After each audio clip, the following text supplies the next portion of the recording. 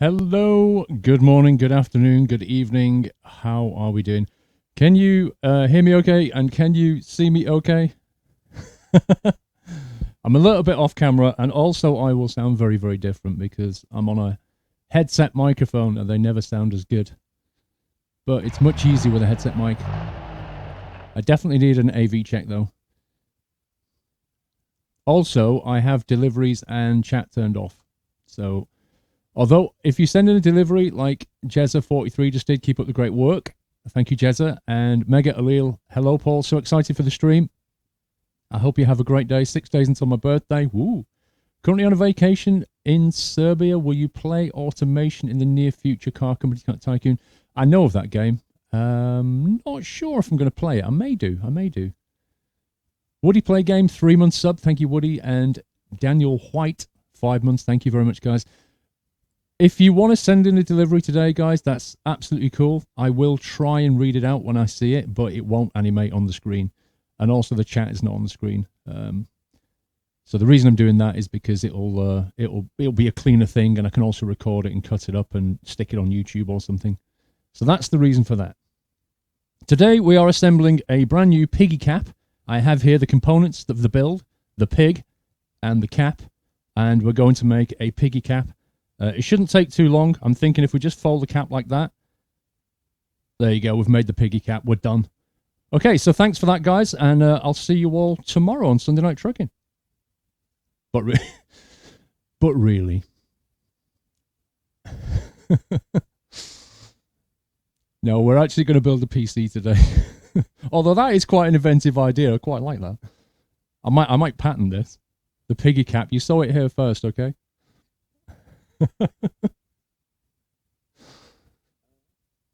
Oh, my chat's frozen. No, why is you killed my chat, guys, I think. Why is my chat just frozen? Let me refresh that. There we go. Thanks for watching. Bye-bye. Risky building a PC on a carpet. We're not building on a carpet. You'll see what I mean in a second, Mr. Panda. So, what I'm going to do, let me move the cap out of the way. We don't need that. What I'm going to do is, what did you do to my hand? You spotted the plaster. Let me tell you guys, I cut myself twice yesterday. This always happens when I do PC builds. It always happens. I've basically got cuts around my thumb here. I don't even know how I did that. I'll be honest with you. I have no idea how I did that one. This one, I know how I did this. I was trying to get in the back of my old PC to get a hard drive out, and there was a bit of metal, and it went, and there was blood all over my hand. So that was fun. So I've put a plaster on it because otherwise I'm just going to open that wound if I'm not careful. What I'm going to do is I'm going to run through the components first. I'm going to show you all the bits and pieces, and then we are going to do the build. I don't know how long it's going to take. I'm just going to take my time with this. I have a couple of concerns about cable lengths. This is quite a big case, and looking at the placement of some of the power supply bits on the motherboard, annoyingly, they're placed at the top, which means we've got a full-length case run to get down to the power supply. So I am a little bit concerned about that. Could be hard, sharp plastic. Evil Monkey, it wasn't. It was metal. I saw it. It was metal. It was so annoying. I shouldn't have had my hand in there, to be fair. Can you lower the insert just below the logo bar? Can I lower the insert just below the logo bar? What, do you mean the second camera? Do you mean like, as in, do you mean like lower it like that? Is that what you mean? I mean, you can, like, you can see the gap already, though. I'm not sure what you're getting at, to be honest. It's just a bar. Oh, paper cuts are annoying as well, I agree. Hyper Evo installation takes blood and sacrifice. Metal infection. Well, let's hope not. This is, Christian, this is a streaming PC. Is it just me, or is voice really bassy? I can reduce the bass a little bit if you like. There you go. Turn the bass down a touch. The problem with the headset mics is they always sound far too tinny. So I've added a bit of base to bring some warmth back.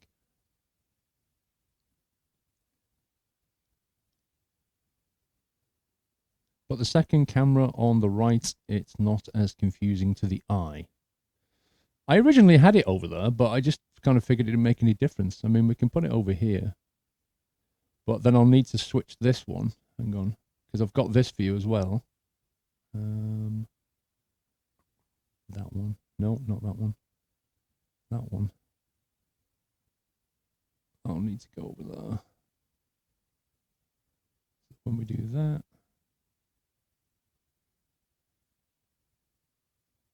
Let's move that up a touch.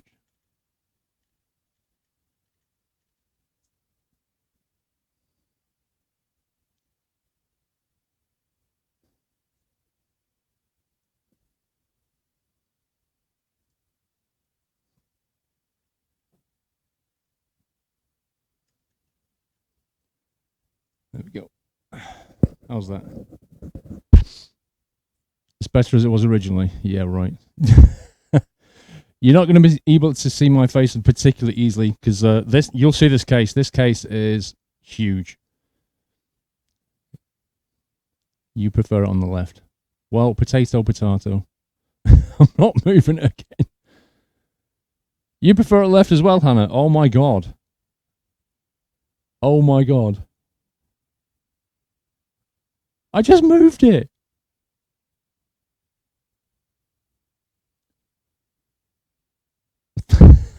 You're all scumbags. I'm telling you, you're all scumbags. Right, I'm going to move it.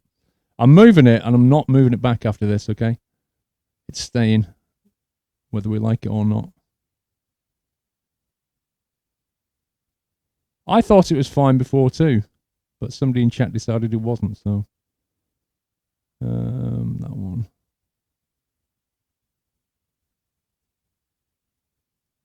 There you go. Staying there now. Done. Done. We're not moving this.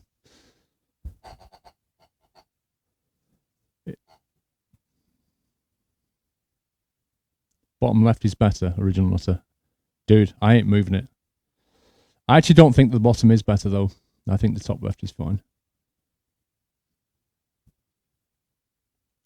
What does YOTS 2 stand for? I mean, Shane. YOTS stands for Year of the Squirrel, and that was coined when I went full-time streaming, which was April the 2nd last year. And YOTS 2, because we are in the second year of me being full-time streamer. That's hence the YOTS 2. You really like it when it was on the right banner. I don't care. Right, let's go through the components, okay? Let's go through the components. Let's get rid of Piggy. Let's bring up my anti-static mats so that we're not building on carpet.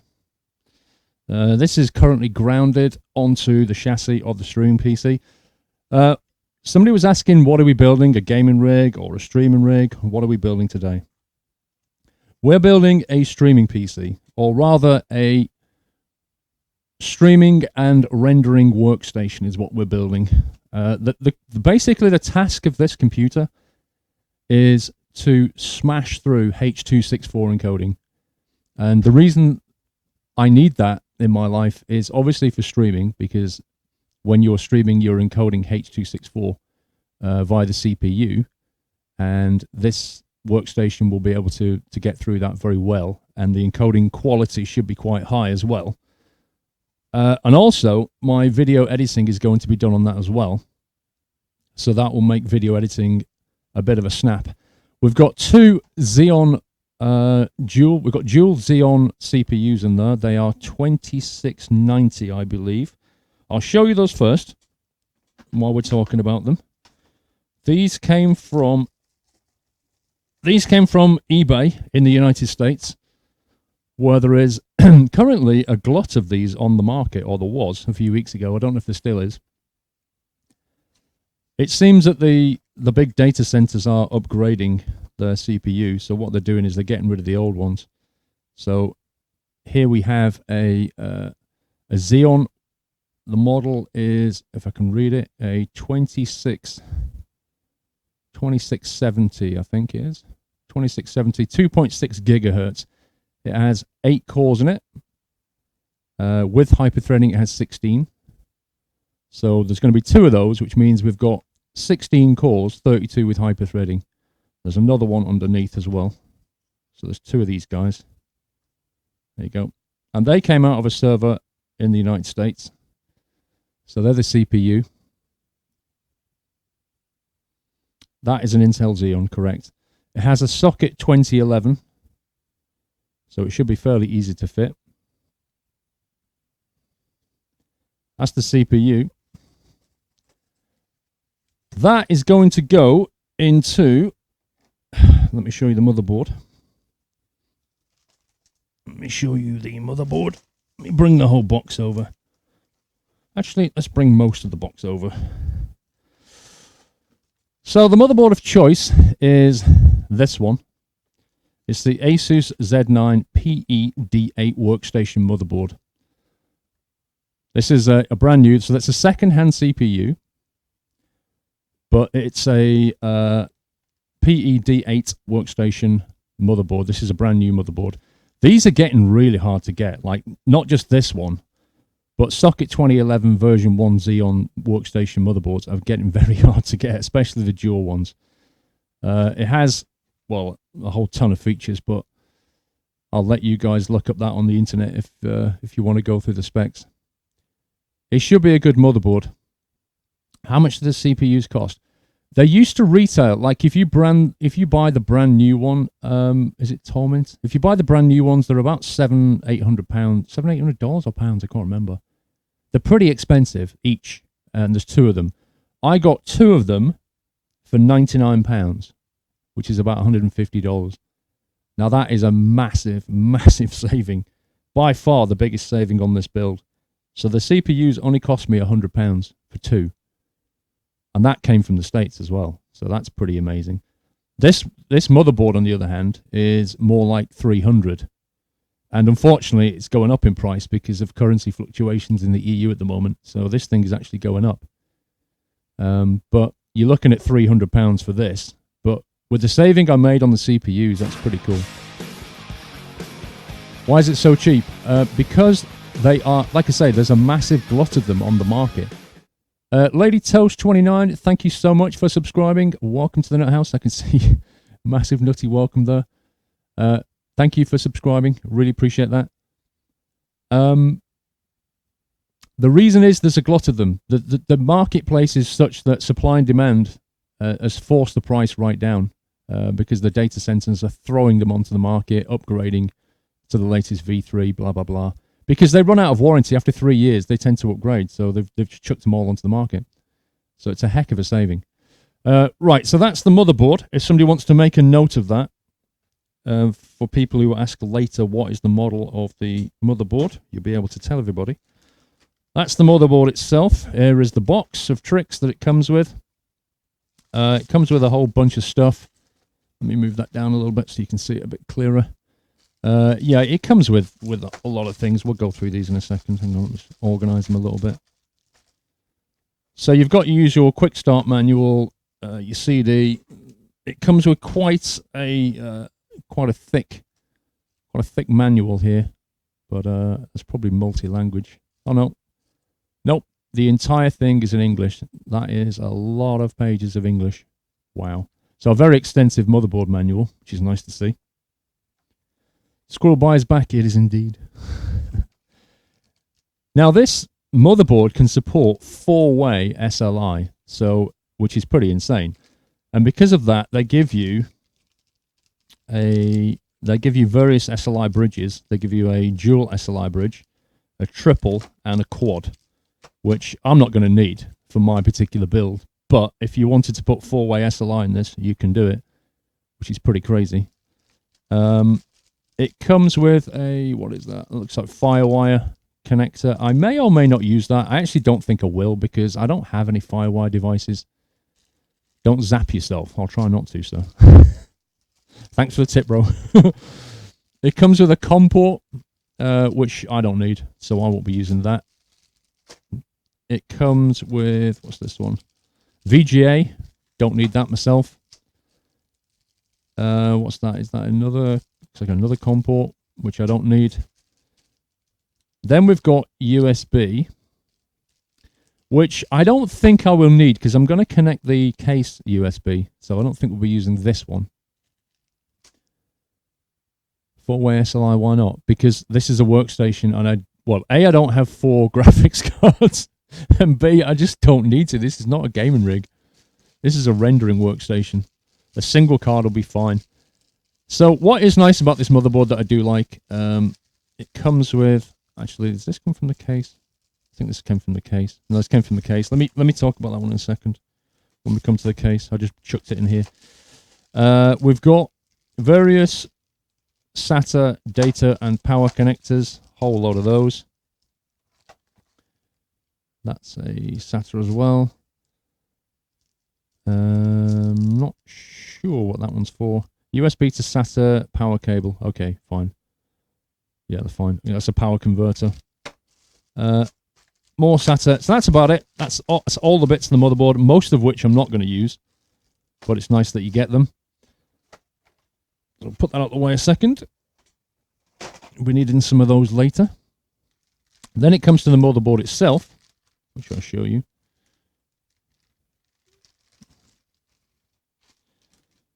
Okay. So that is the motherboard, and this is the top edge. That is the back plate down there. So what you can see, you've got 2 socket 2011s, which is going to have the Xeon in each of those. Each CPU has 4 memory banks on it. We're going to be fully populating these today. In fact, I'll show you the memory while we're here. This memory also came from America, out of a server. So I got this really cheaply as well. Again, all down to people upgrading servers. You can get yourself some nice little bargains. And what we have 8 of these. These are DDR3. 1 second before we do that.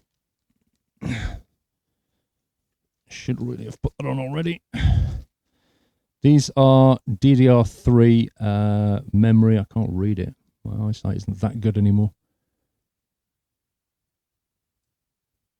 Samsung 4GB DDR3. This is ECC memory though. That's the main thing. It's error correcting memory. This particular motherboard can use error correcting memory or not. It'll let you choose what you want to use. But this particular memory chip is ECC. I've got 8 of these. They're 4 gig each, which means they're going to fully complement the board, fully fill the board for a total of 32 gigabytes of RAM. Oh my God, Paul, it is just pure. What are you talking about, Fatman? You're talking about the workstation. Okay, so they were very cheap. I can't remember exactly how much I paid for these, but they were like £30-40 or something, tops, for 32 gig of DDR3 ECC RAM, which again is pretty good value. I have a slight reservation, a slight concern, because I've got 2 second-hand components in this build, the CPUs and the memory. And that makes me slightly nervous because, well, you never know, do you? You might just flick it on and nothing happens. Almost all servers use ECC. They do indeed. Yeah, so like I say, it's DDR3, which is plenty. I think it was 1600 rating, if I remember. Yeah, I'm pretty certain it's 1600. But that'll be plenty for what we need.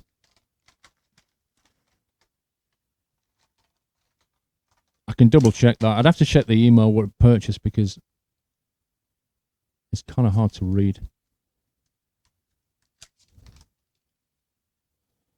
The writing is so flipping tiny.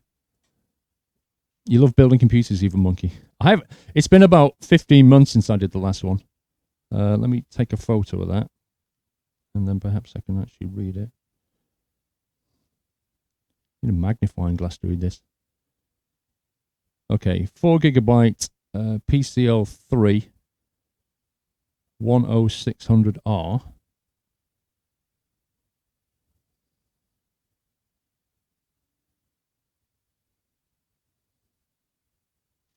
Doesn't actually tell you the speed on this. That's the 1060.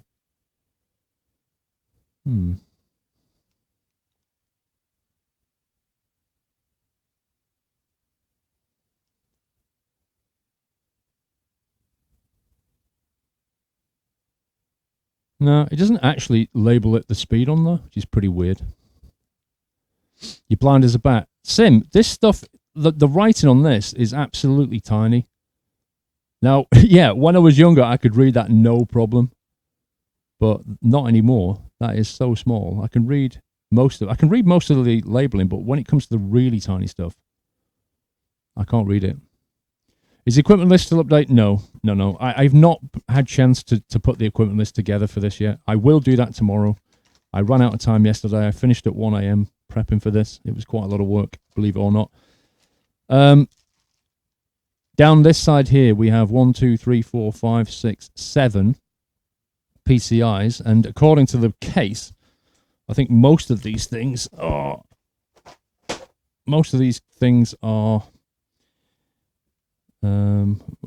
memory, storage, expansion. Right, 4 PCI Express 3.0s times 16 slots, so you can have dual times 16 or quad times 8. So I'm only going to have one card in here, which will be, okay, so that's the speed. So 13, right, 1333 megahertz. Thank you for that, Edwards. So 1300 megahertz memory is what that is, DDR3. Thank you for confirming that.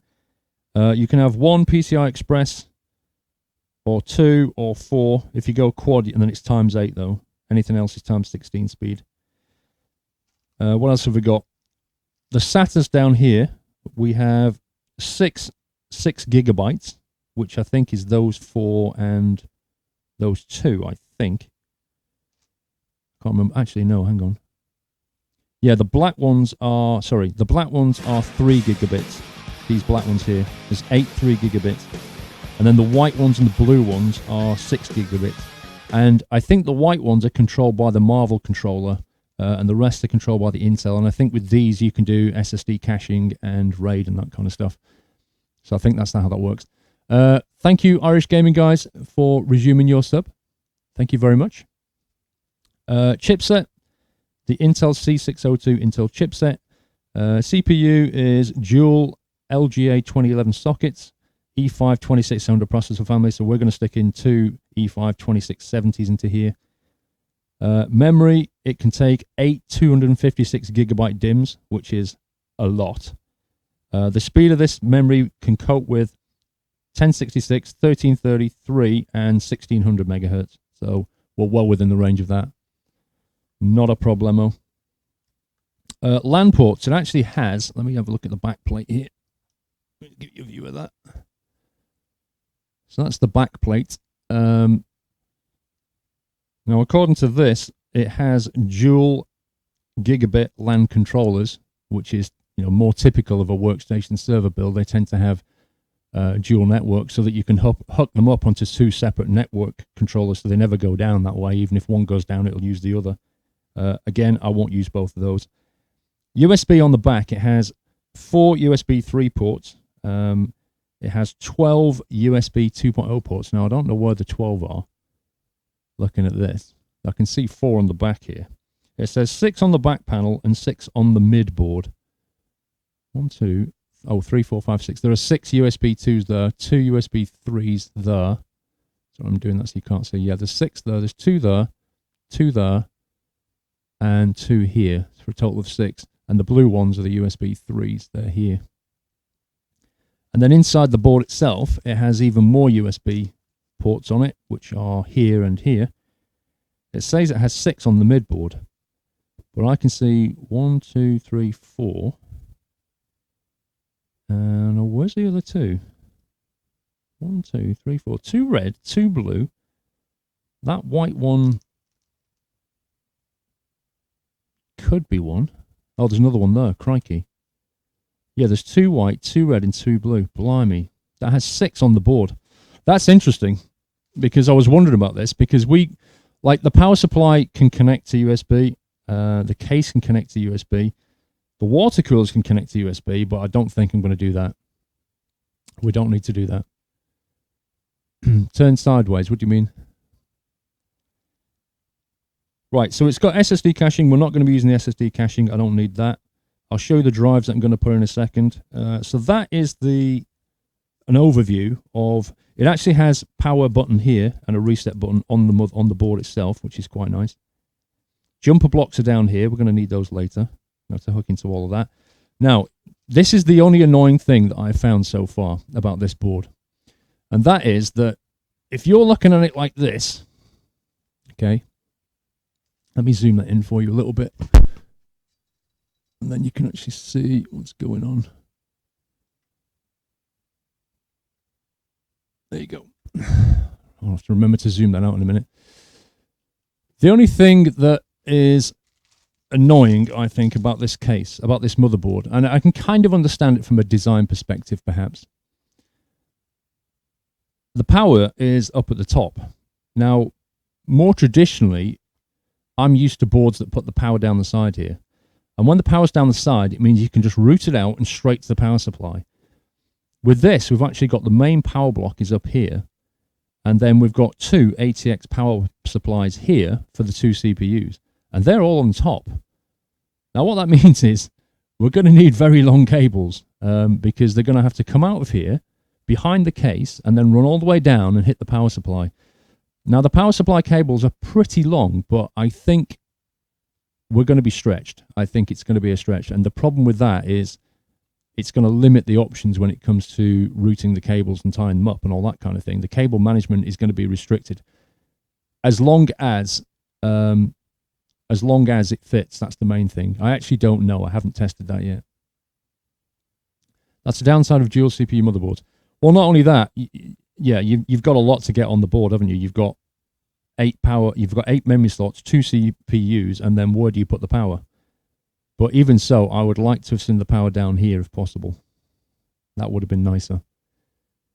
But what can we do? Lol at Molex connecting near the 24 pin. Oh, and this. Yeah, I need to check what that's for, actually. I'm not entirely sure what that Molex is for. So that is the actual motherboard. So we're going to pop that back in the bag. I'll show you the graphics card for what it's worth, but it's not going to be the one that I'm ultimately going to use. What I've done is I've nicked one of my 980 Ti's out of my gaming rig for now, because the current graphics card, or rather the graphics card that I will be using, is in the streaming PC that is currently streaming, so I can't use that yet.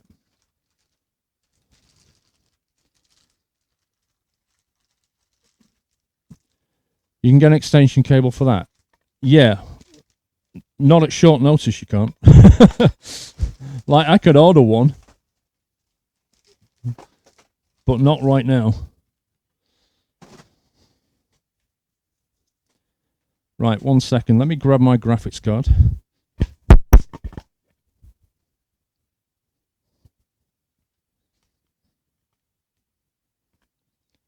Well, I almost lost my microphone there, which is clipped to the side of me. There we go. Hopefully you can still hear me.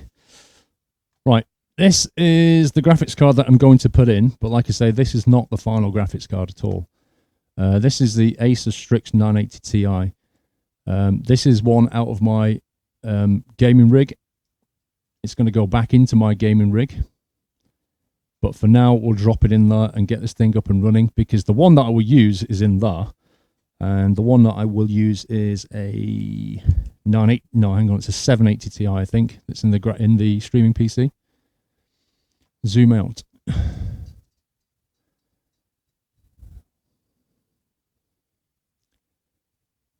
There you go. We can go all the way there if you want to. Let's go to here for now. Anyone else seeing bad light? It's probably adjusting to the brightness of this thing at the moment. I can increase the light level if you want to. Like that. If you really need to see more detail. But like I said, this is not going to go into the final build. This is my existing graphics card out of my gaming rig. Lag. You've seen lag. No lag here. I guess Twitch is playing up. There's not a lot I can do about that. Let's bring the light level down a touch. So that is the graphics card we're going to put in temporarily. I'll put that out of the way. Okay, let me show you the power supply next.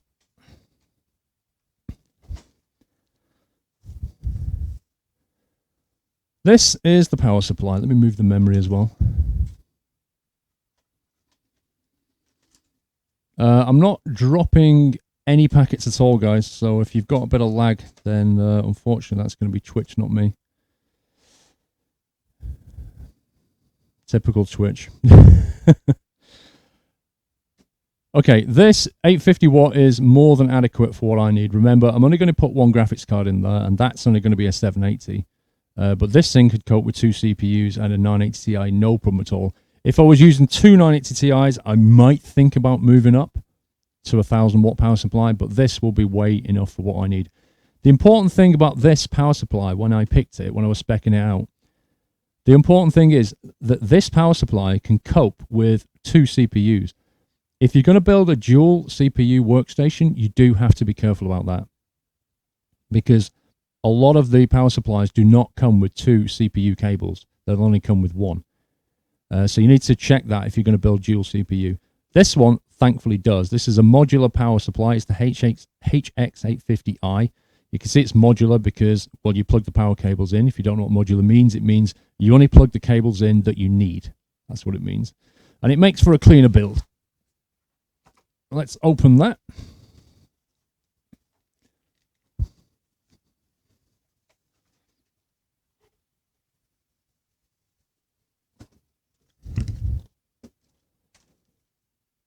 What have I done to my finger? I cut it whilst reaching inside my old PC to get a part out. The usual story. Right, I've not actually unboxed this properly yet. I just had a quick look at the contents. But I'll go through that with you. So you get your manual. This is in multiple languages. And it's actually for the 4 different models. So you just find the bit that you need, which is about 2 pages long. There's not a lot to say, to be honest, about this. You got your warranty. Can't remember how long the warranty is. Might be 3 years. Not sure.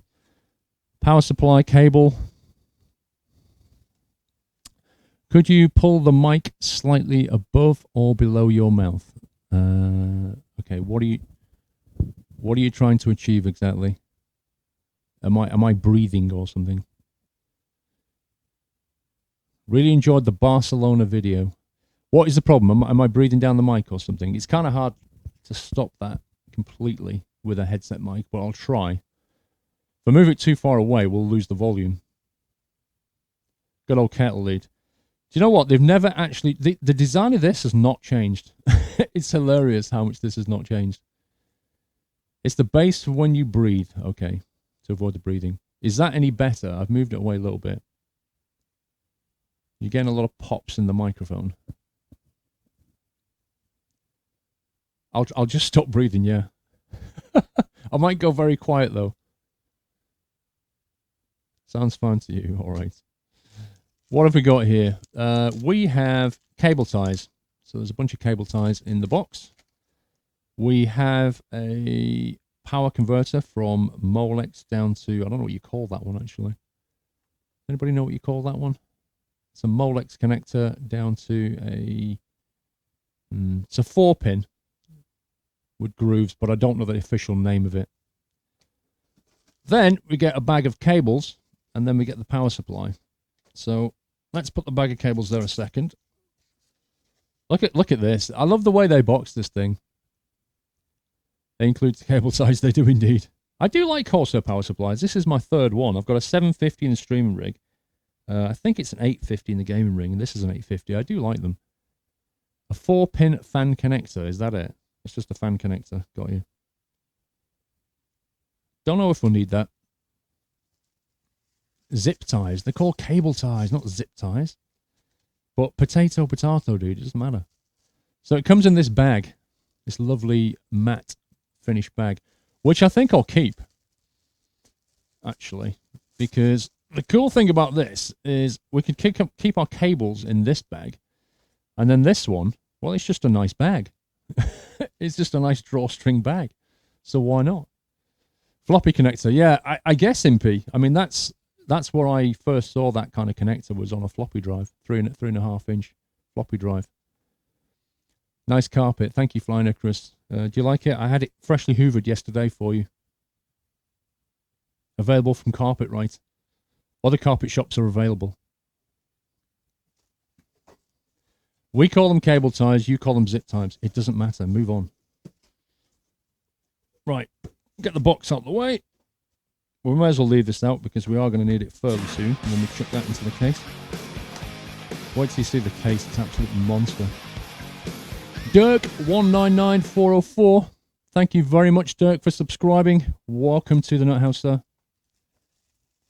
Give him a lovely nutty welcome. Right. That's the power supply. So it's got its name written on the side, the Corsair HX850i. What does this sticker say? Silent operation at low to moderate loads. In this mode, the fan will not spin. Thank you for telling me that. You'd think I would have looked that up before I bought the thing. So yeah, nothing much to say about this. It's modular. Let's turn it that way so you can see it. Peripheral and SATA goes here. PCI and CPU can go here. 24-pin ATX goes there, and then peripherals and SATAs go here. So what have we got? We have 1, 2, 3, 4. 4 plus 4 CPU. 6 plus 2 PCI, PCIe. Okay, so I'm going to use these two guys for the CPU, and then one of those for the graphics card. And then the rest will be going to power. I doubt we'll need one or at the most two of these connectors here, and then the motherboard. So this thing actually has a fan test button on the back. What you can do is you can just plug the power cable into this, and then if you hold that button down, if it lights up here, you're good to go. It even has, look at that, it even has a USB cable on the back there. USB connector right there. Micro USB. Which is crazy. So you can actually put a cable into that and charge things with it. Not sure why you'd want it, to be honest. The bag I'm going to keep separately, so I'll put that out of the way. Now then, let's have a look. Oh, there goes my microphone again. It keeps falling off. I've got this snazzy wireless mic thing here. You see it? It talks wirelessly, but I'm clipping it to my belt and it keeps falling off. Let me try clipping it into a different place. There we go.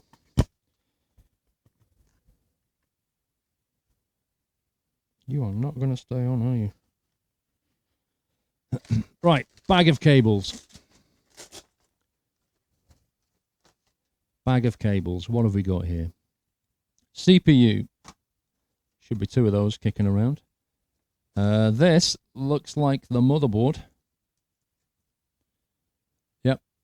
It's the full 20, is it 24 pin?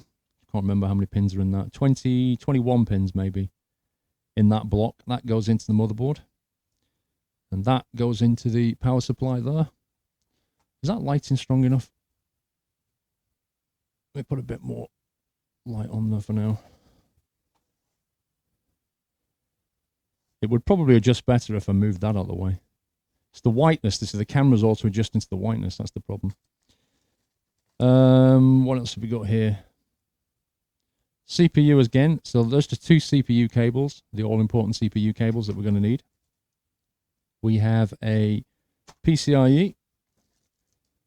We have a, what's that one? Another PCIe.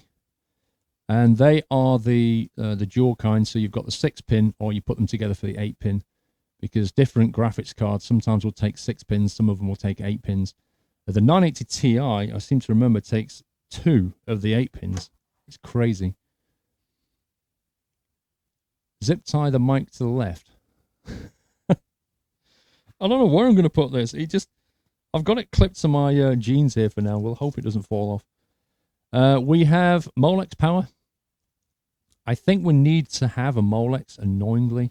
I've got a feeling the case needs a Molex for something. That's another Molex power, so we've got 2 of those.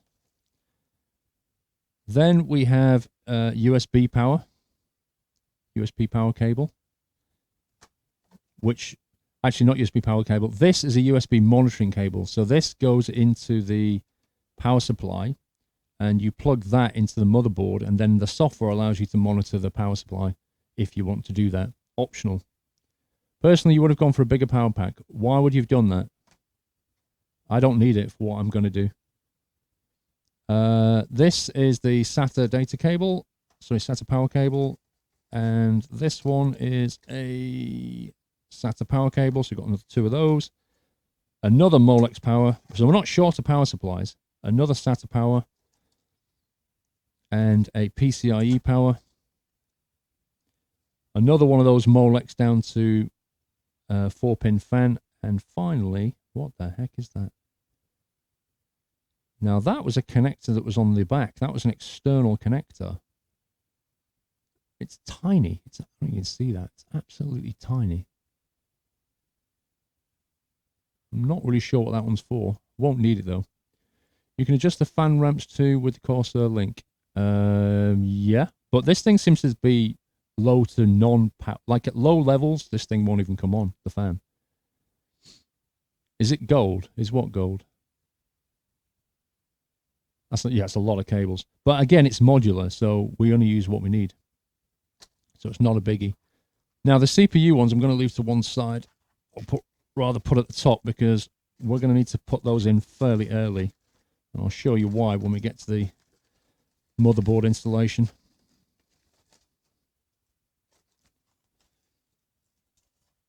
Is that an anti-static bracket on your wrist? This? Yes. Yeah, that's plugged into the mains, and this mat is clipped to the chassis of the streaming PC, just to make sure, 100% sure that we're completely grounded. There we go. So that is the power supply.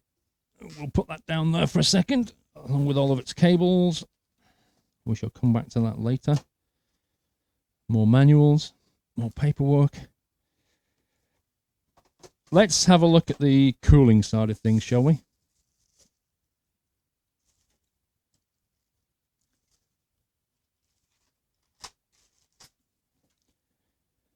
Now remember, I have 2 CPUs. Now, what you can do, if you've only got 1 CPU, you've got more options, essentially. You can go for, like, huge 120mm water cooling blocks, or you can go for something like this. Given that I've got 2 CPUs, I need to dual cool 2 CPUs. So I've got 2 of these. These are the H80i version 2. I've got version 1 in my streaming PC, and they're pretty good. The downside of the 120mm version is they're actually quite thick. They're quite chunky. Whereas if you go for the 240mm version, the RAD is actually quite thin. So it depends on your requirements. I've gone for 2 of these. Sometimes you've got to try out Creek Balm's sound mod for ATS on the W900 J Spence. Wow. That's a random comment right now. That's absolutely random. Let's open this up. We'll take a look what's inside. What have we got? Warranty guide, and a V2 manual. So we've got the manual here. I've had a look through that. They're not actually that hard to install, these things. And I'll show you how to do it. But once you install these things, they're so quiet. Compared to a fan cooling solution, these things are pretty good. They're a closed loop water block, so there's no messing about. You know, you just fit it as you would fit a fan, essentially. A fan and a CPU cooler. There's not much difference. They're just a closed loop system.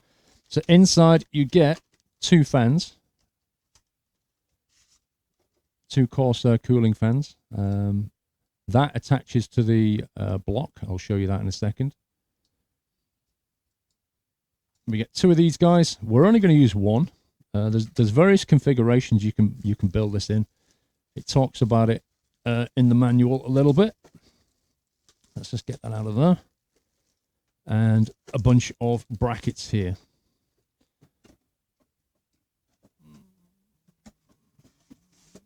We're going to leave this open now, so we won't be needing that. Okay, let's take the ends off, and I'll show you what's going on at the business end of this thing.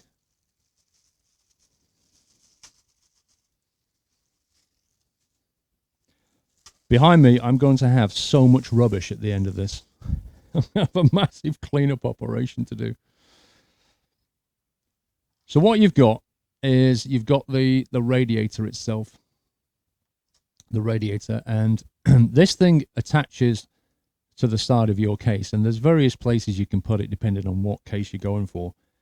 The general principle is the same. You can have 1 or 2 fans, and you can have a push or pull configuration. So you can go, if you want a 1-fan solution, you can do this kind of thing. If you want a 2-fan solution, you can do that. Now, that is, in my mind, that is overkill. That is overkill. In this configuration, you would have a push and a pull. You need to keep the direction the same. If you are going to use 2 of these guys, then you really need to ensure that you put the fans on the right way. Otherwise, you're not going to get much cooling. I'm only going to use 1. I'm not going to use 2. Now, if you imagine, if this is the case, right, you can imagine you're going to be going up against a case like that. And you can either put this thing on the inside and push the air out of the case, or you can put the case on the outside, put the fan on the outside and draw the air in to the rad that way. So you're pulling air into the case. If you read the manual, Corsair says the most efficient is to have air being drawn from outside, drawing it into the rad. That is more efficient, it says. Myself, I've got 2 rigs here, and both of them have the fan on the inside, and I'm pushing air out that way. Obviously, it's not as efficient because what you're doing is you're taking air that's in the case, which is probably slightly warmer, and you're pushing it through the fan, as opposed to taking the cooler air on the outside and drawing it into the rad. The design of this particular case more or less dictates what we're going to have to do anyway. So that's not really an option for us. What we're actually going to have on this build is the rad is going to be on the inside. The rad is going to be on the inside of the case. The fan is going to be on the outside. And then we've got a choice. We either draw air in from the outside and push it in to the rad, or we pull air through from the inside of the case. I haven't made my mind up about that yet.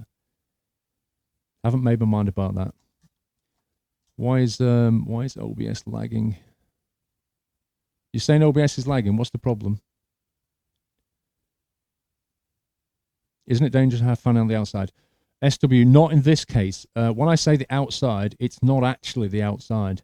You'll see better in a minute when I get the case on screen. It's not actually outside of the case. It's just rather outside of the main chassis, and then there's another layer that covers up that. So it's not actually, it's not actually physically outside.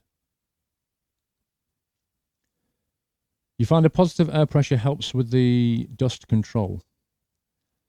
I think, Shoot Bandit, I think that you have to take everything into consideration. I think when you look at a case and you consider the fans that you're going to have, you need to look at it as a whole and say, well, if my front fan is drawing air into the case, that's providing positive air. What am I doing? Am I going to go exhaust at the back, exhaust at the top? Am I going to pull air in at the top and in at the front and out of the back? Like, how is my air moving around? I think you have to do it that way. You can't just make that decision on its own. You have to consider the whole thing. There's no lag there for you. When you get delivery, it lags. I think that's the animation thing, Black Hawk. So, Dave 201, very pleased. People get to see a little more of you than usually do, but we'll always remember the wheel cam days. Blade 24, I have some Corsair H80 V2 cooling system. The ventilations are very nice in load. Maybe you need different fans. I have. Yeah, I may swap these out later. I did that on one of my builds. I swapped these out for Noctua silent fans, and it does make a difference. However, This case that we're going to use today is extremely well soundproofed, so I may not need to do that. It's not hard to replace though. I mean, it's like a 10-minute job to swap a fan out on one of these things.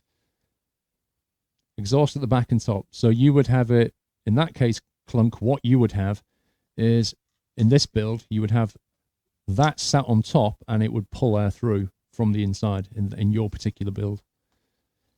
Now that was my thought too, because heat rises, and what I try to do is exhaust it out the top and the back. That's generally how I do things. Okay, so here we have the business end. I'm not going to take this cover off, but you can see what's going on here. This comes pre CPU cooled. CPU coolant is already on there, so we don't need to worry about that. It's actually quite a simple fit. What you do is you put this thing onto the CPU, screw these thumb screws down, lock it all in place, and that's it. That's as hard as the installation gets. It has a bunch of cables coming off it. This particular cable here, that goes to the two fans. If you're using both fans, they go into here, and that drives the fan. And then you have another cable, and this cable goes into your CPU fan connector on your motherboard. That's all you need to do. The only consideration is what type of CPU you have and what brackets and things you need. Why have you got a plaster on? Are you a wimp, Ryan? Yeah, I just, because I'm a wimp, I just put a plaster on this morning just to show you that I'm a wimp. So what you've got here is various adapter brackets and a whole bunch of screws and a whole bunch of standoffs. Now, it's fairly obvious. The screws go into the fans here, and you've got these, I don't know if you can see or not, but you've got these quite long screws, and the long screw goes through the fan and into the radiator itself, into these holes, and that basically holds that thing onto the rad like that. These standoffs here and thumb screws, they're your thumb screws for your actual block that goes onto the CPU. And then you get two different kinds of standoff, which you need to look in the manual to decide which ones you need. Because there are two styles. There's that style, and there is this style. And the difference really comes about with, I don't know if you can see that or not, it's the length of one side of these screws. Now, if you check the manual, it tells you what you need in here. And essentially, it comes down to what CPU you're fitting. This is, this one is an Intel backplate. It so happens that I don't need the backplate, because with a 2011 socket, the motherboard comes with a backplate already installed, which is nice. On my previous build, I had to put the backplate in there, so I don't need this. And this is a Intel mounting bracket pre-installed. So, again, I don't think I need that either. I don't think I need either of those pre-installed. I don't believe I need that. I need to check that. Right, we have the long screws. Now, this is a standoff for an LGA 115X or a 1366. And this is a standoff for a LGA 2011. So I'm going to need these guys onto my motherboard. But you always need to check the manual to see which ones you need. You then come with the 4 thumb screws, which we talked about, and some washers as well.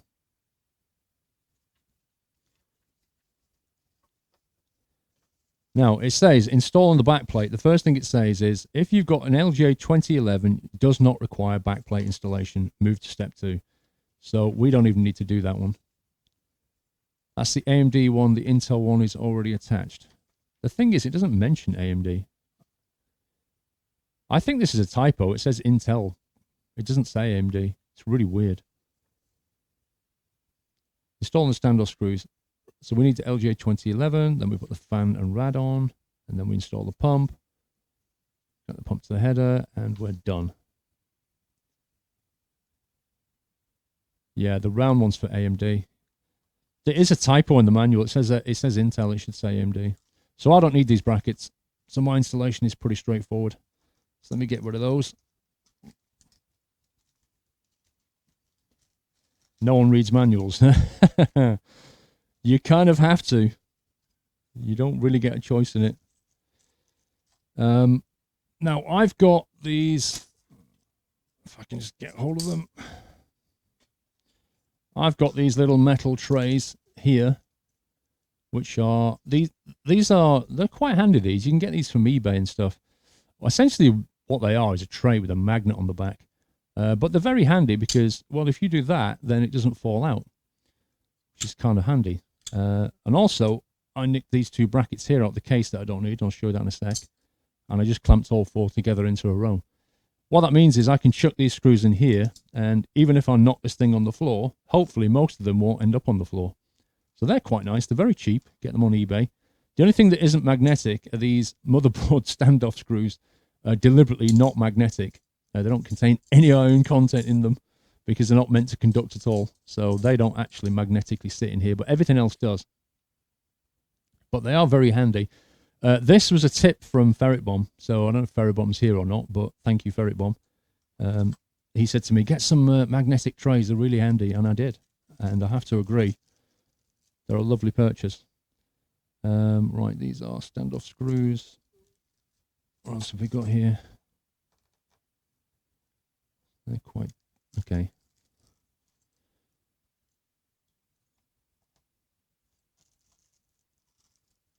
They're actually quite large standoff screws, those things. Let me find the one that I need. What case I'm going to use in a Cosmos 2 from Cooler Master.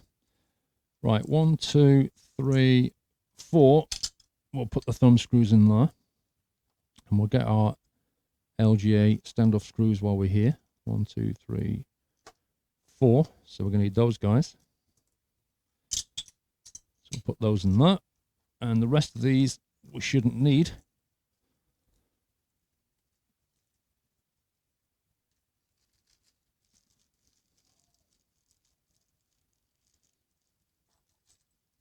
Now we do need these guys. These are the fan screws and the washers. Now there should, in theory, be enough here for both of my fans because I'm not going to use 2 fans in each one.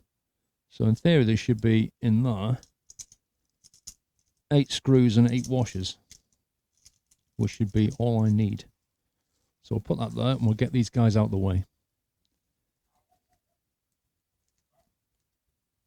They're like Lego, but a lot harder. It's like more like Lego Technics. Why did you spend so much on the case? That's an interesting question, actually, which I shall answer for you. The reason I spent so much on the case was because this is a workstation motherboard, and with a workstation motherboard, it's not a standard ATX fit. So I had to look at cases that would take this particular motherboard, of which that narrowed things down quite a bit. And when I looked at all the cases in the range, I was like, well, these cases will work, but I don't really like the style of them. And I kept looking at the Cosmos 2, and the Cosmos 2 was like, you know, this is amazing. You've got to have this case. I thought, you know what? I'm buying all these bits here. What the hey? Let's just get ourselves the case that I'm going to be happy with. I don't want to stick it into a case that I'm not going to be happy with. So that's why I ended up spending so much on the case. I didn't want to, but I just couldn't bring myself to getting a case that was, you know, half the price. But when I looked at it, just didn't make me go, I like that case. So that was the reason I did that. It is a gorgeous case, but it is pricey. There's no doubt about that. I'm just going to get the, right, we don't need those screws. This is the second water cooler I've got here. We're not going to need those screws, so they can be spare ones in here. Put those in there so we know where they came from. This is the USB connector for the block. I don't bother with this because what I do is I let the motherboard drive the fan on the block itself. I let it tell the block what to do in terms of cooling. I don't use the Corsair link to do it, so I'm going to leave those out of the build. We're going to need those. We're going to need these guys. I think you should wear your afro today. If you think I'm going to build a PC with a flipping afro on and have all the hairs dropping in, I don't think so. Right. Thumb screws, we need those guys. So we'll put those in that tray. And then we'll have the LGA 2011s. 4 of those. They can go in that. So that should be all the components we need for the cooling block. Let's put that in the big bag. Let's get all this out the way. So that's the bag of spares for the water cooler.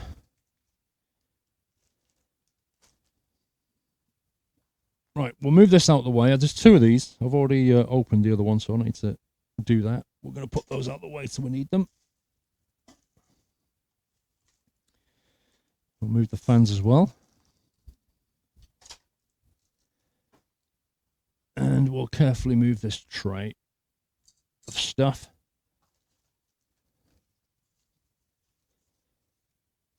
That is the water cooling.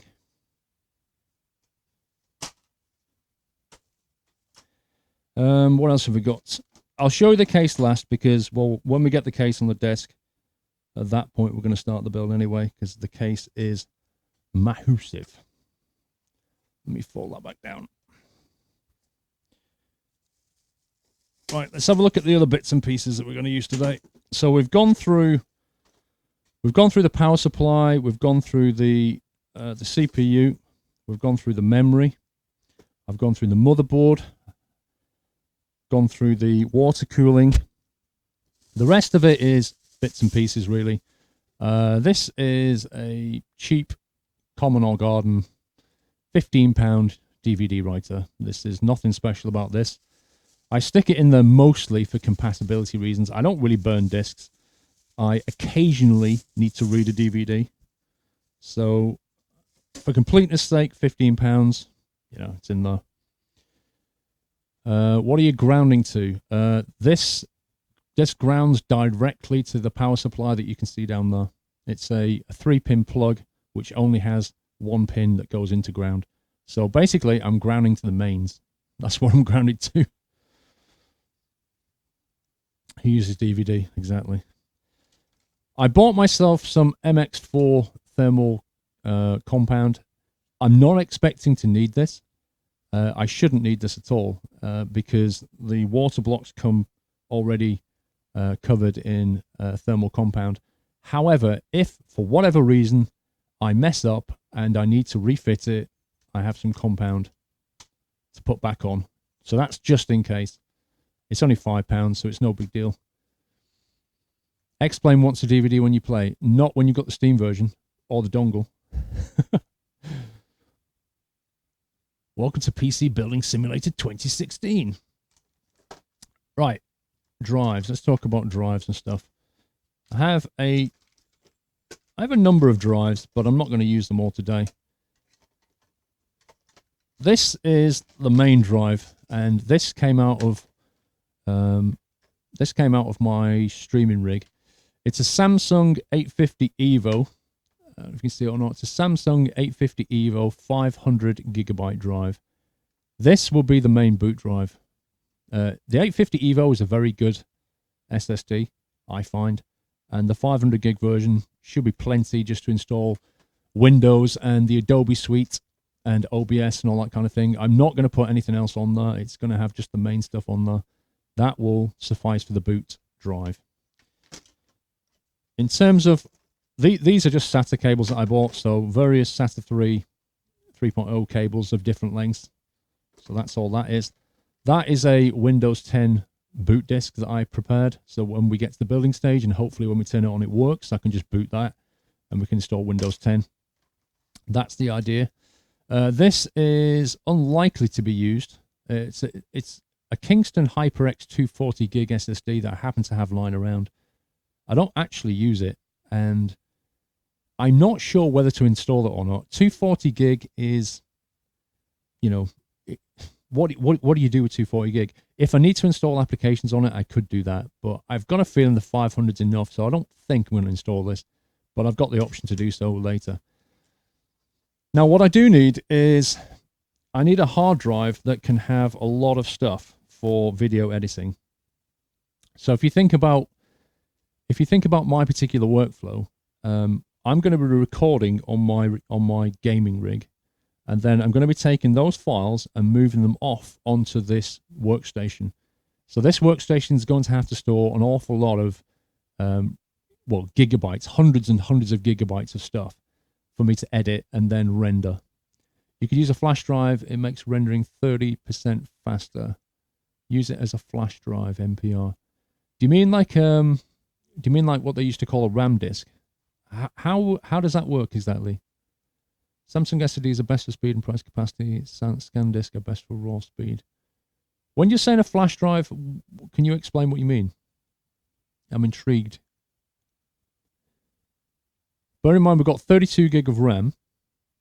What would you use the flash drive for? What would it do? Plans for Doyle the appearance tracing fan. Do you really think I'm going to get Doyle into the middle of this?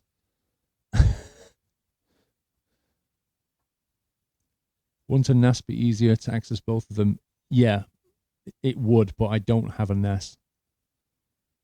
I agree. Moving the files from one to the other is going to be a bit of a pain, but I have a gigabit network, so it should move across fairly quickly. You think he means an M2 or a PCIe SSD? Right, I don't have any of those landed. Yeah, I agree. I don't have any of those. I don't know if the motherboard supports it or not, to be honest. Maybe somebody can check that. Adobe Scratch Disk. Now, it might be useful for that. You're right, actually. A Scratch Disk. With Adobe, what you can do is you can point it at a particular place and say, use this as your temporary area. Use this as your scratch drive. And that would actually be quite useful as a scratch drive. So I may just do that. You can get a NAS cheaply. My network speed is 1 gigabit. I have an internal 1 gigabit network. Right, so in terms of the media drive, in terms of the thing that's going to hold the bulk of my files, that's this thing. It's a Western Digital Black 6 terabyte drive. It comes with I think it's a 64 meg cache on it. This is a very heavy drive. I mean, this is so dense, it's just crazy. 6 terabytes is what I've got. Western Digital Black. Pretty good drive. So that's going to be the main media drive. And then I've also got one that I had around, it's about 2 years old, this one, I think. A Seagate Barracuda 3 terabyte drive. This is going to be a backup drive, mostly. A backup drive and a target render. So what I'm going to do, if you imagine all my files are on this drive, and if we're going to use the Kingston as a temporary scratch drive, I will then tell Adobe to render to this. So this will store the final render on it, and this will actually have the media, and that way I'm reading from this and writing to this and using that as the scratch, and that should hopefully give me the best throughput. That's my thinking here. So I think the 6 terabytes is mostly just about the biggest you can get at the moment. But that should store all the media, and this is the backup. This will have nightly backups of nightly or weekly, I'm not sure, backups of the OS. That's what this is for. So that should be pretty empty, to be honest with you. So that's the drive situation. So we're going to fit those guys. I also have a 2 terabyte, which I don't think I'm going to use. So that's the bits and pieces. The 3 terabyte Seagate was the bad drive batch, right? No, there's nothing wrong with it. It's absolutely fine. So I don't need to use it anymore. PCI, you can go to 2 terabytes. Yeah, it can original nutter. It makes the booting faster. To be honest, you're not going to see a huge difference. I mean, it'll boot up quicker, but once your app's running, it doesn't make a massive amount of difference.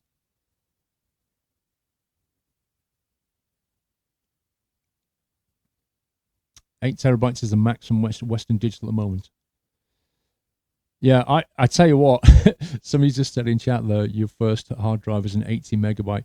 My first hard drive was an 80 megabyte as well. Although I used to have, it doesn't really count, but I used to have a on my ZX Spectrum. I had, what did they call it? Was it called this? What's it called this? The Sinclair. What was the drive on the Sinclair that you could get for the Spectrum? It was basically a micro drive, the Sinclair micro drive. That wasn't a hard disk, but it was certainly the fastest medium I'd had. After that, I got an 80 megabyte drive, I think it was. Right, what have we not shown you here? I think that's everything apart from the case. So now it's going to get interesting trying to show you the case. Let me roll that the other way, and then it will unfold better later. I'm not sure if we're going to need this later or not, to be honest with you. Your first drive is a 320 gig. Yeah, my drive was a tape loop. Yeah, it wasn't a hard drive, that's what I'm saying. But that was my... I remember I had, I think it was called Tassword I had on it. And my life, I'd never seen anything load... Bear in mind, we were loading from audio cassettes at that point, and things were pretty slow. I'd never seen anything go as quick as that tape drive. GPU is a 980 Ti currently, but we were swapped out for a 780 later. Right, let's show you the case. Now the case, I'm going to take my wrist strap off for this. The case is ridiculous. I mean, it's going to take 15 minutes just to go through this case. It's very, very, very big and very, very heavy. Let me just put that out there right now. I'm going to switch the screen over to that one because you're going to need it just to see this thing. Okay, it's got these massive grab handles on the top. Oh, my life. It weighs, I think it's about 20 kilograms, 24 kilograms. I can't remember the exact weight. But it's an absolute monster. It's a monster of a case. Let me angle it so that we can try and get some better light for you. Okay, let's read some messages first. Blade 24, I have the same Corsair HEV2 cool system. The ventilations are very noisy. Maybe try different fans. Okay, I read that one. Mr. Creeper, 161100. Hi. 14 months. Thank you, Mr. Creeper. Chaos Runner. Building a computer, are we? 15 months. Indeed. Right, the scale of this. Let me give you something to scale this against, because it's hard to understand just how big this thing really is until you see it. I'm going to leave this in the static bag because I'm not grounded currently. So that's the motherboard. And as you can see, if I put the motherboard at the ground level there, you can kind of get a feel. That's a standard motherboard size, and then you've got that. So it's pretty big. It is an absolute monster of a case. In terms of features, down the front here, it has a removable filter panel here. Inside here is the main fan right there. That can be swapped out with a few screws. You can just pop that out there. There's also space here for another fan if you want to cool the lower drive bay down there. There are many, many options with this case.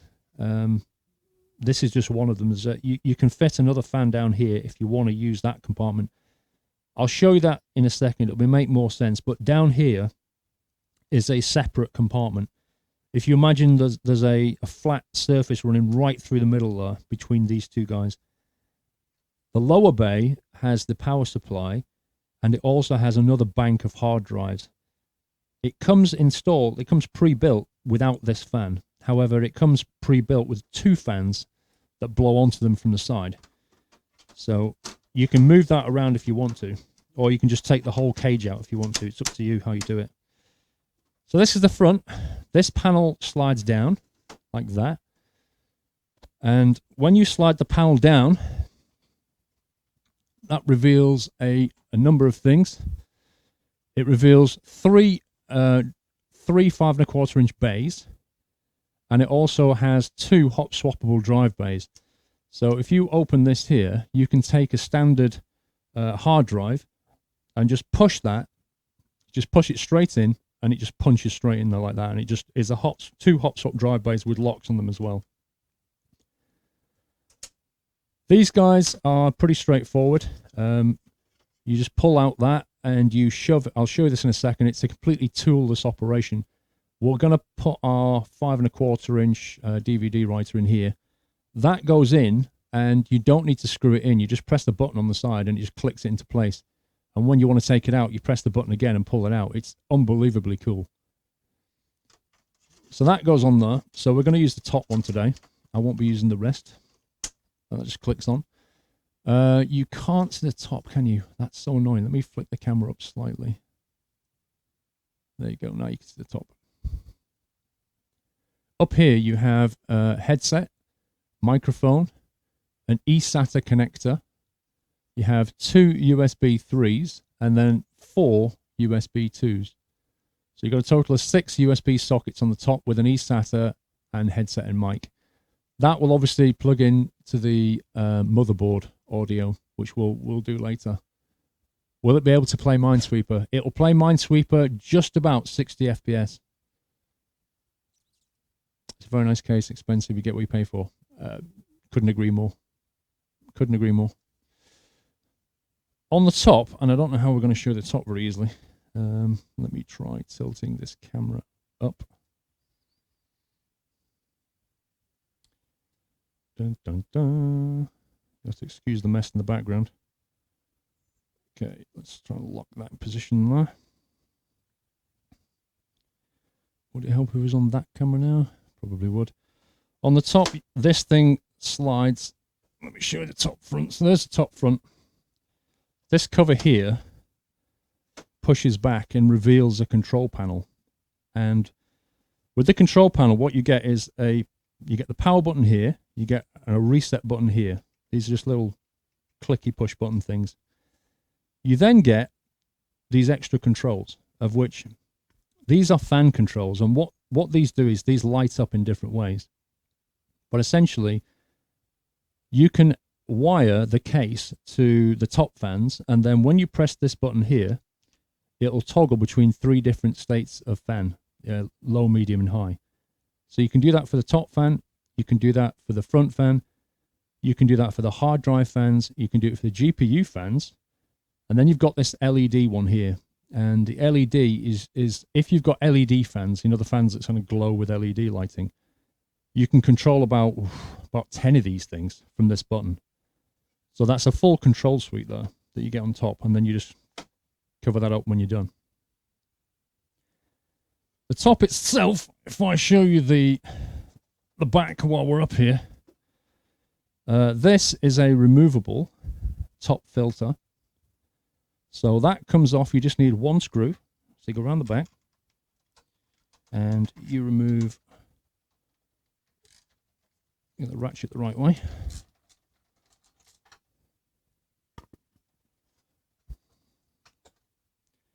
One screw there, and then this thing removes so that you can clean that separately like that. Now here are this is the top side of the case. You can put various configurations of things here. 3 120mm fans is one option. Another option is they talk about, I think it's 1 240 like that, or 3 120s, and there's another configuration that I can't remember. What you would be looking to do is, if you're going water cooling, you would probably put your radiator block up here. Now, remember what I was saying to you about the H80 water block. So the way we're going to do this is the H80 is going to sit on the inside like that, and then the fan is going to sit on top like that. And somebody said to me, is it dangerous to put the fan on the outside of the case? Well, with this particular case, it's not going to be on the outside, because if the fan is sat here, let me just grab the fan, let me make more sense. So if the fan is going to be sat like that, then this thing just drops on top and covers the whole thing up. Yeah? And then you've got your fan filter there. However, what we can't do, and I was having a look at this, what we can't do is we can't put the water blocks, both of them, on the top here. What I wanted to do originally was to have both of the water blocks on the top and just have everything venting out that way for the CPU. But the water blocks, the radiators themselves are so thick that they will not sit next to each other. Like if you look at the fans, you can get these 120 fans side by side like that.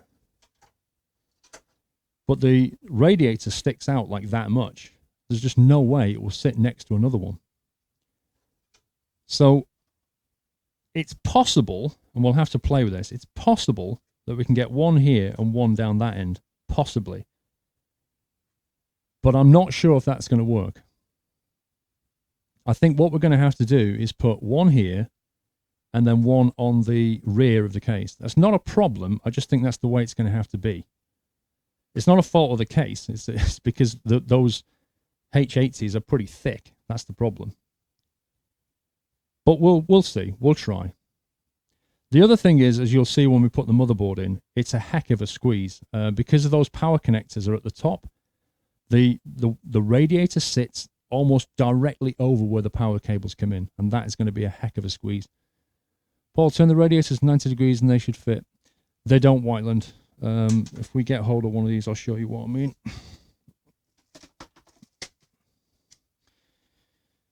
I know what you're saying, but you're saying if we do it that way.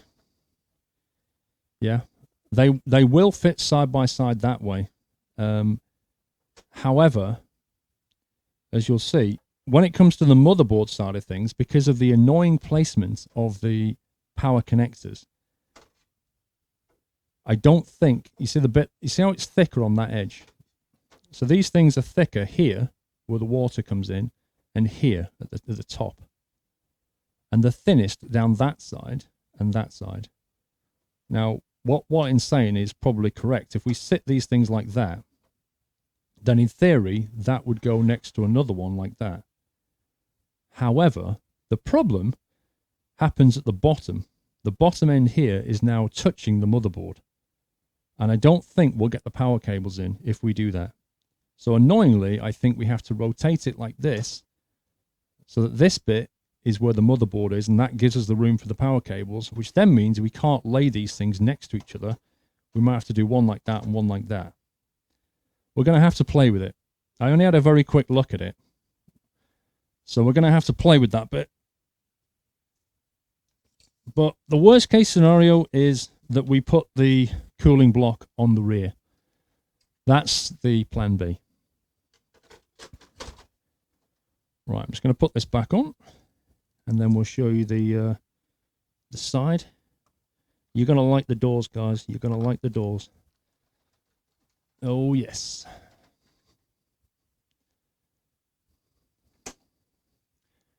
Right, let's switch back to the front view.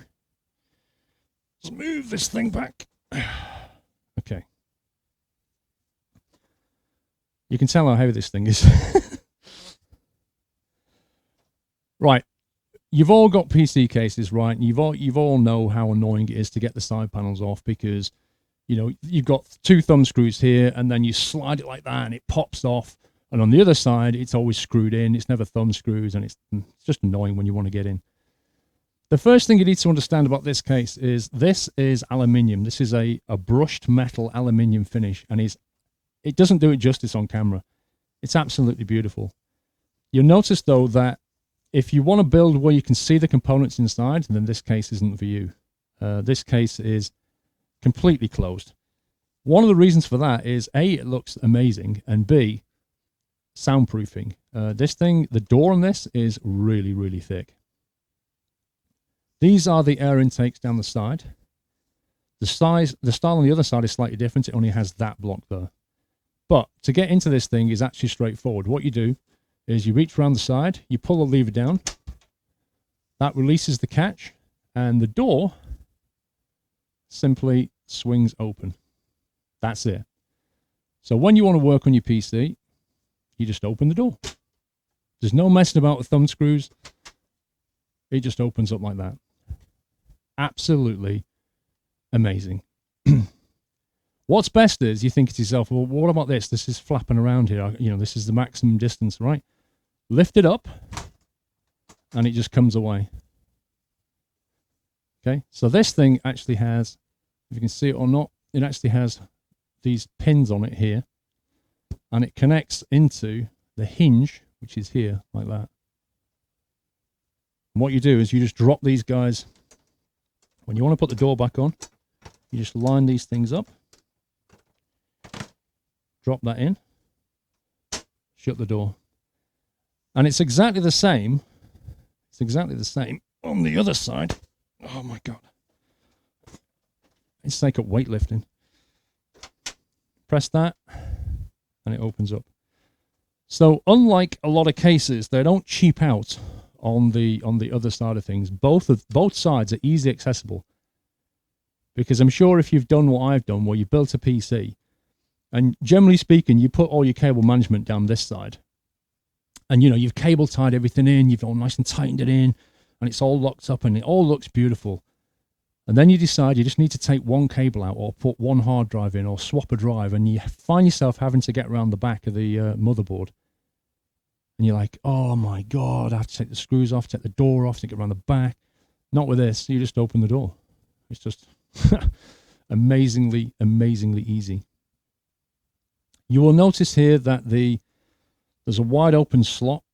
This is the back. This is where the motherboard sits. So you've got this massive space. So if you do need to fit a, what do you call it? A back plate onto the motherboard, you can easily get at it here, which is really cool. You've also got massive spaces at the top there for routing, you know, power cables through, or if you're doing water cooling, you can bring it through here. You've also got ample of these kind of rubberized grommets, if you like. You'll find these all over the case. They've even put them on the back. I'll show you that in a second, which is pretty unusual. So you can run all your cabling through here. And what I wanted to show you earlier was the case comes with a whole bunch of these guys. If you can see them. This is really nice of Cooler Master. They just stick down, and then you thread that through there, and it just locks. So whenever you decide you want to put your cable management, you can put it here, you put it wherever you like. They don't dictate this for you. You decide what you want to do. You get about 6 of these, and that is really cool. You also got a Molex power extension cable, because they've obviously realized this case is quite big, and your power supply is going to sit down here. And what I was saying to you before about space, the power supply is here, and the motherboard is up here, and that is quite a distance. So in particular, the main board power is going to have to come out of here, work its way up to the top, hook around there, and connect to the motherboard there. With the Molex, if you need to get something maybe diagonally up here, you get this extra extension cable, which can be quite handy if you need it. Apart from that, you just get some keys. You get a few keys which you can use to lock those hot swap drive bays that I showed you.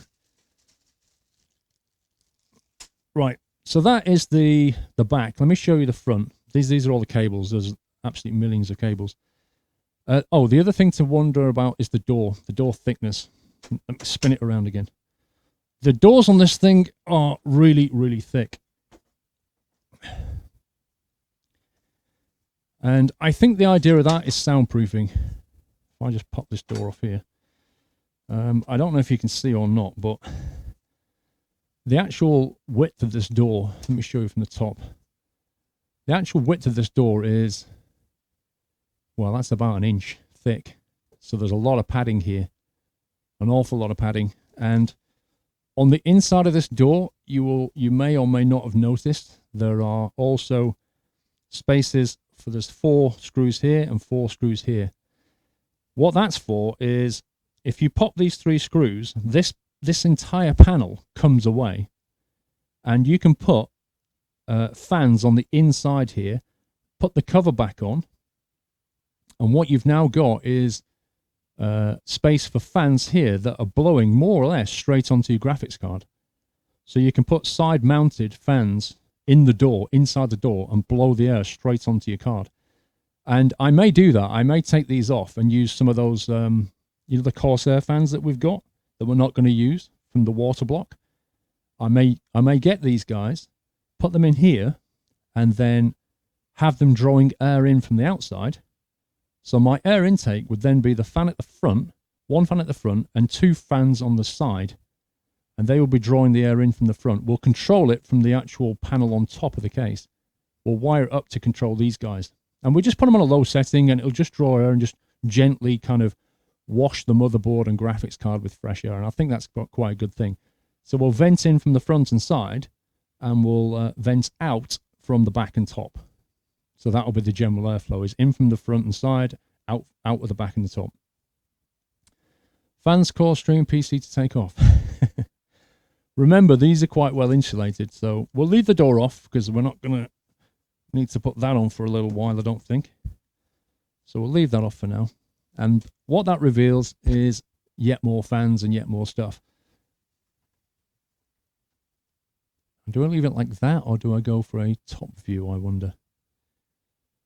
I guess it's slightly easier like this for now. Nice to see you building, thank you. What case is this? This is a Cooler Master Cosmos 2 case. But you have filters for the side fans. You have, that tray is removable.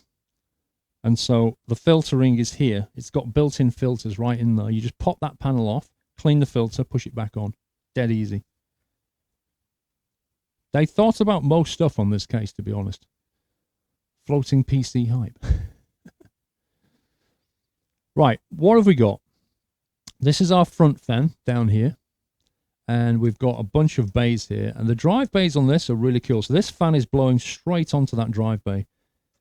You pull the lever, pull it out. And what you get... Let me flick onto the other camera, I think. Yeah, so what you get... Let me show you. Is this drive bay. If you've got a SATA drive, you can just screw it into those 4 points there. And if you've got a hard drive, again, it's all toolless, there's no screws. You'll notice these kind of almost like lug screws. And this thing is flexible. So what this does is you snap this around the hard drive. You bend it back. Those 4 compressed pins go into the side of the drive. So you snap this around the hard drive. And then bring it back down here. You pop it into that. And you're done. So that's how hard that is to install a hard drive. Obviously, you've got to cable the back of it, but that's no problem. So you've got 1, 2, 3, 4, 5 of these drives here. On the side and top here, you've got these push-button toolless mounts that I told you about. So what you basically do is you put your DVD drive just goes in, and then you press that button, and it locks it in. That's it. That's it. That's the whole thing right there. Down the bottom, now this is the compartmentalized thing I told you about.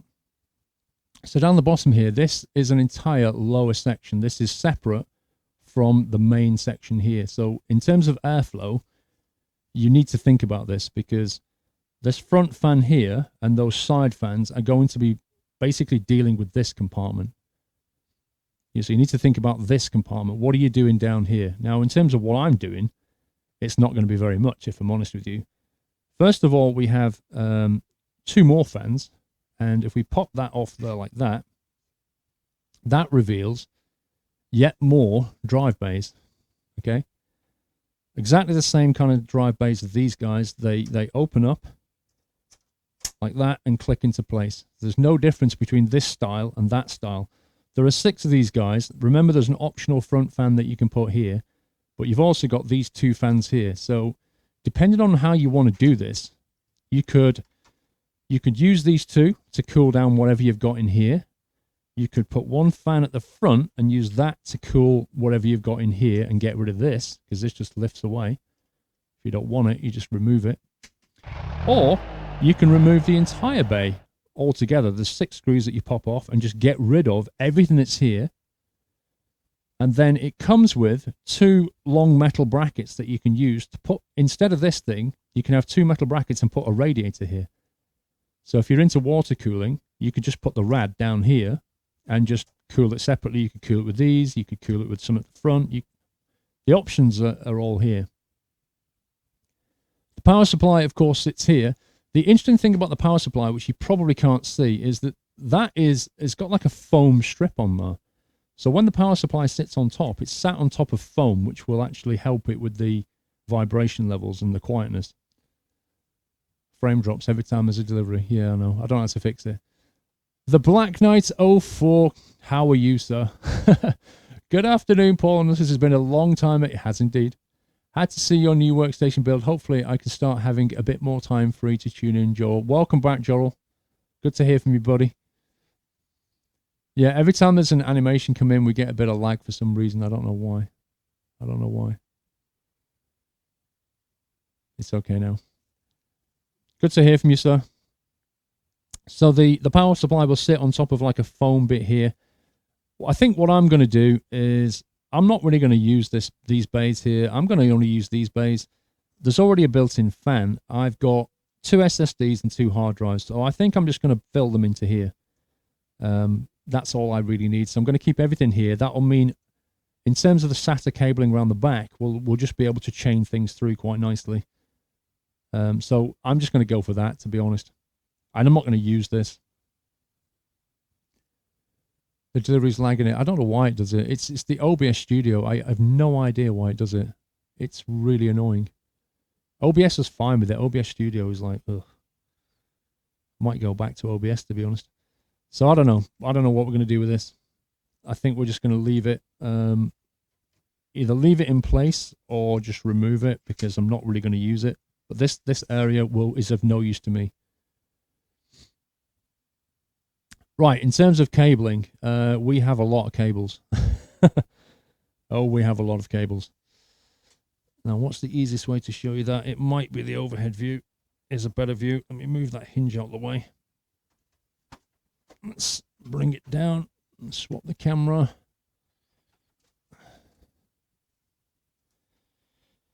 And we'll bring that down now.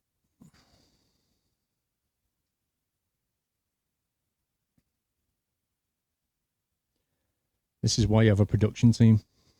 Because when you've got a production team with camera people and stuff, they do all this for you. I've got to do it on my own while Pringles plays with Doll outside. True story.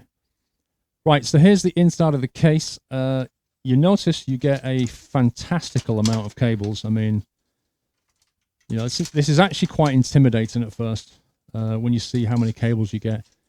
You're looking at it going, are you serious, bro? Like, you serious? Are you still getting lag, guys? Maybe it's that stupid Microsoft thing that keeps popping up.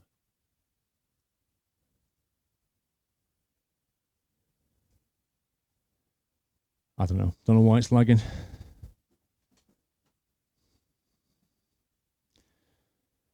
Your PC is lagging royalty. Is it all right now? They're trolling. It's a bit jerky. Well, it's not. I don't understand. There's nothing really moving on the screen, so why is it that jerky? Right.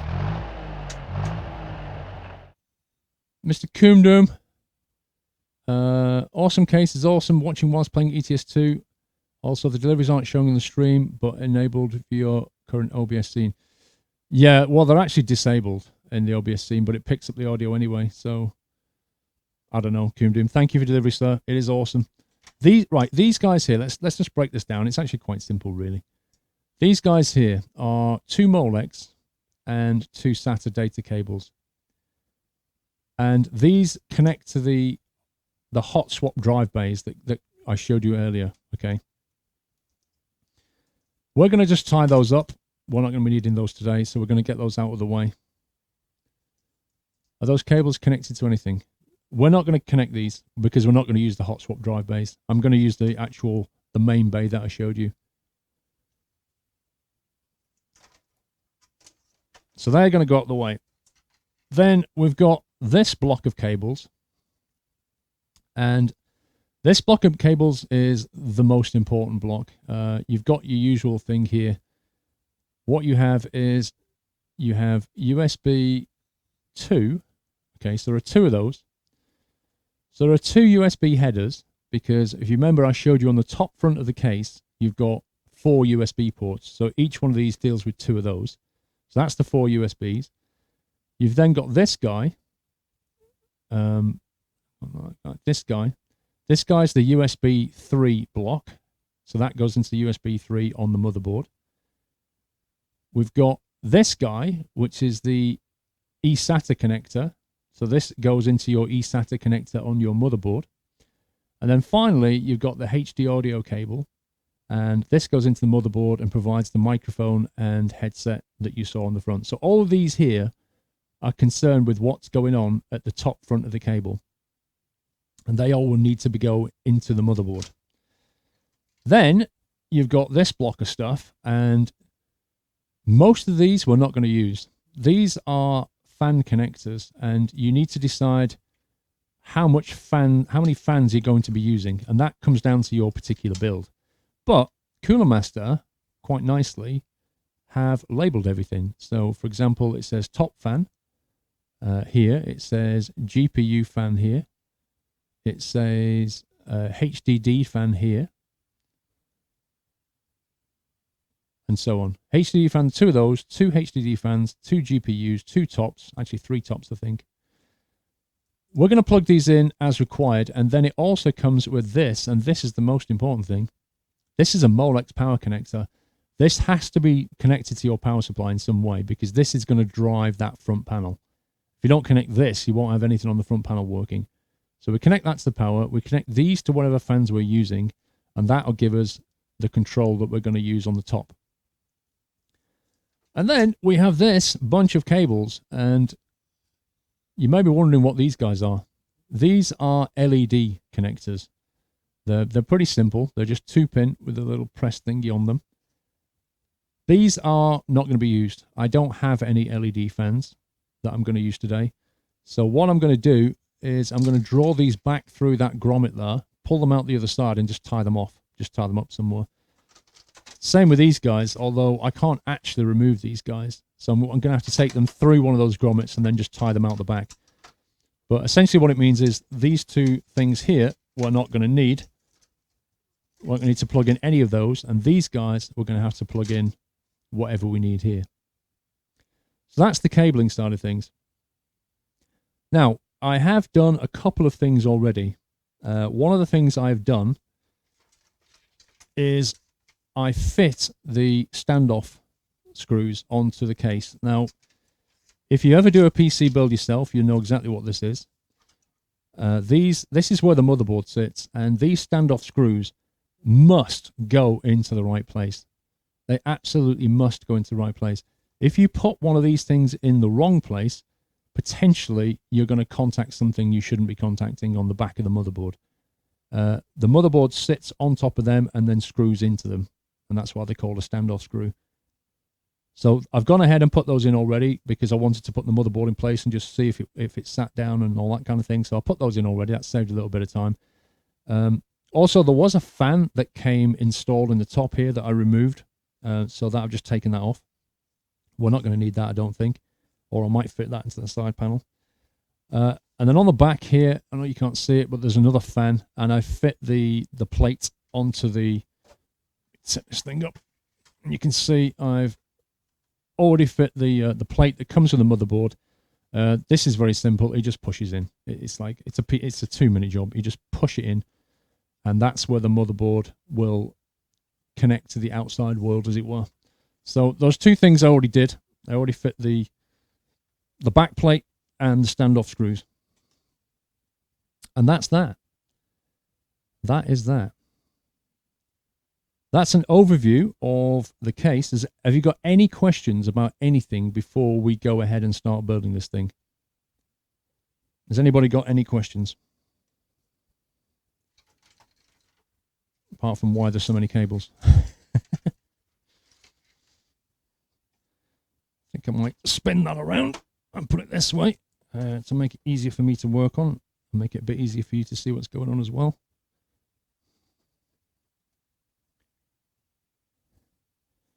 We move that way a bit. There we go. How do you know where the standoffs have to go, Baskel? So the standoffs, there are two ways that you can tell. Two techniques you can use for the standoffs. I can show you what I did. Let me just put my grounding on.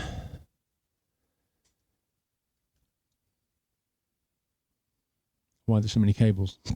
Are you nervous? I'm not nervous. I'm concerned that, you know, it doesn't work. I'm always concerned when I build a PC that it doesn't work. This rear fan here, I'm going to leave that on just for now. I'm just going to pull that cable out of the way because it's a bit annoying. I'm going to leave it on just for now. If we get the water blocks on the top, then the water rads on the top, I will use that as a rear fan. If we don't, we'll have to take that off and put the block there instead. How do the two hard drive fans power up? The two hard drive fans. Oh, these guys. These, you have to connect them. Remember the cables that I told you about? These guys here? You have to connect these to those.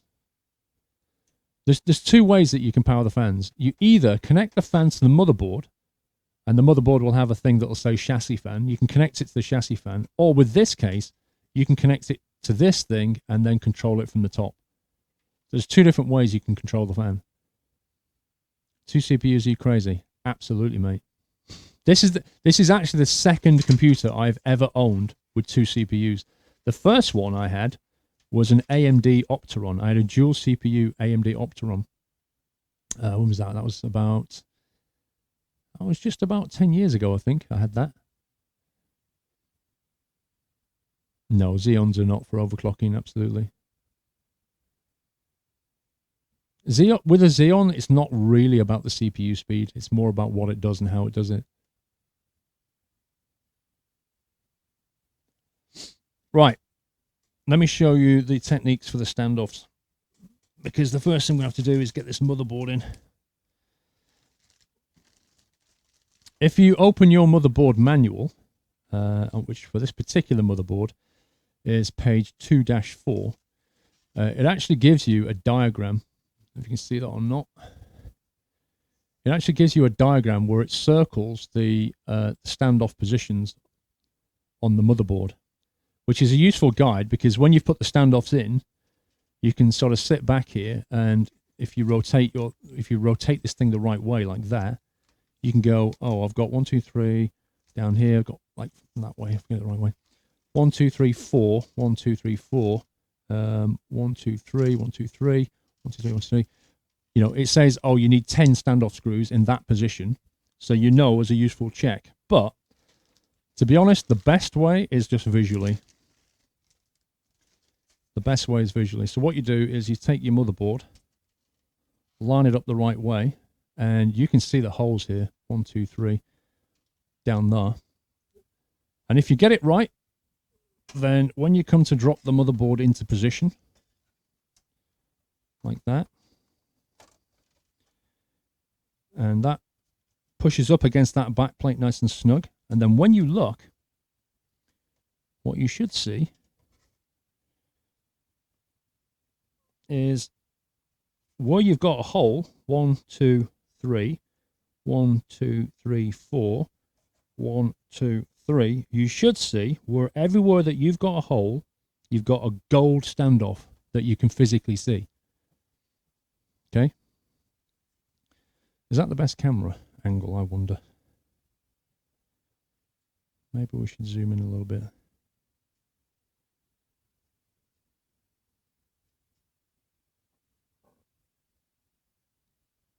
How's that? Any better?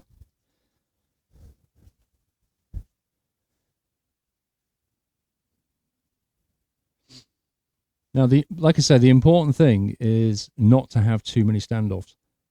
If you don't have enough standoffs, then potentially you should see it, because what you'll see is a hole without a gold standoff behind it. So you'll know it's wrong. But if you have too many, if you've put more than 10 in right now, potentially you've got something that's going to touch the back of this motherboard, and that could potentially be bad. So you do have to be careful. Having got this thing into position, you can probably notice a couple of things. First of all, the power connectors are actually at this end. They're all up here. So the motherboard power connectors here, the ATX power connectors are here. And that pretty much means that we're going to have to route that power cable is going to have to drop down the back and go towards the power supply down here. So I think we could screw that in right now, and then we'll fit the power supply, because the power supply is quite modular in this case. It's quite cool the way that you fit it. What if a component doesn't fit? Well, Lady Toast, unfortunately, you kind of need to do that during your ordering stage. You need to basically look at components and make sure that they're going to fit with each other. Fortunately, like with cases and motherboards, you can always download the manual beforehand. So before you buy, download the motherboard manual, download the case manual, and then just basically have a look through it and just say, is this going to fit onto here? This case is very, very, very flexible. It has so many different positions for the different styles of motherboard. So there's a lot of options in this case. Mega Alil, last tip I can tip, no more money after this. Is it not easier if you put CPUs and RAM in first and then motherboard in? And I never bring up a squirrel cap to Serbia again, rip Plackness. You can fit the memory before you do this, but to be honest with you, no. I'll be honest with you, there's so much space here. It's very simple. So we're going to put the CPU in, the PSU in next after this. We're going to screw this in, put the PSU in, then we're going to put the CPUs in, then we're going to put the memory in, and then I'm going to fit these power cables and drop them around the back. At that point, we're going to have to bring in the water block, the radiator, and have a look at the situation here, because you'll see the problem. You'll see the problem. The problem is that these guys are at the top. If they were down the side here, would be fine. But if we want to put the radiator up here, you'll see the thickness of it is such that it pretty much touches up against that ATX power in the most annoying fashion. And that's where we have a problem, is how we're going to lay these things out here. I don't think we can use I don't think we'll be able to stand them side on with each other. And I don't think we can use that third one there, because we'll start hitting the chassis. So we're going to have to use either those two or that one and that one there is what I think we're going to end up with, but we'll see. Let me put the brightness on so you see a bit more inside the case. There you go. Is that camera angle okay, guys? I do need to bring the camera a bit more forward so you can see a bit more top down. Hold on. Probably about as close as I can get it, to be honest. It's kind of awkward. I could raise the camera, I guess. If I raise the camera up, you might get a bit more view.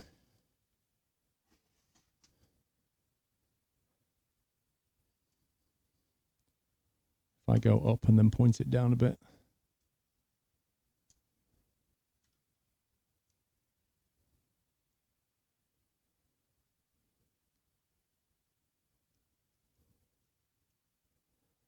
There we go.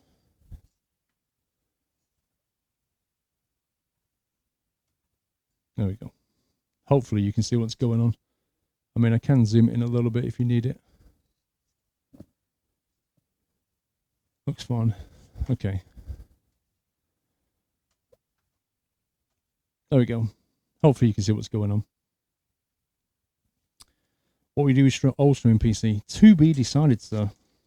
I don't know yet. Right, let's get the motherboard box back out. There we go. Let's get the motherboard box back out. And we won't need those cables yet. Let's going to decide exactly what we do need here. Now, the USB, I'm going to leave the USB one. I'm going to leave that out here. I don't know if we're going to fit that backplate or not. It kind of depends on how many spare motherboard sockets we end up with. I'm not going to fit the COM ports or the VGA. I'm not going to fit the Firewire, because I don't use Firewire. We don't need the SLI. We don't need the SATA. Do we need Do we need the power or not? I don't think we do. I think that's all we need for now. And what we do need to do is find those horrible little screws. Now, the other cool thing about these little trays is you can just put the tray there like that, which has all your screws in it. They all sit there magnetically held, and this thing is not going anywhere. So that's kind of cool. I like these things. When you filled your first PC, you had taken you a lot longer than you expected to take. Oh, absolutely. There's no doubt about that. Now, I think it's those little guys that we need. So I need to find 10 of these little ones. Oh, I didn't show you my new toy, didn't I? Let me show you my new little toy. I may need this in a minute. You never know. Look at this toy. So you might be wondering what the heck this thing is. What it is firstly, this end of it it's magnetic. So you can use it to, if you drop a screw, you can basically go in here and just magnetically pick it up. And if it's not magnetic, then your option B is this, the claw. You can basically use this thing to get whatever you need. So it's both magnetic and a claw device that you can use to recover something that you've dropped. Hopefully I won't need it, but if it's there, if I need to get it. I kind of got one. I was browsing on eBay for stuff, as you do, and I think that thing was about $3.99 or something crazy. I thought, you know what, I'll just get it.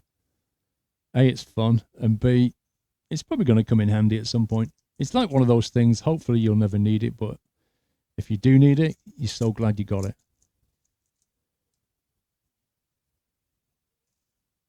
All right, that's almost got 10.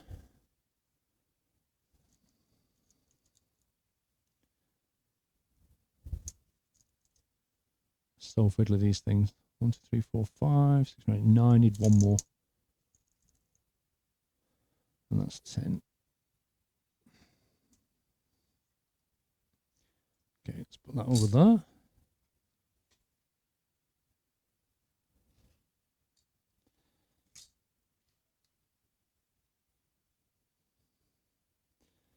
You open, imagine some squirrel saying the claw. Yeah, I know, like Jim Carrey film.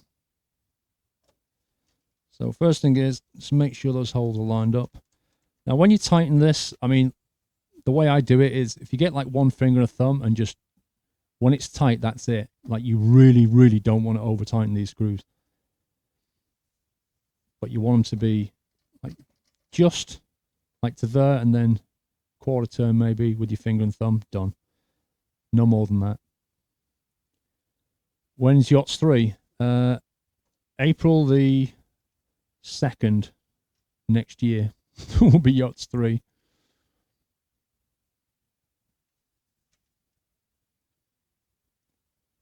Seems like a long time since I went full time. I have to say though, time has flown by. This is like the second summer full time. Incidentally, outside it's a beautiful day. I kind of wished it was raining. Screwdriver is it's a Milwaukee. Again, I got this off eBay. It's pretty good. It has obviously detachable things, and then it basically stores a rack of them, of the different attachments in the. So what you do is you basically push one of those out like that, and draw whichever one you want. Shove that in. It's kind of handy. It's a ratcheted screwdriver, which you can lock into different positions. I don't know. It works quite well. Looks like it's coming along nicely. Well, we're just kind of getting started, really. The problems are yet to be solved, to be honest with you. The problems are going to be the water blocks and the routing of the power supplies. That's where the issues are going to come from.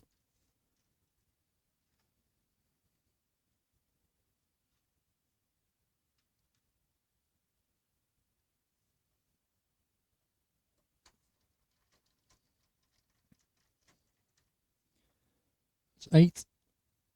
How long will this take? I don't know, like Nick. I honestly don't know. A few hours, I imagine. I'm not in a rush.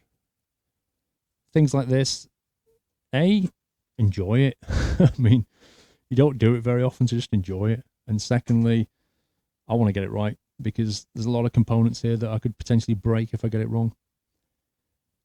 Okay, that is the motherboard screwed in. So that's nicely mounted in there. These things are weird. They're like little radiators that sit on top of the... I don't know what they're cooling. Like a chipset for each CPU, I guess. Okay, we now need to fit the power supply. So I'm going to grab those cables and just drop them in there. We'll keep this to one side for a second. I'm probably going to switch to the other camera and show you the... probably the rear view is probably going to be better. Maybe like that view. It's probably going to work better. Oh my god, this case. So you don't need to go to the gym. Just lift this case outside a few times. Right. Spin it round. And we'll have to drop the camera down a little bit. Like that. Right. Now this particular case, I've never seen this design of power supply fitting before. It's quite unusual. But what you do, there are 4... Come on, Ratchet, turn over. There are 4 thumb screws here on the outside of the case. And what we need to do is let's loosen those off because they've been certainly more than thumb tight.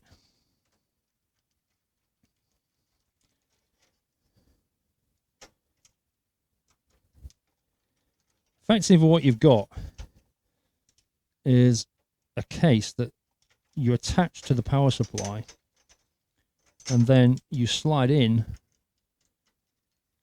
and thumb screw the whole thing in. It's pretty unusual. There you go. So you've got this thing, you've got this little guy. And what we're going to do is get the power supply and making sure we get this thing the right way up. Now remember, the fan is the air intake. That has to go at the bottom because if you remember the case here, it's going to draw air in from underneath. So that has to sit on the bottom like that, which means this is the outside. So that will go on top like that. So now what we do is we find the relevant screws. And how many do we need? We need 1, 2, 3, 4 of these screws. Now these are probably the standard screw, I would think. We'll double check that, but yeah, there we go. Straight in. I won't tighten that up just yet. It doesn't matter if it's at the bottom, you're facing up. This is the, yeah, but if you think about the case, it's designed, it's got, I didn't show you this actually. Let me show you this. So it sits on this foam thing, which you can't see very well. Underneath, it actually has a removable filter. Like that, if I can just get that out. It has this removable filter that sits underneath the case, and obviously this filters the air that the power supply is going to be drawing in. Hence why you want it to be drawing air in. Remember again as well, you need to think about airflow. How is the air flowing in here? If you put this thing with the fan at the top, if you have this thing with the fan on the upper side like that, effectively what you're doing is you're taking air from within the case and pushing it out. And the air in the case is going to be warmer than the air outside.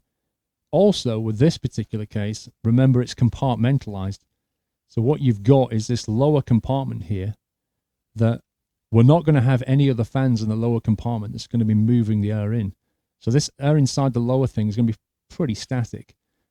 We could get away with having the fan up in this design in a theory, because the other side has got the heat and this hasn't in theory.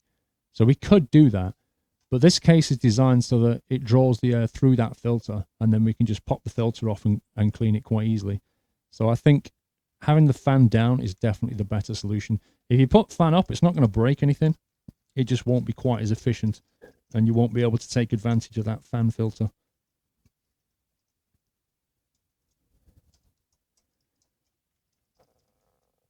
case, that's definitely not the right screw. Have the lower right fans blowing onto the PSU. I could do. You're right, I could do that. I kind of wonder if that's overkill, though, for what we're doing. I don't think the PSU is going to get that hot, if I'm honest with you.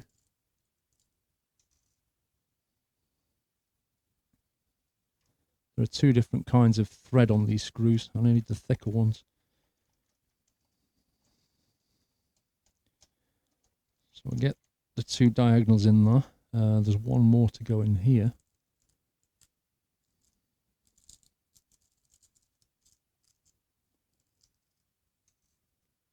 I think that's the thin one.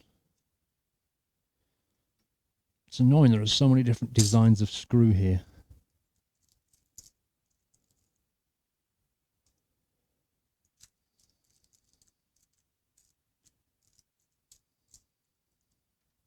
That's the guy.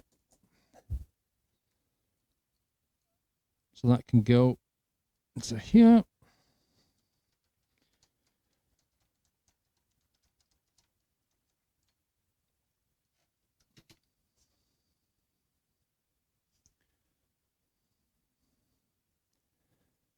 A50 power supply runs without fans for years, pretty fine, Dark. Yeah, like I say, I mean, I've got these Corsairs and you just can't even hear the fan. I don't even think the fan comes on, I'll be honest with you. If it does, I can't hear it.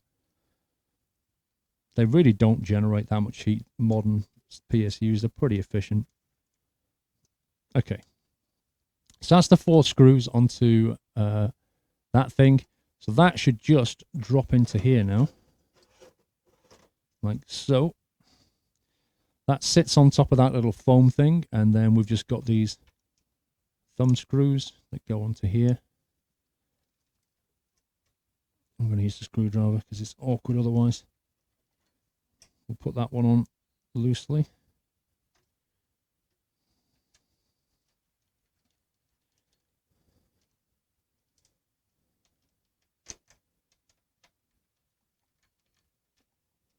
Okay, that's that done. It's an awful place to get a finger cut. You're not even joking. Do you know what the worst thing about that, getting a finger cut there? Every time you put your hand in your pocket, maybe to get your keys, or to get a tissue, or to get some coins, or whatever it is you've got in your pockets, every time you'll end up scraping and reopen that wound. And that's why I've got a plaster on it. But, even more annoyingly, just the location of it, you have to put the plaster on when your hand's like that, so that you put the plaster on when it's fully stretched, which means when you do this, it just sits up like that. It's a very hard place to keep a plaster on because that part of your knuckle, the skin's always moving. Really annoying. Wilco, 2 months. Thank you, Wilco. Right, that's the power supply fitted. We don't need to do anything there now. Now, we need to have a look at the water blocks and make some decisions about what we can do, because that is the biggest problem that we have to solve next, and that's going to kind of dictate how we do things. So let me change camera. Let's see. It's going to be the best camera angle for this. Maybe like that.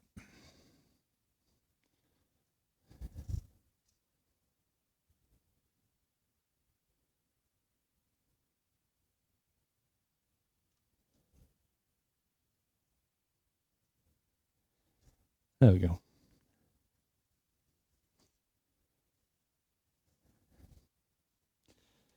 Right. Now then.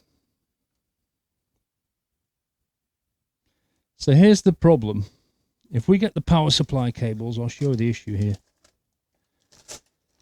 Let's get the CPU one, which is that one and that one. So there's the 2 CPU ones, and we'll get the main motherboard power connector. Right. Let's take the cable tie off.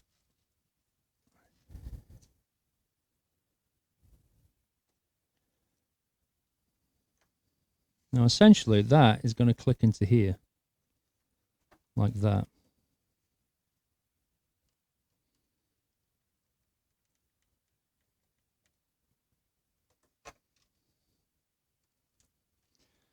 So that clicks into place, and what I'll do is I'll fit these and I'll route them out, and then we're done. We don't need to worry about it anymore because we need these to be in place. We need to know it fits.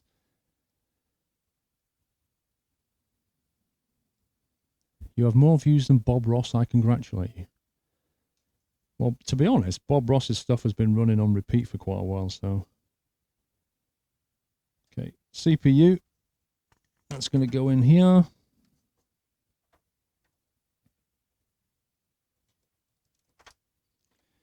And then the second CPU. Happy building. 15 months from Dan, thank you. 15 month support, sir. So we'll put that in. The reason I'm doing this is then any decision that we make about the water blocks is not going to be scuppered when we come to put power cables in. Right, I'm just going to stand that up a second. And I'm also going to remove that rear door. Put the rear door over here.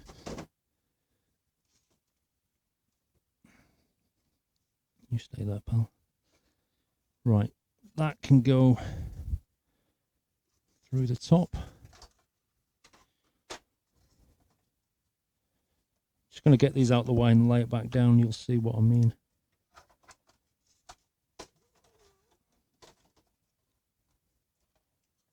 And you can go on the top.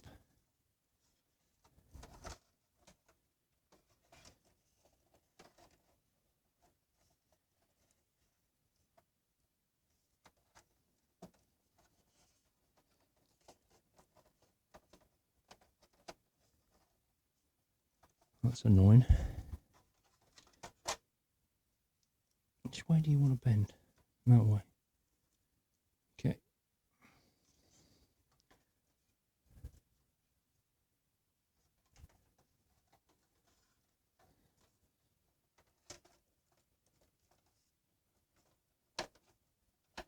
Yeah, these cables are insane, even though they're flat. They're pretty chunky.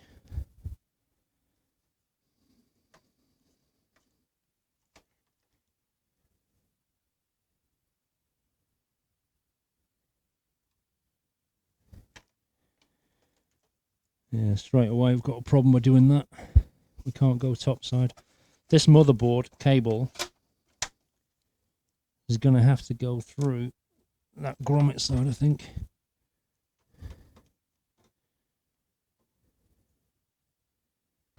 This is a problem. The length of the cable is I knew this was going to be an issue. The length of the cable is a problem here. Let me switch cameras. What's happening around the back? What's happening around the back here is this motherboard cable, and I said to you, because the power connector is at the top of the motherboard, we're having problems getting the distance down to here. And I knew this was going to be a problem because the question is can I route it in a way that is shorter?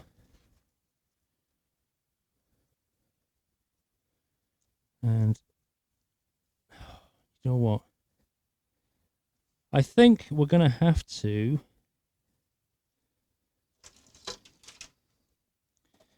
see, there is a way in down there like that. You see this? There is a way in this way. But like these are okay. These should be fine. Plenty of space for these guys. You know, can even cable tie those up nicely. But this guy, he's a problem. And I think what I'm going to have to do is unscrew the motherboard and take the cable underneath the motherboard in order to get it down to that level.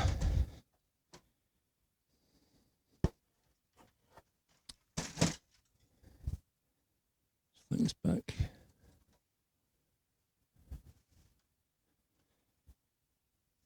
Get these guys out of the way. These cables are so annoying. So I think what we're going to have to do is undo the motherboard, and because I don't want this to be sat on top of the motherboard like that. That's just going to look ridiculous. So what we're going to have to do is go underneath and come out here at the bottom of the motherboard in order to then go through that point in the case, because the power supply is there. So that is the most direct route to the power supply. You'd route it that way temporarily and order some extensions for later, Floaty Fat Man. Well, there should be enough gap. These are flat cables. There should be easily enough space underneath this motherboard.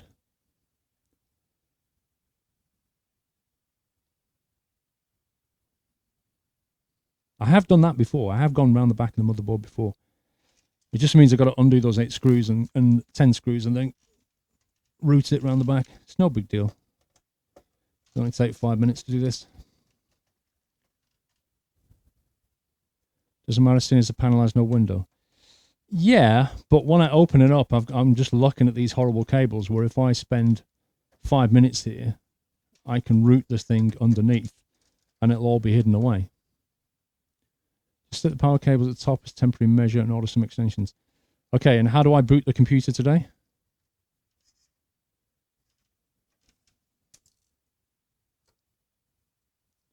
I don't have any extensions.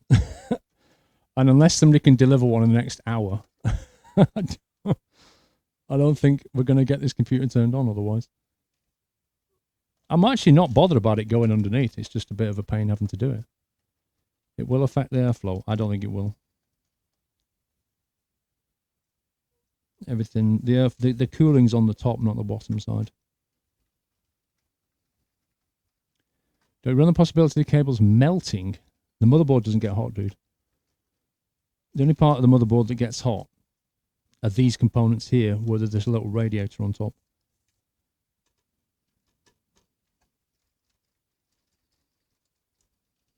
And the melting point of this plastic is probably very high.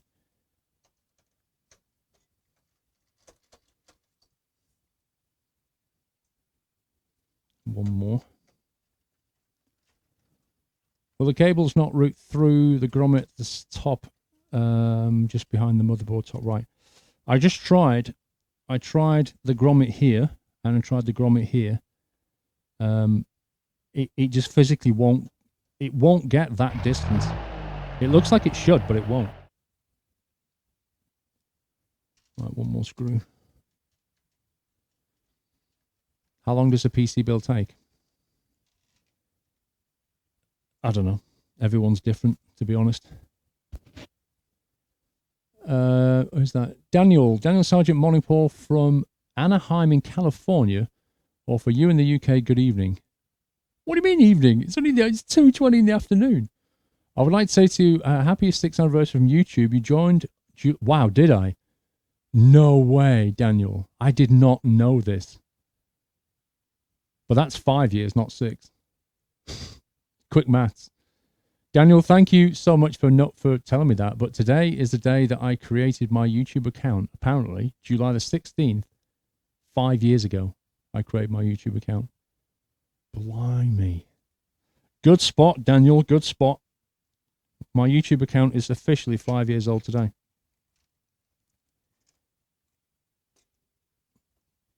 Okay, let's get this guy out of the way.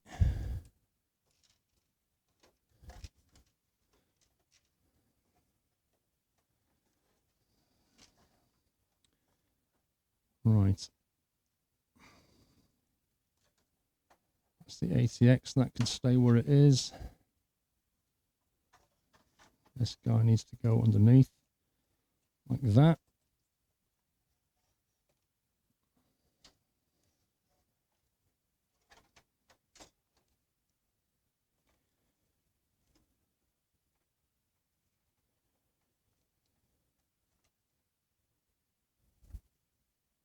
Just making sure these are running flat on the underside. I'm also spacing them out so we don't have any compression.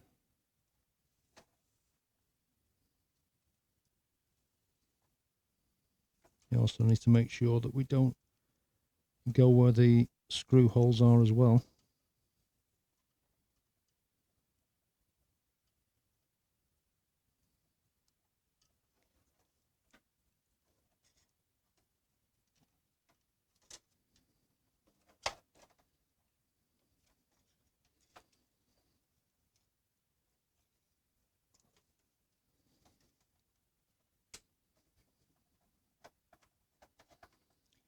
Pull these guys out of the way.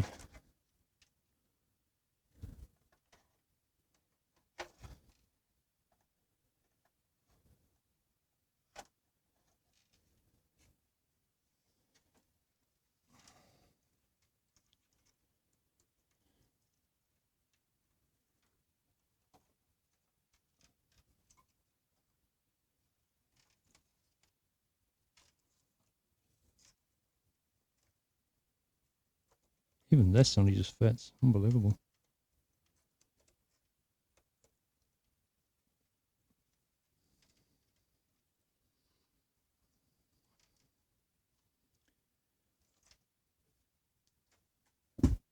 Oh, plaster's come off.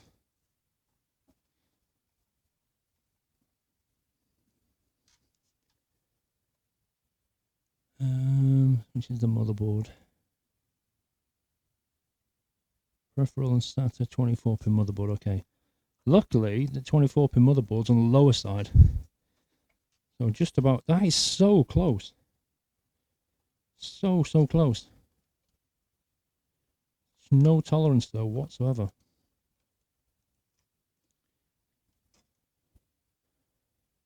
Okay. That looks like it's in position. Let me just square that back. Paul, there should be at least one small extended 8-pin cable with the PSU to extend the 24-pin cable for large ones. At least one small extended 8-pin cable with the PSU. Okay. Let me have a look. My wrist strap's loosened up. I'm having a wardrobe malfunction, guys. There we go.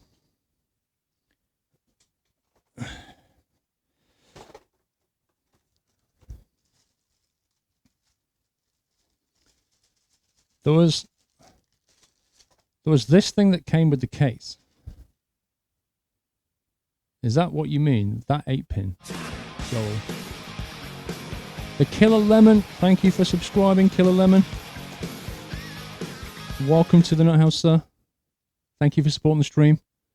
Is that the one that you mean, Joel? I think it's the only one I can see in there, to be honest. Unless you mean what came with the PSU. Did you say PSU or motherboard? Let's have a look at the extension. I did go through the cables at the start, but I'm not sure if I saw that one. There's Molex ones. Extends a cable length for large cases. PCIe. More PCIe.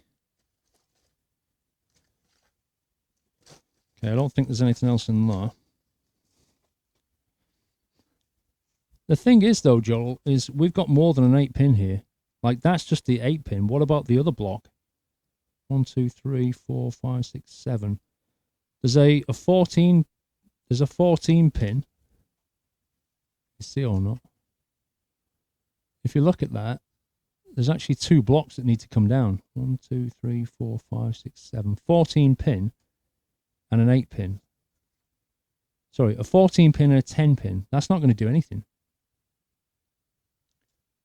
The 24-pin at the other end of what needs extended, which is 8-pin.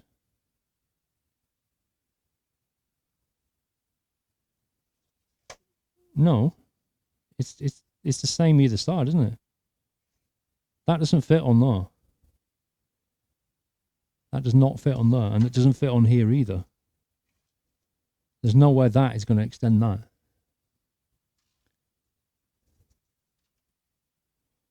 My plaster's coming off. No. I think this is the only solution that we have, and that only just fits.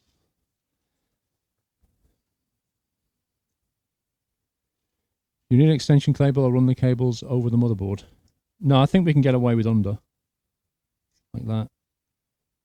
We can get away with that.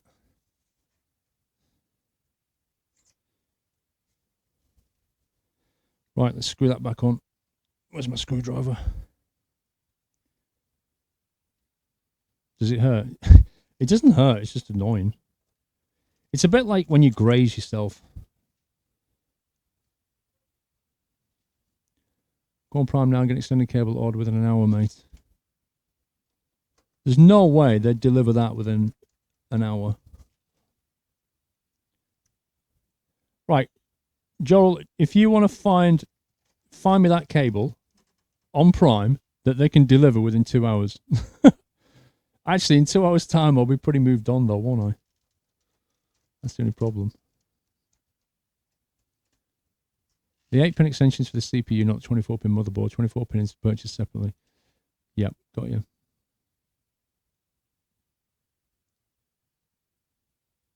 Yeah, the trouble is, I'd have to. I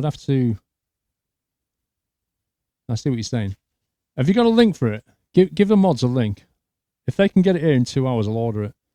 Because what I can do then is just route it out the top, and then as soon as the extension cable arrives, route it round the back.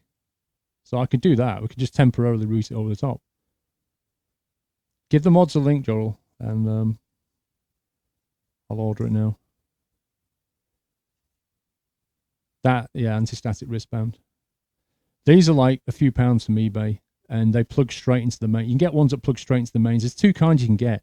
One of them that has like a crocodile clip, which is good if you can clip it to something that is definitely grounded, for example, a radiator, or if you clip it to another computer that's grounded. Perfectly fine to leave the cable under the motherboard, says Wyland. The other kind comes with a plug at the end that you can plug straight into the mains, and that grounds the mains directly. Dr. Dre, Amazon Prime might be able to deliver same day to your address. It's fairly close to London. Prime now depends on your own postcode as what's in stock. Ah, I see. That makes sense, doesn't it? But I'm fairly near London. In theory, they would have some stock. Depends where the distribution centre is. I hope some drone's not going to come flying in.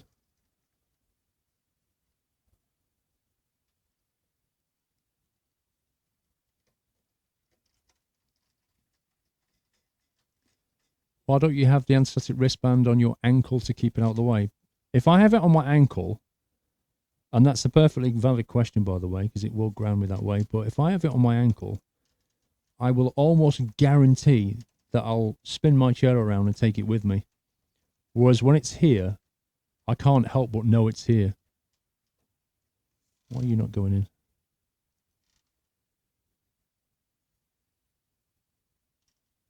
Come on, pal.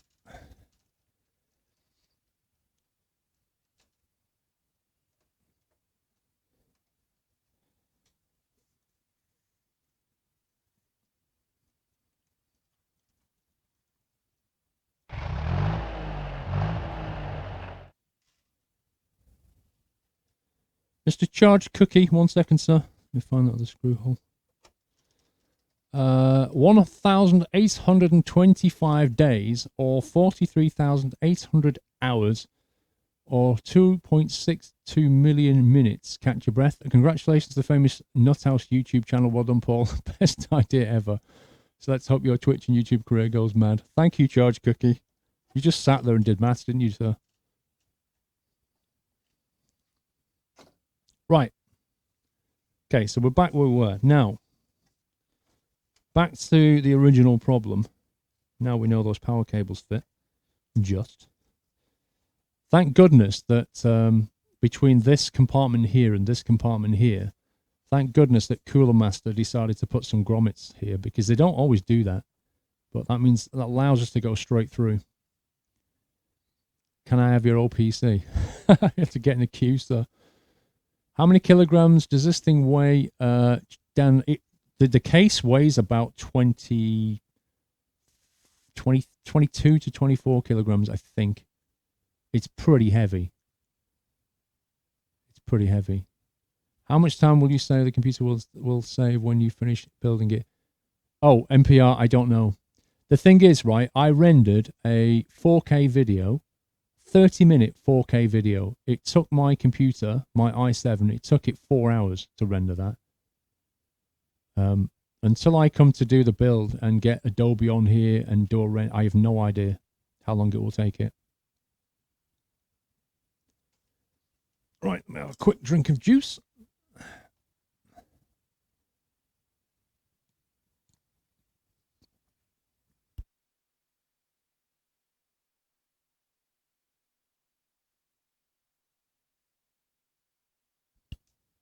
I activated the mute on the Sennheiser rather than hearing me gulp. So this is a editing rendering workstation. That's what this is. This is not specifically built for a gaming rig. Xeons are used in servers and workstations. They're powerhouses. They crunch things. They're not really for gaming. Right, we could go ahead and put the CPU in now. But before we do all that, we want to fit the water blocks and decide how they're going to lay out, which is the big problem. It's the elephant in the room right now. Elephant 1 has been dealt with. Prime now is not in your area. Would be best tomorrow with normal Prime delivery from Amazon, mate. Thank you. Right, now remember we had this discussion about how we're going to lay these things. In the ideal scenario, we'll lay these things side on, like that. Because that will let them sit here, hopefully side by side. But you can see the problem, or hopefully you can see the problem. I can zoom in if you can't see the problem. So the problem is, at the bottom of this rad is this rather chunky section here. See that chunky bit there? And the rad sits right above that cable there. That ATX cable. And that's the problem with laying it here like that. Is I don't think that we can crush that down enough to get the holes to line up. What I am going to do, I'm going to pop this top cover off. It's a thick radiator, it really is. These smaller ones are pretty thick. Like I say, the bigger ones are a lot thinner. Let's put that under the table. So if I line that guy up there like that, look at the front.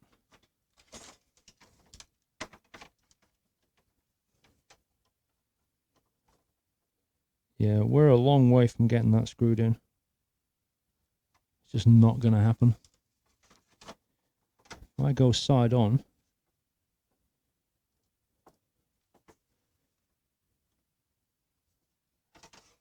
even side on is a heck of a squeeze.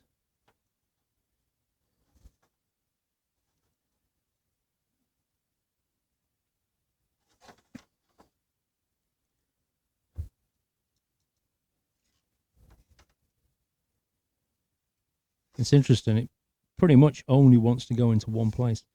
Once you get to near to this motherboard cable bunch here, it just doesn't want to go in. Like if I go to that middle one there, I'm like there, like that, I am about half a centimetre off the screw lining up.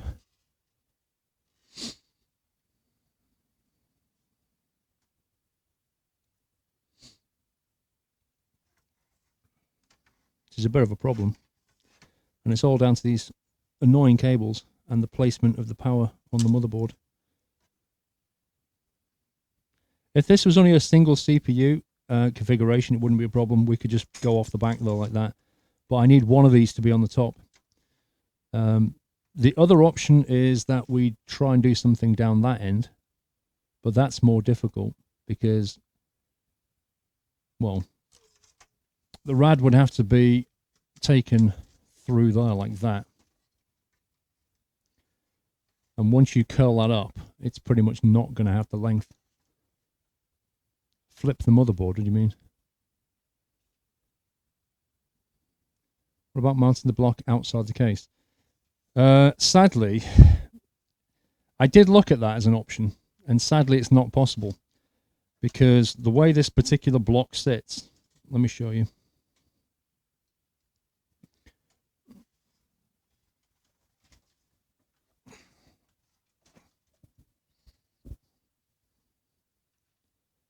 At some point I'm going to lose microphone because I've managed to yank the cable out the back.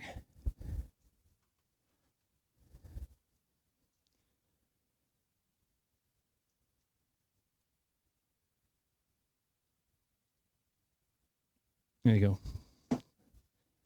So if you take one of these rads, and this is the top of the case now,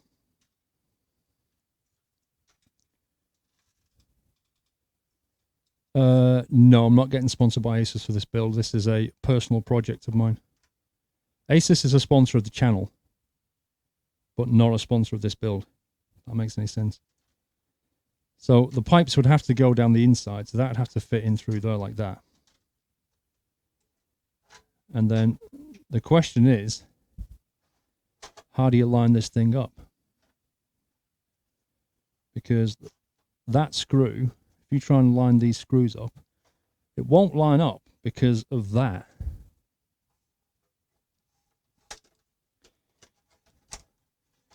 Effectively, where the pipes come out stops it because this bar here hits that pipe, and there's no way around it. Like, the only way would be to physically cut that bar in order to then mount it here, and the pipe would come out there. If it's on its side, can you put the lid on it? Well, that's the other problem, is if we actually try and mount this on the top, I don't think the lid will come on.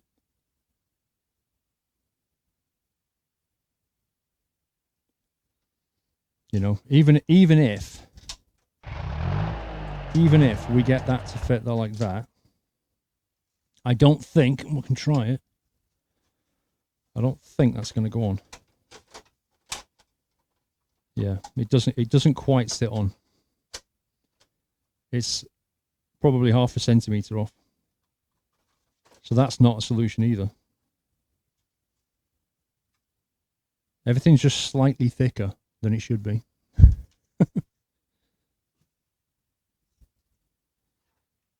So we're back to putting the rad on the inside.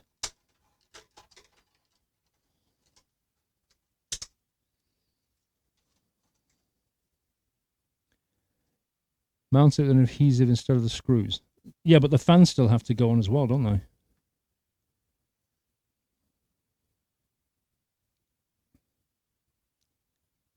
Buy a bigger case. You need to have straight motherboard cables instead of bended. You could flip the radiator chassis, then try to put it inside.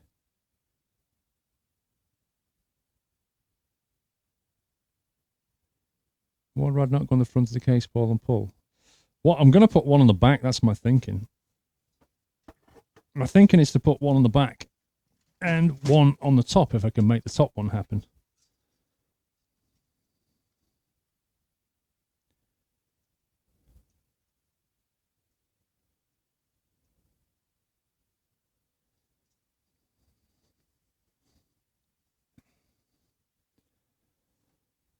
Move the face cam to the top and rad on the back. Well, we've got two to put in, so one of them can potentially go on the side here, on the back, and then if we can get one, if we can get one into the top, we'll be fine. But it has to sit side on like that. It's going to have to sit like this. But it just doesn't want to push down because it pushes onto all those cables.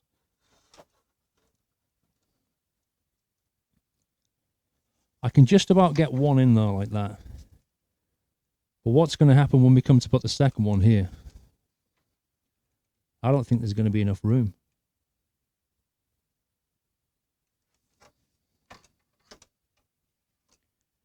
I think if that one has to sit there like that,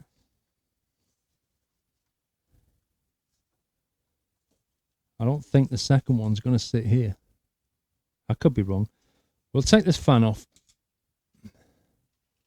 Put that one on the front and push the pipes through the drive bays to the front and the other side, the back of the case.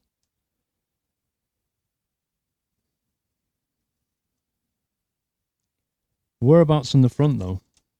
What do you mean on the front?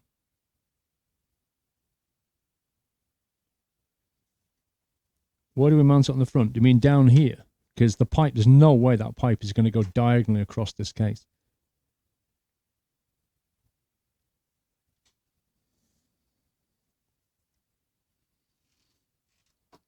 Take out the front hard drive cage.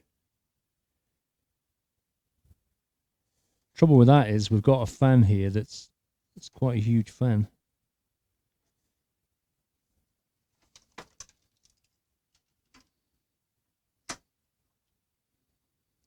I mean, I guess it would potentially fit though.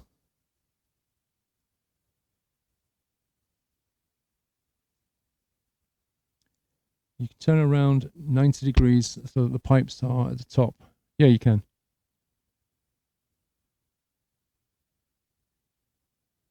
You don't see the problem with mounting at the top.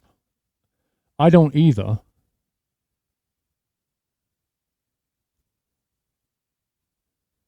Use that fan radiator.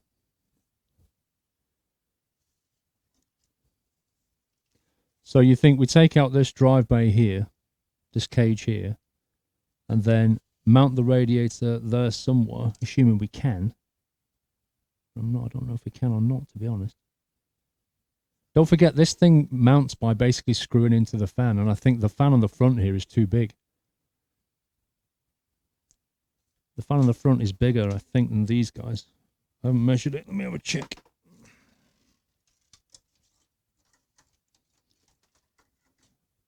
They're the same size? I think they're the same.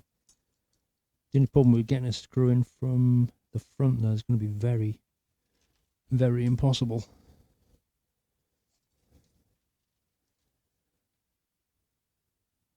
Cosmos fits up to 240 at the front. Well, I think we've got two options. We either mount this thing here on the top. We mount one here and probably one there,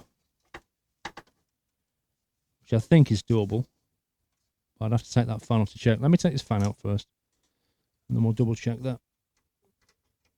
See how much space we've got. Actually, no, thinking about it.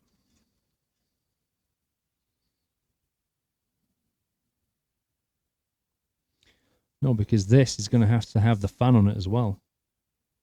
So this would have the CPU cooler and the fan. This is going to stick out quite a bit. So that's not even a goer. If we put that one on there, on the back,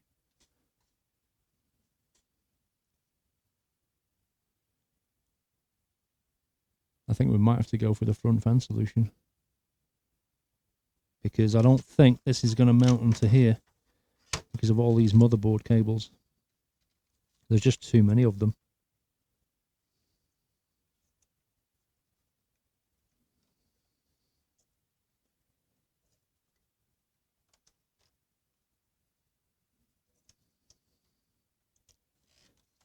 Certainly the easiest solution is if we can get that to fit.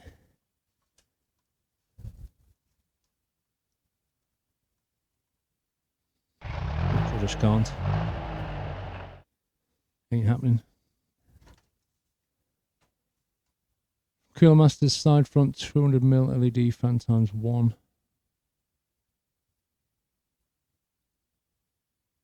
Uh, 2670 Xeons, 2.6 gigahertz, 8 cores in each, 2 of them. Dr. Dre missed delivery. Dr. Dre, I've sent you the link from Black Knight. You've sent it to me. Oh, I see. You've sent it there. Let me have a look. Want it for tomorrow? Order it within the next 3 hours. Okay, I can't get it delivered in the next 2 hours. So that's not a goer.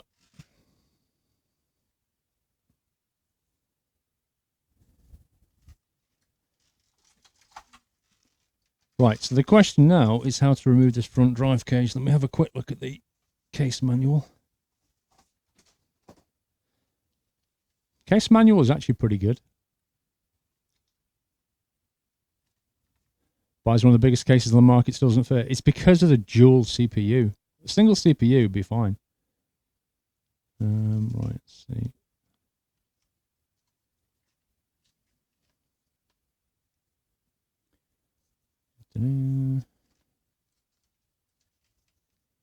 Okay, here we go. How to remove the middle hard drive bracket. Number 1. Oh, first of all, remove all the things. Fine. Let's go to hinge.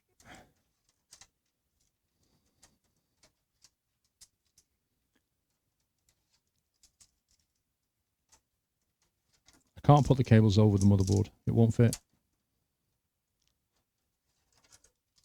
Okay, let's get rid of those guys. You can see the fan behind it. How did they screw that in there, I wonder?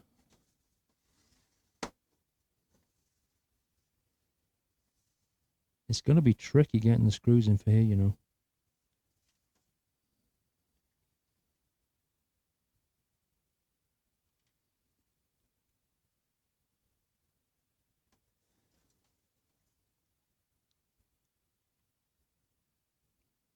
I'll zoom out in a second. Gone. Let the cages out.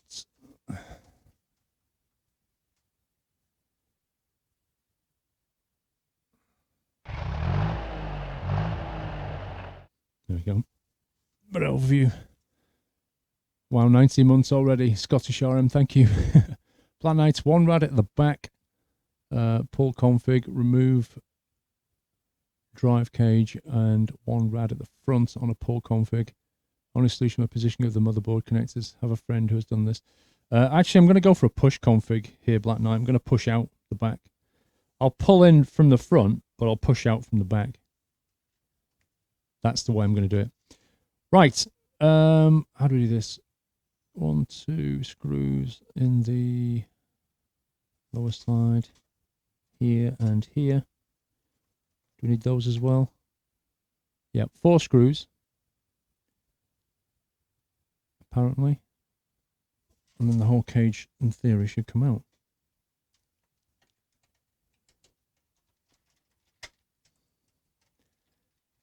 I knew there was going to be problems to be solved for this build.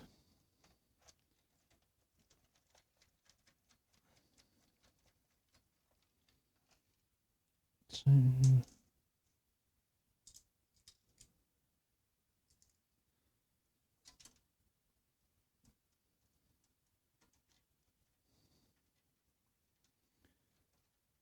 Oh, that's interesting. It's actually not actually a cage. It's actually 2 panels by the look of it. I'm guessing I have to remove the other panels separately. Makes it more exciting. True. Where did you just go, little screw? I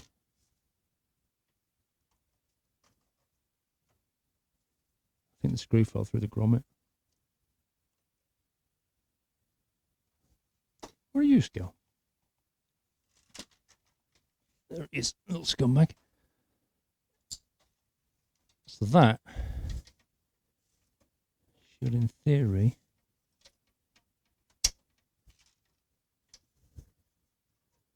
wait, what does it say? Remove the 4 screws.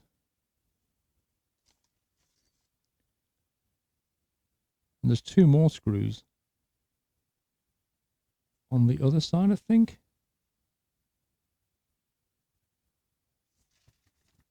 I'll have to pick this thing up.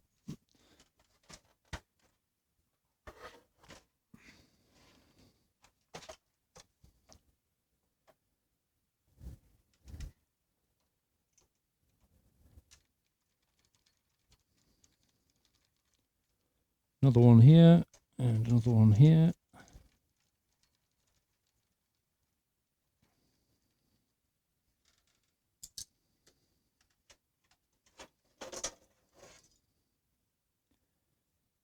Well, let's get rid of 1 panel.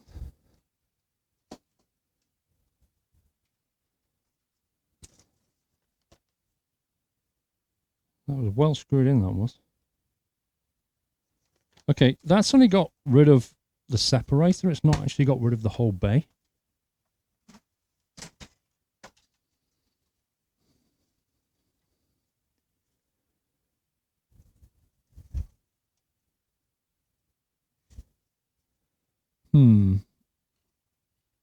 We might have a problem with this solution.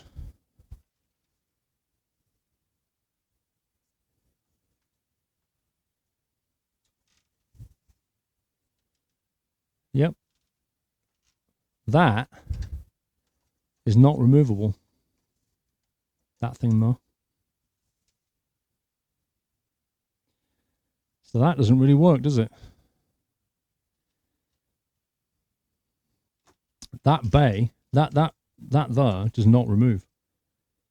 It's like pot riveted on, I think, by the feel of it. So it's not even an option.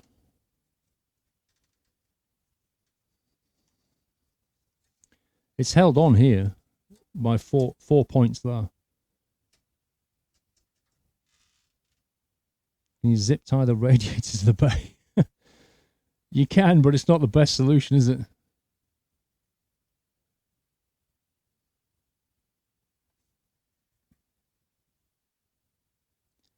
Only that separator comes out, not that.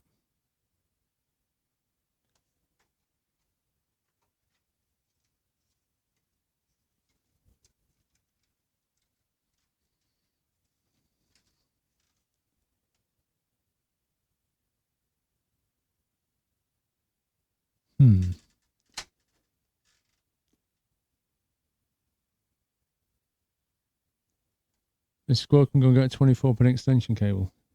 It's not going to solve anything though, Black Knight. It won't solve our predicament. Like, even if I reroute that motherboard cable in a different way, it's not going to get that thing on. All that's going to do is stop us from having to go underneath.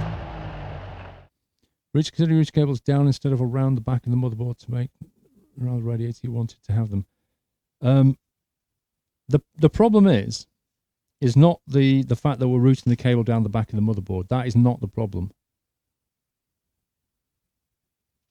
The problem is that the power connectors are at the top of this case, and that's where we're trying to attach the rad, and the rad's getting in the way of the power cables. That's the problem.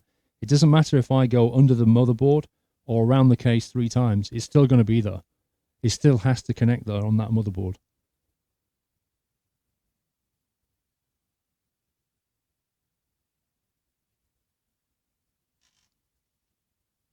Now, one of the coolers can go on the back here. That's not a problem. The second one is the problem.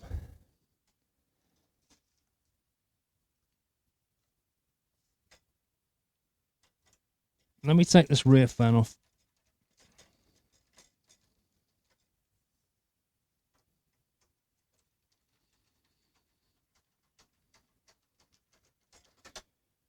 The trials and tribulations of PC building.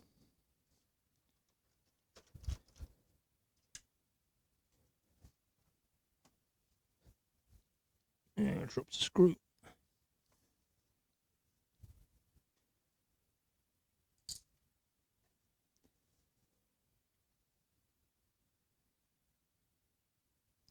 Yeah, Mieska, indeed. It's a massive case and we're struggling to fit things in. How does that work?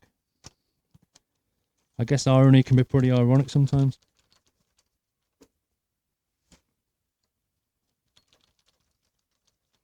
We'll work something out.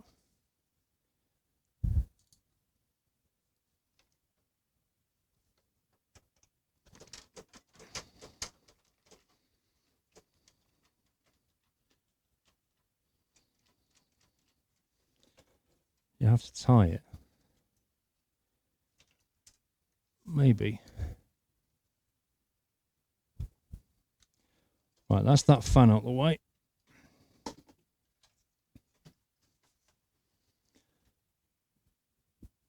We may as well put that bay back in. There's no point leaving it out. We can't use that solution anyway. I know it's lovely, but if you route the power cable downwards over the board, creating a bit more space. I'm already going down, Black Knight, because what I'm doing is I'm already going I'm coming out the top and immediately going down like that.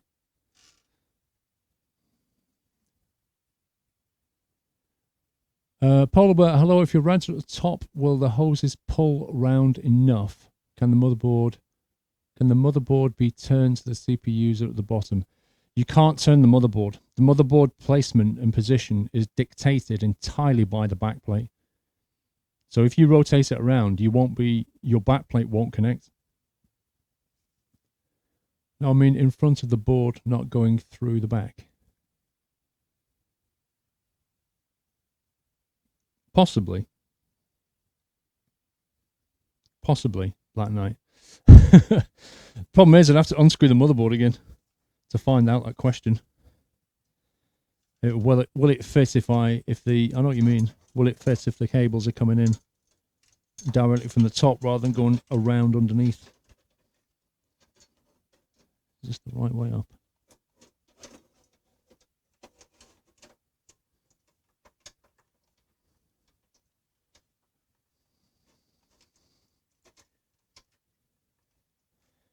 Well, let's start off by putting that cage back.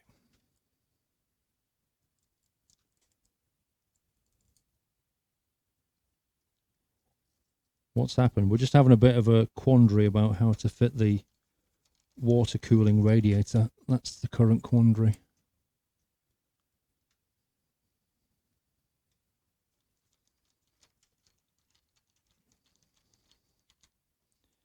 Right, so it was those two there.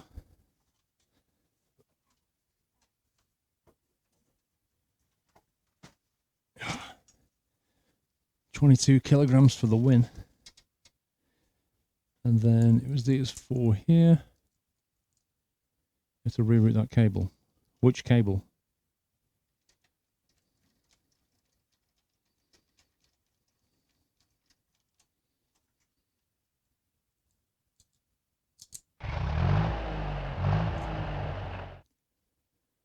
Dr. Dry Paul, check Discord again. Someone sent you a link to Maplin. You can order stuff and it gets to yours in 2 hours. Okay, hang on. Let me have a sec. Let me have a look at this Maplin link.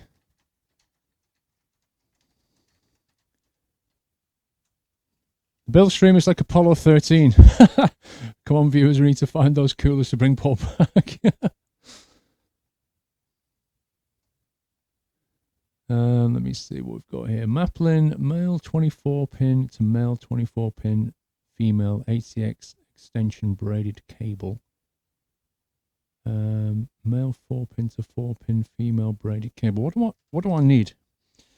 Do I need this 24? Where's it gone?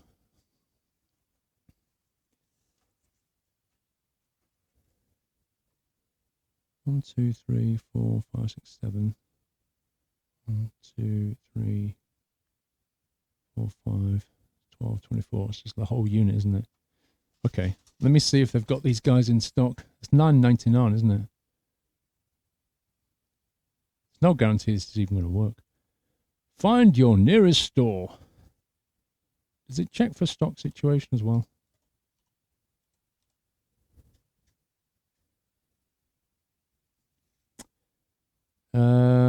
Chelmsford, available within 30 minutes. Blimey.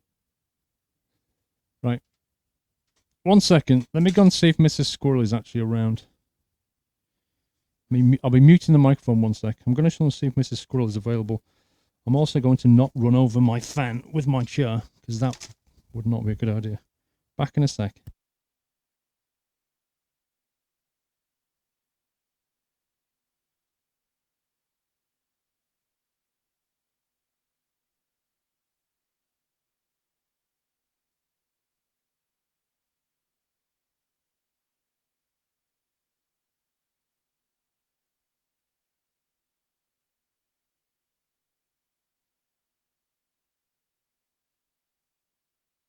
Right, I'm back.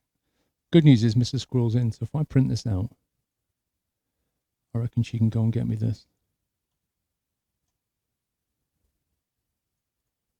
Print. Printer. There we go. Page 1.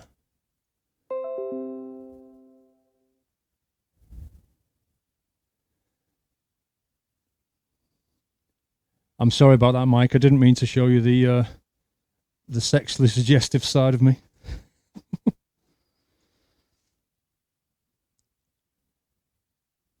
Right, this is just printing out now. I'll get her to go and order this bit.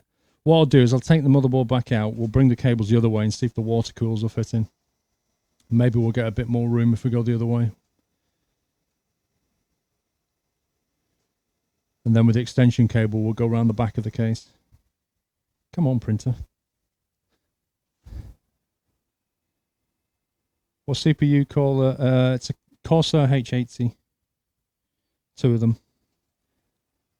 Like I say, it's two of them. One of them's going to go on the back here, and one we want to put here. But the problem is the position of the power cables on the motherboard. That's the problem. Right, I'm just going to hand this to her.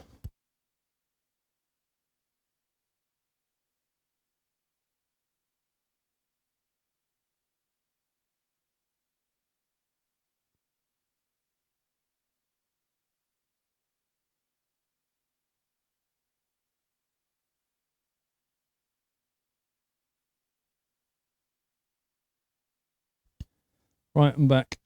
Okay, so she's gone doing that. Or she will go and do that. You know, pretty much the only time I ever shop at Maplin is emergencies. Because they are fantastically expensive. Solution 1, extended cable from Maplin to stop routing directly behind the motherboard, which can cause a short from capacitor. Solution 2, let the power cable run over the board. Create more space for the rads. Well, we're going for solution 1 at the moment. First thing we're going to do... Oh, my slippers are awesome, dude. My slippers are the best. Marks and Spencer's, like £10 slippers.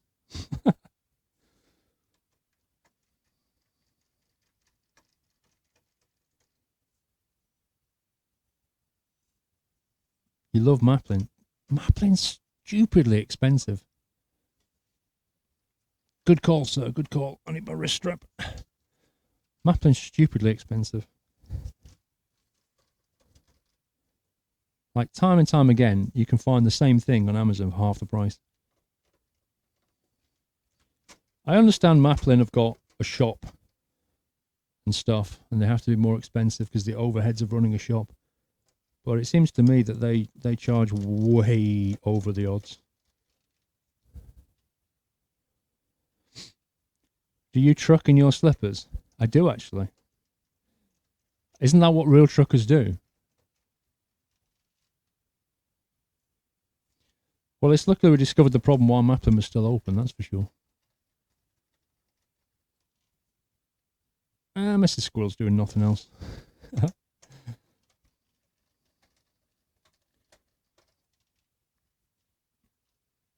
This is what, the third time that I've unmounted this motherboard?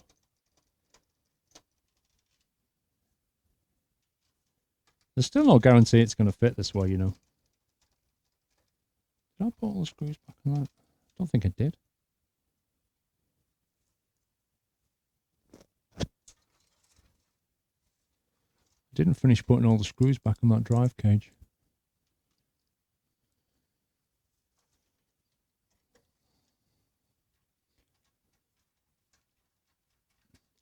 You have the same water cooler with the Corsair graphite case, had the same problem, not going under and using extensions give me just enough room to squeak the radiator in. That's interesting that you've got exactly the same problem, sir. I'm hoping that by routing the cables the other way, we'll have just enough room as well. But it is going to be a squeeze. Third time's a charm. Right. That is now back on. Motherboard screws, I believe, are all out. Let me pull this to the edge here. We're going to be bringing that back out of there. Let's lift up the board.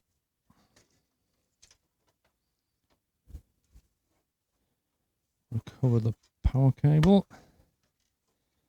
Put the board back in.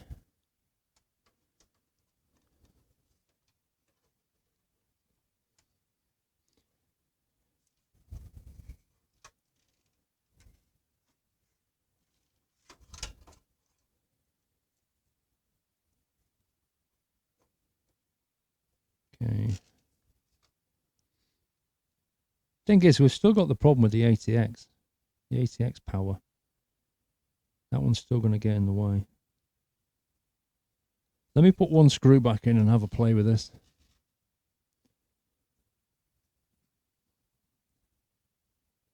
GG for Mr. Squirrel. She's in the kitchen watching Harry Potter.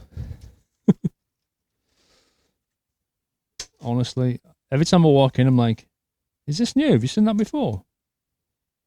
Well, she's got it on for the, and I'm not even joking here, 180th time.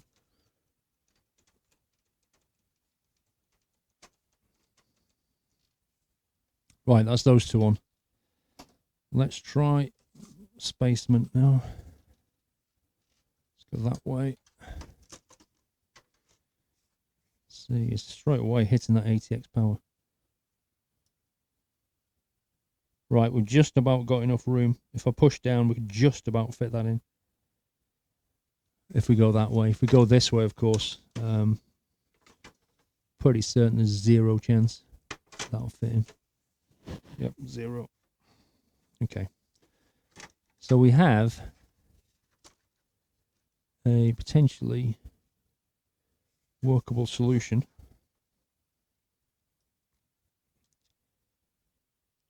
That honestly only just fits in. Like, there's just enough give. It pushes the motherboard down a little bit. That's my only concern. It actually bends the board slightly.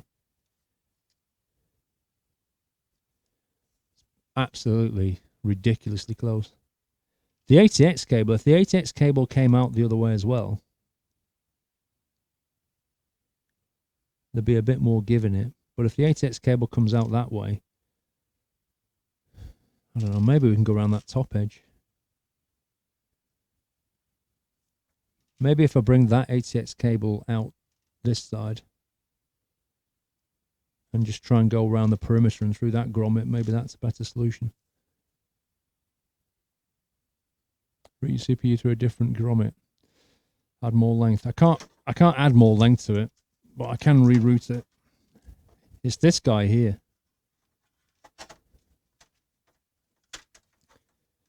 It's this guy here. You know, potentially we can kind of go that way, but oh man, that's close. There's only I mean, where's the CPU socket? That one there, I think. So if it was in like that, then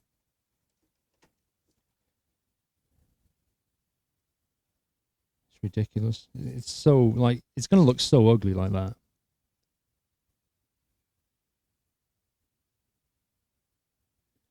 Use the frontmost radiator slot instead of the middle top spot. This one, but this one has the same thing. There's another ATX power in the way here. So even if I use that one, but if I use that one, this one will interfere with it. So I can't put these two next to each other. Does a radiator sit on with the cables out? What do you mean? There's also a hole to outside the ATX.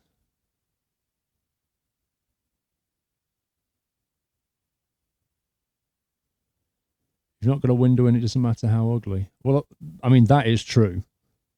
Who looks inside? That is a true statement. In this particular builder, we don't have a window. But it just, it does annoy me slightly. Wait a minute. That was an 8-pin, wasn't it? Wait a minute. Wasn't there an extension for that? Could I get those as well? No, that's a 4-pin.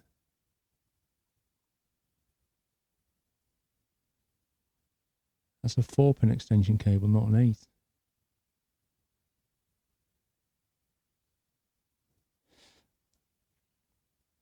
Or is that the same thing, but we just need 2 of them?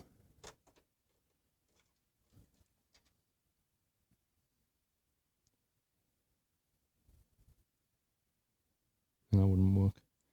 I was just wondering if I can get the extension cable for that as well from Maplin. They don't seem to sell the 8-pin.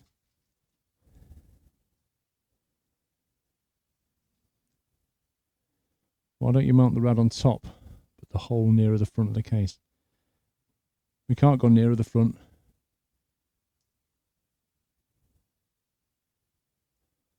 Just use some cable combs.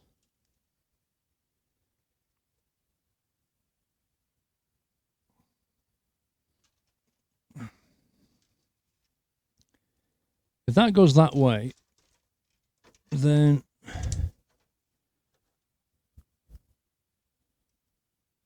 to be fair, that only doesn't make a massive amount of difference. It still pushes down on the block itself.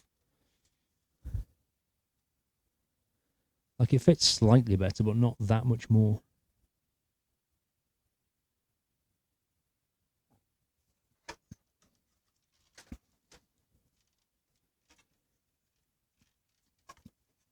Let me put it back through.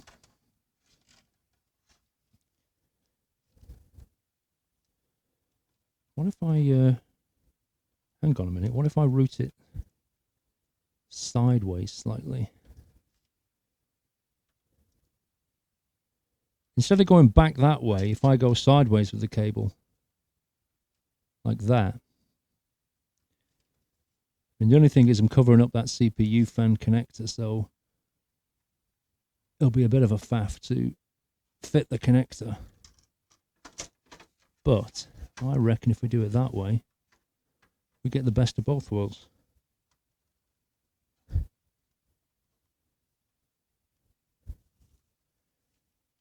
Okay, that works. That's the solution. So that way we get to go back on the cable. What I've done is where the actual block is, instead of routing the cable back over the back of it like that, I've gone like that sideways first and then down. So I've not used the extra cable thickness for the block to sit on top of. No, you can't mount the rads on the outside. The cover doesn't fit on if you do that.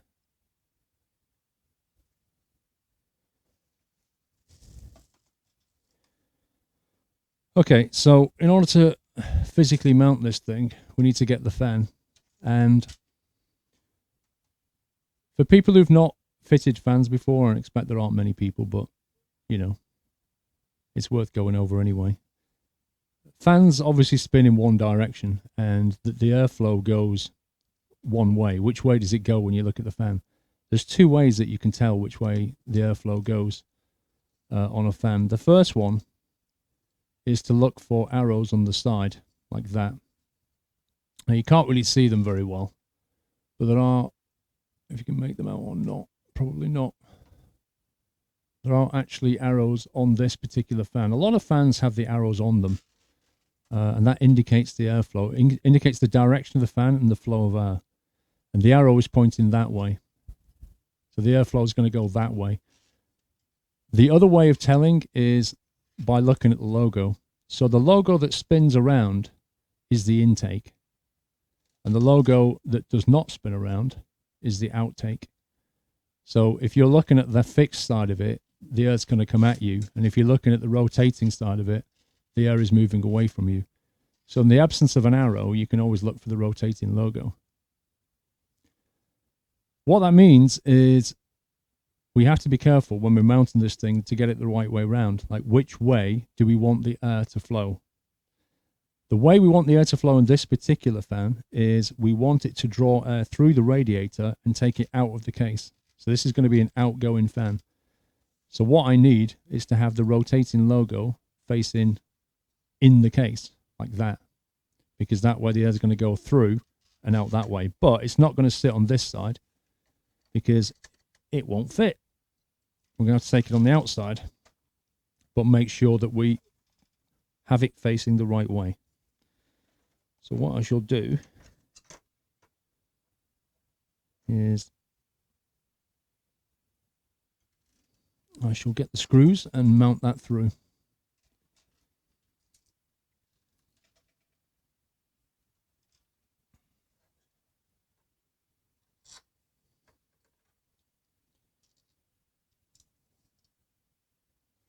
Now, this is a tricky bit because you need about 10 hands to do this, and I've only got 2.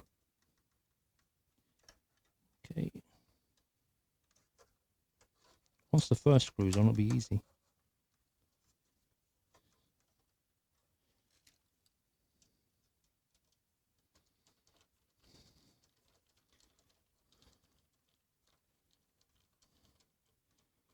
Okay, that's one screw on.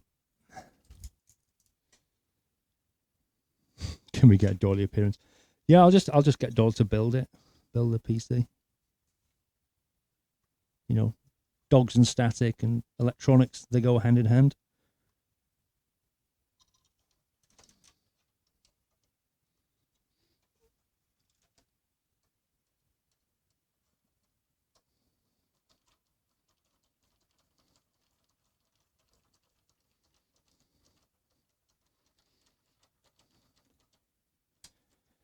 That's the second screw in.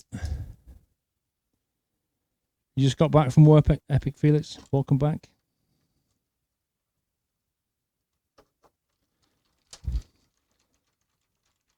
So that was the second major problem that we have solved.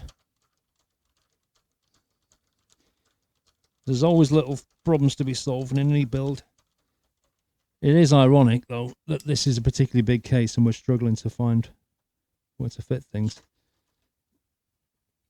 But that's because of the dual water cooling solution. A case like this is built for custom water cooling as well. That's why there are so many grommets and holes. The idea is that you can put the rads and then just route the pipes wherever you want them. Graphics card, I'm going to stick in a 980 Ti initially, but we're going to swap out for a 780 later because I don't really need a 980 Ti in here. Delta Dre, oi Paul, link to 8-pin extension in Discord. Is that Maplin though?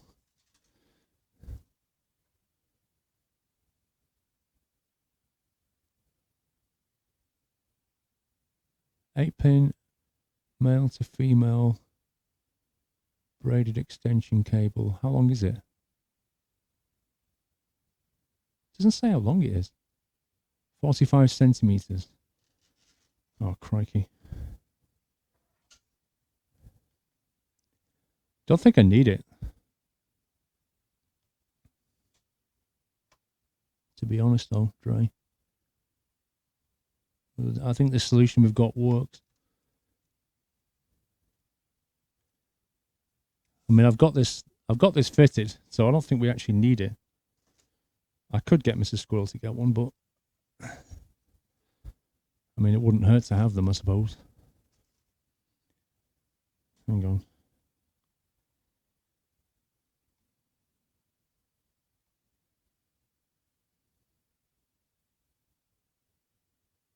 Let me send her a picture of my screen because it's just easier that way.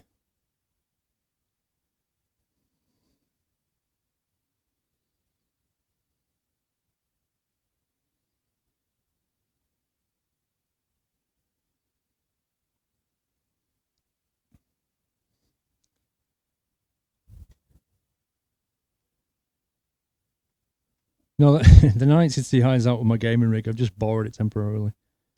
I need to put it back. Right, maybe just phone her to make sure she got that. Let's mute the mic a second.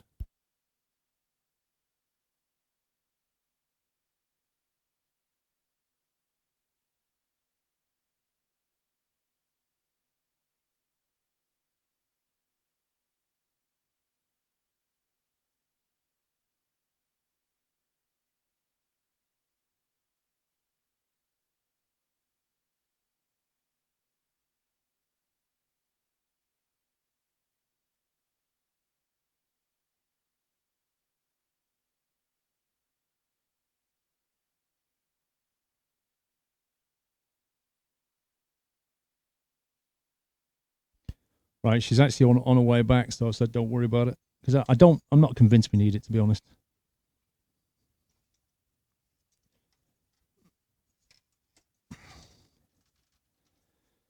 Right, that's one block in there.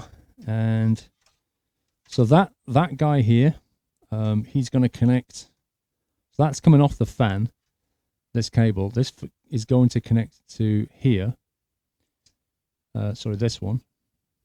So that cooling block basically drives the fan, and then this plugs into the motherboard into that annoying space right underneath here, which I honestly don't know how I'm going to get at.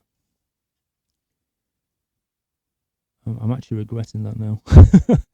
I think I should have plugged that in before I screwed that thing down, because that is very difficult to get at.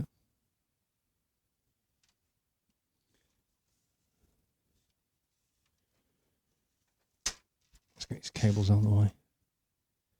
It's just tucked in underneath the cable. It's going to be pretty tricky to get that in there. And once it's in, it won't want to fold back either.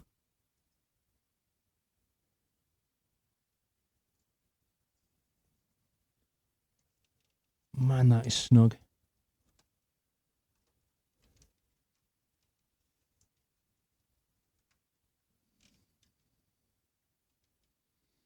That's fun. It is so, you can't see it, but like the fan connector is right underneath the cables that I put in.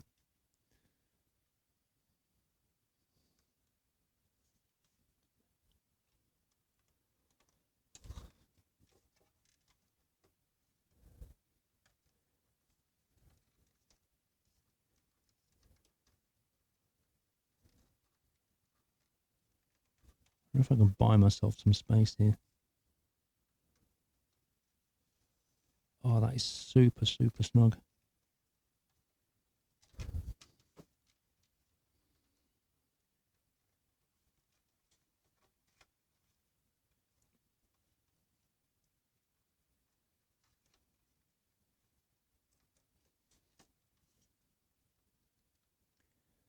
Trying to work out if I can coax it in there or whether I'm just going to have to take the rad off and put it on and then put it back. Which is no big deal. Actually, if I do undo these 3 screws, the whole thing will rotate upwards, won't it? And if it rotates upwards, then I can do it. So if I just undo those 3 screws there, I don't need to take the whole block off. I can just spin it on 1 screw. Stay there if you're going. Push the RAM locks in and you should have enough room to plug it in. The RAM locks actually go the other way. That's the problem. I'm actually thinking I should probably install that RAM chip while I'm here.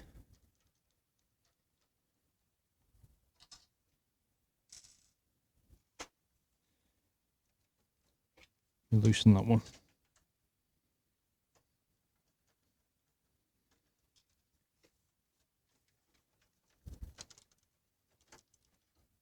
So you can, I don't know if you can see that underneath, but it's super snug.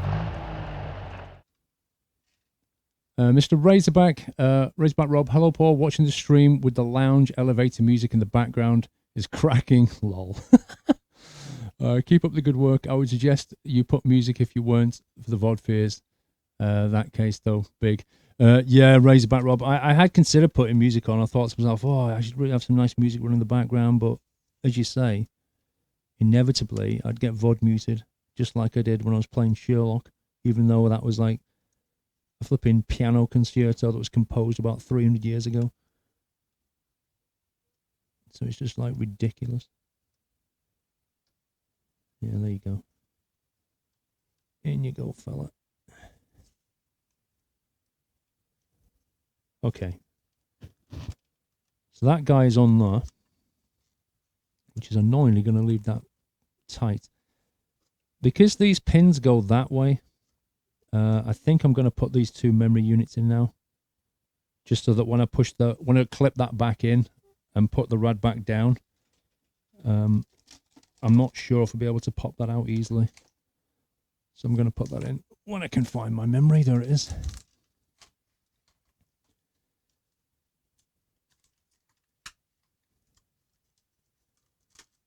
Yeah, CPUs can go in shortly.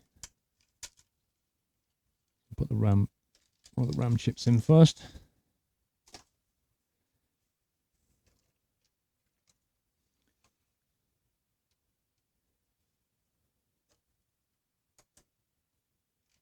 Okay, that's nice. Straight in.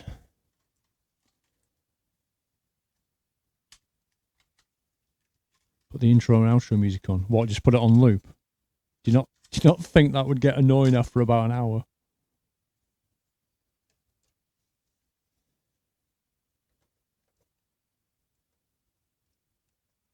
Feel free to put your own music on in the background. I guarantee that won't get VOD muted.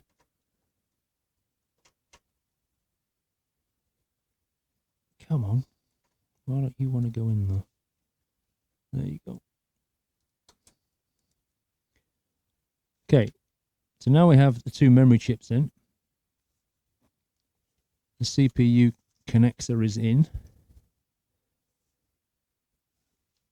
Now we need to convince this thing to go back in now. Push the cable to the side.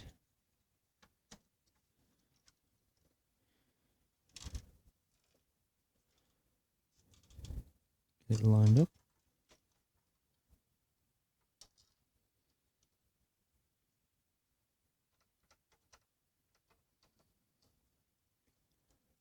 Glad I spotted that early on, to be honest.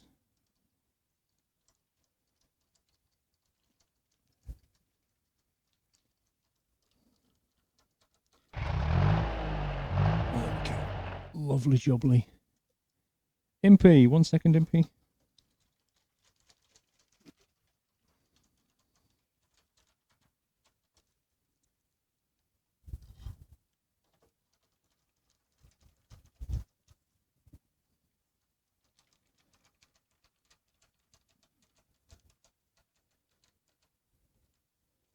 Right, quick sanity check.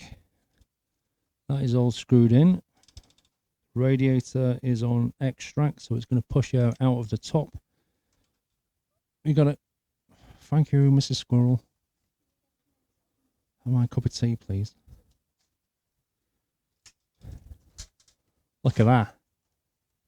You don't get delivery any faster than that, do you guys?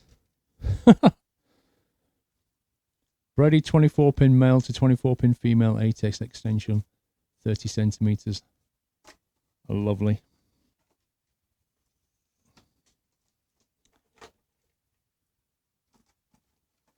Super fast delivery. If only Amazon was that fast, eh? Who knew Amazon could deliver that quickly?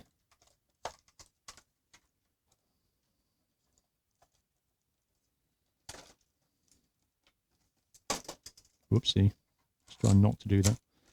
There we go.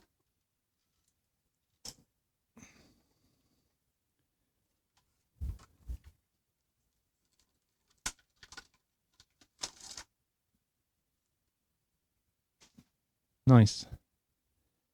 So that gives us another 30 centimeters to, so what we'll probably do is we'll disappear out of that grommet there now.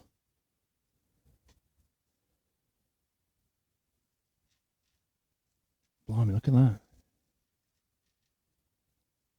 So that should now fit straight into here.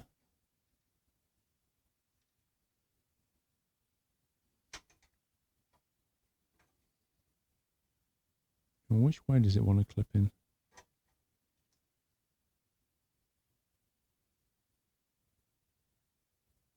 I'm guessing you can't really get it wrong.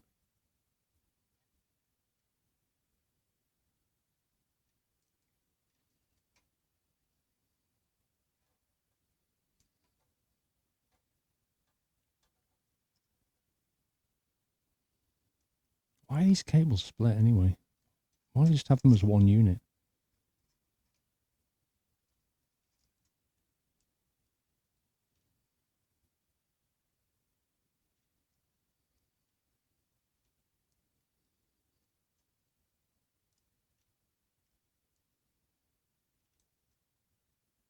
Awkward much. There we go. Finally. It doesn't want to go in. That is snug.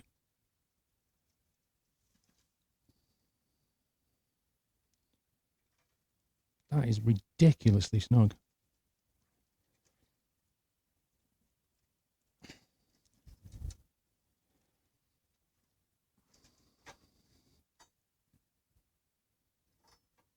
This thing, it doesn't quite fit. Can you see that?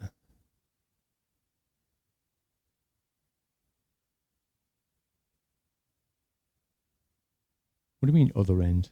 That's the male end.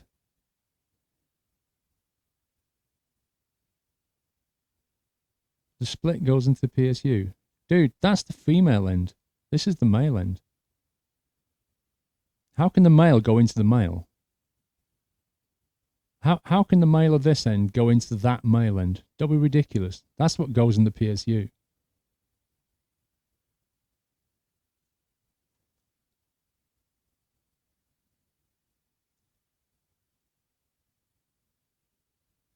The extender goes into the motherboard.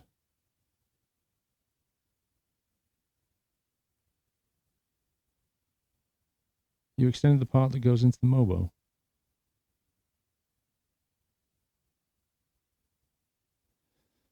All 24-pin cables do that. You gotta put the two parts fitted together before you plug into the extension cable. They are awkward.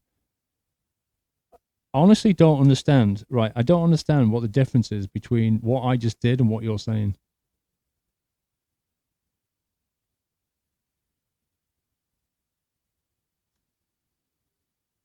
There's no 24-pin on the PSU. Is that what you're saying?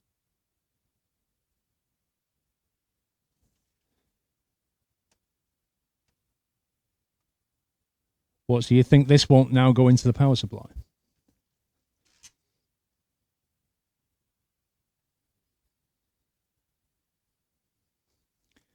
Well, let's test that theory, shall we? Let me thumb screw the power supply out. And then we can easily check that.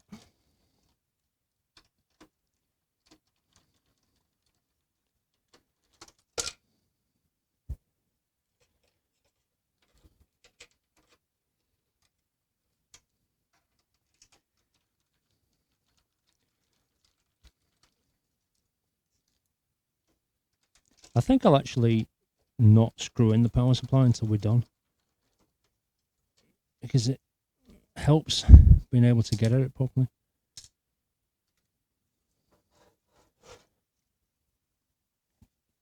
Right, so 24-pin ATX. You're basically saying that won't go into there now.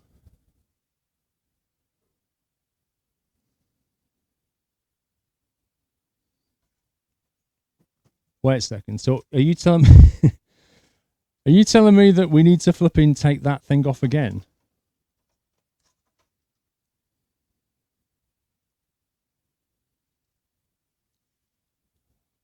So I've got to take off. Oh my god. Right, so I've got to loosen that. I don't think I ruined it because the cables are exactly the same. The male and female cables line up perfectly. The only difference is that if you don't put it on this way, then you can't meet the power supply correctly. Right, so if I undo that one as well.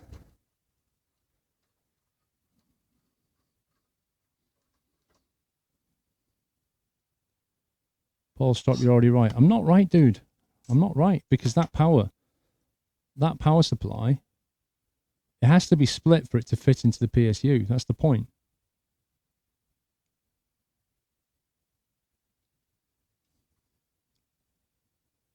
Look, if you look at the extension cable is not split. The extension cable is not split. So I can't fit this into the power supply because the power supply has two blocks. It has two split blocks there. And this does not split. Therefore, the only end that's ever going to go into the power supply is that end. So I have to take this off. I have to take this off and extend it there. Pretty certain about that. Mr. Impey, I'm still thinking the radiator would be better spun around 180 degrees, mounted in the top position, and should stress the power cables less. Probably have to remove the top panel for access. Impey, I've tried every combination, sir. I can't actually get that to work.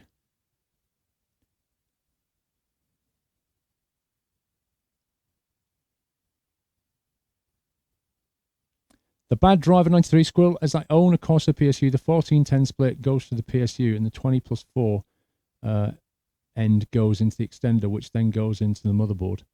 Yeah, so that's basically what I'm doing, isn't it? So it is right. I need to remove this guy from the motherboard. I need to take this guy out of here, like that.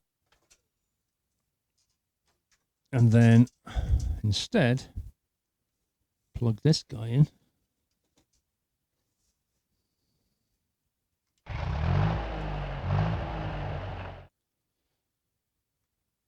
Oh, come on.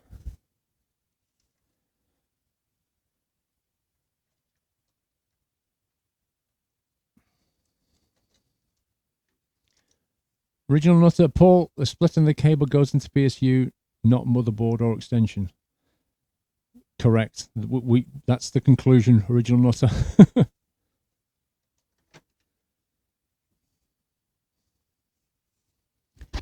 Right. Let's get this guy to line up.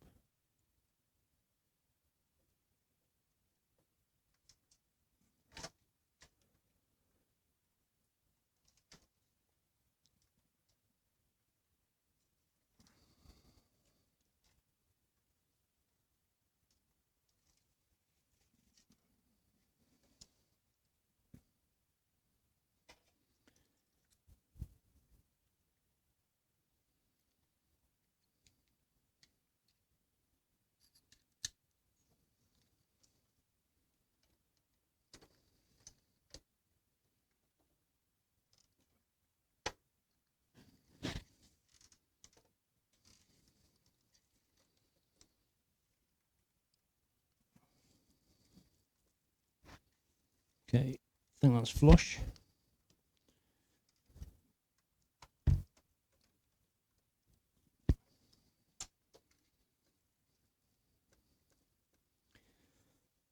Right, that's that in. Again.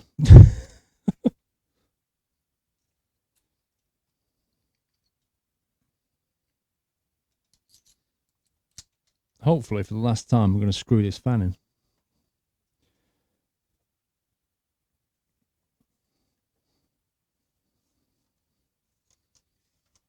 Right, that cable is actually slightly thicker. There we go.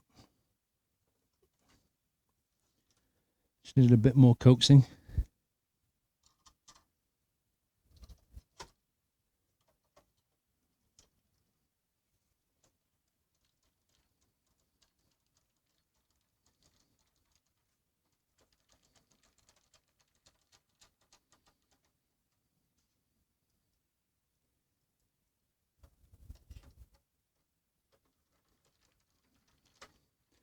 Then we can put the rear one on in a second. Put that one on next. Then we'll get the CPUs in.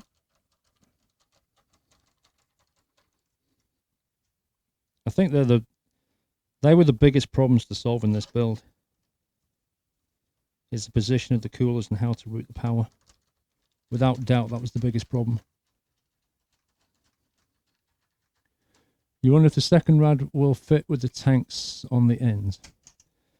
There's quite a bit of play on this side. That side, not so. I think it basically means that the thick end has to go here. I just hope it'll fit there. But let me get the rad now and check that.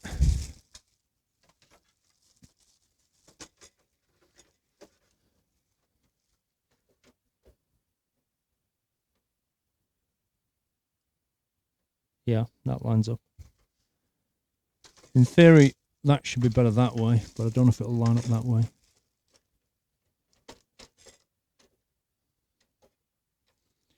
There's the hole, there's the hole.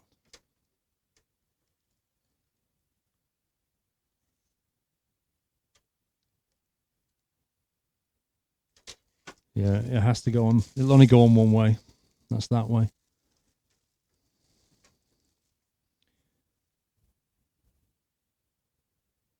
So I think what we'll do is we'll put that other memory in first as well. We'll put these two guys in as well because we're about to cover that space up. The fan for the second rad might hit the memory slots. I don't think it will. They're fairly low profile, but we're going to find out now, aren't we?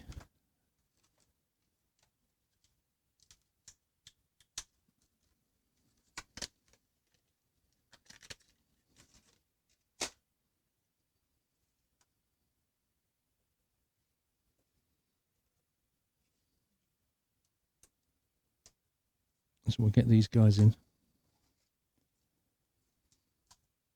With a fan mounted to the rad, does it clear the RAM blocks? Well, about 2 minutes time we'll know the answer.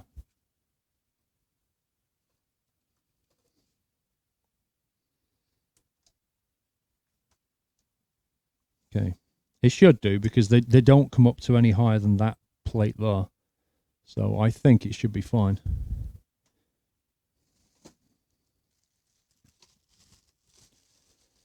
Let's get rid of that plastic bag.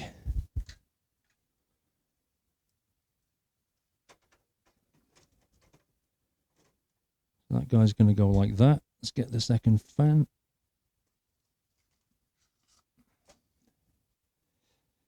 Okay, so this is going to be an extraction fan, which means the logo needs to go on the inside.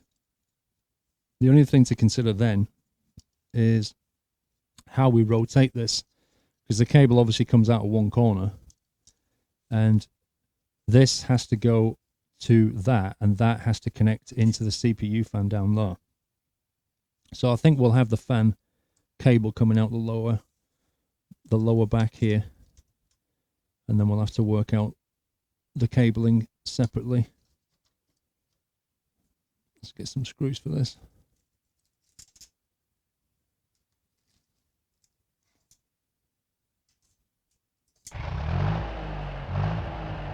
Two, three. Where's my fourth cable?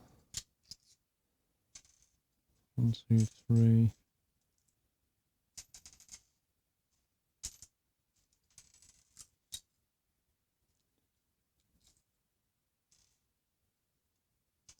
There we go. Original Nutter. I read online the Mailbox connector I pointed out before is only needed if most or all of the other PCIe slots are populated or additional power. It is not required for just the one GPU that are using. Oh, do you mean the Mailbox connector on the motherboard, Original Nutter? Do you mean that one? Or do you mean the Molex cable that's coming off the case that I think powers the actual top end? I presume you mean the Molex that's on the motherboard, right?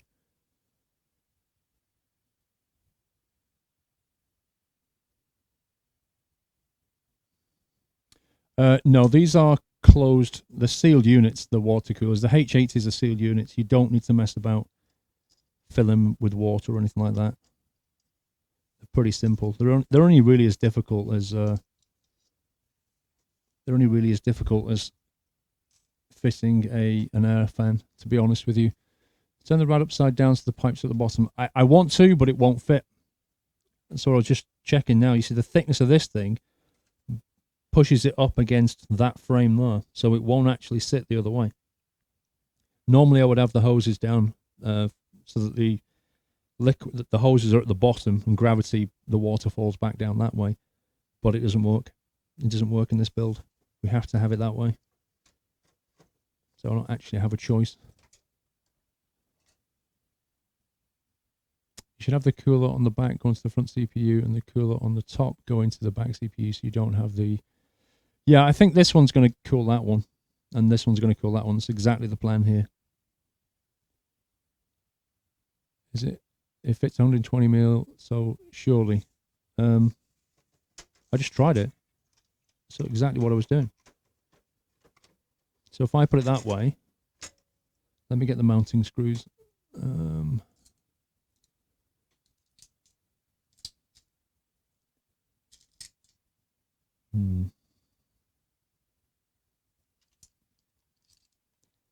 Not those screws.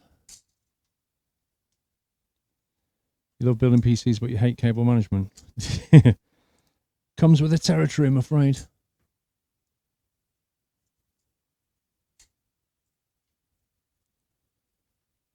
Remember the motherboard screws before mounting the RAD. That's a good point. It's a very good point. Which screws do we need for this? But you know what? I'm going to do the motherboard screws right now before I forget. I'm trying to figure out which screw I need for this. The outside of the fan. Outside of the RAD.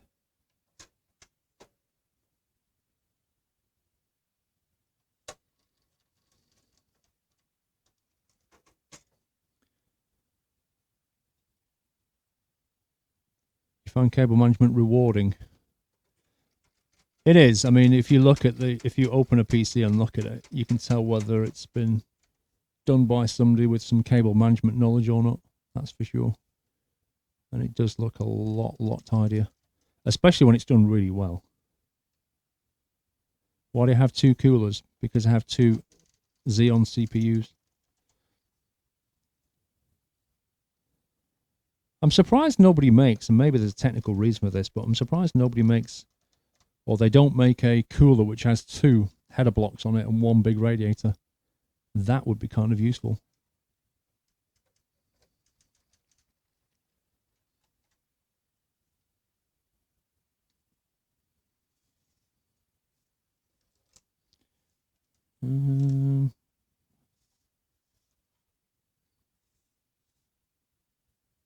That one.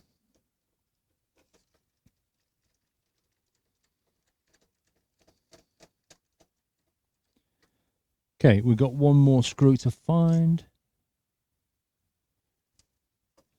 That one there. Not a huge amount for water cool servers and workstations. Well, that's true. That is very true.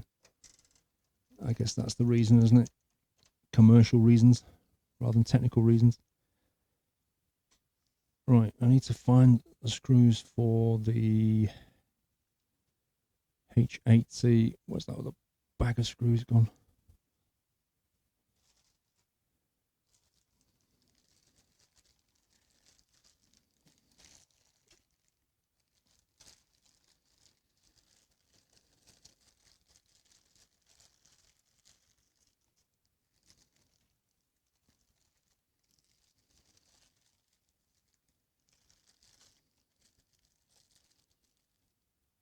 Okay, so there's spacer screws. There's spacers as well.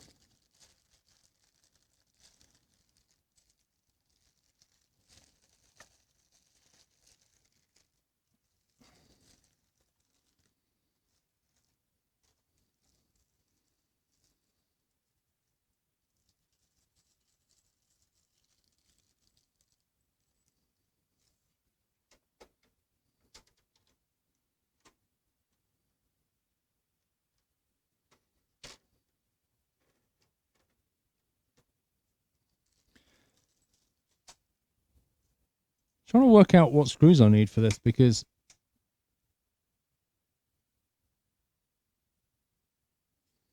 I just want to mount this thing straight onto the case there and then have the fan from the inside, but they've kind of given me screws that assume you're always going to have a fan in the way, so the screws are like really long, like this kind of size, and I don't want that kind of size. I want the thin ones. So maybe my motherboard,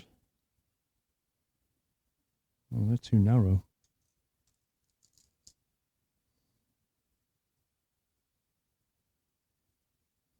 Let me try that screw.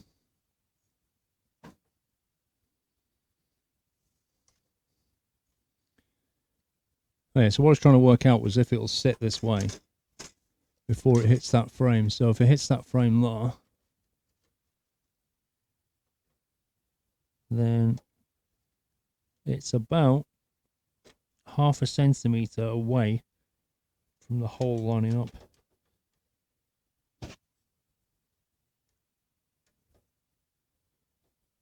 It does take the larger fan. It's got holes for the larger fan, but then we could only get one screw lined up, so it has to go the other way. We have no choice here. It has to go the other way.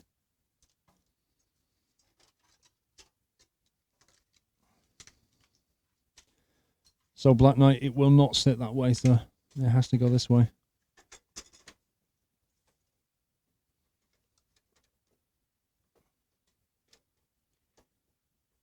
Right, come on, you.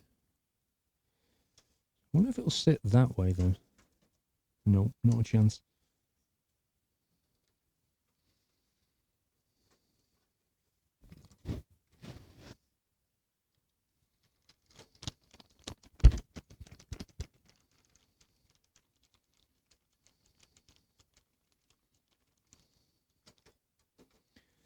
They're not thick enough.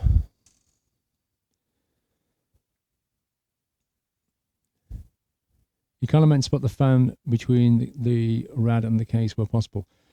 Yeah, Floaty Fatman, the fan is going to sit on this side. Oh, you mean, sorry, you mean put it like that? What, so it's pulling rather than pushing? Yeah, I guess we could do that. It would certainly solve the screw problem. It would also allow us to spin it that way round if we do this. So maybe that's the better solution anyway. That way we can solve two problems, can't we? So if we take the bigger screw, if we take one of the bigger screws here, and yeah, we just go for a pull configuration. So we go in there like that, and then in there like that.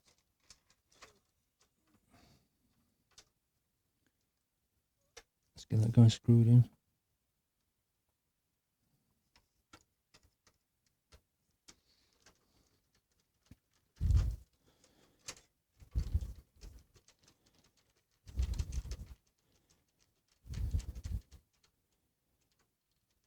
That way that we get the pipe the way we want it as well. So it's going to sit like that.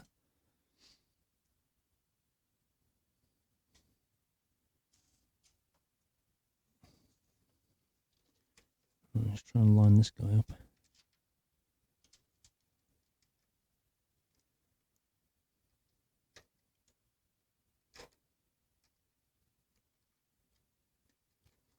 Working blind here, I just have to wiggle it until I can feel it bite.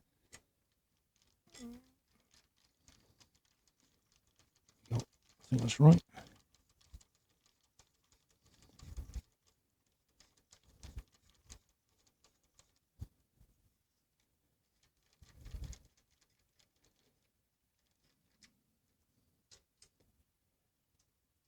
Right, let's take that off because I just spotted an error. Because I've decided to put the fan on the other side now, we need to turn the fan around because this is now pulling air rather than pushing air.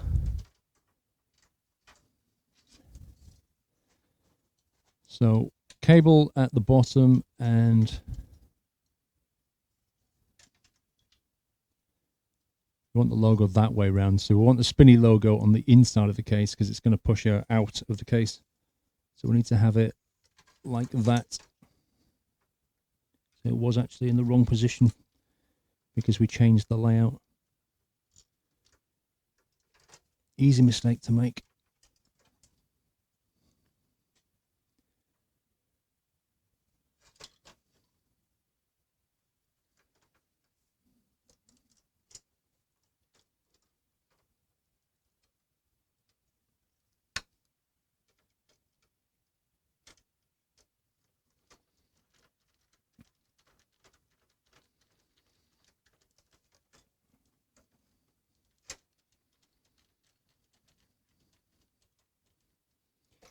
Okay. You had it already in that position. I don't think it did. I think it might be right. It's better to check. It's better to be sure. I think I had it in that position. I think you're right, actually.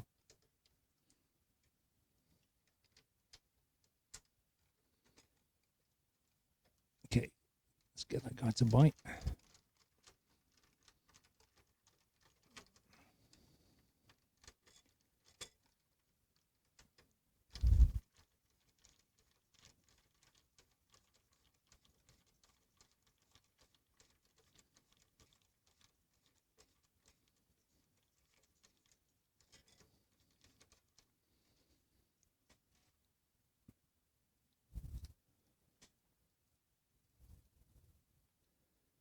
Can you get the ram in the radiator? What do you mean?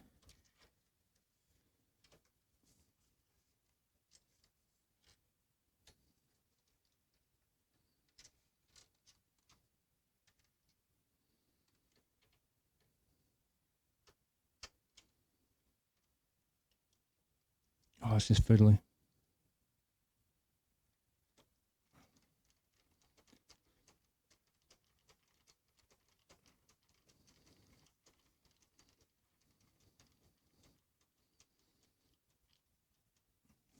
Right.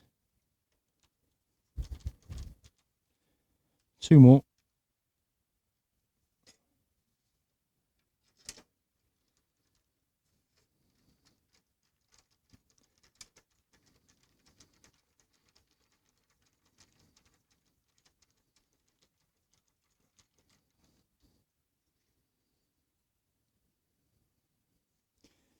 Need an electric screwdriver. Yeah. I don't know. I mean, I've got electric screwdriver. Well, more of a drill than a screwdriver. But I think you'd have to have a good one. One of the ones where you can set the clutch to release at certain points. Otherwise, you're going to risk over tightening something.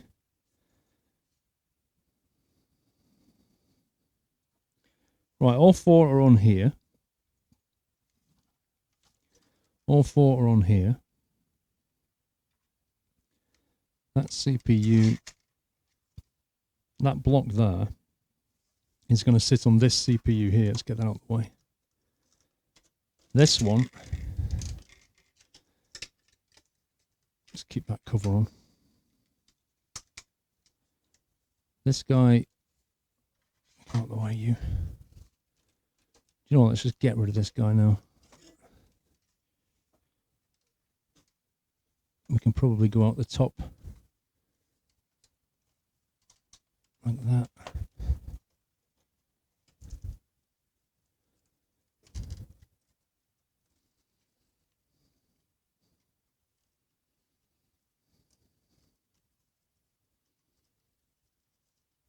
Oh, braided cable.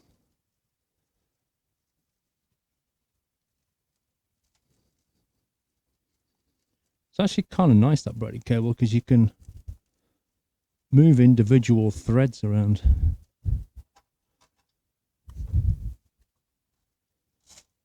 Like that. It's kind of handy. So we'll get him out of the way. Which looks nice and flush.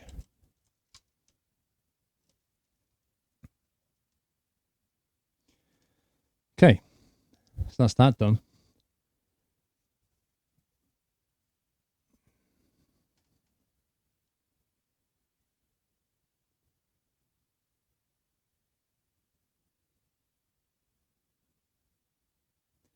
Did we get a 24 extender? We did, Dragos. So Mrs. Squirrel went to Maplin, got us that 24 extender there, which is what's in here. That braided cable is now fitted into the motherboard.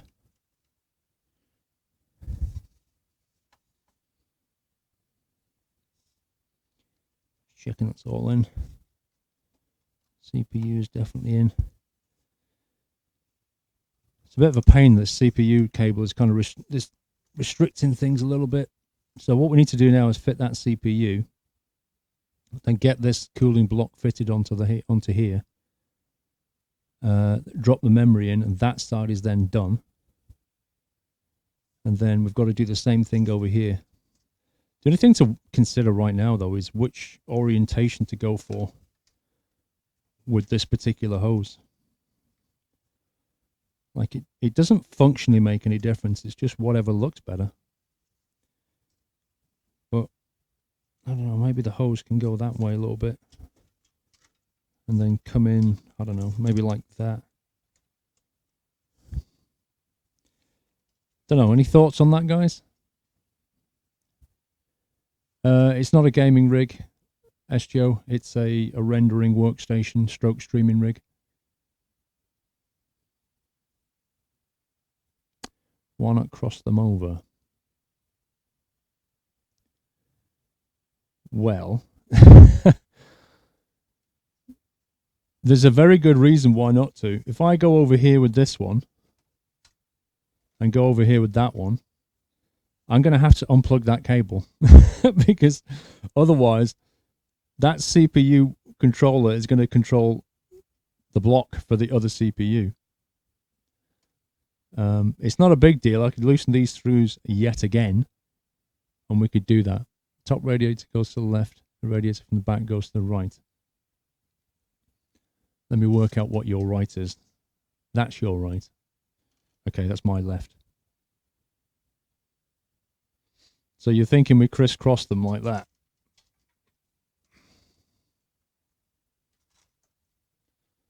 This kind of style, I guess. So you're thinking, what, like this kind of thing? And then we could just, I guess, cable tie those hoses together, couldn't we? For completeness. So we'd have them like that. And then just cable tie it together there like that. Yeah?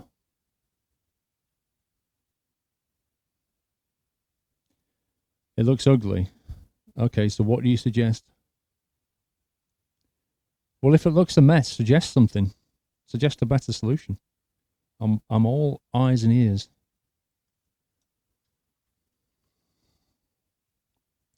The thing is, we've got 4 hoses here. You can't get around that. You know, you've got to go somewhere.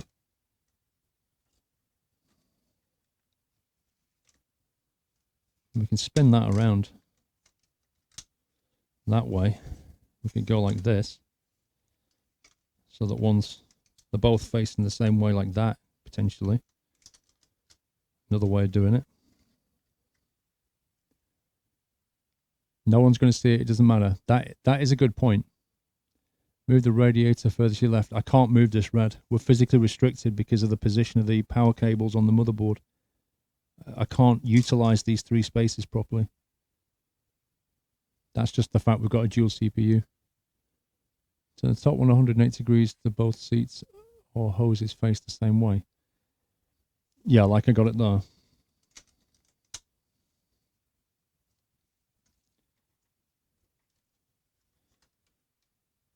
Well, we can have one top side. Oh, these covers are popping off.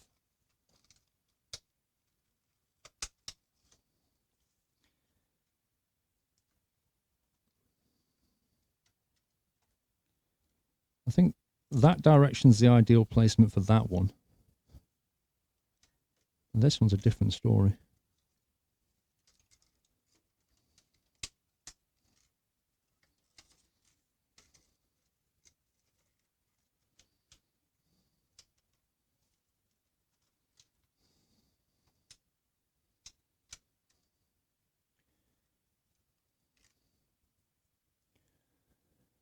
Turn the rod round so the cables go to the top of the case.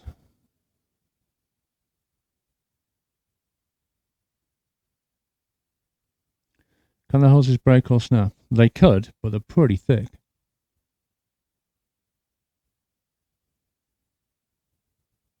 Or in whichever direction causes the least stress. Wow. Functional over... I like that. This one, we have, I think, fewer options with this one. I mean, that one could go like that. And then this one could go... What would that look like if the pipes were on the south side? Yeah, you see, if the pipe's on the south side, that's when they twist. I think with this one, if the pipes are there, they kind of get in the way of that one.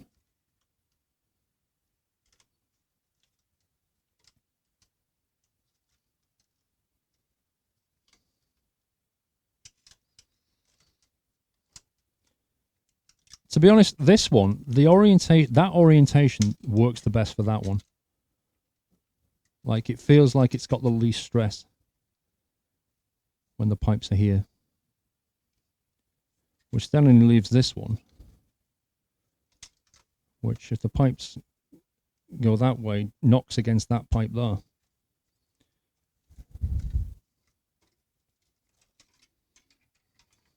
But maybe we could bring it around the inside.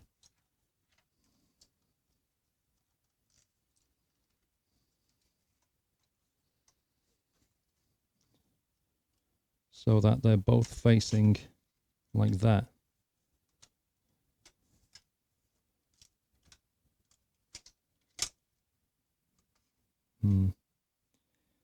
That's a little bit nasty.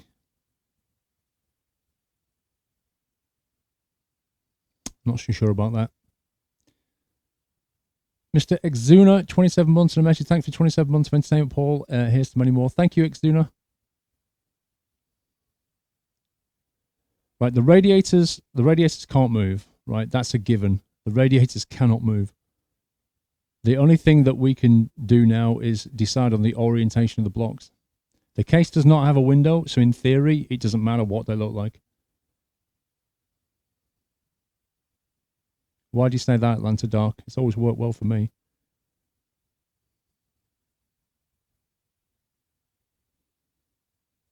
Can you get a ride with dual pumps? No, I already asked that one. They don't make them.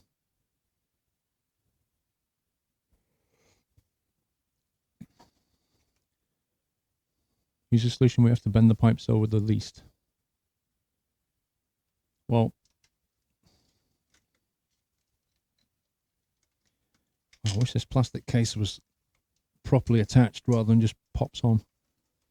The bend the least for this one is that way. That is without doubt the path of least resistance, like that. You know, the alternative is that we basically do this, but if we do this, it's looping back on itself a lot more. For this one's a bit more tricky.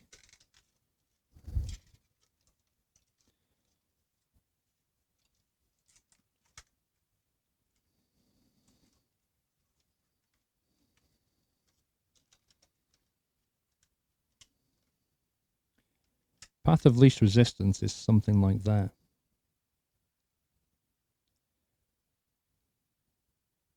You know, I mean, I don't know. It doesn't really matter at the end of the day, does it?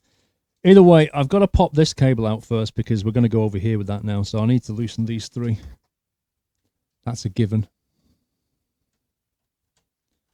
So let's do that first.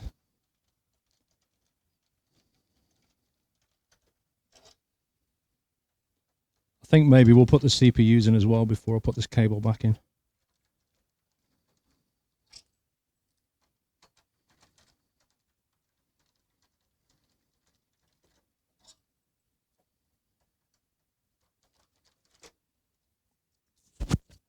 Right, that's that loosened off.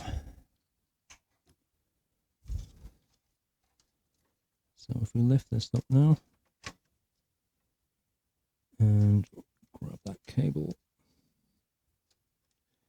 back out of there. Right, I think what I'm going to do now is we're going to put the CPUs in. Well, we've got these cables out of the way.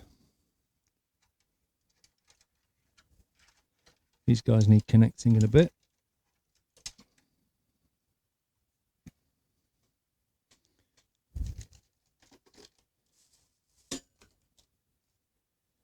Right, where did I put that little box?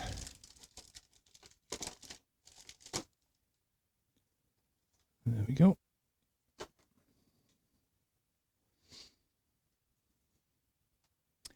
Xeons. The Xeons are 2670 8 core. Sorry. Now you got me thinking. I think they're 8 cores. Whiteland, can you remember? I've forgotten now.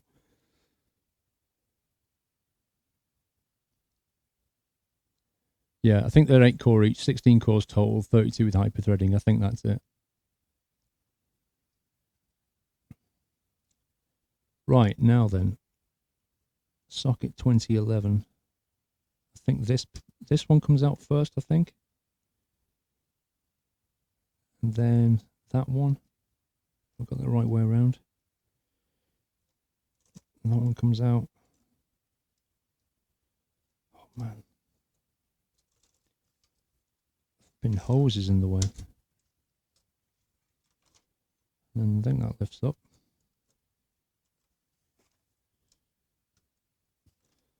Like that.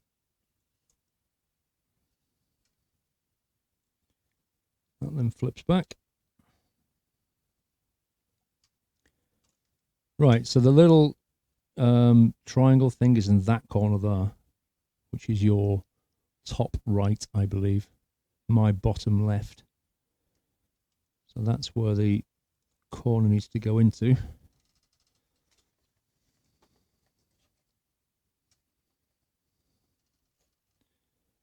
Which means that way round, because the little gold triangle is down here.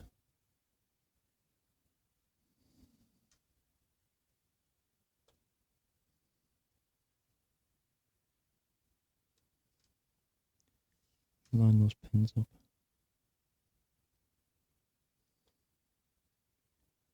There we go.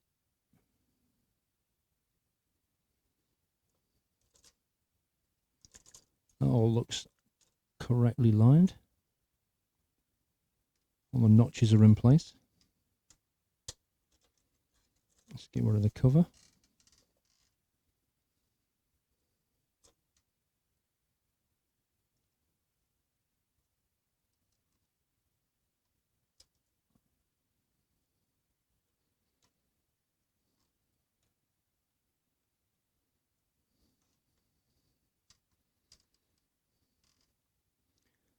It's one CPU in place. No, we've got the water blocks have got paste on already, so we don't need to do that. Yeah, you can pop the cover out, or you can press it down and then pop it out. It doesn't make any difference.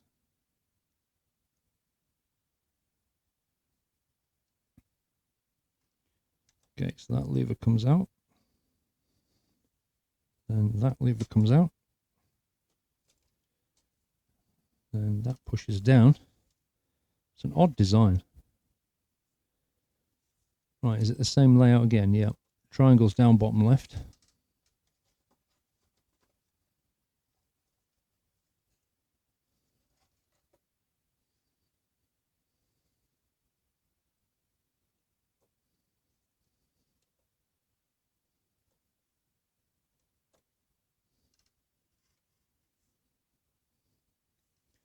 That's notched in.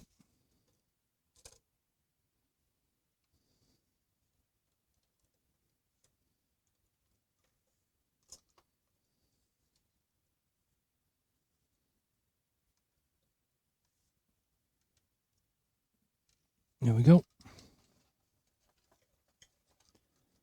And that's the CPU fitted.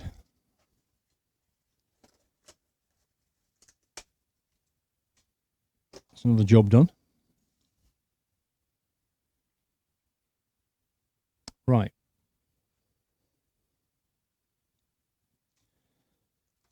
So the orientation of this guy is still something I'm pondering. Ideally, I'd like to do it like that, because that one's going to go that way as well. But I don't know if that's going to, the hoses are going to bang onto this thing. I think possibly the best thing to do is to just fit that one on. But I need to fit this one on first, to be honest, because the cables need fitting. Actually, if we leave that block out, I don't think we need to do it that way. I think we'll fit that first. We know which way that one's going to go. It's just a matter of deciding that one. Paul, please, from bad past experience, please clean the thermal paste off the coolers and reapply your MX4. All hydro coolers factory paste is substandard at best. I don't think I've got any cleaner, Black Knight.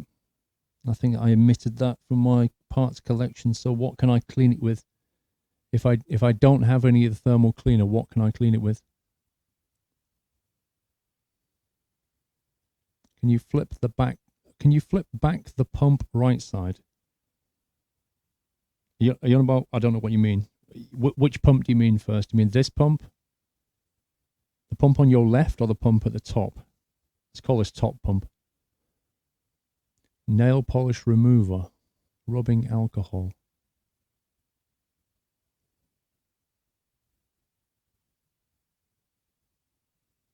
Nail polish remover.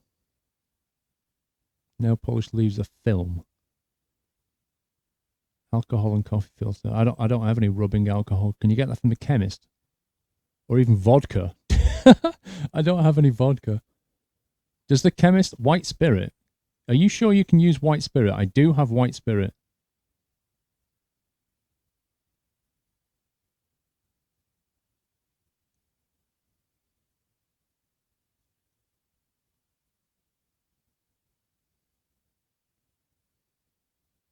4:20. Chemist is probably open.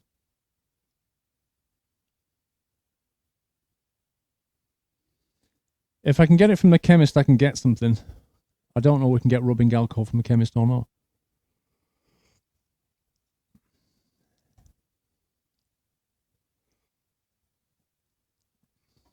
You think white spirit leaves a residue?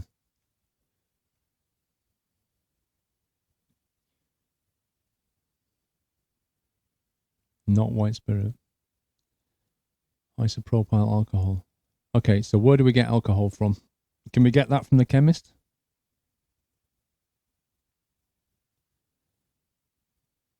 Rubbing alcohol is the best thing to remove. Ask my neighbour. My neighbour's dead. George died.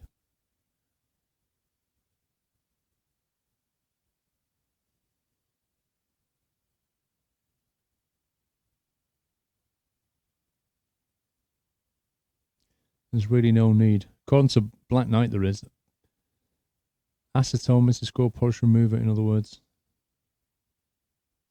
Yeah, but somebody said that you guys have all got different views here. Some of you are saying that it has to be alcohol and that nail polish remover leaves a residue. Some of you are saying nail polish residue is okay. Some of you are saying a cloth is fine.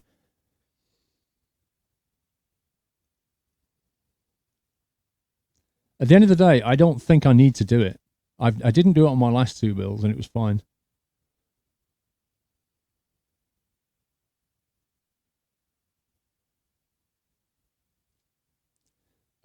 No, there's no tissue with alcohol in the package. No.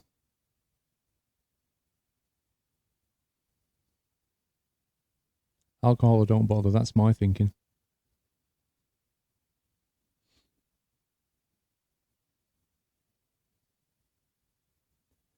Unless I can get alcohol from the chemist, then I can't really get alcohol right now, which means we're just going to go with the Corsair.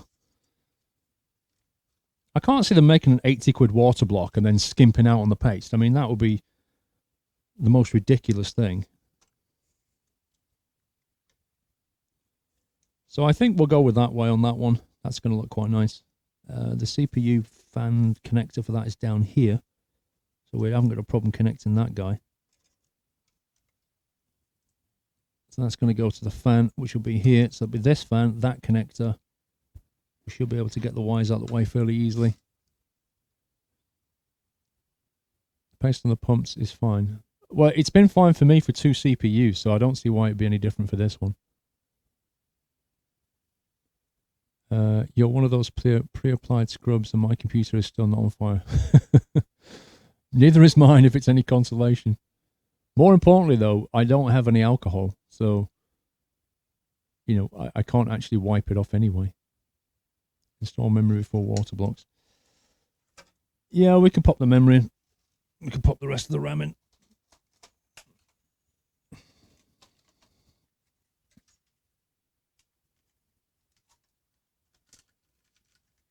I mean, we can get nail polish remover, but some people say that's leaving a residue. Well, I haven't got a clue.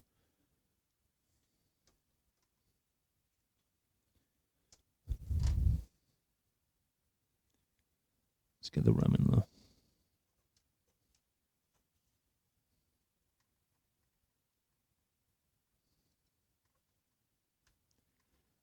That didn't feel like a click to me.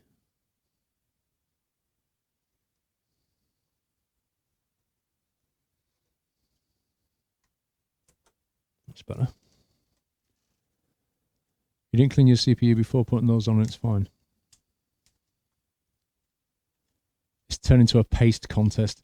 I have got some MX4, but I didn't buy the cleaner, which is rather a slight omission on my part.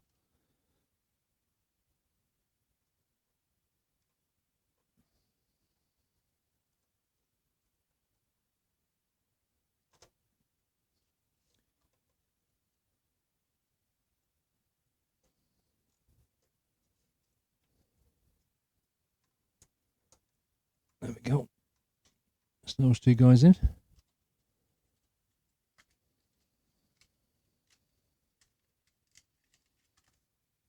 How does the little plastic wire ground you? On the inside here, there's a metal connector that touches the skin. and then that goes to the ground in the power socket. So that gives you complete grounding. It's unlikely you'll build up static and short something, but I'd rather not take any chance, to be honest.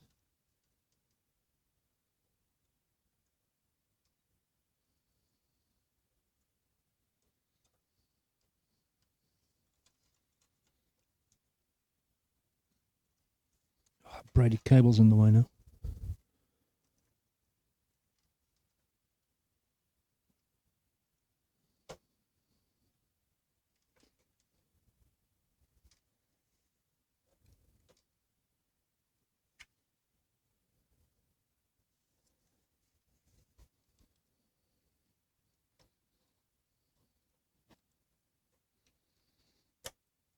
There we go.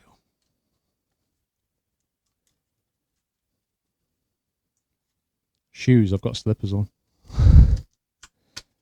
But yeah, you can always build up static without realizing that's the problem.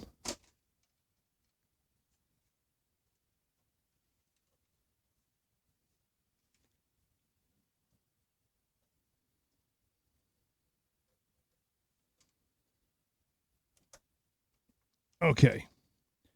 All memory is clicked into place. All CPUs are installed. So there's 8 times 4 gigabyte DDR3 1300 megahertz ECC RAM chips in here. So each CPU has 4 times 4 gigabytes to access. Should be pretty good. So the CPUs and the memory I got secondhand, which I did mention at the start of the stream. But if you wasn't here at the start, then you probably don't know that. These Xeons normally cost, well, this particular model used to cost about £700, £800, a lot of money. Like $1,000 CPU each. I got 2 of them for £99 off eBay. Because on eBay, well, a few weeks ago, there was a glut of these guys on the market. A lot of the data centers just dumped them onto the market and upgraded. And I took advantage of that. And the memory came out of a server as well in America. Because again, it's a lot cheaper to get secondhand. So when they upgraded, you can tell like what they did, because these are 4 gigs. And if you actually look at the box that it came from, DDR3, it said somewhere on this one, ECC DRAM. One of them shows the size. Is it this one? Yeah, look, 16 gig. So what they did was they took 8 of these guys out, which are 4 gig each, and they upgraded them with 16 gig each. So that's a heck of a lot of memory. It's a V1. It's a Sandy Bridge 2011 V1. That's why they're upgrading.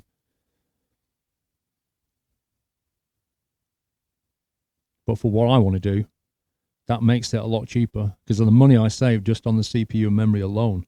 It makes it a lot cheaper. Right, I just want to check the, not the, yeah, that one. That is the right manual. I want to check the what manuals. No, wrong man. Wrong manual. I want that manual. Just want to double check the fitting. Installing the standoff, Intel standoff screws. Okay, we need the standoff screws next. So we already got those out separately, didn't we? To those guys, and I believe it's the short screw down.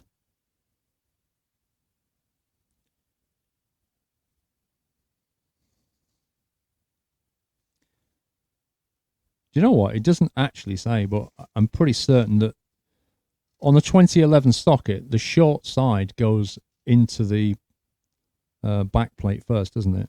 The standoff screw. I'm pretty certain that's the case. But it doesn't actually say on the case at all. Oh, sorry, in the instructions.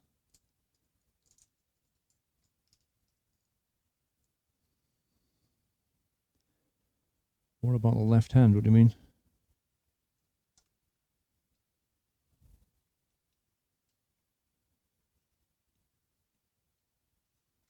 So these are the LGA 2011 standoff screws. They go on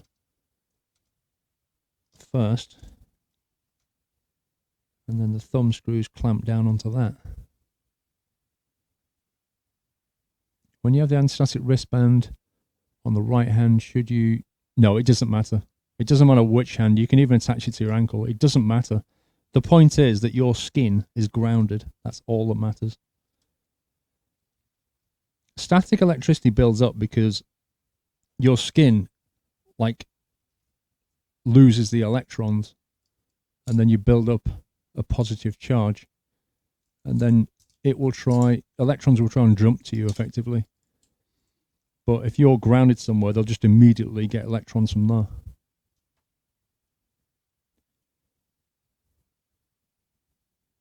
Tool required Intel VGA like 80 to optimize.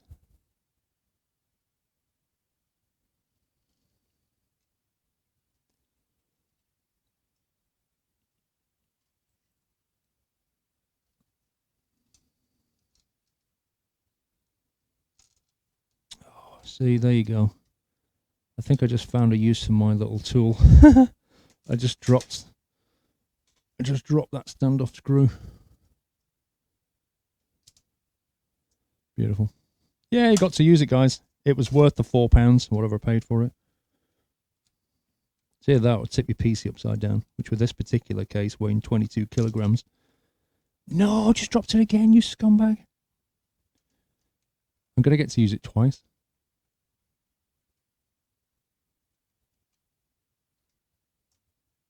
The H80s Cyber. At the start of the stream, I spent an hour going through every component, but it's the H80i V2 coolers. The H100s are a different shape.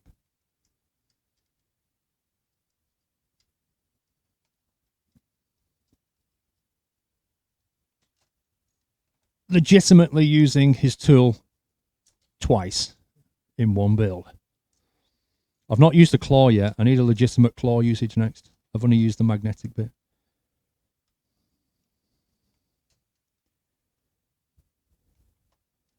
Right, standoffs in place. Let's think about this. That's going to go to CPU 2. Just down there. Now, I'm not going to install the USB cable. I'm not going to bother using the Corsair link.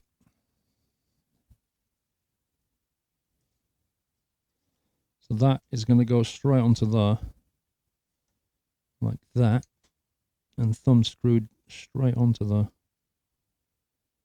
That's what's going to happen next. So let's get the tray.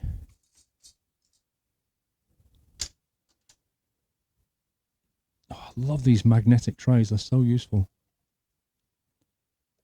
How much did it cost? I haven't actually added it up. I mean, notionally speaking, the case was about £300. The motherboard was about £300. The CPUs were £100. So what are we on to now? 700. The memory I got for about 40 or 50, I think. So 750. The water coolers themselves are, I think they're £80 each, I think. So that's another 160. Then the PSU on top, which I can't remember, I think that was about £80, £90-ish. Then after that, the SATA and the hard drives I already had anyway. I mean, hard drives are not expensive, so you're probably looking about £1,000 all in, at a guess. Maybe a shade over, but not much. Which, compared to the fact that each CPU would normally cost a lot of money, that's quite a cheap build.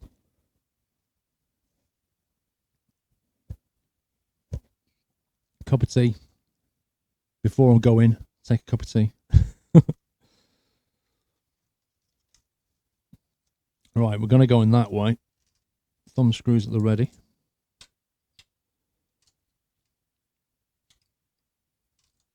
Let's get 4 of them the right way up before we do anything.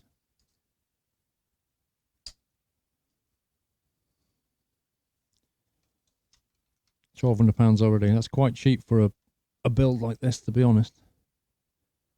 Right, so that's going to sit right on there. I'm going to push it straight on. And then tighten the screws in corner positions first.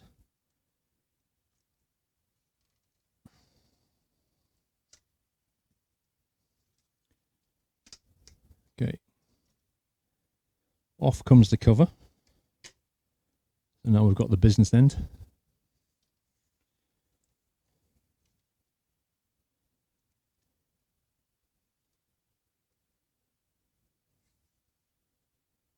Lower it into position.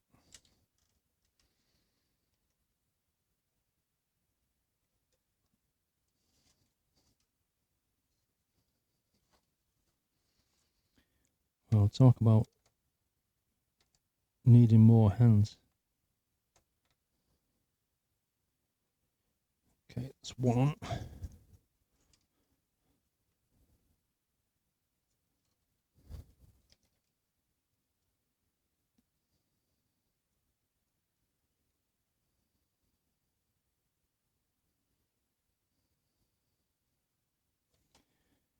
We'll just have that finger tight until we get the others on.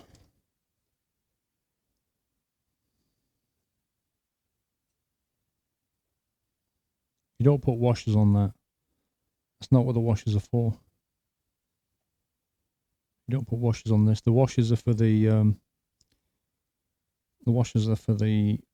when you screw the fans in.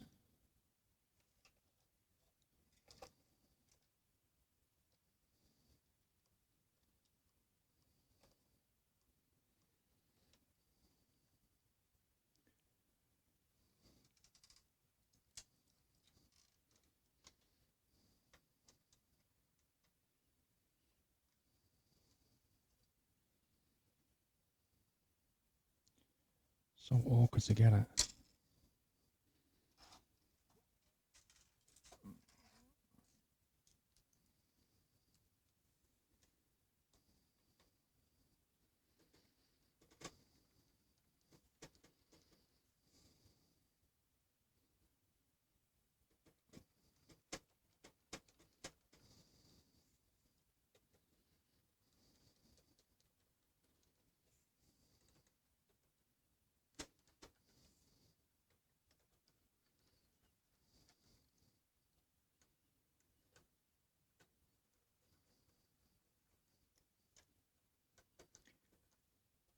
Trying to get even pressure.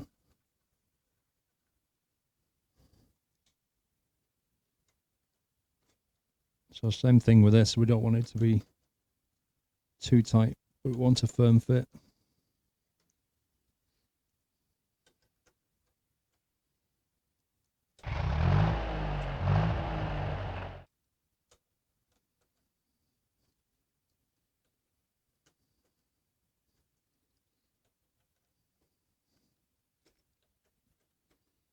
Okay, that's done. Would I build custom PCs for a living? It's not worth it. It's just not worth doing. Unless you're building something extraordinary, it's not worth doing.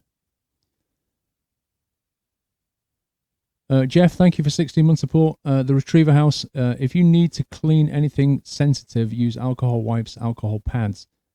The same nurses use when they give you injections or surgical spirit, with a new lint-free cloth available at every drugstore. Thank you, Retriever House. I think that's... I need to get some of those just to have them lying around. Paul, don't something that tool, because to the PC, kill it PC. What? DDR3. Asker, DDR3. In terms of the actual technology in here, the motherboard's obviously brand new, but the technology is a little bit older. That's why the CPUs are so cheap. Mercaholic, 23 months, almost 2 years, Mercaholic. Thank you so much. Okay, let's get this cable over here routed in. So that is going to be controlled by that fan connector there. CPU fan 2. So it's technically calling this one CPU fan 2.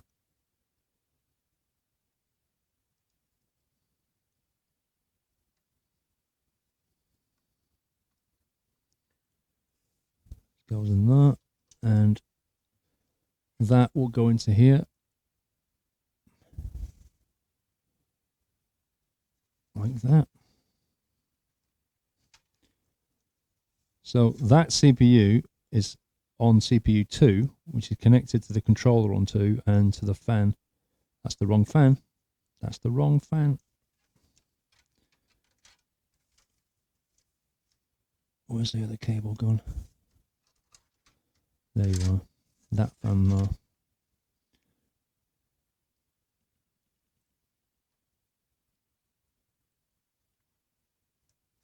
Right, doesn't matter because we're only using one fan. We're not going to use that connector. So there you go. That's all correct now. Because we're crossing over, it makes things slightly more confusing.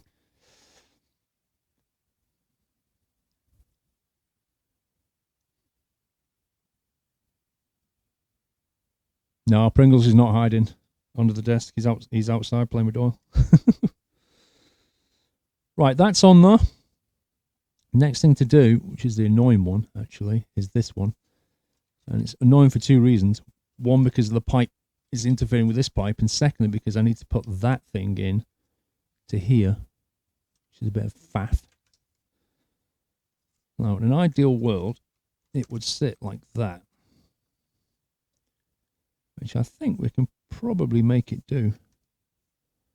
That's the path of least resistance as well. The only thing I'm concerned about is, actually, we could, when the door closes, the door's going to push it slightly. And also the graphics card's going to sit here, which is going to kind of touch up against it, I think.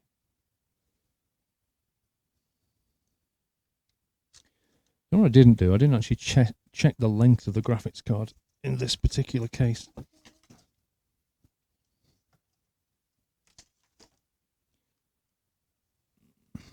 Let me do that. Right, okay, so that's the one advantage of having this case here, is a 980 Ti sits in there with room to spare and then some. So that's not a problem.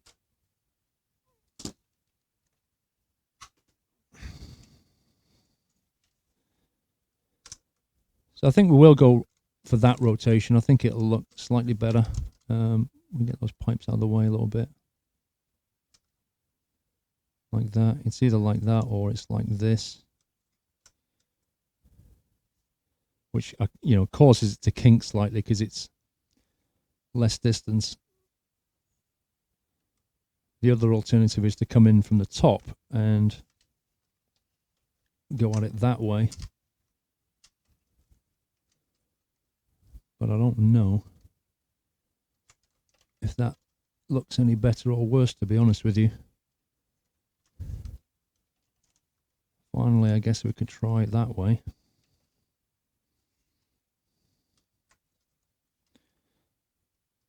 So it goes on the inside like that.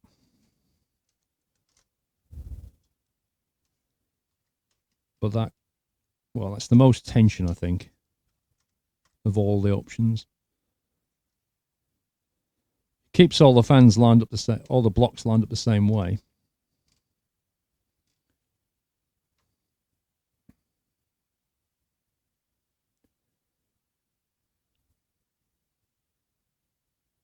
Is there a downside to having a case with too much extra room? None. There really isn't any downside to that. What if you rotate the rad? The rads can't move. We're very restricted on the radiator layout. I can lay it and come on it that way instead.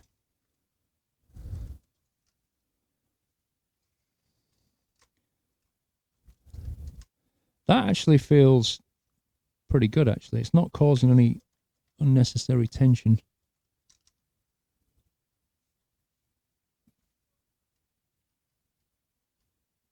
Like I say, the case comes flush to here, so it's going to just about touch that, so that's not so bad. I think the video card would probably have to sit a little bit further down, which isn't a problem on this particular motherboard because they're all 16 times anyway. So I can drop it into whatever slot I fancy. Well, within reason of it sitting on top of those SATA covers, which is definitely a consideration, although I think it only came to there, didn't it? So we're fine, actually. So maybe go for that, because that's not twisted too much, and aesthetically the pumps are lining up the same way.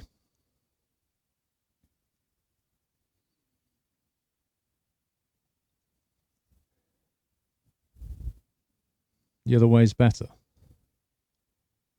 When you say the other way, what do you mean? I've just gone through about 4 options.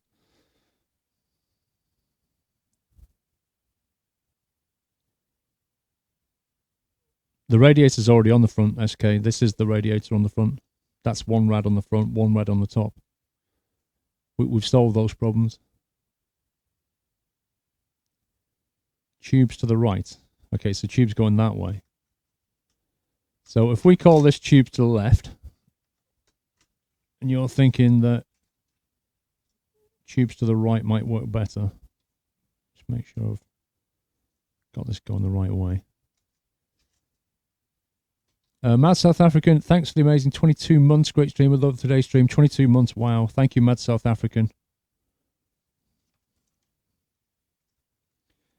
Yeah, you see, the problem with coming in that way is the pipes do start to bush up against this thing. We can't go on the inside of it this way. We have to go on the outside of it. So that,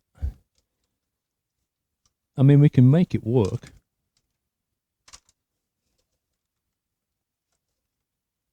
We can make it work like that. If that's pipes to the right, what do you guys think? Pipes left or pipes right?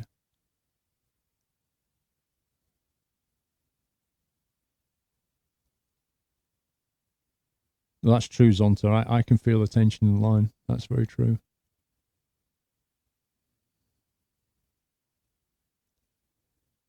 You mean don't overlap the tubes?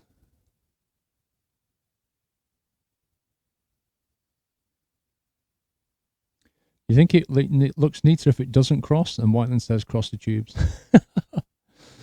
You gotta love it.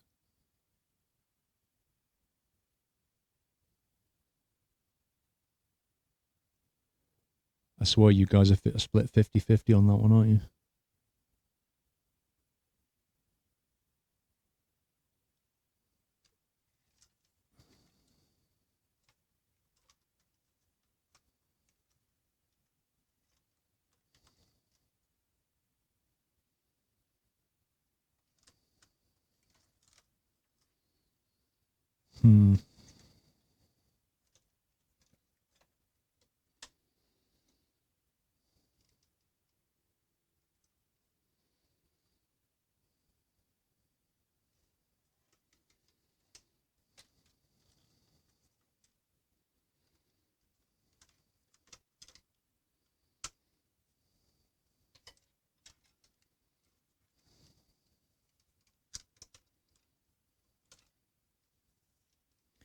I think this way the pipes stick up higher.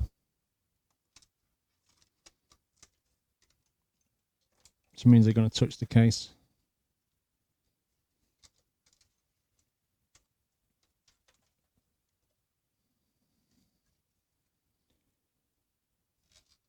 I think I'm going to go with that. Pipes up or down.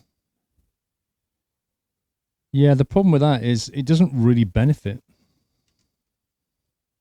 See, ideally, in an ideal world, the CPU would be over about here, because that way the pipes are in, you know, the most relaxed state. As soon as we bring it towards itself, the pipes immediately kink up, and you can feel the tension like that. And if we twist it around like this, go down the inside of it like that,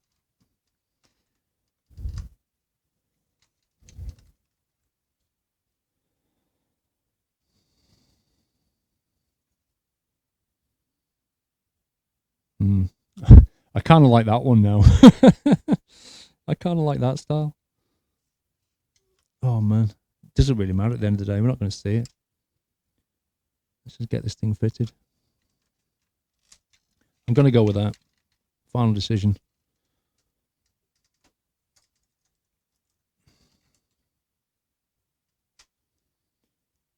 Cable on my arm is a grounding cable.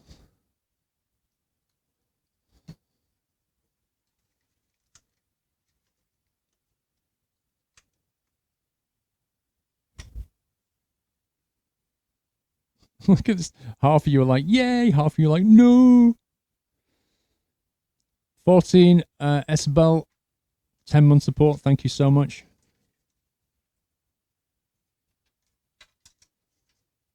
Almost on a year.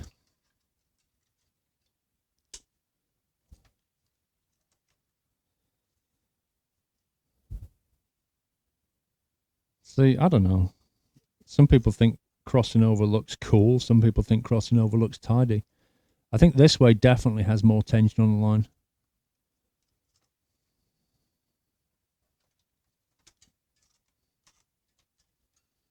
Than that.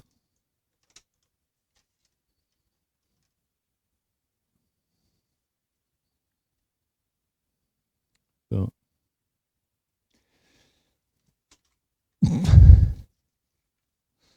I could be here all day just rotating this, going, should we do it this way? Should we do it that way?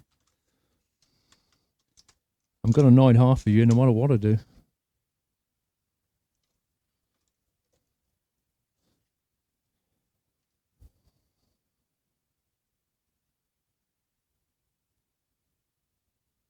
Honestly, I could just flip a coin on this.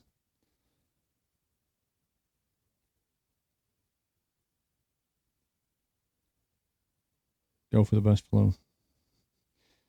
I don't think there's a massive amount of difference in the flow. I think it is just pure aesthetics. And at the end of the day, we're all going to differ on that one.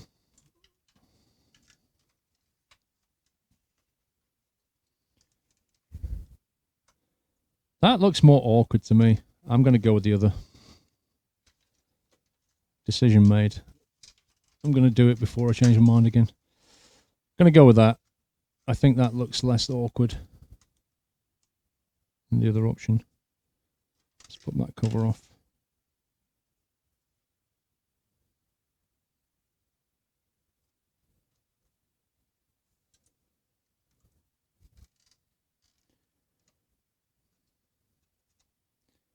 There you go. 50% of the people are now happy and 50% of the people are annoyed.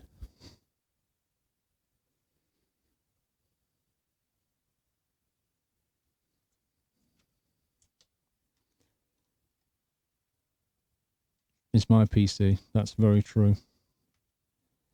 Like I say, when it's got the cover on, it won't make the slightest bit of difference.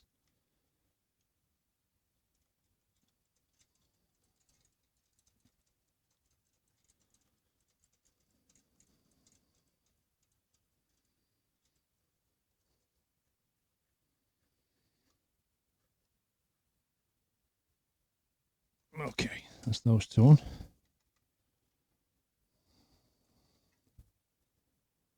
Lock it in indeed. It's locked in.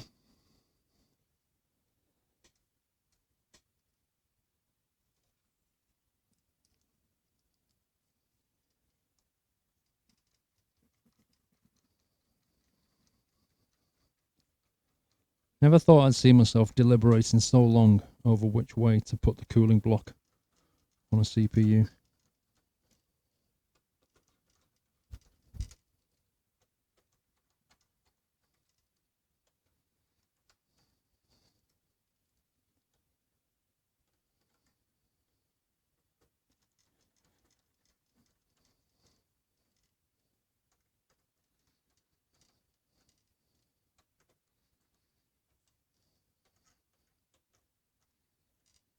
Okay, that is more or less where we want it to be.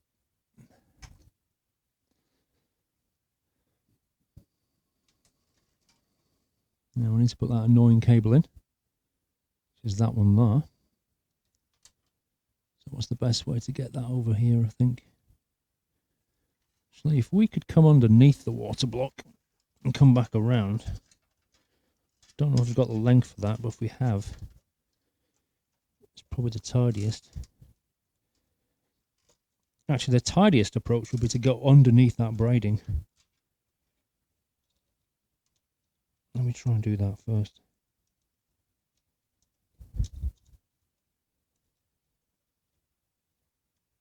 Come on, are you going to play ball? There we go.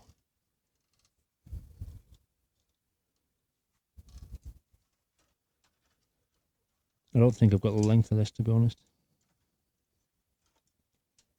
He just looks like the tidiest option.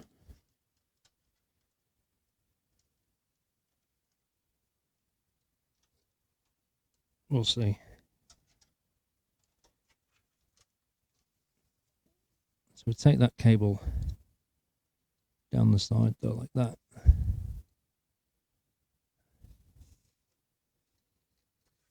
And get that onto there.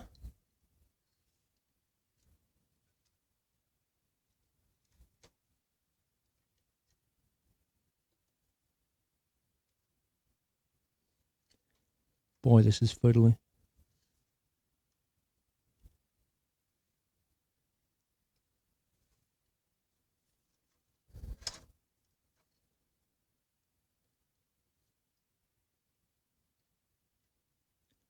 I'm going to try and line those 3 pins up, and I can hardly see what I'm doing.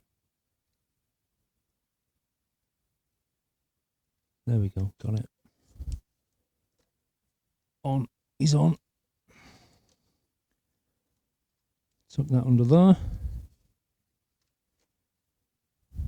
Cool, that's nice. Now this needs to go over to here. And the cable for that is here. So I think I'm going to try and do the same trick and go under that braiding and come back underneath and connect to it there. And then maybe we can pull everything through that hole and tie it off maybe.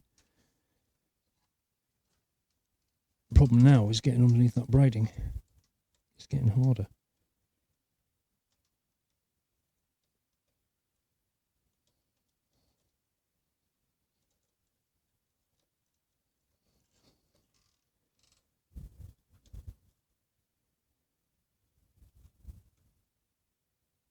There we go, that's quite neat.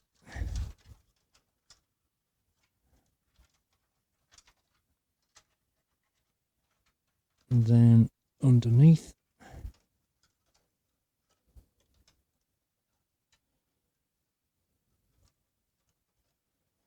and we can finally re-screw back on that water block, that radiator. Okay, there it is.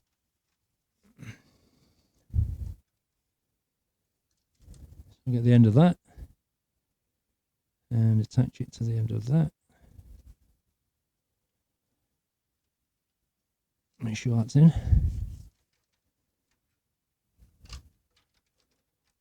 So I just push those through that hole there. And try and get that all out of the way. I'm not going to worry about the cable management too much right now, but I want to make sure that things are roughly heading in the right direction. We'll sort that out at a later time.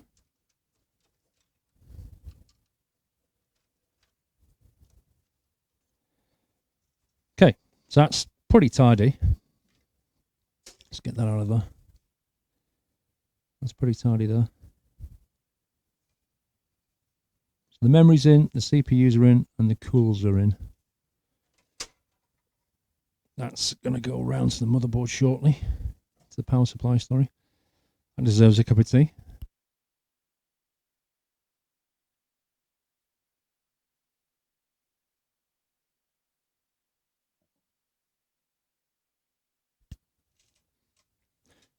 You got to run now. No problem. Have a good one. Have a good one.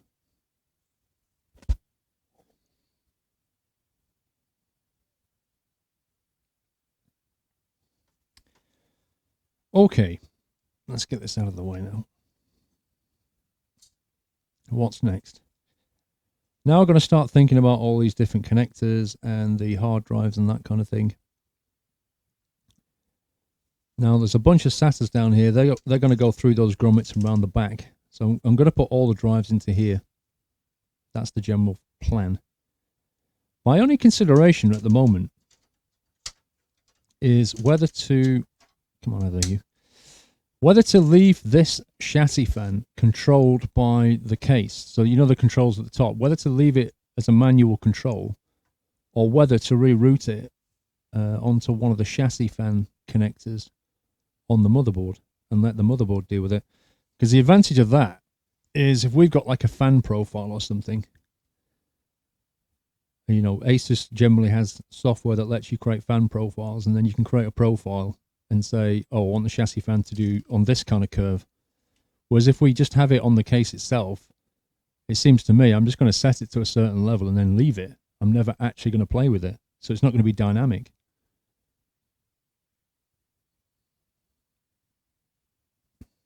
Which reminds me, I need to work out where the connectors are now.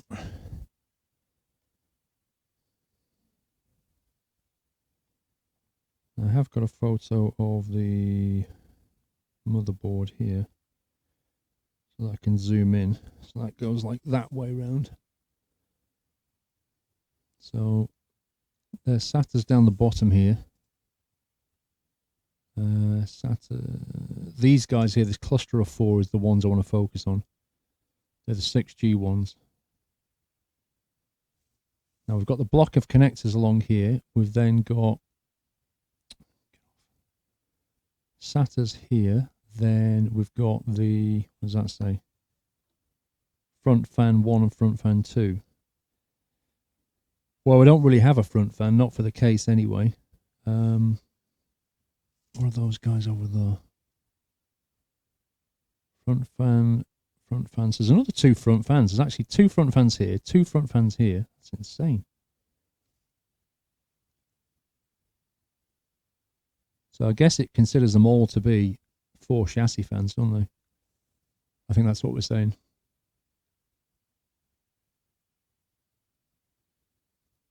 Front panel connectors. Oh, man. Honestly, I can't believe they've not tried to standardize the front panel connections better than this. It's absolutely horrible. I still hate them to this day. Like, they're the one thing that has not evolved are these panel connectors.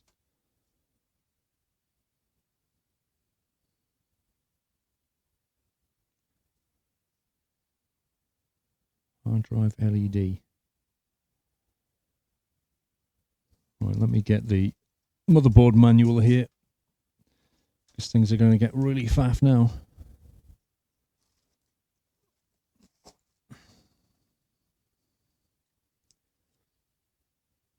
Right. CPU we've done. System memory we've done.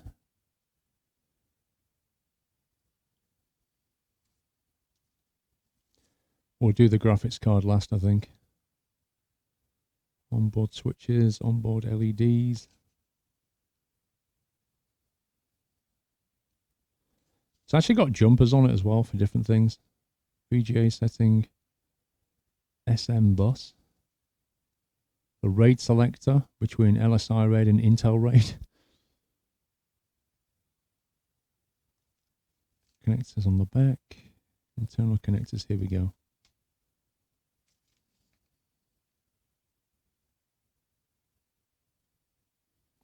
So it apparently has CPU fan 1 and 2, front fan 1, 2 and 3, and rear fan. Okay, there's a rear fan connector somewhere. So I need to figure out where that is. I'm going to put Windows 10 on it, NPR. There should be a standardized front panel connector. Just the way it connects, just making it more simple, I think, would be a good start. Or at least color coding it. I'm sure I remember years ago that this front panel thing, they started color coding it.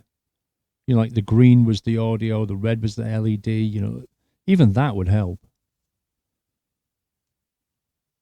Rear fan, where are you? D.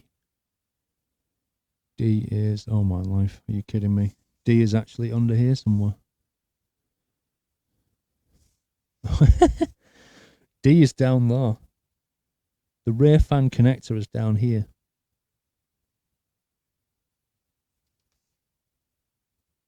Which is fine because that's near the rear and I don't have a rear fan anyway. So I'm actually not that bothered. So they're the ones I want to connect to. So I'm going to disconnect that cable there. If you notice, I think it's connected in somewhere here. There it is. I think that cable there is the one that's going to this fan.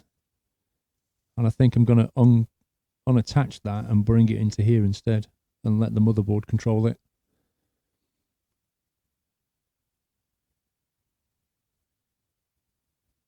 Does it normally have a label block that can be plugged in afterwards? What do you mean? Oh yes, some motherboard manufacturers do that now. They have it's like a separate block which is labeled, and you plug into that block and then push the block in. Unfortunately, this motherboard doesn't seem to have that, which is a bit annoying.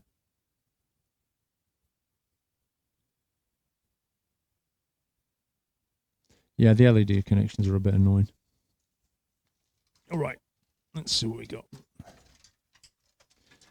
Now this lot here, these four, we're going to have no use for these. So I need to get rid of those. I'm going to cable tie them up.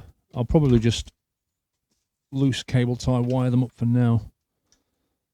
And we'll properly, permanently tie them up later. Just want to get them out of the way. Get stuff out of the way.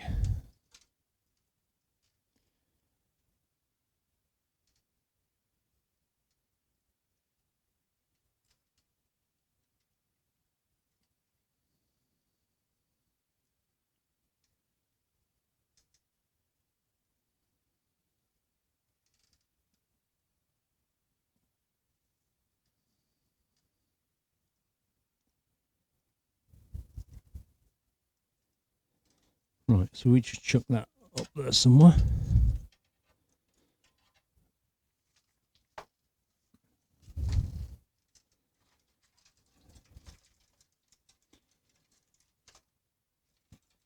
Now the other thing to consider... Oh, are you serious?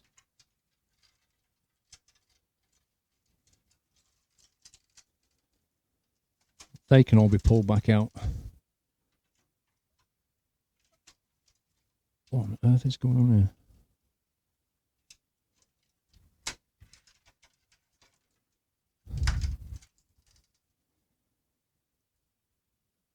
Right, that's all the fan connectors. I don't think I'm going to use any of these, if I'm honest with you. I'll probably still need to connect that Molex though. We're still going to need the power to the top case, probably for it'll light up and that kind of thing. But I don't think I'm going to use that. We're definitely not going to use this. So that can stay out of the way. Oh, are you serious?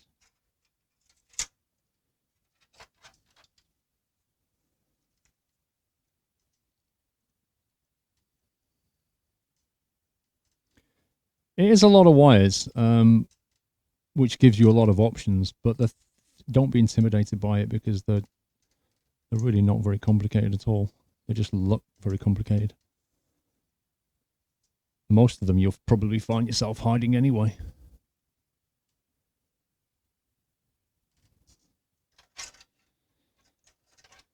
I don't know how much roughly my gaming rig cost, Epic Felix. But if you look at my specs, if you go to specs.squirrel.tv, you can see my gaming rig and streaming rig. The bits from this will be added. I'll probably do that tomorrow. But that's a forum post, so I'll just edit that tomorrow and add all the specs. But if you go and find the bits and pieces and add it up now, prices change all the time, that's the thing. Like how much it cost today compared to next week or last week is different. The 980 Ti price fluctuates as well. Now, is this the... I'm just looking at this, where they've brought it through here. Get that out of the way. And I'm wondering if that's the best area to come in, because a lot of this stuff is going to connect down here. So, instead of coming through that grommet, how about if we come back through here, and at the same time I can pull all these back out, because most of them I'm not going to need anyway. And then we bring that one through this grommet and come... Because a lot of it's going to connect here. Some of it's going to connect into these USB blocks down here. I think that might be the HD audio. I think. Need to double check that. You can't really see that from that camera angle. The thing I might do is I might spin this around now, because we kind of finished up this end. So you probably want to see what's going on down here. So if I flip this up, we'll pull these cables back through. I'll try and bring that through there. And then we'll bring it back down, but so that you can see this side on. So you're looking at the back instead of at the top. let's do that now. Let's move this power supply out of the way. That needs to go on later. Take my strap off for a second.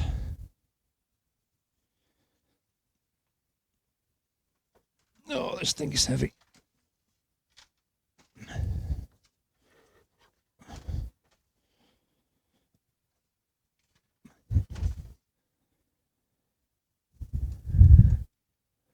Let's put it on that camera for a second so you can see what's going on.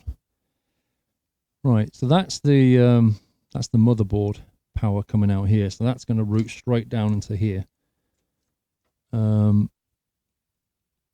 That's the front fan, which I'm going to need to disconnect because that's currently going up to that thing.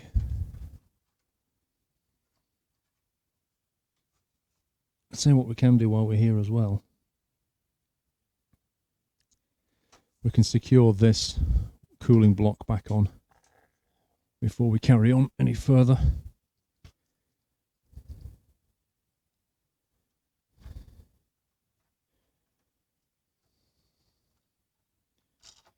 Let me just quickly do that.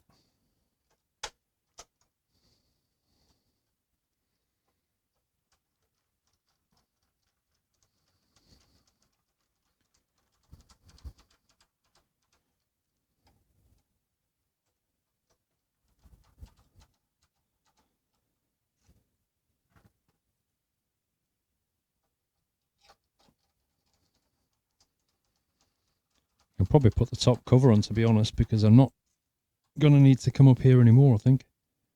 We're all done up here. Unless we wanted to add a second extractor fan on the top.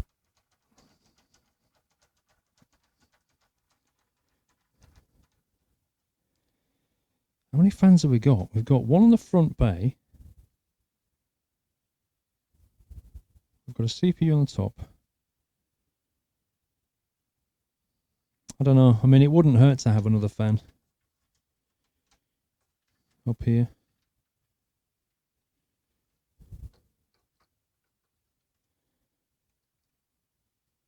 Don't like the way I routed that one. Let me just move that cable. Go through there instead.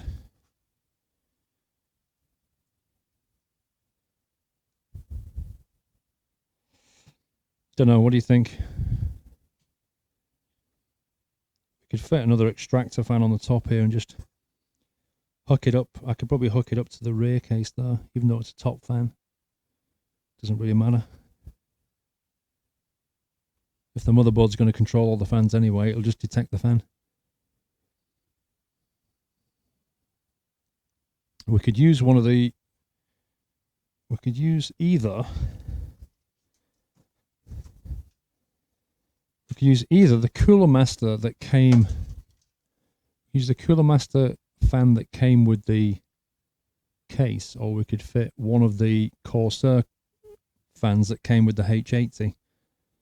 I actually don't know if there's any difference between them from a quietness perspective.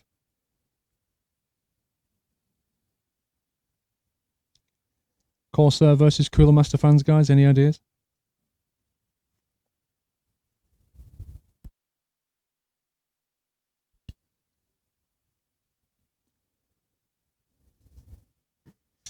Well, the fan was just to get some extraction, because if the heat's rising, we just want to get the air pushed out the top, that's all. Don't forget, this workstation's probably going to be sat there rendering for hours at a time, and that's going to generate a lot of heat. Corsair all the way. Fair enough. Let me grab one of those. I tell you, I've got bits everywhere now. So if we put another one of these guys at the top here.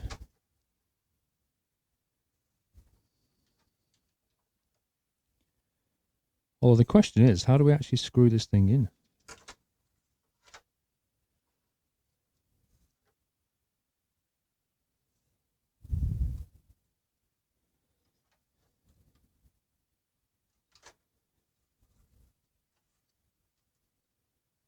What kind of screw do we need for that?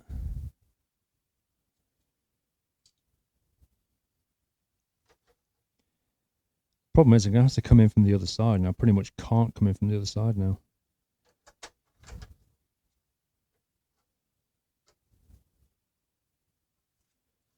So all the water blocks are in the way, so that's going to be tricky. Yeah, I'll move the camera in a sec when I figure out how we're going to screw this thing in.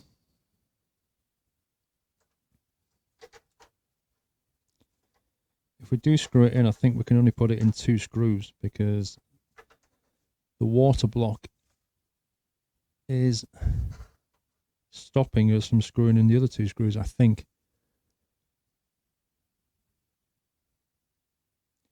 You cool your PC with a jet engine? Really?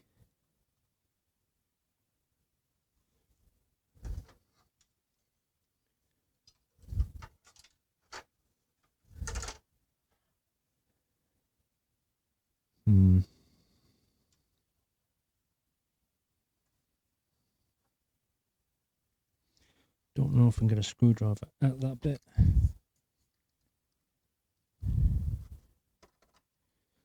Probably could. Let me have a go.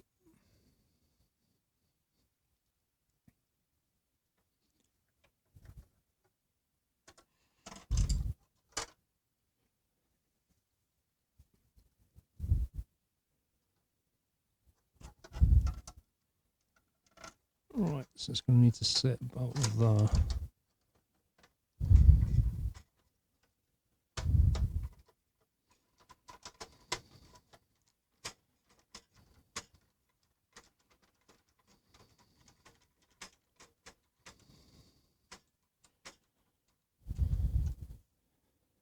We've got one in.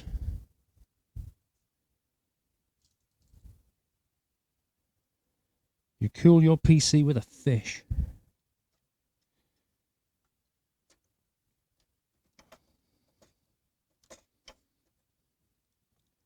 Okay, that screw's awkward. Actually, if I get a thinner screwdriver, might be able to do this.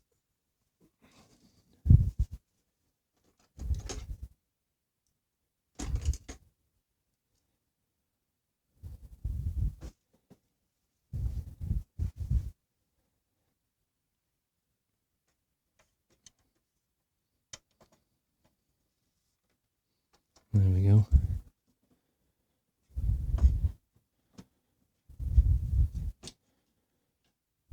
Cool.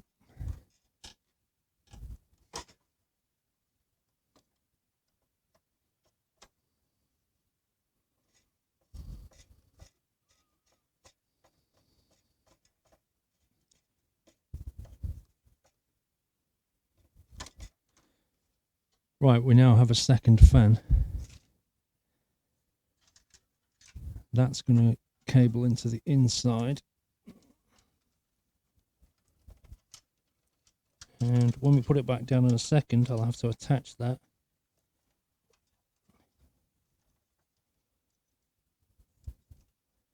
Onto that fan connector. Okay. So originally what we're going to do was pull all of these cables through, which is essentially this lot.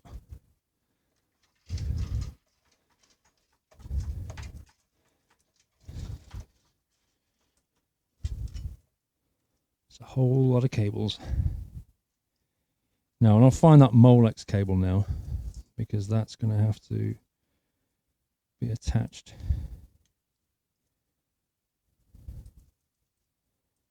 See, I'm just thinking there's actually a Molex power connector on the motherboard. I wonder if I can actually just plug straight into that. Although this is a female, so maybe I can't. Probably can't actually.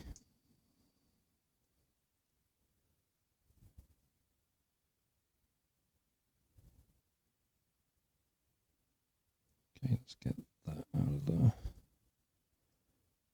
Let's isolate that one.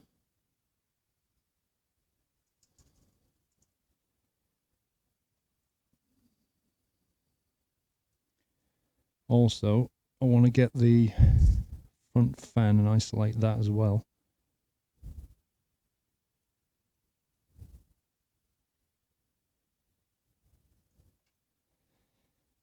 Where's that one gone? That is this thing here. So currently, this is how it comes in the case. This is actually attached. Well, I can't work out why there's two of them.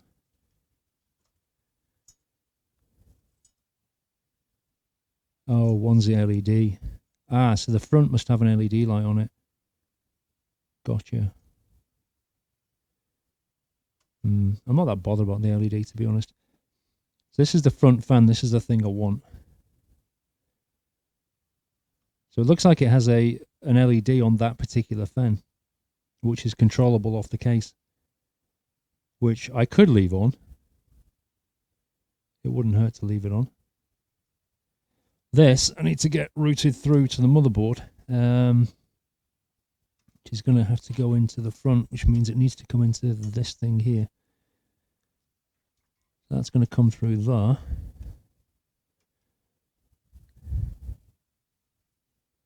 It's a blue LED, is that what it is? Okay. Maybe I'll just leave it plugged in then. I mean, you can always turn it on and off from the controller anyway, so it doesn't really matter if I leave it on.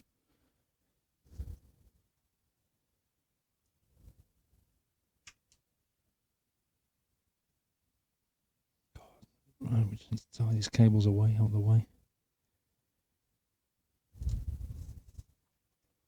Right, this lot needs to come out. This is the important stuff. Boeing 82, 35 months of pure entertainment. Thanks, Squirrel. Boeing, dude, you're almost on 3 years. Oh my God. Thank you for so much support for 3 years, sir. That is amazing. It's a long time.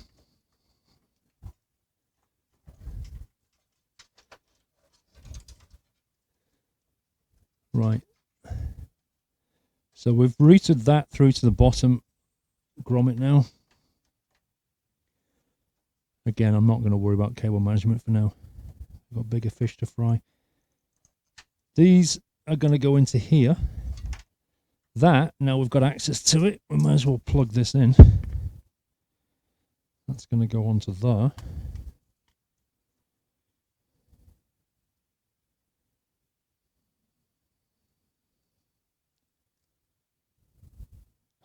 Separated already.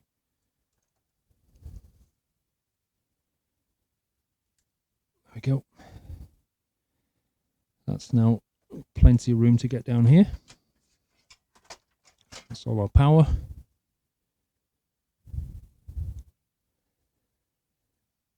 He just joins what's happening.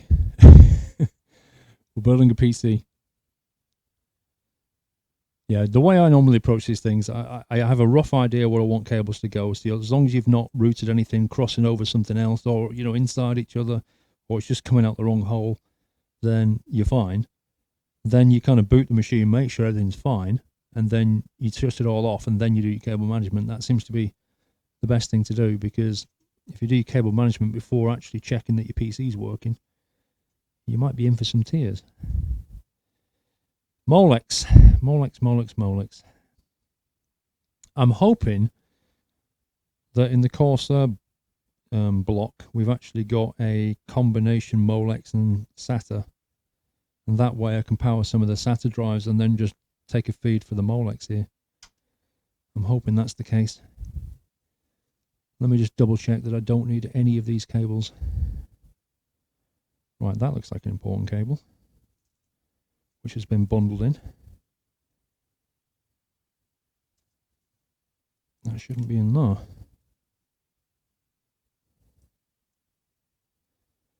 That one is the power switch and reset switch, which is fairly important.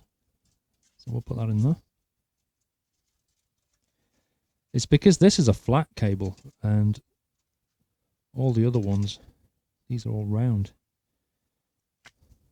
Let me just check the rest of this one by one. Top fan, don't need. Top fan, don't need. Hard drive fan, don't need. GPU fan, top fan, GPU fan, hard drive fan, hard drive fan. Okay. This lot we definitely have no use for, so I'm just going to curl it up and tie it up.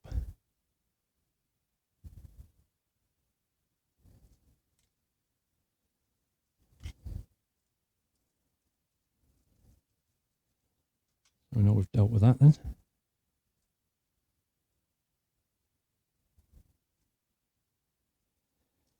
Right, this lot is all the LED lighting, which the only one I'm going to leave is that one.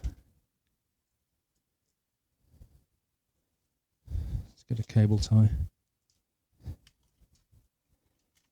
So again, I'm going to bunch all this up.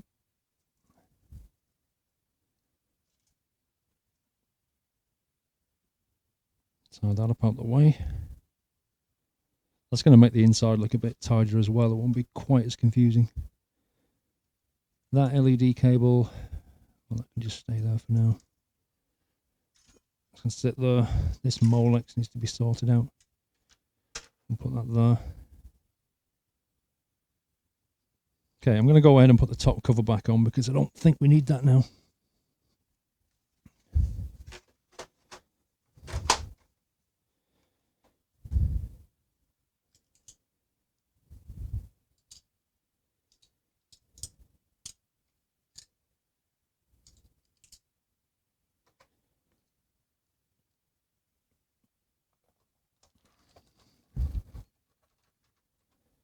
Right, top cover is on. Now let's flip it back onto its side. We need to populate the drive bay as well. That's going to need doing.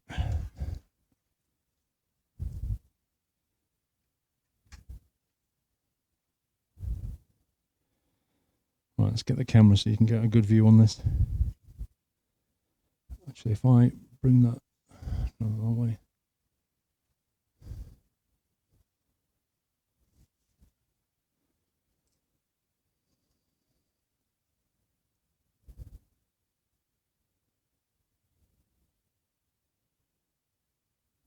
I'll zoom in while we're doing the motherboard. And we'll zoom out while we're doing the drive-by. I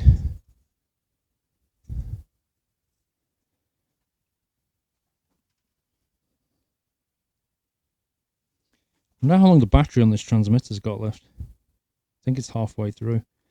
Apparently the transmitter on this microphone's got a 10-hour battery life. I guess we're going to find out.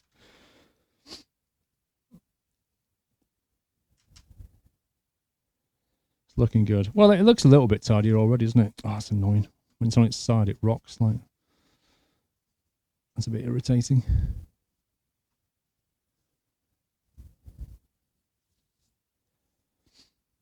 Okay, what have we got here? So this is the fan, and that can go, that's from the front fan, so that can go into one of these two. They're both front fan connectors, so we're going to drop that into place. There's actually a 4-pin, no, it's a 3-pin fan. Which means it needs to sit.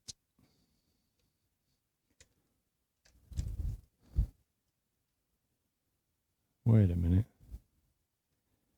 That's a problem. These fan connectors have got pins in them. Whereas the motherboard fan connectors have also got pins in them.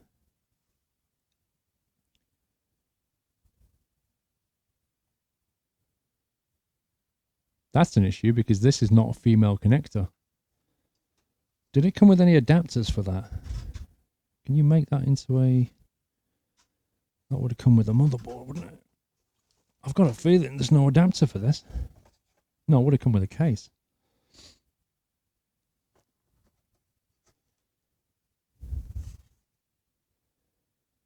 Did you get the wiring end? What do you mean?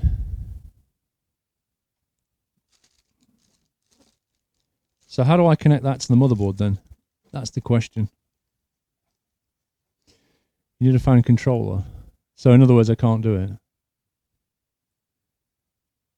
I just can't do that. Is that what we're saying?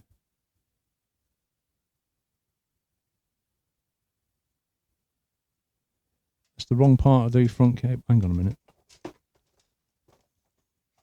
He's saying I've detached the wrong point. That's fine. If I detach the wrong point, I can fix it. Otherwise, I'm worried.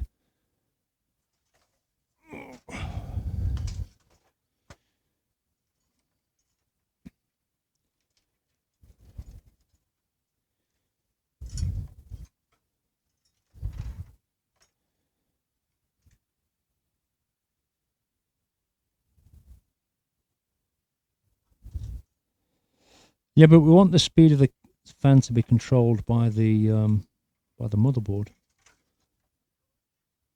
There we go. That's the wrong bit.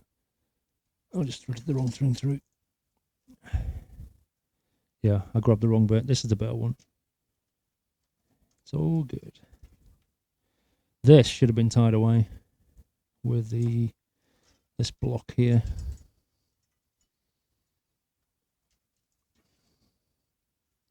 Alright, we'll just tie that in with that lot.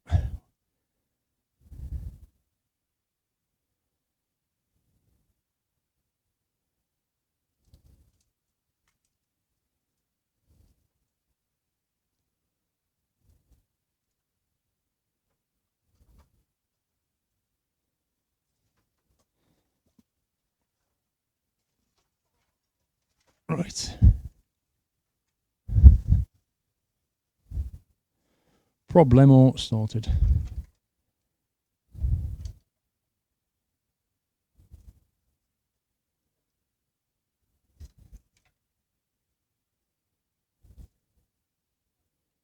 Wow, that is a snug fit. Flipping heck. I think that actually needs to come through the other hole.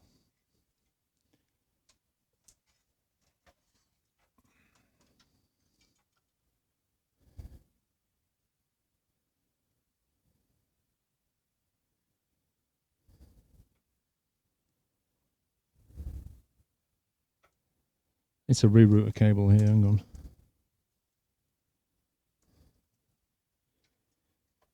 So that one can come out of there.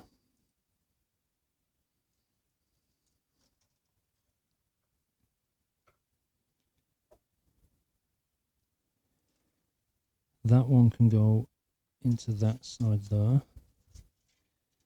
And this fan cable can go into the middle grommet. Like that. I should do it.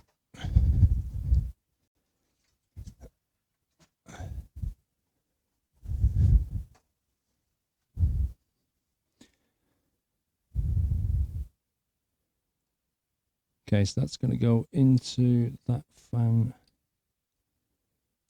chassis fan there. Right. So the front fan is now plugged into the motherboard. There's also one back here, which is our new top fan, which needs plugging into a thing right down there underneath that water block. Which is going to be really tricky. It's going to be very fiddly to get this thing in. I'll have to play around with this for a minute.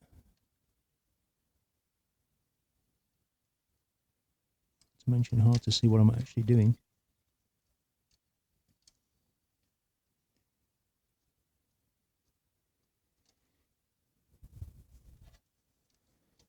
Funnily enough, this one's a 4-pin connector.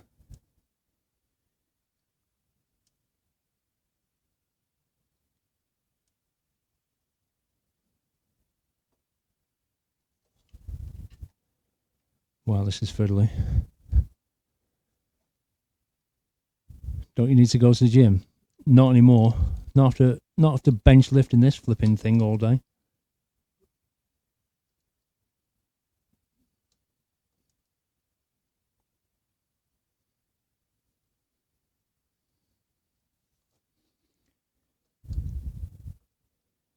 It'd actually be easier if that memory wasn't in.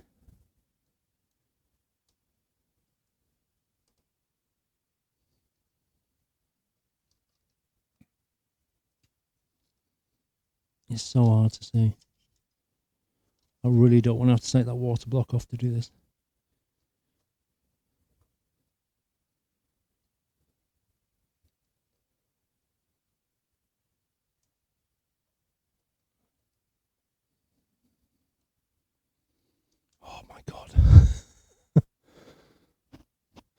Case looks mahoosive. The case is mahoosive.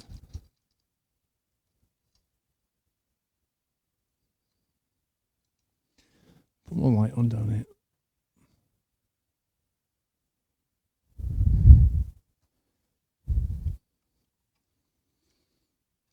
It couldn't be more awkwardly placed, this thing.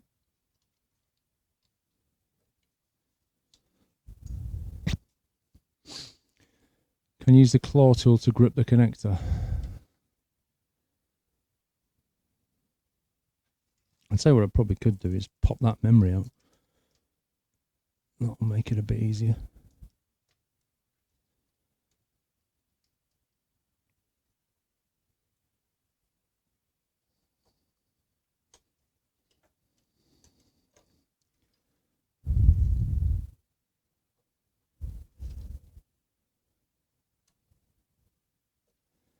It's like, it's hard to see. And when I get my hand in there, I can't see what we're doing either.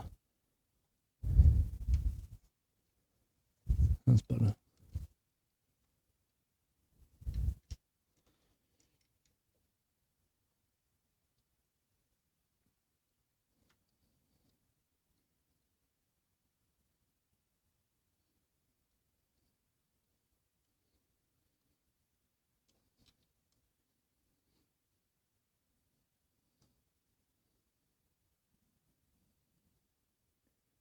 Thought I had it then.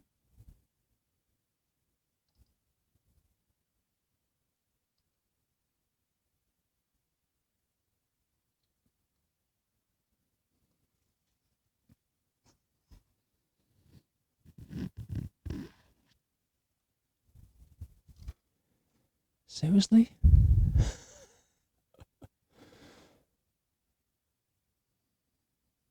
Use the phone's flash. I'm using its light, not the flash. It's one of the easiest things. I use my phone's torch all the time.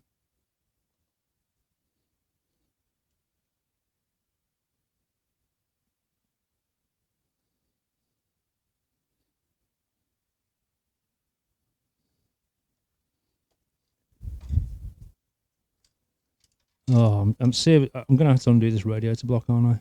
Just to get this stupid fan connector on. I can't believe it.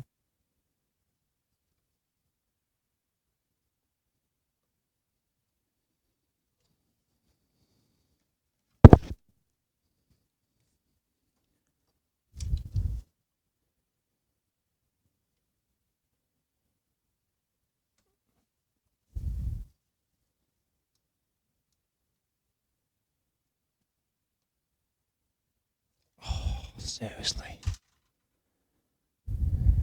Put it elsewhere. I can't. The only places there are 2 fan connectors up here, and then all the other fan connectors are like 2 there, 2 there. This cable's only like that long.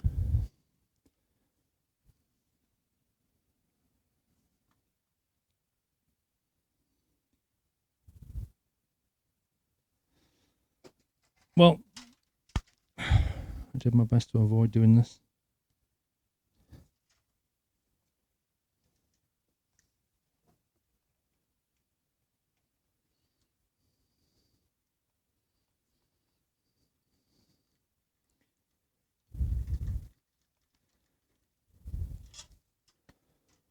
One screw. All this just to put a fan connector in.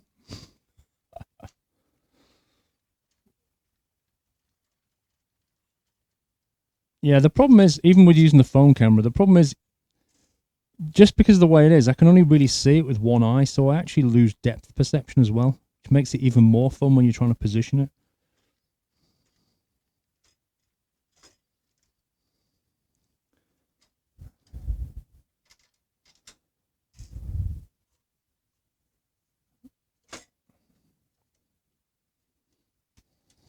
Let's loosen this one.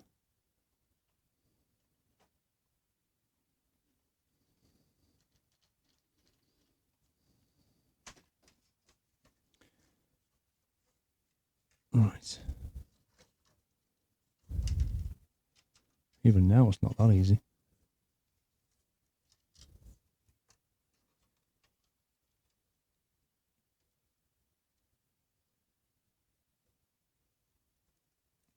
Straight on.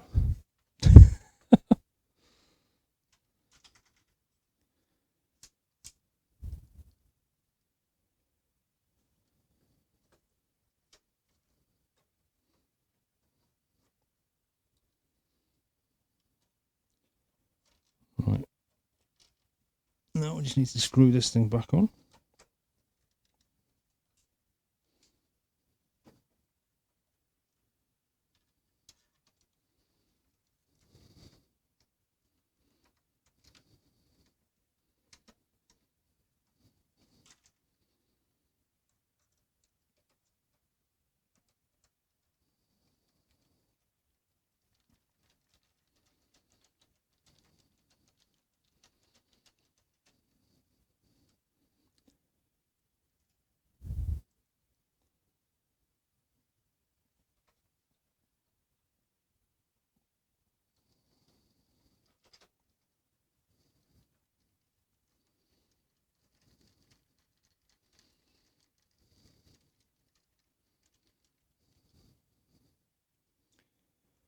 Last screw, then we tighten it all up.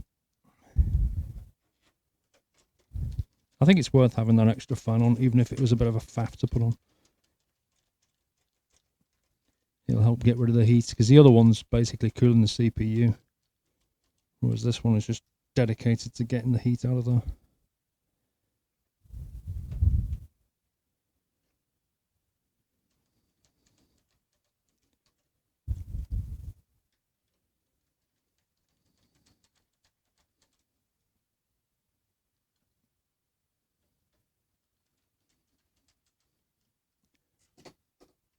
Okay, that's back on. Let's put that memory chip back in.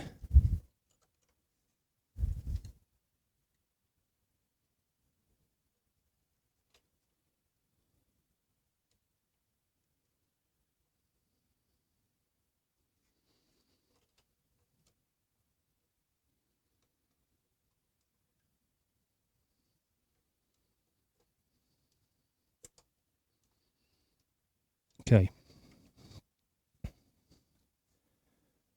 Ooh.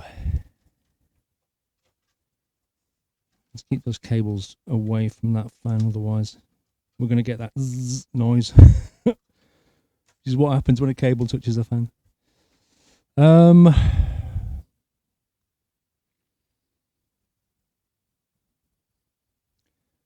Might drop some hard drives into their bays. And then get all these. I hate this bit. This is the bit I hate, faffing about with that. 8 sticks of RAM, yeah. 8 sticks of 4 gig ECC RAM. DDR3. Here's me, you turn the system on as soon as possible to make sure you've done everything correctly so far. I haven't wired it up yet. There's no point turning it on yet. If I turned it on right now, the only thing I'd test is the actual power supply. The motherboard's not even plugged in.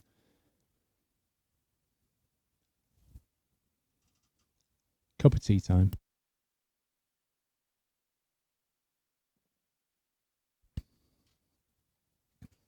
Okay. Let's get this lot.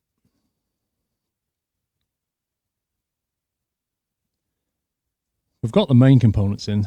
More or less, the difficult stuff is more or less done. You know, the only thing we've got to consider now is all these different USB connections and things.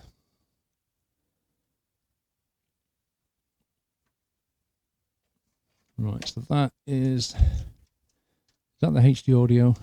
Yes, it is. The HD audio, I'm not even sure it's going to fit down here. Let me just double check the motherboard. Make sure I plug it in the right place. Why didn't you get 8x8 gig of RAM? Probably second hand for ECC RAM for that too, slightly more expensive. 8x4s were the only ones I could find on the market, and to be honest with you, 32 gig is quite a lot. Going 64 is probably overkill for what I need. And they're a little bit harder to find. The reason I can get 8x8s is because for like a server, 32 gig is not considered a lot these days, whereas a few years ago it would have been. Whereas the 8x8s are far more useful still. Okay, where are you, HD audio? Where are you?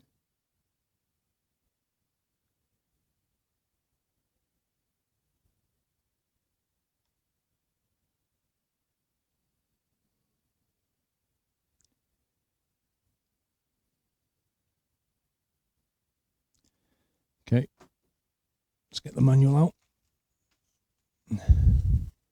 It's not true, Paul. You need to boot it, see if it posts and can check memory. I can't boot anything. The power's not connected.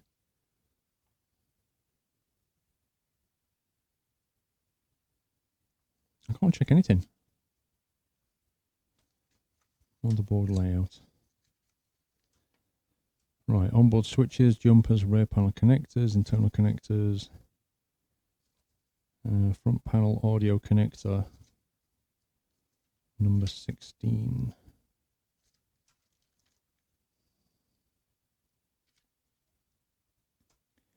Oh my God. Are you kidding me? So that is the front panel audio connector, which they cunningly thought, hey, you know what? Let's put that on the back. So now with that lead, which is coming from the front panel, which is up there, that lead has to go down there. Which, you know, it can reach as long as it goes straight across the motherboard. Oh, you're kidding me. I may not even plug this in. I don't even want front panel audio, if I'm honest. I'm quite fine to just plug into the back. I'm really not that fussed that I want to route a cable right across the top of my motherboard like that.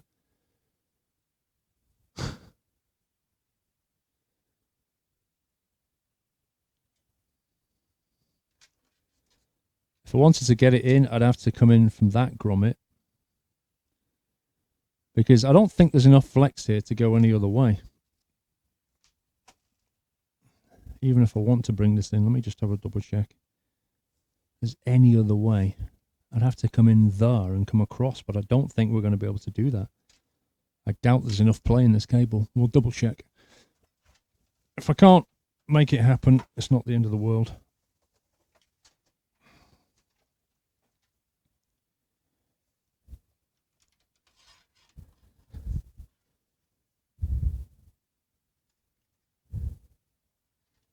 Right, so that is the front panel audio cable, which is here.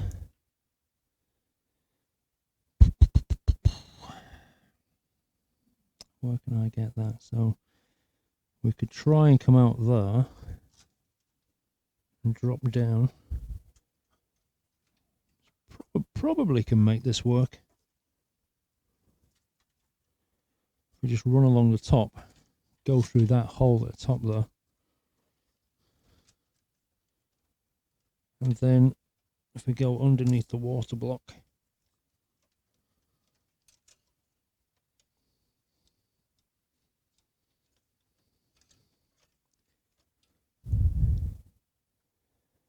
okay, I think that works.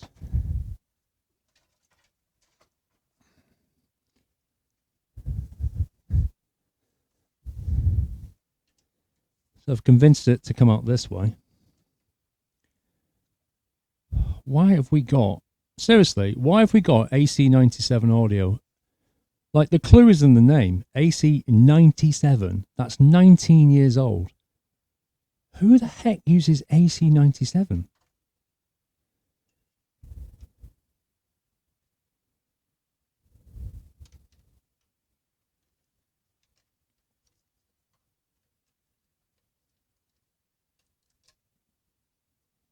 We're going to have that stupid cable flapping around everywhere.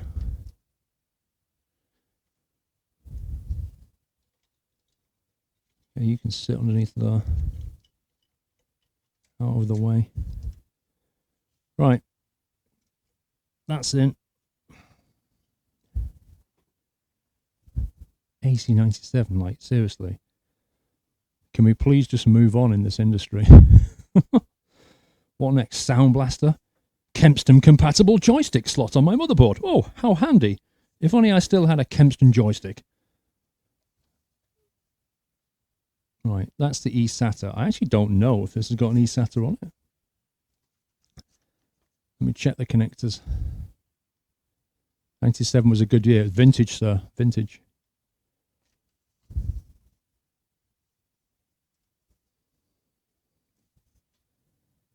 USB connectors, power supply, SATA,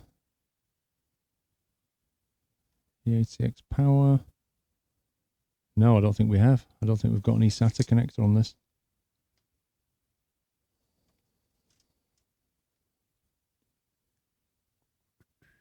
I'm looking at the...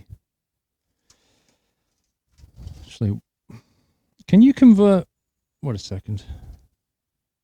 Can we just drop that straight into a SATA 6? Can't we? We just drop that straight into one of those. Now, hang on. Which one do I want to drop into?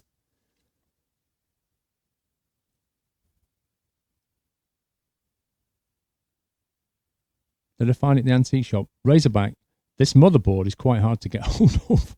Let me tell you that.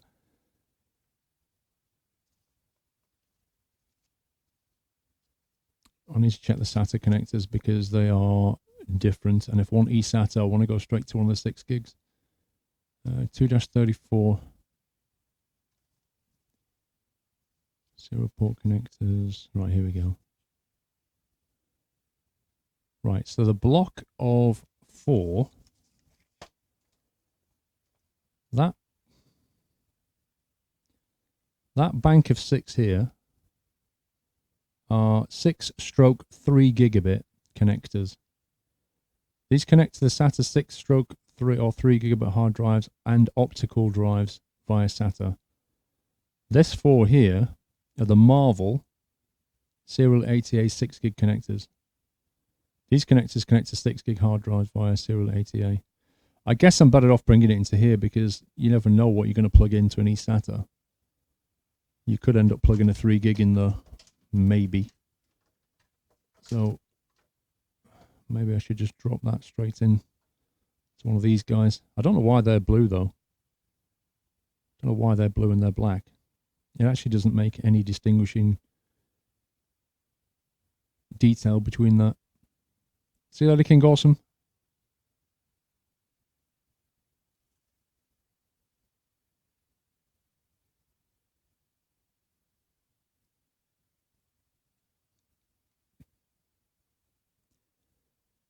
In which case we might better just pop it out of here rather than that one.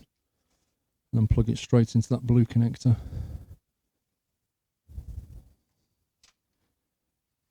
Oh, it's so much faff.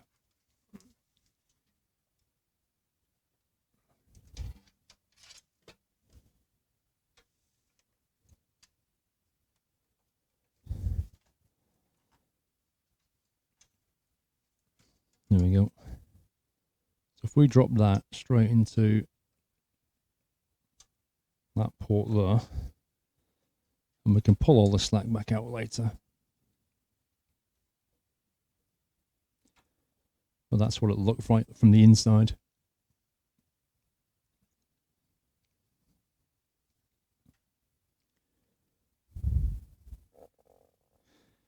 This is the USB. So this is one of the USB headers. This is another USB header. Let's get these guys. They can come down here. We'll probably have to put one of those cable tie loops here somewhere.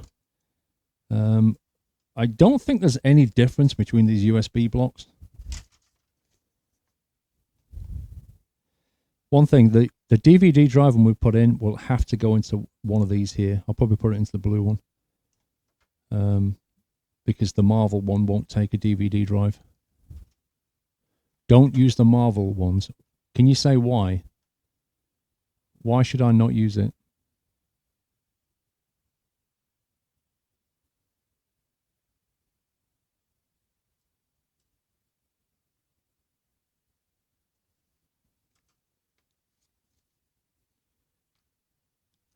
USB connectors, page 231. Okay, internal connectors. Hard drive, USB.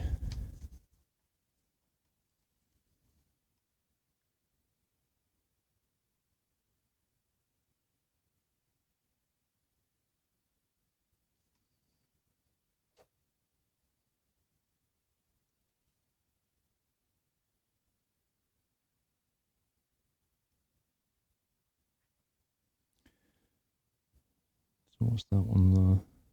So it's highlighting these two. And it's highlighting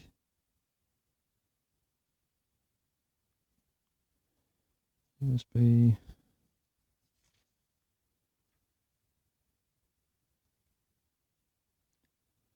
Right, that's the USB 3 block. We know that. We plug that in.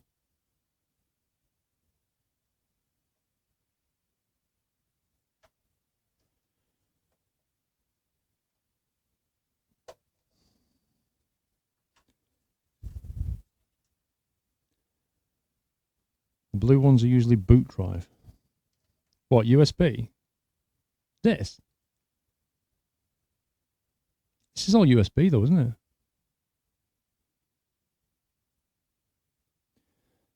People tend to suggest avoiding the Marvel controls because they're less performance than the integrated Intel one.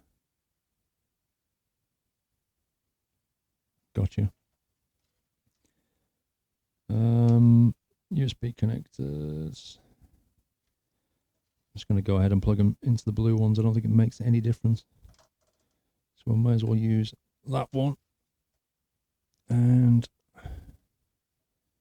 that one. Okay. Get that out of the way.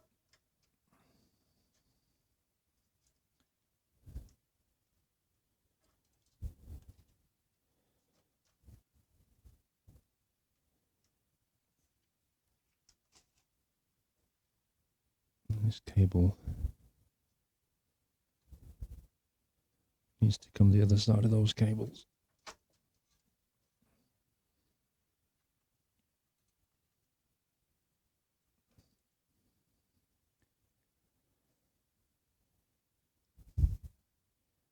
Right, this is, what's this lot? Hard drive LED, power switch and reset switch. That's what these guys are.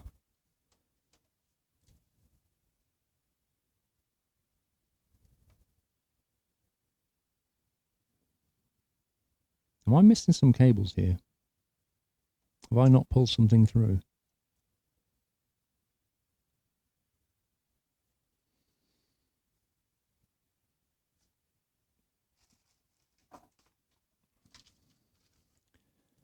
Right, now I need to get that LED. Hard drive LED one you have to get the right way around. So I need to make sure I do that.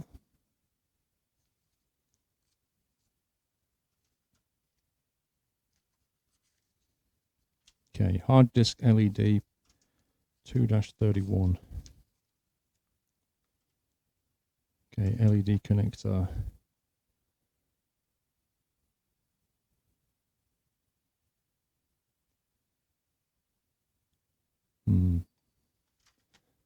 Doesn't actually tell me which way around this thing needs to go. That's really, really useful. You see, no front panel audio. It's here. We've already plugged it in down there. The front panel audio is on the back, logically speaking.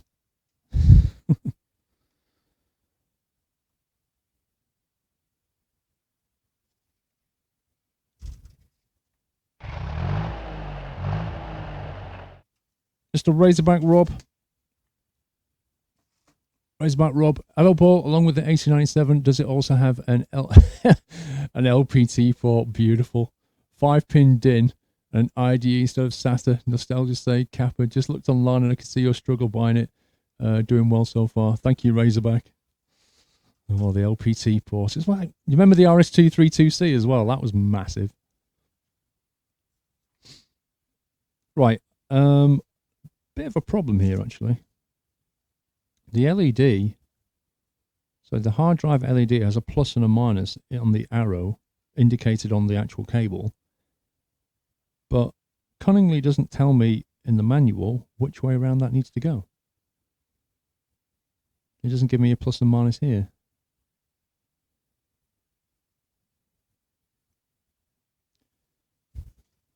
Unless it's actually printed super small on the motherboard. I bet you it is. I bet you it's on the motherboard and I just can't see it.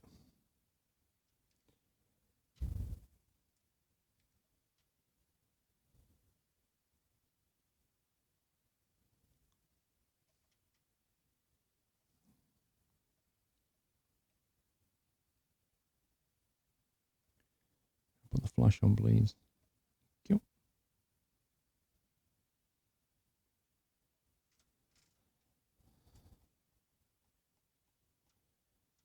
Hard drive LED. Nope, clear as mud. Is plus always on the right? Which way are you looking at it though? The one with the arrow is a positive end and it should be in the manual or on the front panel connector.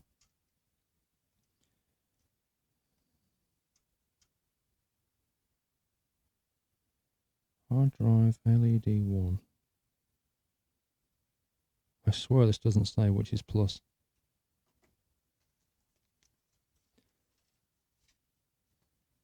You're going to make his girlfriend a 3-course meal. Wow. Congrats.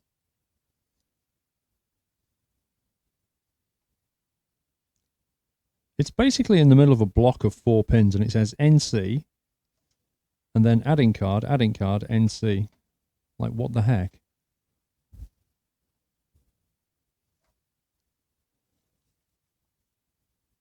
It does matter. It does matter. With this one, it matters. If you get it the wrong way around, it won't blow up. It just won't work. Like, the light won't come on. That's what happens. It's essentially a diode, so the current only goes one way.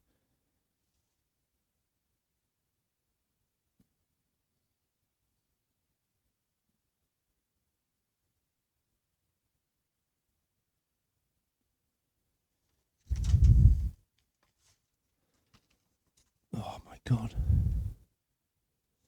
So it's that block of 4 there. And we know that one of them is not used, so if I go that way around, it's going to be either right or wrong. 50-50 chance, guys. According to this, the right-hand pin is not used. Actually,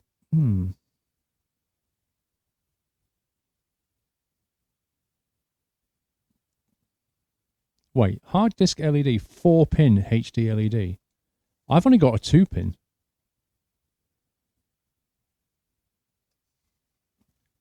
Does anybody know if you've only got a 2-pin connector and you plug it into a 4-pin, which way around are you supposed to put it? Because there's like 2 different combinations here. Does anybody know? Yeah, the front connectors are the worst. This is a bit I hate about every build for this reason.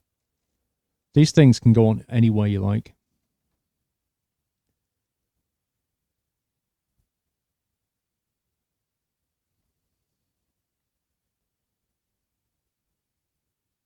Look ground for manual. Well, it doesn't actually say ground in the manual, but okay. Download the manual online and have a look. You'll see what I mean. Go online, download the manual for this. The Z9PE-D8 workstation. You can get it online. Just put that into Google. Put that and manual into Google and you can have a look for yourself. According to the manual, it's in the middle pins. I'm not sure where you get that from because according to the manual here, hard drive LED, right? If you look here, there's basically 4 pins. And that says NC and then card, NC.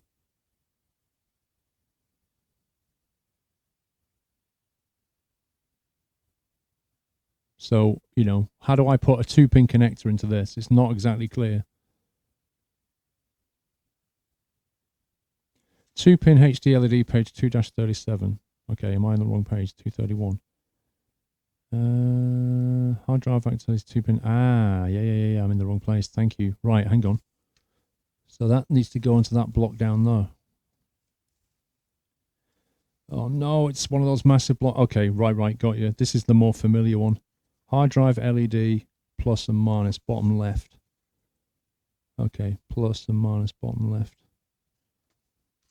Is that the right orientation? Yes, thank you. Yeah, that's cool. What else have we got? reset, ground, and reset. Power switch, reset, ground. That's going to go into the, hang on, power switch.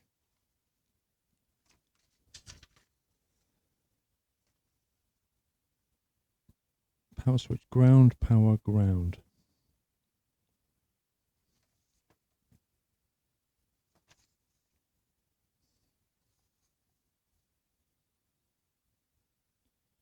Power button, soft switch, number 5.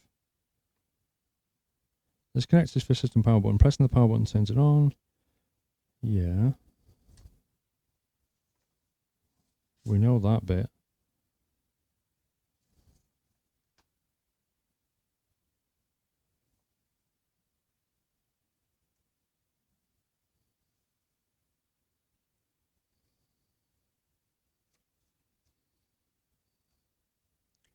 One, two, three.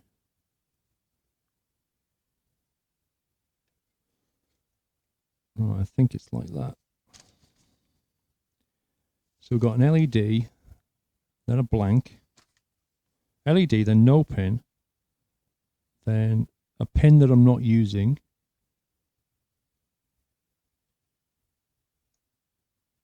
then a pin for ground, then power, then ground, so which is the ones I've got it plugged into, then I'm not using, then reset, and then ground. Okay, I think that's right.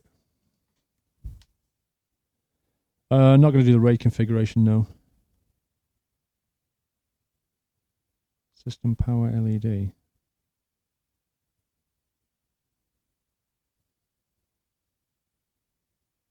I don't know if we've got a system power LED cable, actually.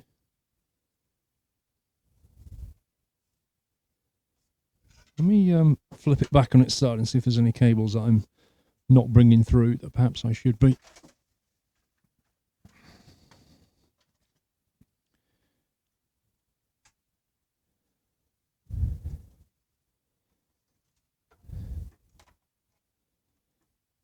Okay, so these are all the powers. They're going to go all the way there. Powers, Molex, power. That Molex could do with routing out of here a bit better.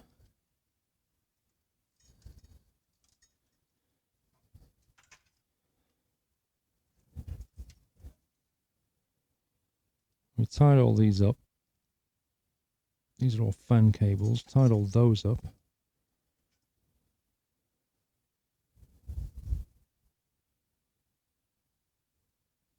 So there is no power LED then, from what I can make out. Don't need any of those.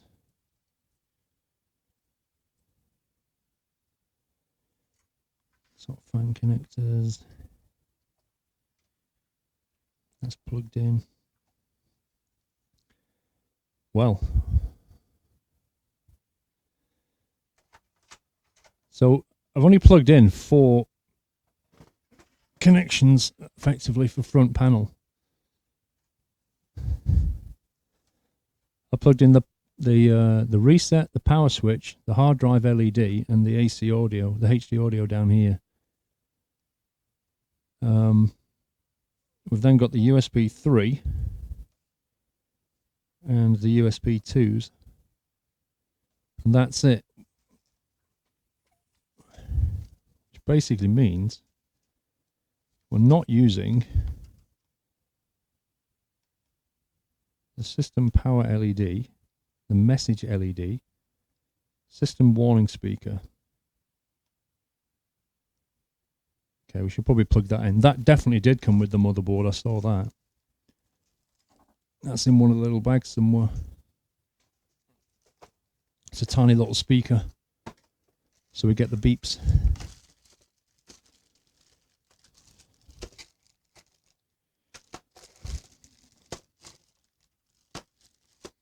Definitely saw that.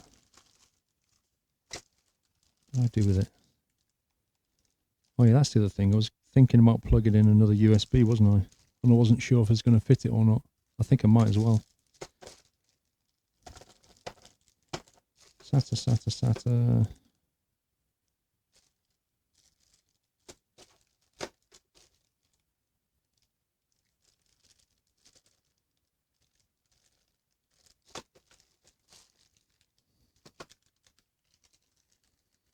know I had it. I definitely saw that. There it is.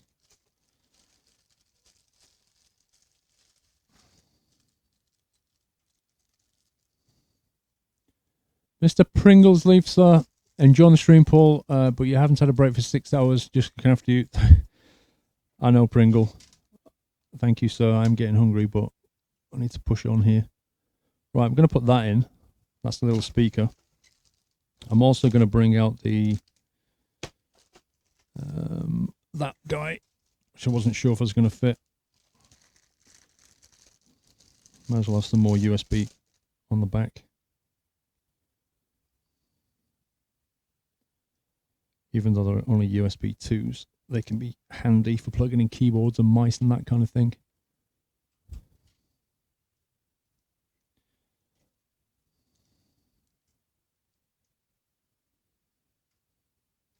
Oh, hang on.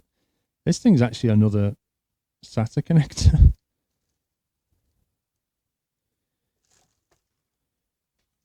What have I got on the back? 1, 2, 3, 4, 5. You know what? I'm not going to bother with that. It's just more cables. I've got 6 USBs on the back, 4 on the top. I don't need that. We'll do without. Let's plug the speaker in, and then we'll plug the power in, and then we're ready for throwing a switch, I think. Which is pretty scary thought. System power, system warning, 4-pin speaker, which is this guy. System warning speaker, number 3. Number 3 is here, which is the top right.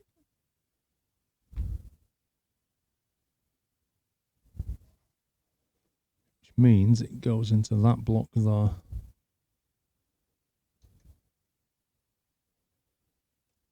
Like that.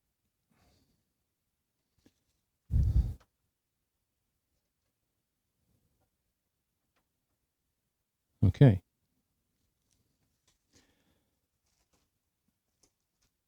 We're going to need a graphics card in here.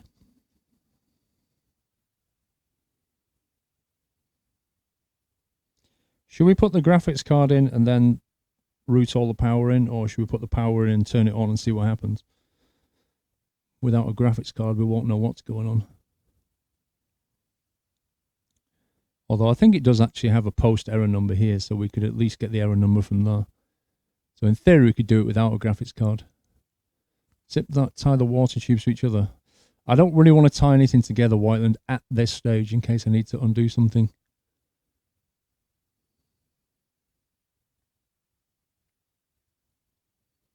Power then graphics card, you think?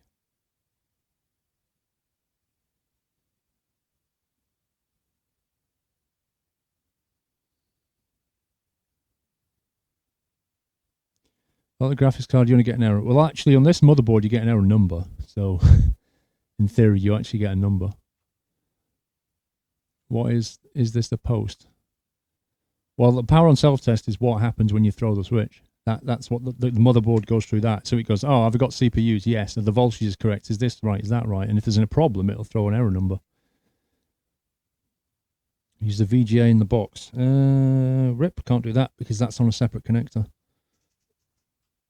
Let's just throw the card in. It won't take very long. Right, we need 2 8-port powers on this as well. If we have a look at where that's going to fit, let's line this up with a slot there. So we could have it here. That'll be touching, but we might as well move it over here. We've got the room. Is that going to touch that at all when it sits down?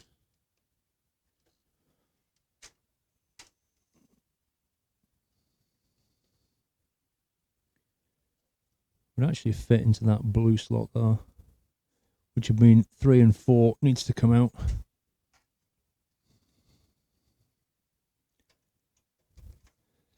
The card for now is a 980 Ti.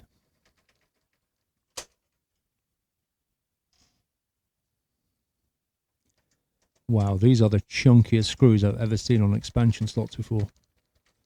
They are like full-on thumb screws. Normally they're just those little tiny ones.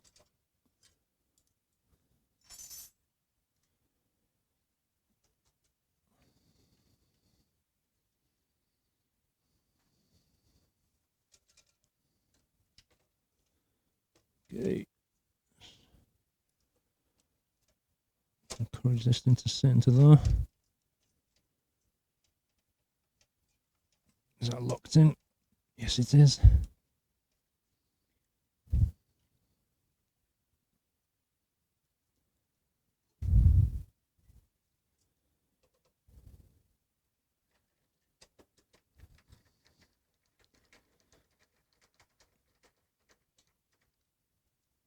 Okay, that's number one.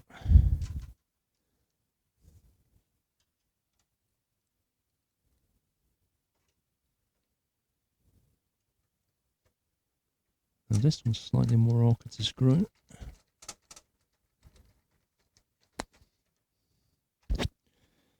Right, that's the card in. But we still have power connectors to deal with, which are, I think, down that side. Oh no, they're all here. So we've got two PCIEs to get out and plug in. Is that a PCIe, I wonder?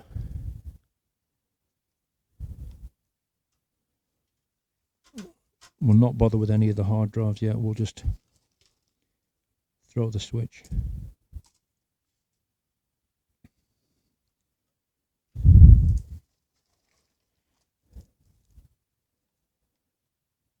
Right, that's a PCIe.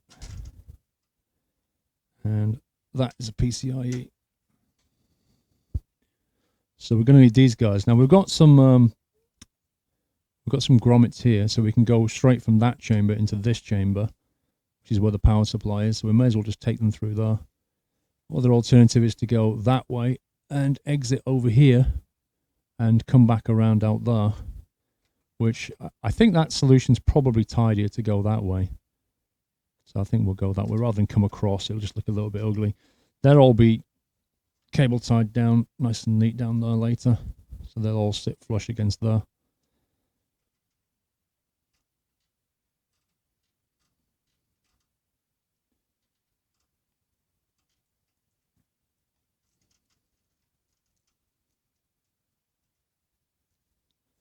Right, now this particular card requires all 8 of the pins, because these things actually come as a 6 and a 2. Some cards only use 6. You have to flush those together and then push the whole thing in as a unit.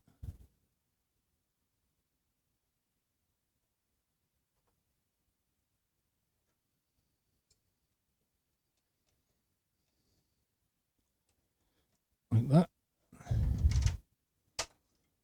Let's put that out of the way a second. Oh wow, it actually comes with a jewel on it. Oh my god. Well, that's cool. I only need one cable. That's going to be tidy.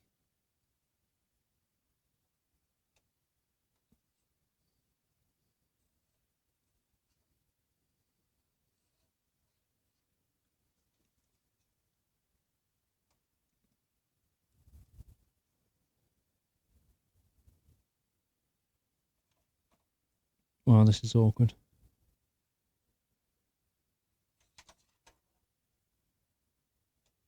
There we go. Lovely. Right, we'll take that out that way. And then we'll come back in and thread the power. I do need the Molex cable. Something with a Molex power on it for that front panel though. Otherwise, I'm not sure what's going to happen if I throw the switch. Have we got a Molex SATA combo, I wonder? I really don't want to have an entire Molex plugged in just for that.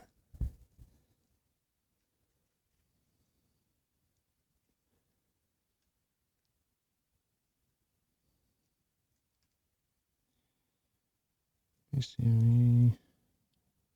Oh, hang on, this one's got mix on it. It's not. What the heck is that?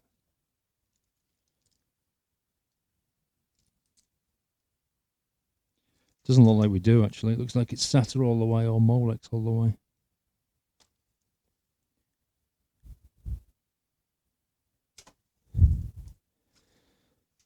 There was something in the motherboard, if I remember.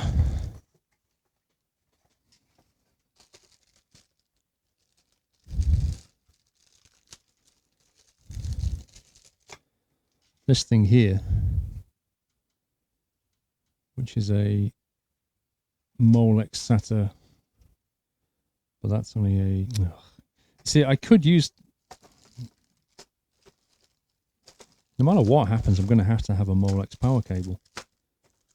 Because although I've got a Molex to SATA, I don't have a SATA to Molex. All that just for the panel. How annoying.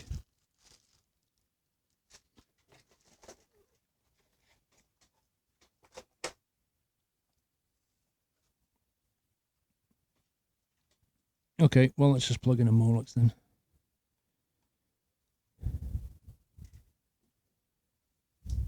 Seems overkill. Oh, it's massive overkill. There is a Molex connector on this motherboard somewhere. I did see it. I think it's probably tucked away under there. Oh, it's under there. We'll forget that. We're not going to be using that for anything.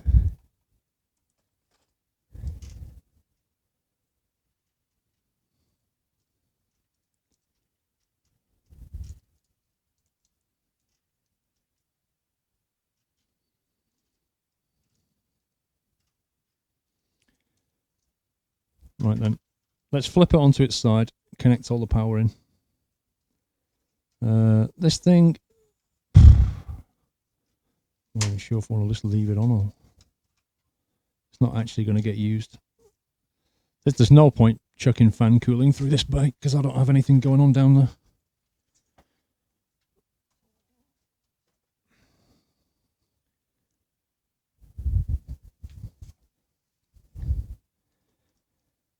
Right, so just for this wretched cable, this little Molex here, I have to have an entire power cable. How irritating that is. That's going to go in there. This can plug into any of these. It doesn't really matter which one. Let's plug it into that. I'm so glad they got rid of Molex cables. They are so the most irritating thing. Like, the design of them is horrible. The pins don't line up. It just doesn't want to push in at all.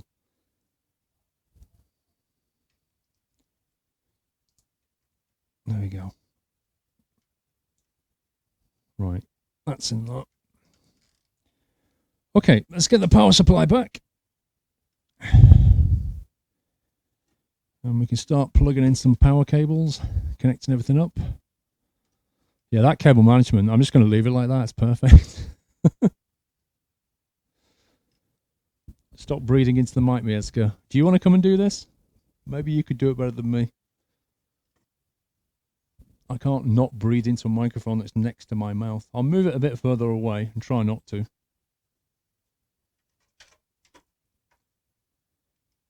Right, 24-pin ATX. Looks like it needs to be that way around. Then we've got peripheral and SATA, PCIe and CPU, 6+2 PCIe and 4+4 CPU.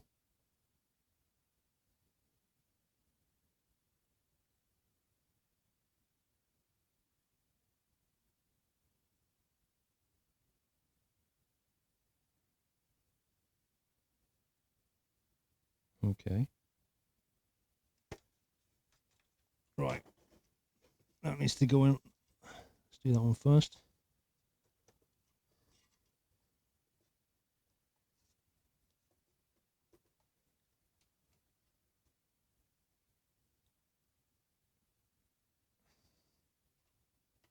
Right. That's that one in.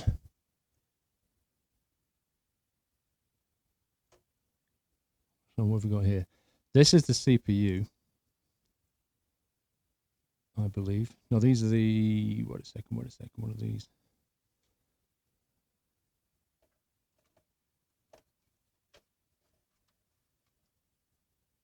Yep, that's the ATX power. So the ATX power is going to go on this side over here. So they go into here and we'll put them there.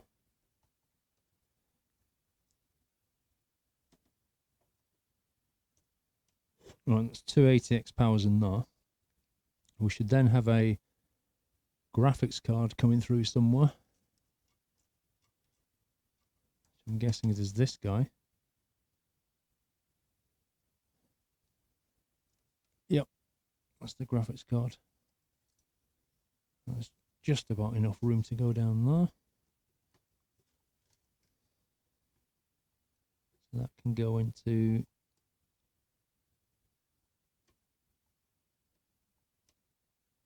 Come on. Why don't you want to plug in?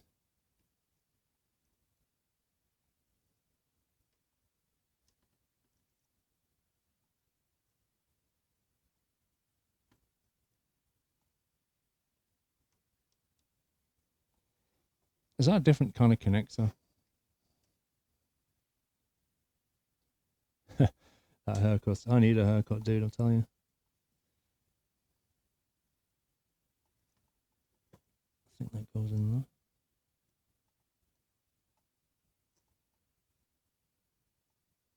Wait, this doesn't want to go in. Let me double check the back of the... Where's my manual for the power? There it is. Let me just check these connections on the back.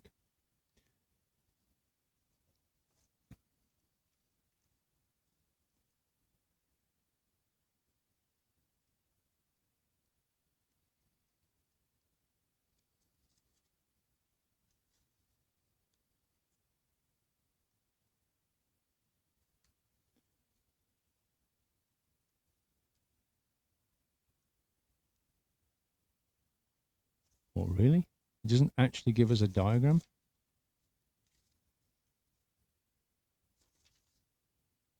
That's amazing. So the manual doesn't actually tell you.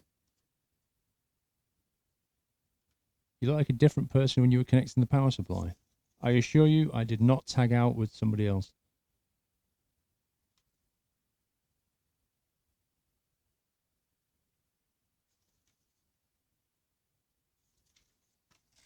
Nope. No help whatsoever.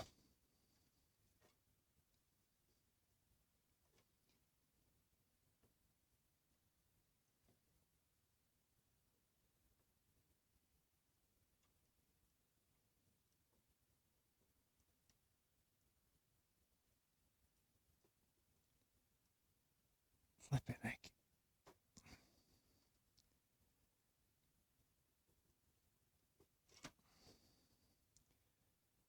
Are they different to those? The only thing that's different is one of the pins is not being used.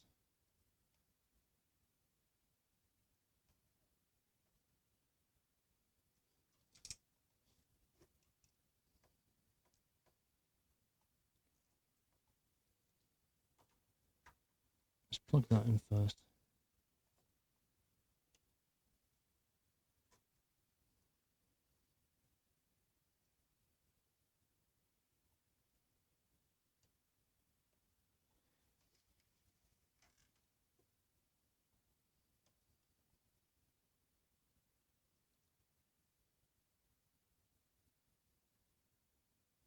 Now these top ones are different. They must be. Those top ones are different somehow. It doesn't want to plug into those. They'll all plug into that row, but they won't plug into this top row.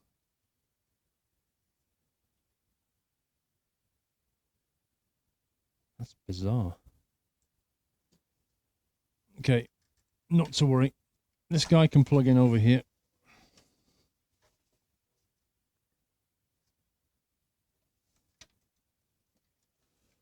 Peripheral and SATA. Go down there like that.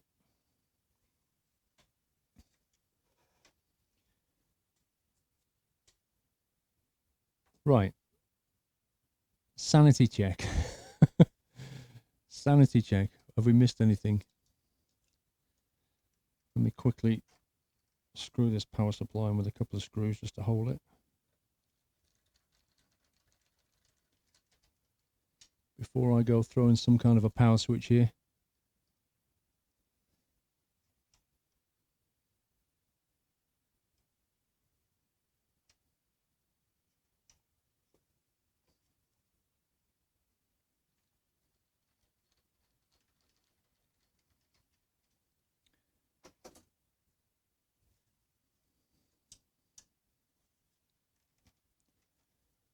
Let's see. Motherboard is connected. That's done.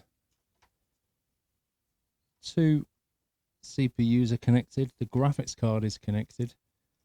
The Molex to the front is connected.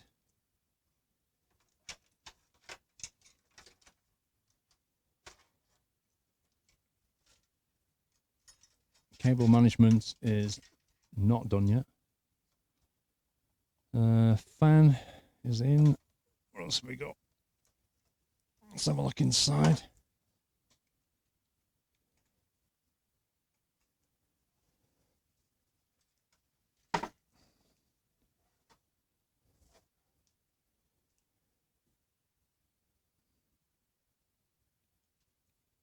Is there anything that we're missing here, guys? Now's the time to say so if you think I've missed anything off. USB 3, USB 2. We've done the HD audio. I've connected all the front panel stuff, hopefully correctly. Motherboard memory is all in place. Fully seated and locked. All connections are locked. Coolers are all in place.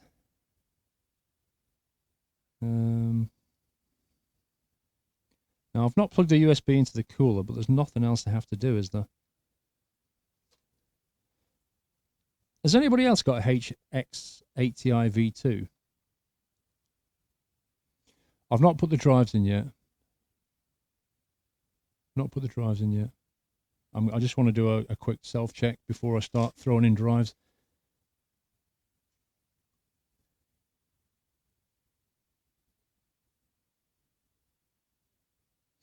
Has anybody else got this particular cooler? Because what's perplexing me slightly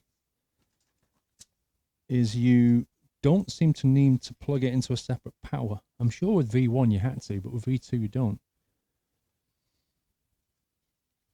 It's the only thing that's worrying me at the moment.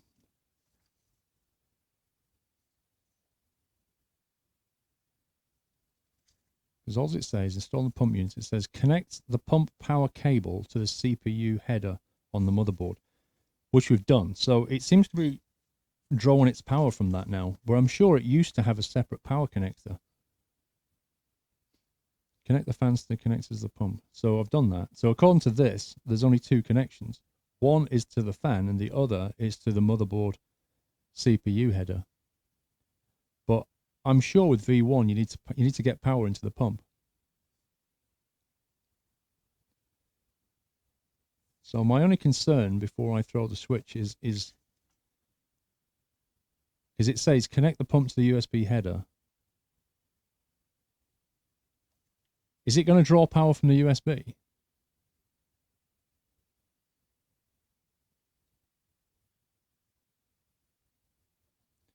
Right, so it's going to get power from USB. So basically, if it's going to get power from USB, then I have no choice. I have to connect that. Because if I don't, the coolers are not going to power, and that's going to be pretty bad.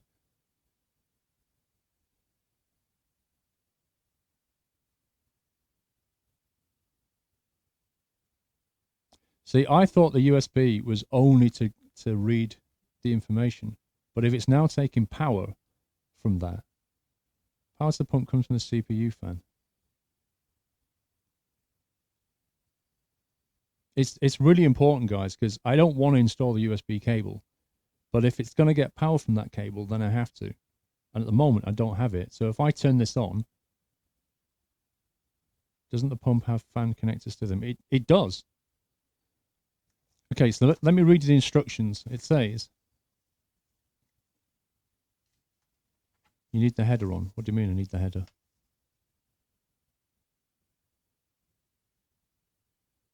H80 draws power from the SATA power. USB is for cross. No, it doesn't.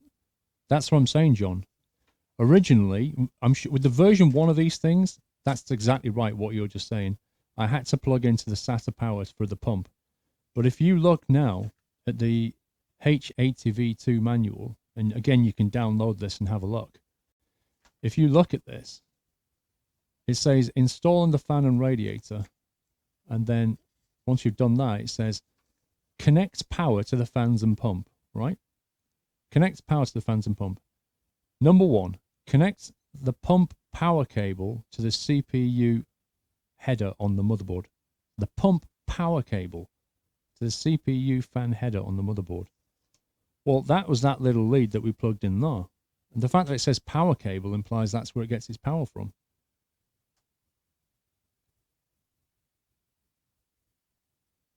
And the second thing, it says connect the fans to the two connectors. And that's it. That's all it says. There's no mention of SATA. It's like it's drawing its power from the CPU fan. There's no mention of SATA. And then it says connect the pump to the USB header. Using the attached Corsair link USB cable, attach your pump unit to the motherboard USB header. But again, is that just for sensor or is that for power? Yeah, the USB controls the pump speed, Hellraiser, but then normally with these things, you don't need to fit the USB. You can control it via the motherboard CPU fan connector. V2 is more efficient. Does anybody have the V2? And did you use the USB or not?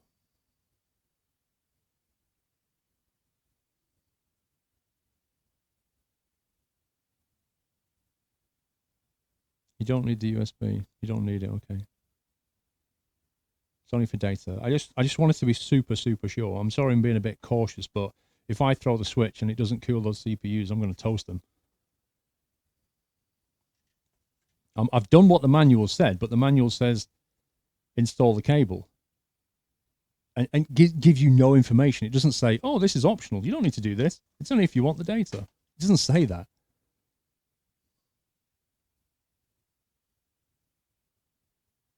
Right, okay. Well, in that case, now we've got to get this bad boy out. Which is, this is the bit I hate. I really don't like this bit. The bit where you have to throw the switch, I really don't like.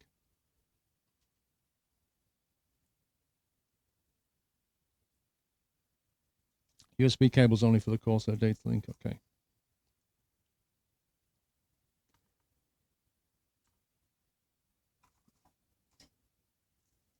Right, if anybody thinks there's of anything right now before I throw the switch that I may have forgotten or I should check, I'd be happy for you to say so right now rather than later. So I'm going to connect that up. Which is that one? I believe. Now it has got a self-test switch on the back of this somewhere. Oh man, you can't actually get at it because of this cage. What the heck?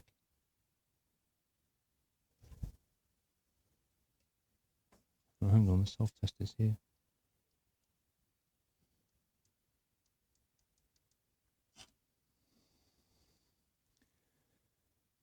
We've not done the hard drive and screen, keyboard and mouse. That's not done yet. The water pump for me is connected to CPU, not the motherboard.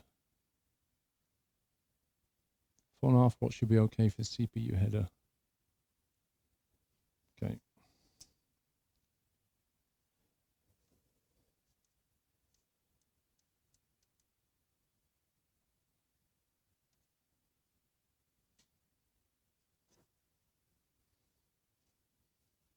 Okay, I want to check the power cable, power thingy a second, because I'm sure there's a self-test button.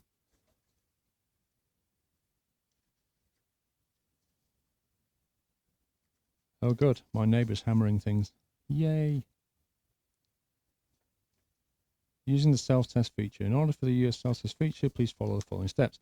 Connect the power supply to the AC power, flip the power indicator on the back of the PSU, press the fan self-test button on the modular connector of the side. The fan spin for a moment, you're good to go.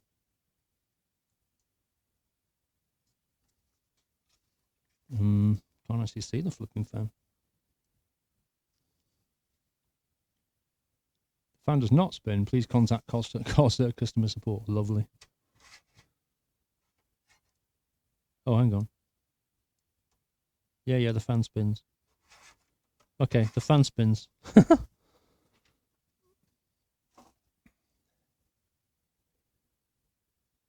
You said he was dead. No, that's the neighbour I'm joined to.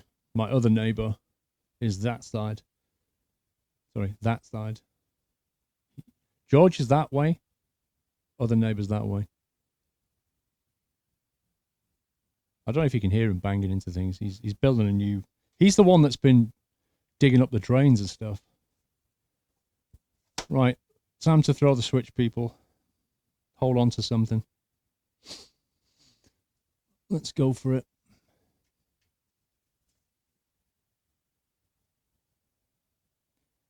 Okay, stuff's lighting up.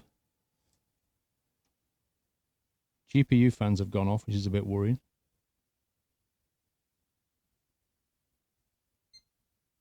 We have a beep.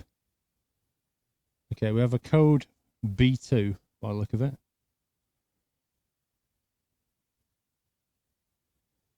Is that fan spinning?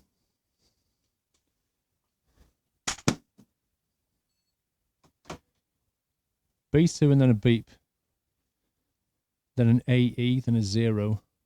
Okay, 0's good. 0's good, right? Can you see the code on there? Don't know if you can see the code. It's just like here. The 0, 0.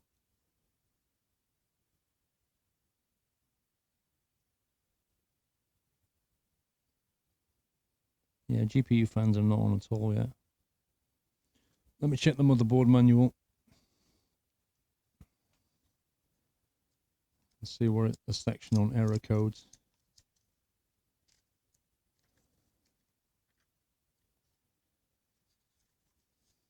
Powering up. Here's a section on powering up. After making all the switches, store the power switch, connect the power cord, blah, blah, blah, blah, blah. The system power LED on the front system case lights up. Runs a post. If you do not see anything after 30 seconds. Okay. Well, I can't really get any information unless I plug a screen in now, can I? I think that's where we're at now. Come on, where's the error codes?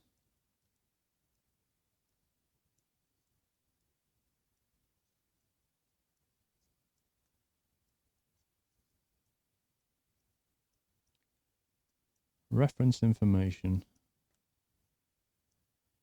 Are you serious?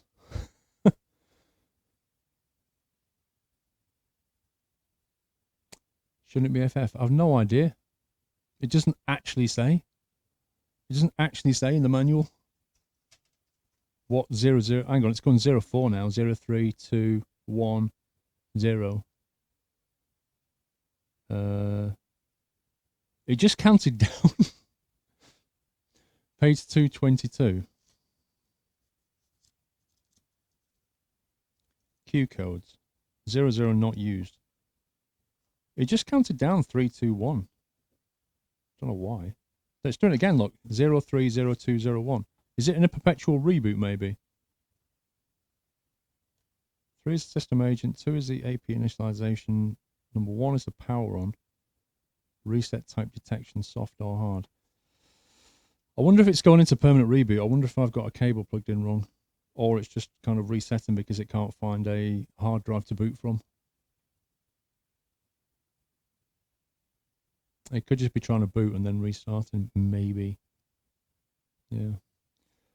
Okay, I think we're going to have to get a monitor in here now and a keyboard and a mouse and see what we can see.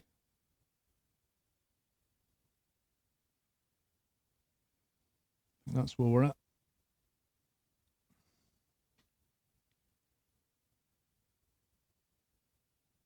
Slightly can't find a hard drive, I think so. I'd like to see it on a screen though. Actually, you know what? I may be able to do something clever here. The wonders of technology. This may or may not work, but we might as well give it a try.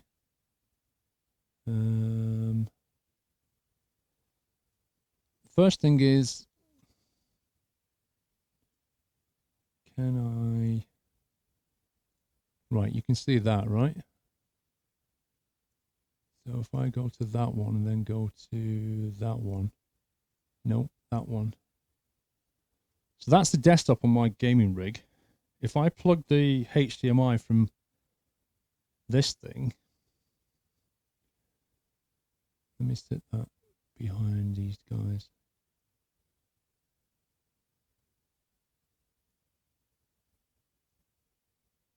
There you go.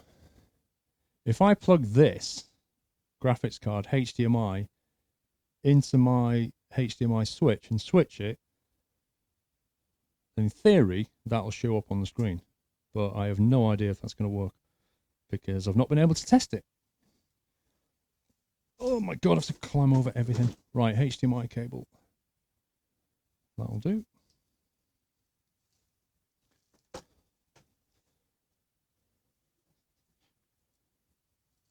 Oh wow, scumbags.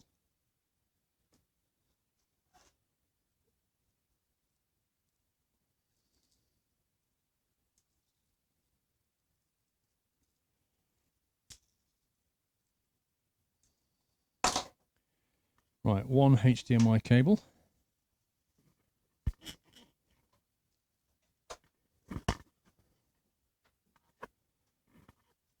So I'm going to have to crawl under the desk at this point.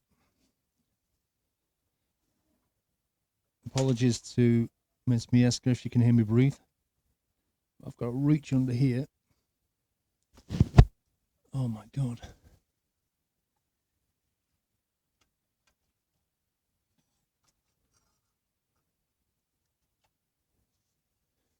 Right, so plug that in.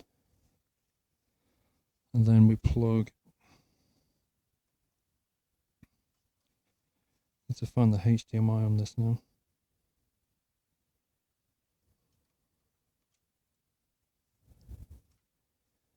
Right, HDMI is plugged in. And then in theory, if I press the switch button, it should flick.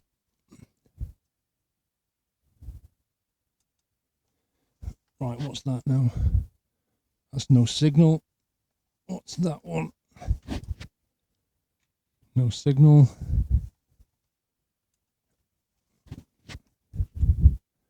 Still no signal. Okay.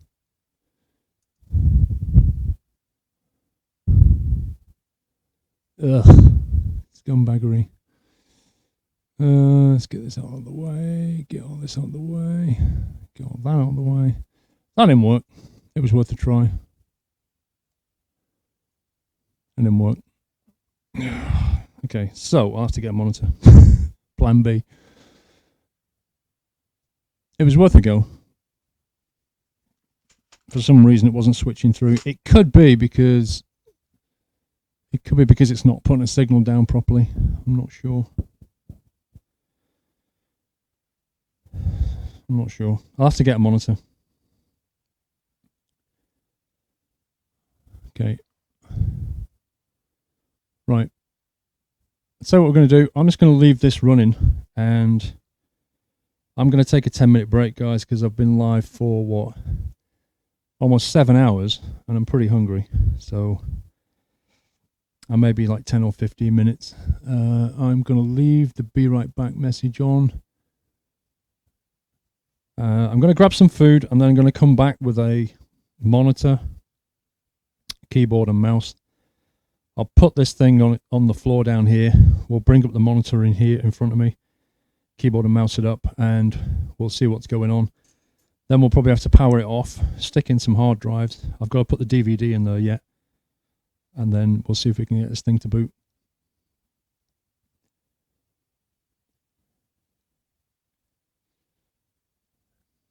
Try and keep it classy, GJ. I could turn the computer off, but I'm kind of thinking I'll just leave it on and let it just kind of soak in there a little bit.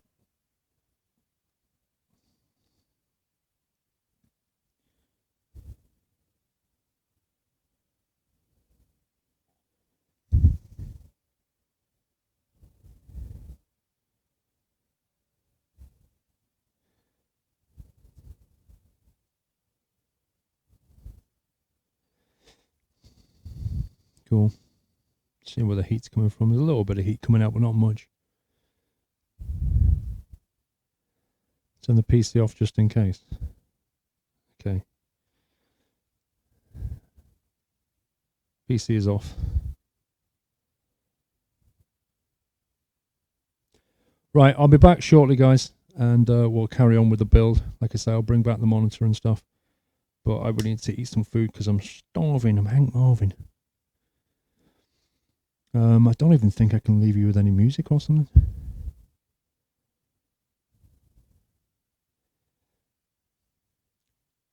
All right. If you guys could just let people know wondering what's going on, just say I'm just getting some food, and I'll see you shortly.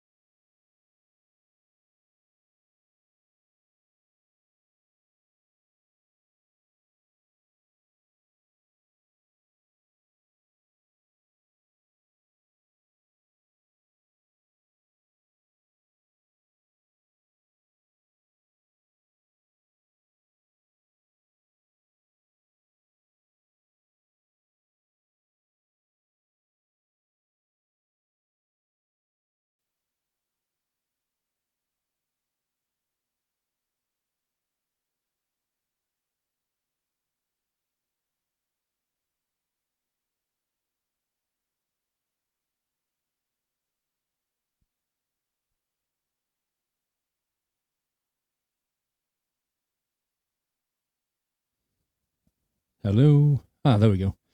Right, I'm back. Sorry, the microphone decided to misbehave slightly. Hello, how we doing? Are we well? Get the microphone away from my face a little bit. There we go. I have returned. Right, let's unplug that HDMI cable.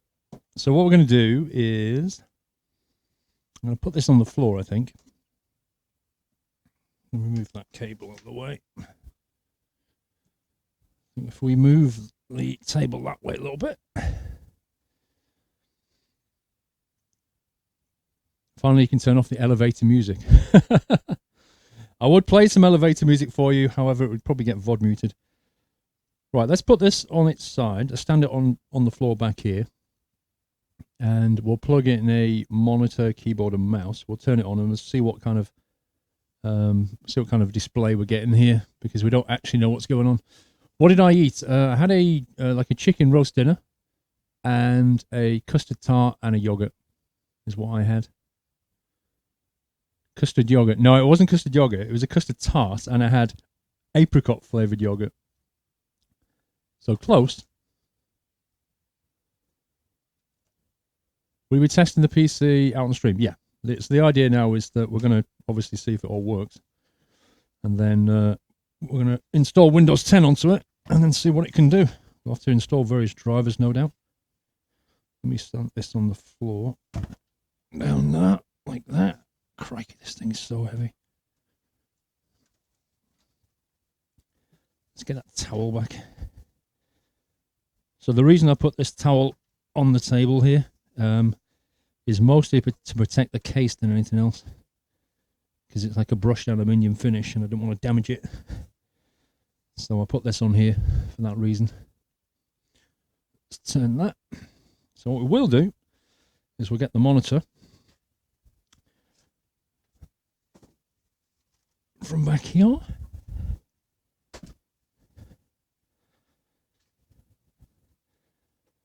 In comes the monitor.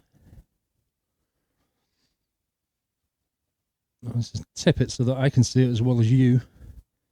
We'll get a spare keyboard I've got lying around.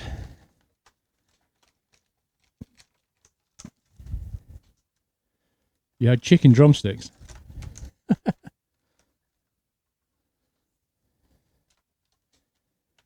Right, that needs to go into the back. USB. Like so. And then I grabbed a cheap mouse that I have lying around. I don't know if it actually works or not, but we're going to try it. It's actually pretty dusty. It's been in the cupboard for a while, but it should suffice just to find out if this works. And then we'll connect. Oh, I have to grab that HDMI cable now. We'll grab the HDMI out of here.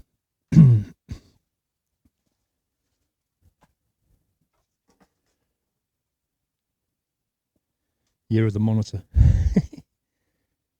HDMI there. Let's reach under here and find the HDMI port.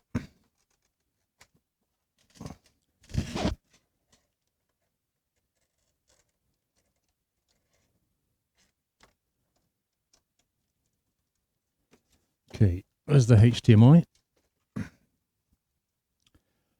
I need to grab a power cable for the monitor now, don't I? So now I have to go routing for power cables.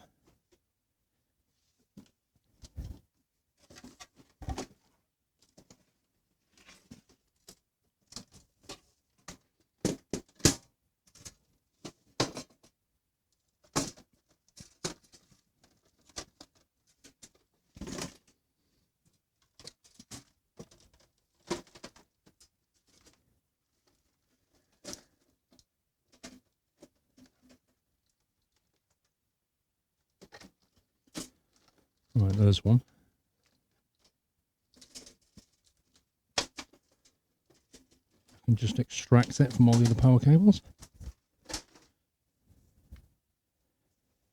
Right, power cable has been obtained.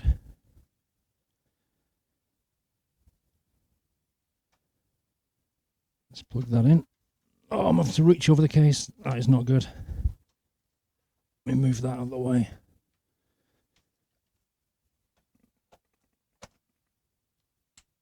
There we go.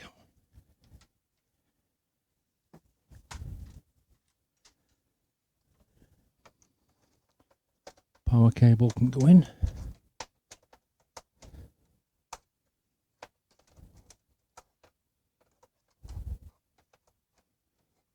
There we go. Right. Have we got power?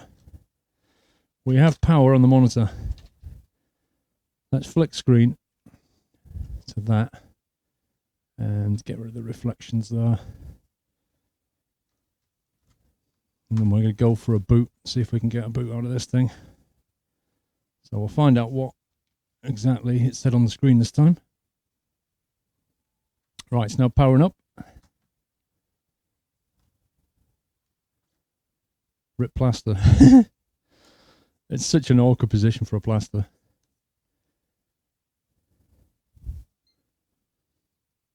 Not seeing any display. Oh, here we go. HDMI 3. It's found something. Control S to enter the setup menu. Yay. We have a setup menu.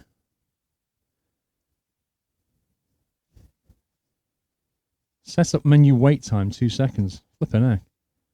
No wonder it kept rebooting.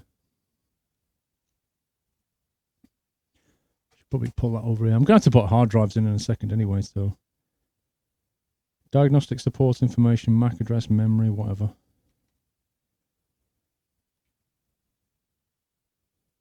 I don't think there's an awful lot we can do at this point.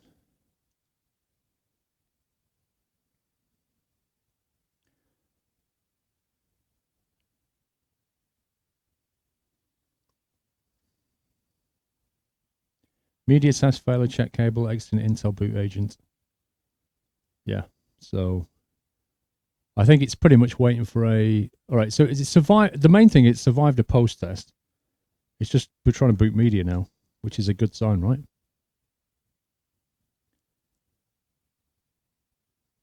Right, so I think we have to shut it off now, put some drives in, and power it back on.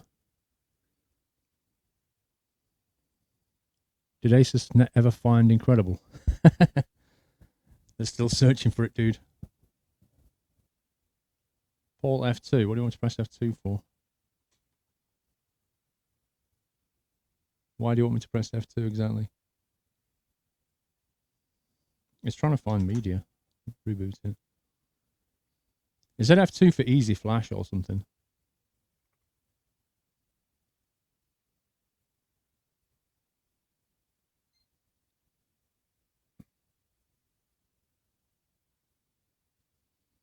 Being hacked already. It's not even on the network, dude. Come on. I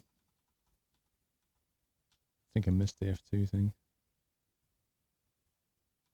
Oh, it was Alt F2, was that? Oh, there you go.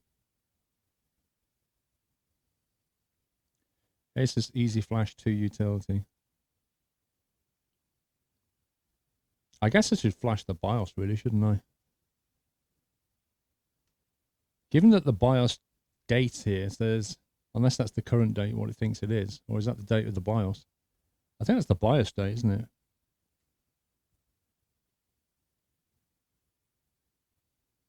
Green screen kicked in. Lol. Hang on a second. Hang on. Let me kill that green screen. That would be the filters, chroma key, disable, go. Okay, there we go.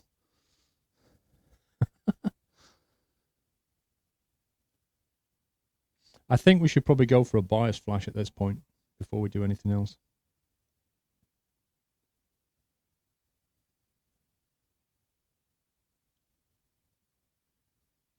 So what was happening was, because this is my normal camera, I sit in front of it and it chroma keys out the green screen that's above here. You can't see there's a green screen up there.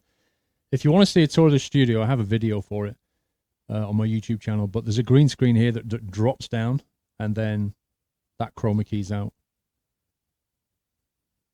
What are my temperatures? No idea, sir. Axe Raiden, thank you so much for subscribing. welcome to the Nurse House Axe Raiding. Thank you very much for supporting the stream, sir. And welcome to this community. And Heidi777, wow, 6 months. Thank you for your streams. Heidi, thank you so much for that. I think you did that just before I went on a break and I didn't see it. I apologize. Right, have we got a bias for this thing, do you think?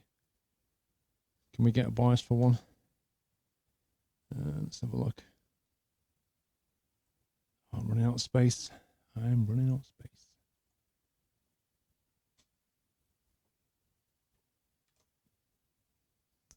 What temps I want the specs to find your BIOS. Yeah, I can't get into the BIOS right now. It's being a bit weird. Control S for setup. I'm used to pressing the delete key to get a BIOS.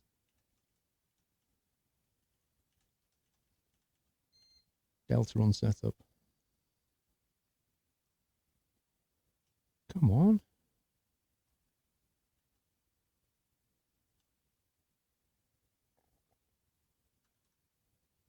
It's only letting me into this thing.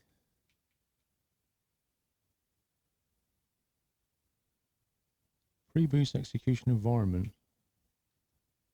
There are no other choices. Use BIOS setup boost order. Enabled. Yeah, right, F4. Here we go. Finally. Sunday the 17th and 7th. That's not right. Whoa.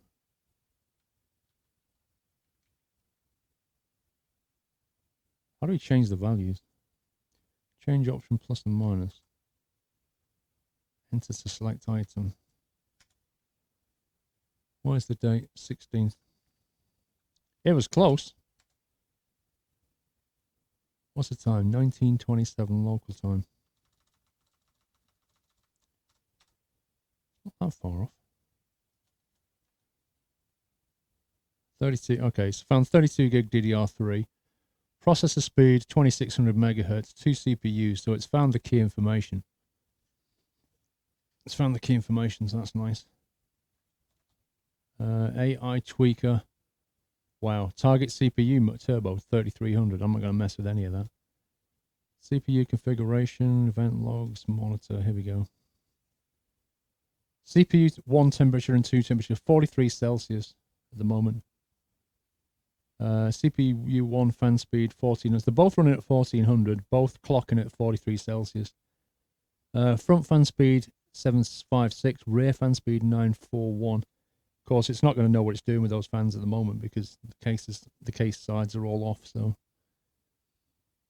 but it seems to be. It's obviously. I mean, the coolers are working. That's the main thing, right? The coolers are all working here. The voltages on the CPU look fairly stable. Apart from that one's freaking out a little bit.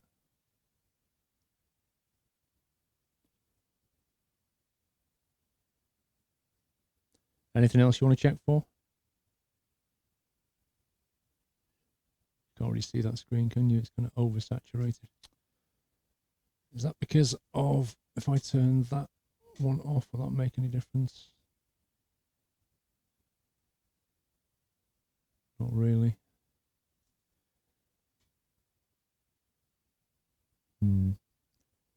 Maybe if I zoom that in, it might. Let me try zooming that camera in.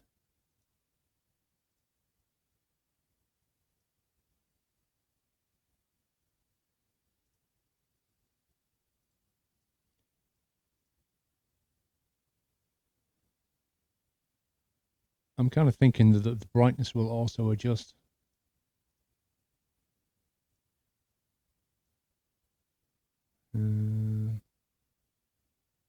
Not that.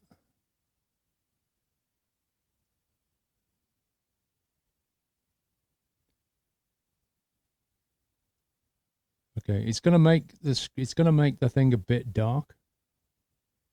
But you'll be able to see the screen. But the rest of the room's gonna look dark now. But at least you'll be able to see what the screen's saying. There you go. That's a bit better.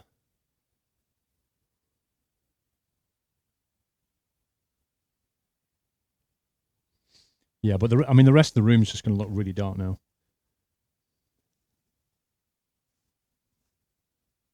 But at least you can see what it's saying.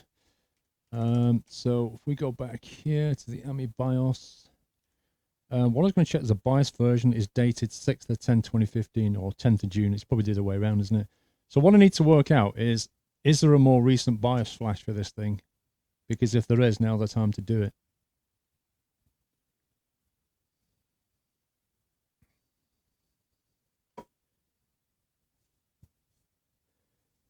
Do not flash the BIOS, there's nothing wrong with it. That's not necessarily true. 45 degrees at no load is high for water cooling. I think most of my CPUs run at about 40. I don't know what a Xeon runs at, to be honest.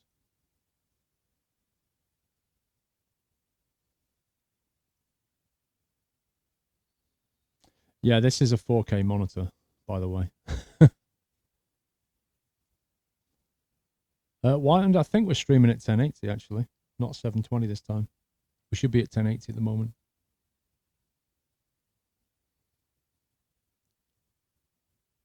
You never flash the BIOS on your PC.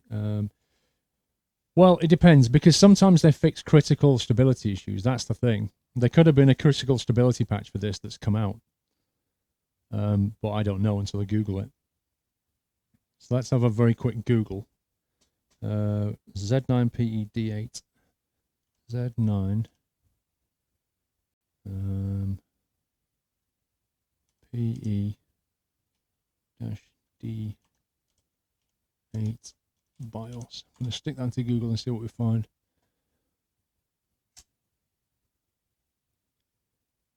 Specifications, support, driver and tools. Okay, Z9 PED8. Yeah, that's the one.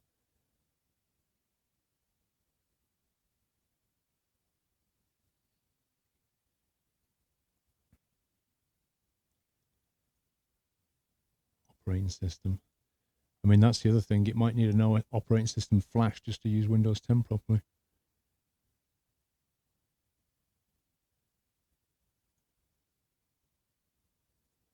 BIOS, right, here we go. 2015. 15th of the 10th, 2015. So we've got a slightly out of date BIOS. Improved compatibility with some add-in cards. Improved compatibility using PS2 keyboard. Improved stability about fan control. That sounds like an important one.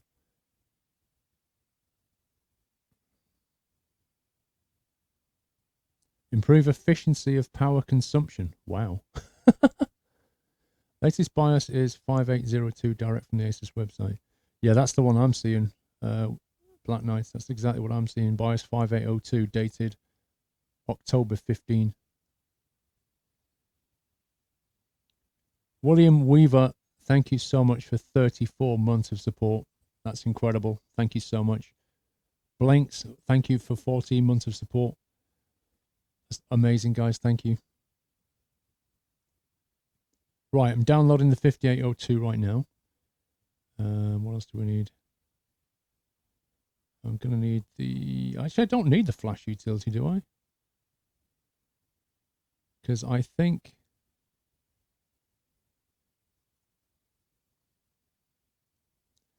I'm hoping if I put it onto a stick or something... Mind you, it depends what it's formatted as, doesn't it?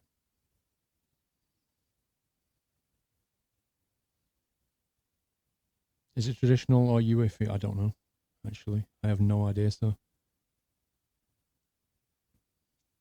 Given that it's 2015, maybe... No, I don't know. Oh, there it is. Yeah, it's there, look. UEFI 2.3. You can put it on a stick and flash. That's what I'm thinking. So if I just chuck my memory stick in, but it depends what the format of the memory stick is. If I use this one, let me see if it'll read this.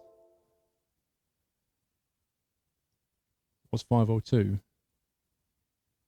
Right, let's see if we can get this thing. I wonder if we just put the zip file on though. We have to put the contents. Oh, hang on. It's got a BIOS update exe and a file. Let's get both files and stick them on the flash drive. I'll put them on the flash drive and see what happens. It's the wrong software, won't let you flash the BIOS, correct. You left 4 hours ago, so you're still working on this, Evil Seagull. Just getting to the fun bits though, really. This is the fun bit. Turning it on and seeing it actually work is always nice. Right, if I plug that into the USB port, and let's save these settings and reset. Save configuration so we get the dates and stuff. And then, what was it, Alt F2 or something for the flash thing?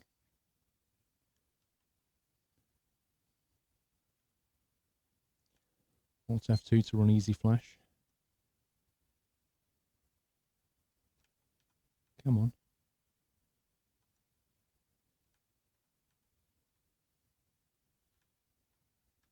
Seriously, bro?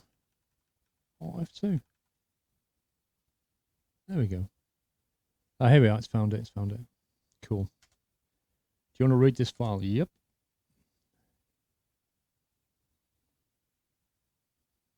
Do you really want to update the BIOS? Yep. It says there, version 5802. I like how it's giving me no information whatsoever about what it's doing.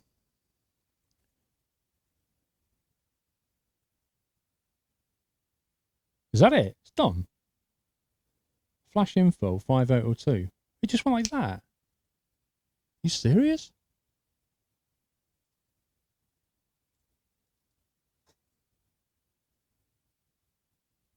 You already have 502. Do you know what? You're right.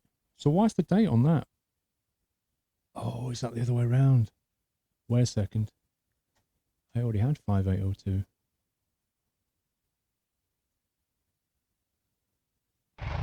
I thought this was American format. I thought this was saying 10th of June. Oh, well, it's already doing it now. Never mind.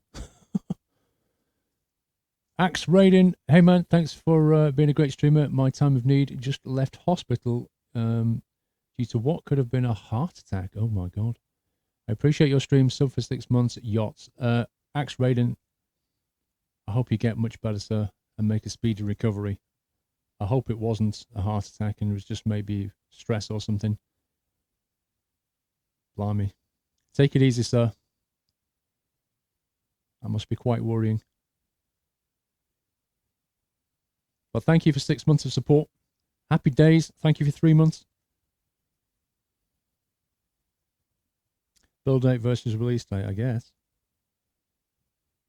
Yeah, it was already on 5802. Never mind. Well, we're just reinstalling it, exactly. I misread the date. I actually should have just checked the version. I should have checked that. My bad. Yeah, flash. I always believe in flashing the BIOS first, but they normally say don't upgrade the BIOS unless you've got a problem.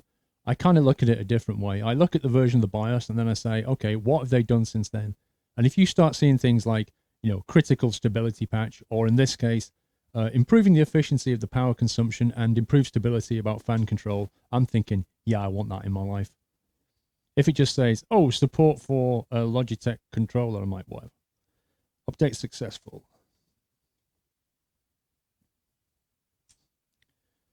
Cool.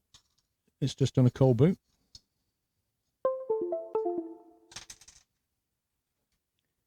That was fairly easy to do. If it's up to date, it won't flash it, Hellraiser. It just did. That's the thing. It just did.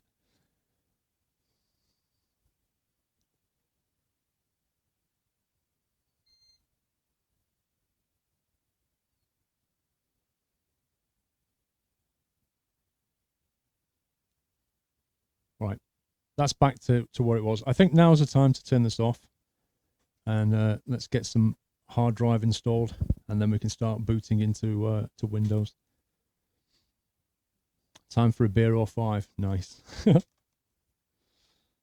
let's get the keyboard out of the way. Let's get the mouse out of the way. Let's move my monitor. Where can I put this? I think I'm going to drop that down the back there. That's going to keep it out of the way. Like that.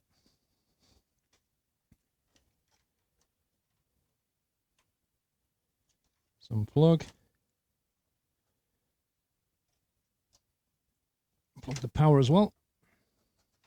Alrighty then. Let's flick back to this thing. Now this is going to be interesting. Because now we want to see inside the case. So let me bring the case back up.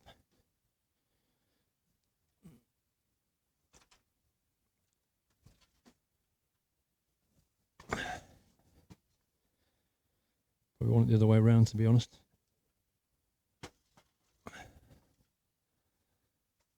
This is where I'm going to have to mess with the camera again now.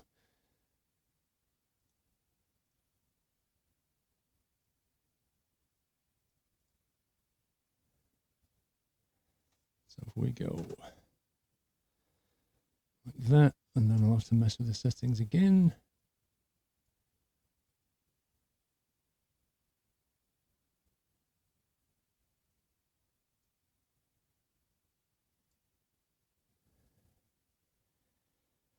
I probably need to zoom in out one more, doesn't it? That GPU is not going to be in there, so don't worry about it. It's only temporary.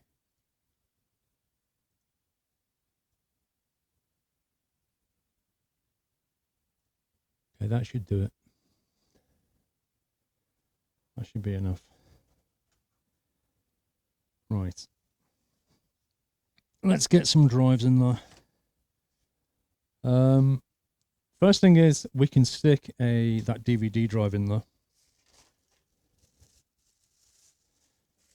Don't worry about the GPU sag.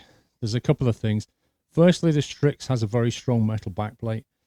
So even though it sags, it actually doesn't bend the board. It's specifically built to allow for this. Second thing, that's not even going to stay in there. It's going to get swapped out. And there's nothing I can do. I need to get a stand like that. Right, we've got a generic DVD drive. Remember I showed you earlier how we drop the front panel down, pop out the cover, and then all we do is, let me show you.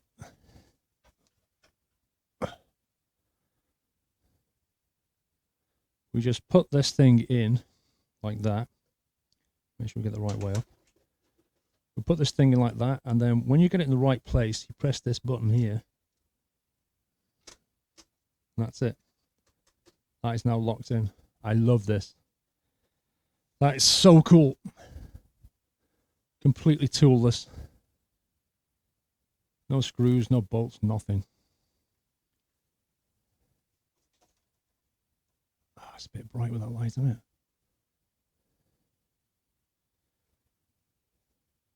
It's better with that off. Nope. Alright, we'll leave it on. This is the drive cage down here, and what we did when we were messing about before was we took all of these drive trays out because we thought it was going to remove the entire cage. We need to bring them back now. And the 5 terabyte drive, right, where's the bits and pieces? 6 terabyte. So this is one of the drives, and it's the Western Digital Black 6 terabyte drive. This is my main media drive, if you remember. And with these cases, it's simply a case of snapping these things on the side. So what you should be doing is put 2 on there like that, and then you basically snap the other 2. You bend the case around it, and it should just snap into place. That's the theory. On? It looks on. Just push those in, make sure. I think they're in a slightly different position. Give Doyle a cookie and me. Make it 5, 1 for each donated dollar. 5 cookies. Thank you very much, Axe Raiden. I'll give Doyle a schmacko. He's got plenty of those.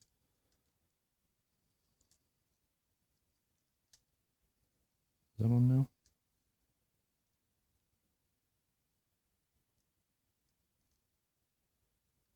That's it. That snaps onto that. The only thing we need to work out is where we're going to put it in terms of position in here. Don't suppose it massively matters. Why did you pop out? That one keeps popping out for some reason.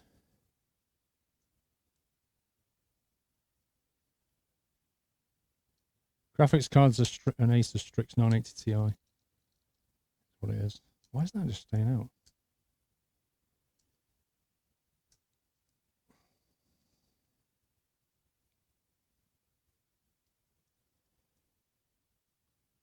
I think I need to fix the little thingy on this. There we go.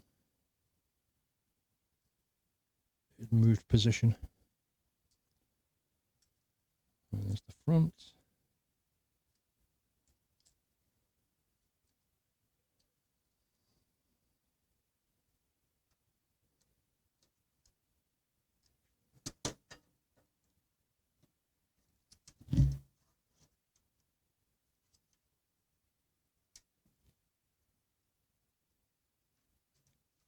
Okay, that's not going in because those things are not pushed in properly. Wrong way, it's not the wrong way. This is the front. No, those little things are not going into the side holes properly.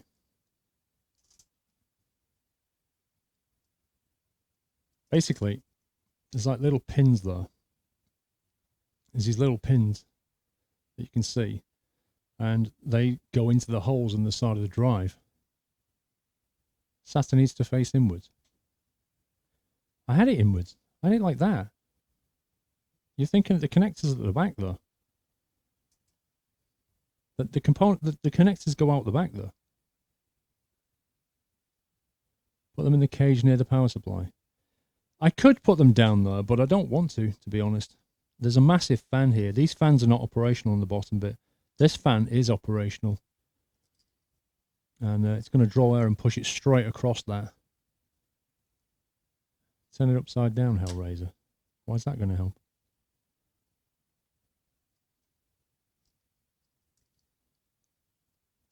The holes specifically line up on the lower side. I can see it lining up. It's just not popping in there for some reason.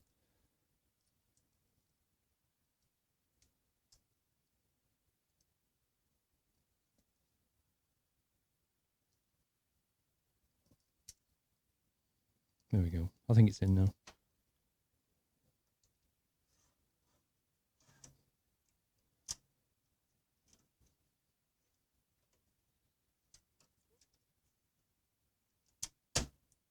Bingo. Done. That's that drive in there. So that's a 6 terabyte drive. Now we've got a 3 terabyte drive to go in, which is not that one. It's that one. So we've got a Seagate Barracuda 3 terabyte. That's going to be the backup drive. And we've got 2 SSDs to go in here. The main boot drive, which is the Samsung 850 EVO 500 gigs. So that's going to be the main boot drive. And the other one is a Kingston HyperX 240 gigs. This is the spare one I've got lying around. And we kind of chatted about this earlier. I was in two minds whether to fit it, but you guys convinced me that I should just put it in and then tell Adobe to use that as a scratch drive. So it should make the editing side of things a bit snappier. And maybe even the rendering, I'm not sure.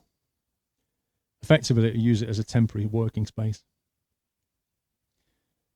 So we've got, what I might do is go hard drive SATA, just to space out, because the SATAs won't generate any heat, but these guys will. And also, I think the airflow will be better if we go SATA next and then hard drive, then SATA. So I'll do that, which means I'll put in the Kingston HyperX next, I think. This guy. Just need to mount this into here. So there's basically 4 little holes on these trays, and that should just sit more or less. Line it up. That should just sit like that. It just screws in like this, and then the whole tray just mounts in there. Sorry, late Andy, not a problem, sir. Not a problem. What I need to do now is find the right kind of teeny tiny screw that goes into that thing. In two minds, what does that mean? It means you're in a state of two different decisions. You're in two minds, as in you don't know which way to go. It means that.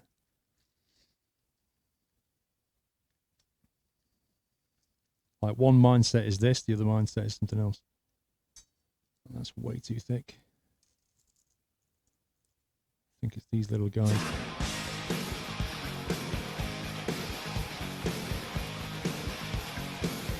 Who's that? Russie B1. Thank you for subscribing, Russie. Welcome to the Night House, sir. Can we give Russie a lovely nutty welcome, guys? Thank you so much for subscribing today and supporting the stream, sir. Right, that's one screw in. Teeny tiny screw. Sorry, I can't really show you this. It's a bit fiddly.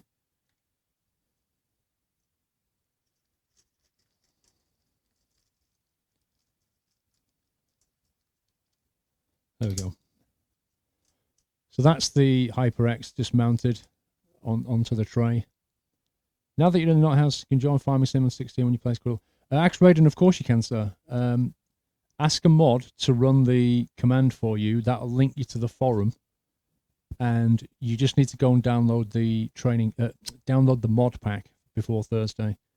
All the instructions are in the forum post. But from Monday, the training farm will be back up and running again. So if you've got free time Monday, Tuesday, Wednesday, or even Thursday daytime, feel free to go and hang out with your fellow subscribers and play some farming with them. And what is that? There we go. Got it. Right, next is going to be the 3 terabyte drive. Your SSD is a metal case which dissipates heat well. Yeah, you can actually fit the tray inside these things as well, optionally, if you want to. But they, in my experience, they don't really generate that much heat, the SSDs. Okay, which is the back? That's the back.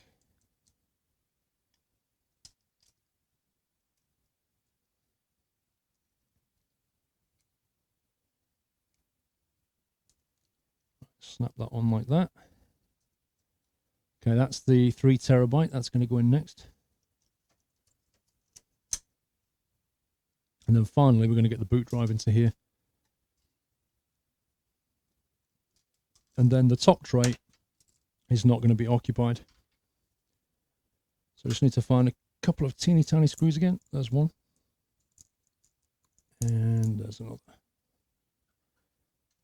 get this thing the right way around.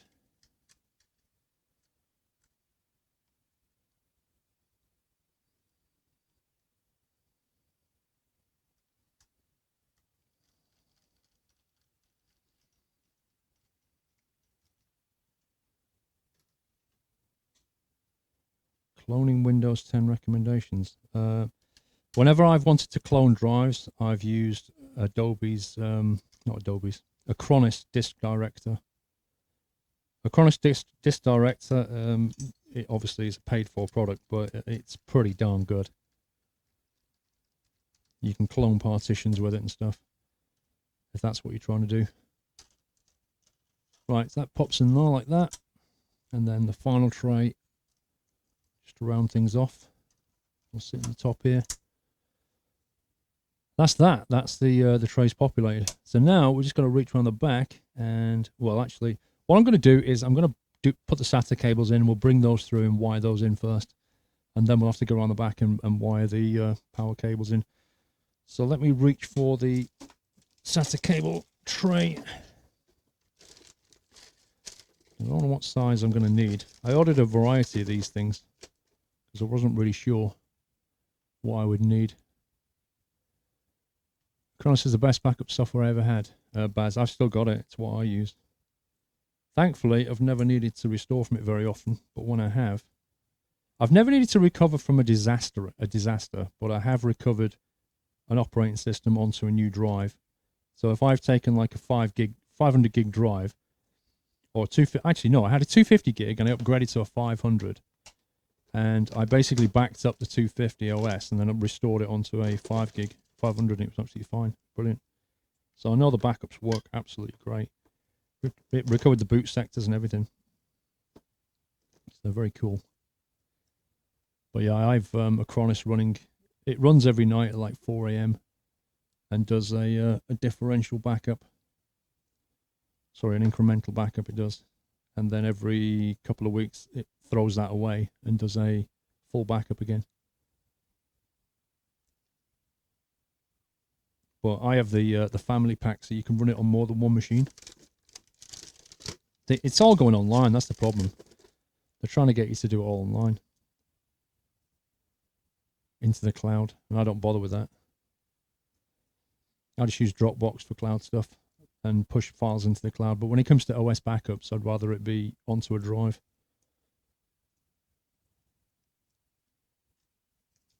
You've never built a PC before? They're not that hard, but it's like anything. Like if you can watch somebody build one, you can probably do it yourself. That's the thing about it. Right, I have three of these guys. They are 30 centimeter ones. I think they're more than adequate for what we're trying to do. And then I bought longer ones, so I'm going to have to find a different cable for the fourth one. Or I could keep that and just have it too long, I guess. I might just do that.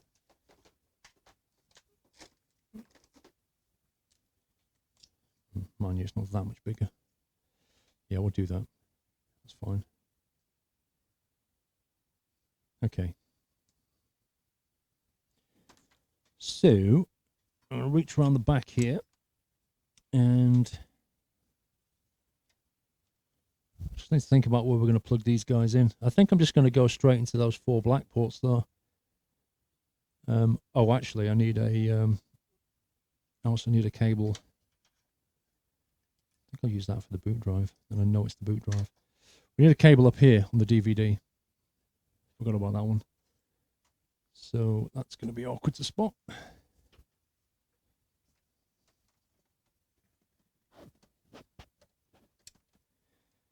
Okay, that's that in there. Now, I think what I'm going to do is I'm going to run that. I don't want it all coming down here, so I'm going to run that straight out the back because this cable's too long. So I'm going to run it out the back of that grommet there and then come back in.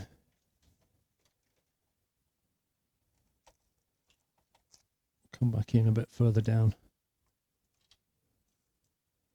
And then all the kind of loose cable I can just tie up at the back here.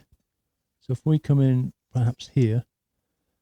Now this is the DVD which needs to go into that blue one there. So we'll put that in that way like that.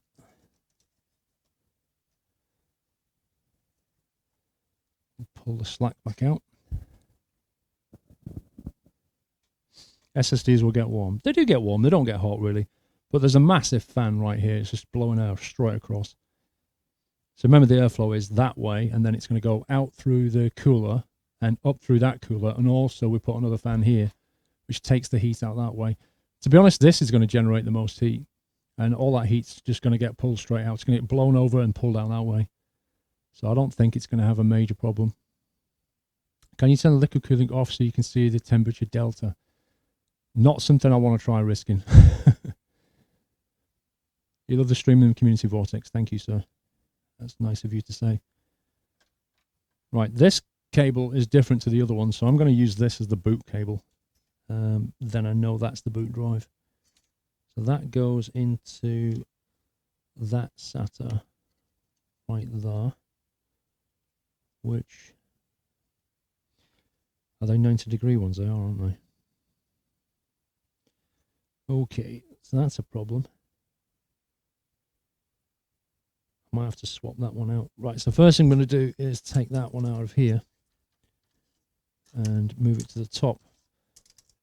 Otherwise, these 90-degree SATAs don't fit properly. But one of the cables I'm going to have to use will be a non-90-degree SATA cable. Otherwise, it won't connect properly.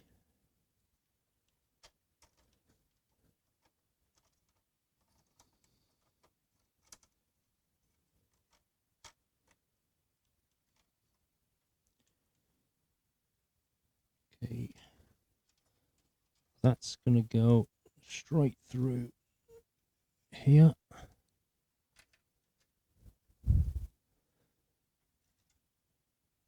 And that will go into one of these black ones.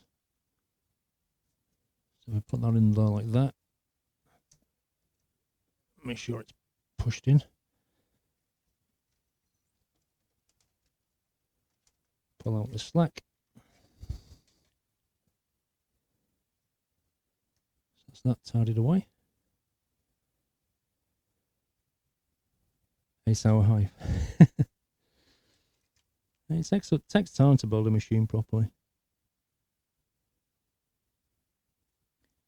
Right, now then, that SATA's a problem. I need to find a non-90 degree SATA. I suspect I got one with the motherboard.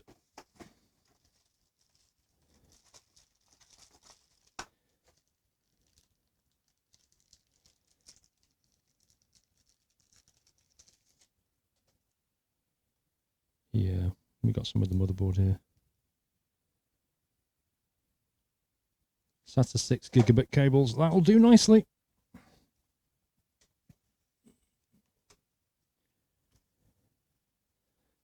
So that can go into the Kingston.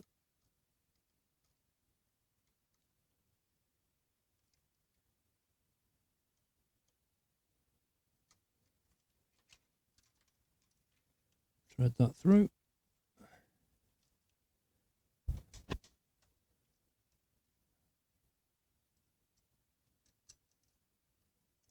Can't really see what I'm doing here. I think you can probably see better than me.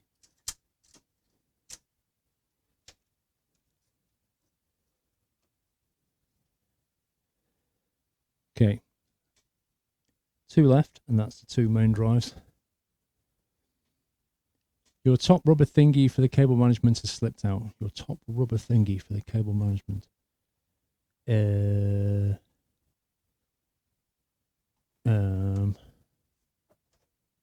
Do you mean these grommets? Because they're not... Oh, I see what you mean.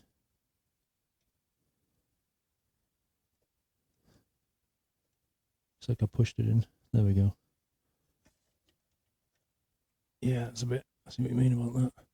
It's because that's where that motherboard braiding comes in. And it's a heck of a chunky thing. Oh, it's a bit faff, isn't it?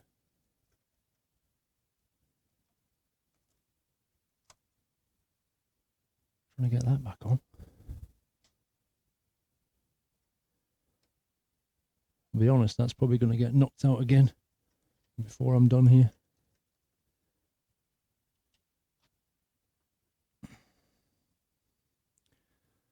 They alter the brightness, it seems dark. I did alter the brightness. The problem is you've got stuff that's reflecting here. And that makes it appear brighter than it really is. I mean, I can make the brightness even higher.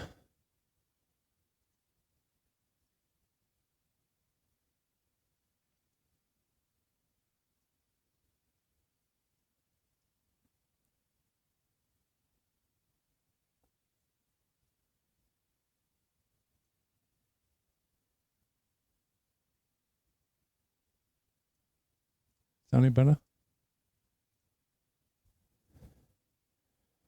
Don't want to go too high in the brightness. It's already oversaturated.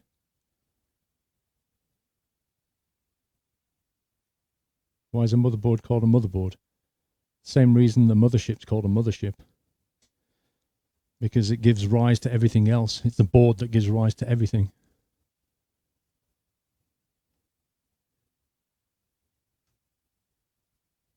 It's too bright. Well, we're going to spin it round shortly anyway, so. One person says potato, the other one says potato. Let's bring another cable through here. This is connected to the Western Digital Black. Not that it really matters. I've got one more drive to do after this.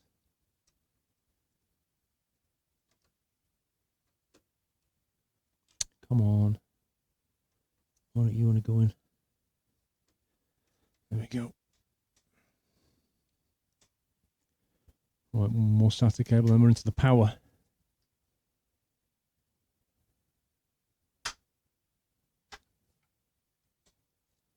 In German, mother equals father. I thought mother was Mutter or something.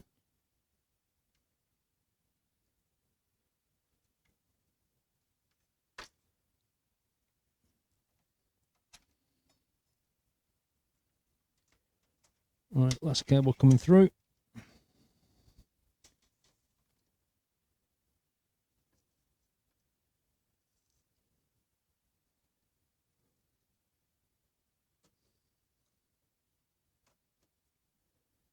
That's in.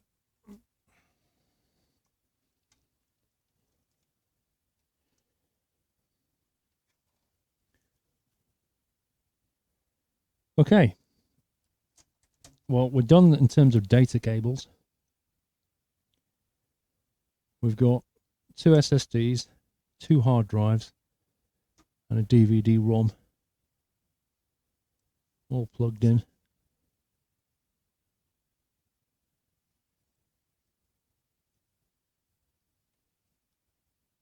Cool. We've only got 1 tray spare as well. So there's a FATA board. I don't know, father board. No, because a mother gives birth to things, a father doesn't. That's why it's called a mother, like the mothership. It all makes sense.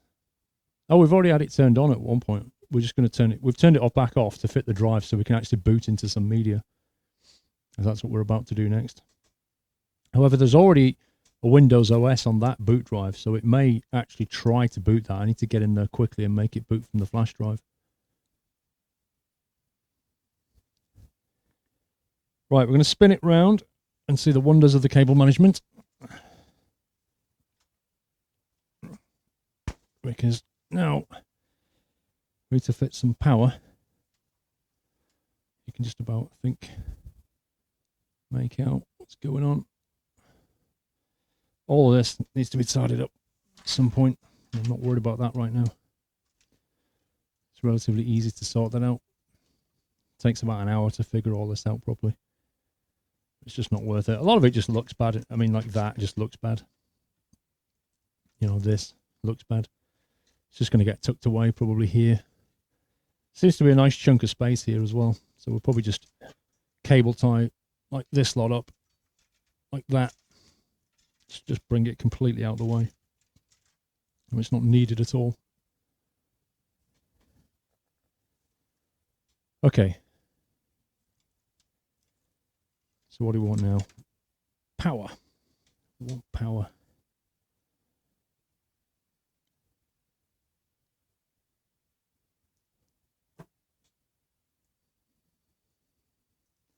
Oh, it is messy. It's absolutely messy. All of them start like this. And so you sort it all out. We are going to need, how am I going to need? Right, the DVD drive is the pain here. Because the DVD drive needs power and it's back on the inside though. It's actually here. So we need one of these end connectors is going to have to go up there. Just for the DVD drive. And then I don't think it's going to reach down to anything else. So irritatingly, we'll have to have a cable just for the DVD drive. The alternative is to move the drive down a bit, but it'll only go down 2 more slots. Otherwise, we'll have to go and take out the hot swap bay, and it's just not worth it. You have to make sure you get motherboard with an M2 slot. If you're gaming, absolutely. But this is a different workstation from older generation technology. But if you're buying a gaming motherboard now, you want to be looking at M2 slots.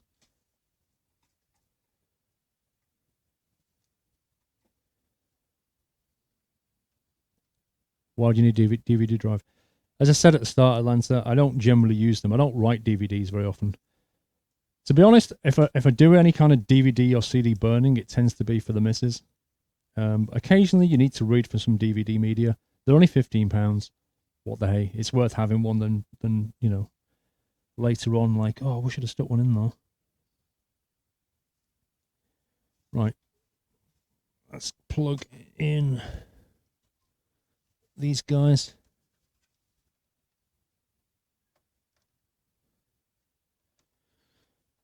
That's one.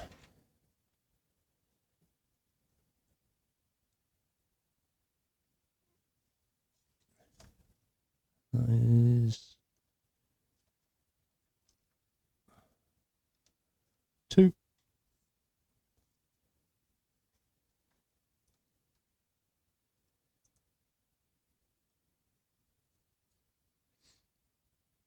What is a way that I can bridge that gap between there and there?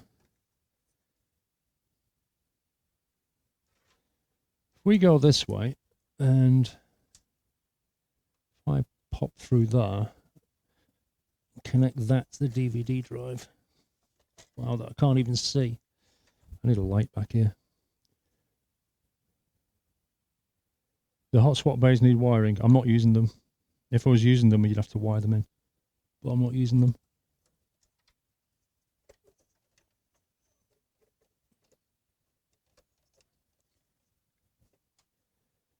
Okay, DVD drive is plugged in to here, which means I think I can get that one to connect in there.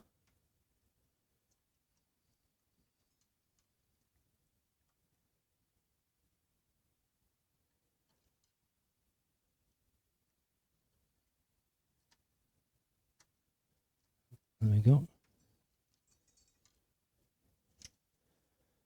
Okay, so that cable is dealing with the boot drive, and that goes up to the DVD drive, which means I've only got 3 more to do. And cannily enough, one of these cables has 3 connectors on it, which means we can get away with 2 power cables for all the SATA stuff, which is quite nice. So now we just need to work out the orientation of these guys, because occasionally they're upside down. Okay, so it looks like,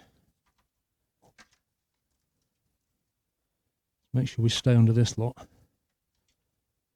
I actually want to go over the top of that one. I don't want to go underneath that one.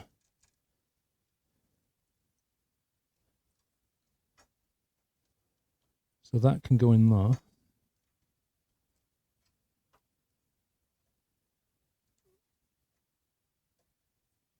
That one can go in the Kingston drive,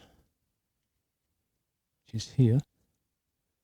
Oh wow, this has actually got 4 on it, flipping heck. Okay, in that case, I'll put the top one in, and we'll push the rest of that in between those 2. Actually, let's just leave it. I'll do the cable measurements all the time. Right, I think we're done though. So that's all the power for the drives in, and all the SATA cables for the drives in.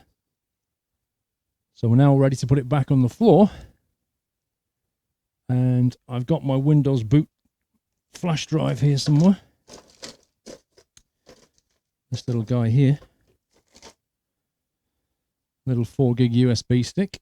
It's got Windows 10 on it. Yeah, it's a cable fest. To be honest, most of the cables are just what comes with the case that you don't use. I mean, all this lot here, they're the only actual real cables that need to be tidied up. But I'll sort that out. It's no biggie. Scarline's late. Yeah, right, dude. Did one of the SATA cables fall out? DK, which one? Which one's fallen out? That one's in. Yeah, that one has fallen out by the look of it. That drive no longer has a SATA cable in it. It did indeed. Good spot, sir. Very good spot. I'd say that didn't click in for some reason. That's why. It's because the one that came with the motherboard, it doesn't click in properly. It's rubbish. Okay, that one's in. Those guys are in. Those guys are in. Good spot, sir.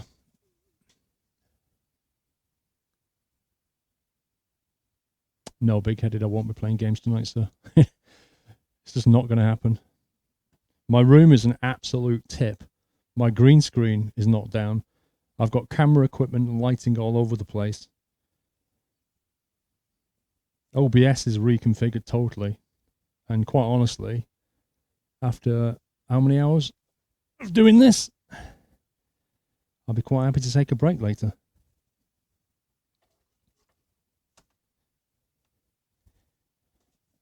Right, let's drop this down on the ground.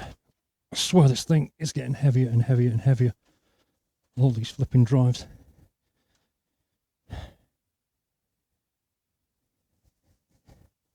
Right.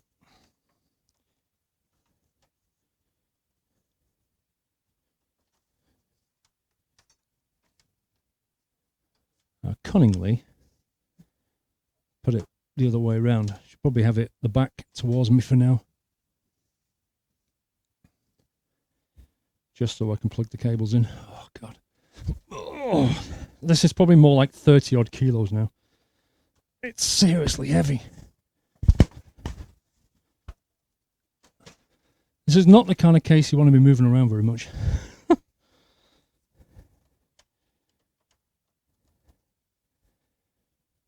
Whew. Right, HDMI cable. You can go in there. Let's get the keyboard out. Don't know if the mouse works or not, to be honest. If it doesn't, I have another one to try. Keyboard. Mouse.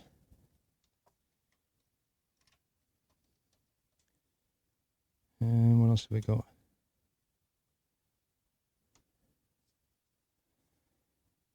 Let's get the monitor up.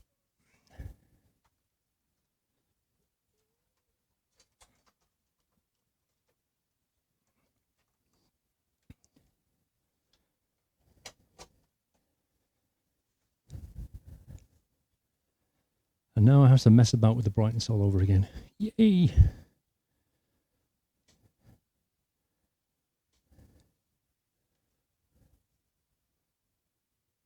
Okay. So let's spin that around a bit. We can probably get rid of that for now. We'll have to mess about with the brightness in a second.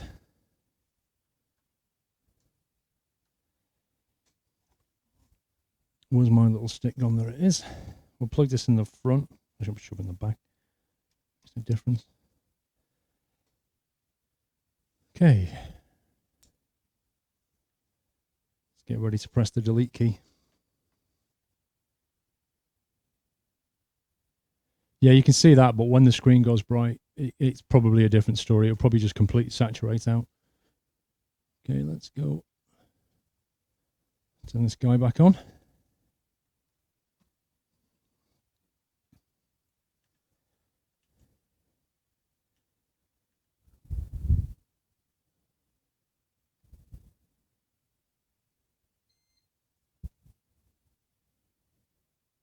Is it going to give me an option to boot from media or not, I wonder? Press the delete key.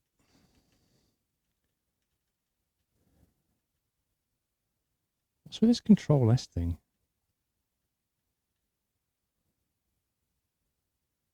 No, Ripperoonie. Don't you dare boot Windows. I knew it'd do that.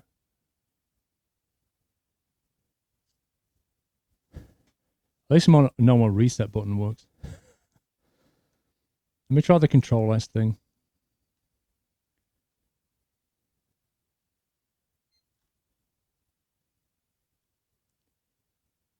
Control S for setup. Who does that, eh? It's outrageous. Use BIOS PXE pre-boot order. Show setup prompt. What is this thing anyway? Pre-boot execution environment. Is this for like network booting or some rubbish?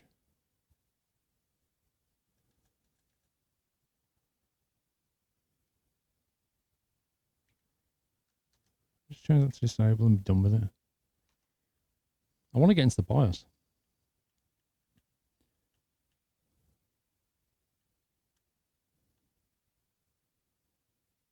That's the easy flash thing. That's not what I want.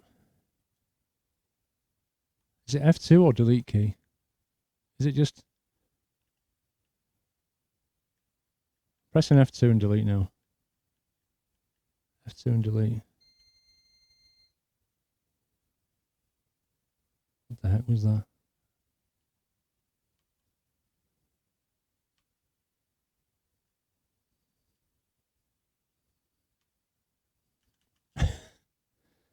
Alt F2 is the flash BIOS thing. Oh, for God's sake! See, that's Alt F2. I don't want that. I just want to get into the BIOS.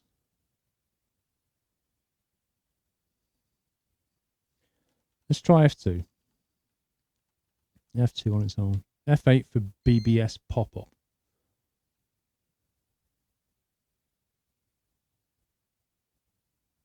For God's sake, let me into the BIOS.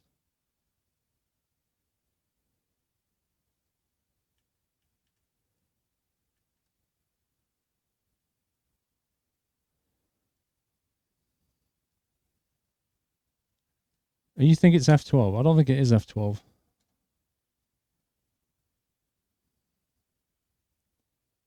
Try F12. F12 to run netboot, it says. I don't want a netboot though, do I?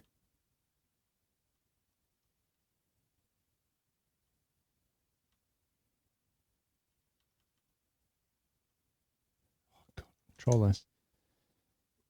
Let me change this. 5 seconds. I'm sure I disabled this. Set cancel changes, change value, next option, save configuration. Intel boot agent.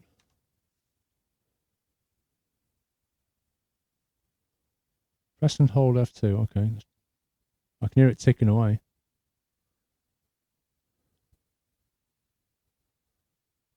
Media test failure, check cable. It's trying to boot off the network.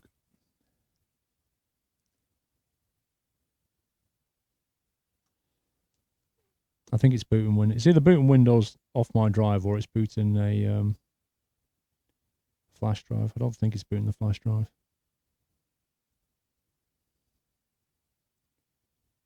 I just pressed and held F2. It makes a massive keyboard repeat noise.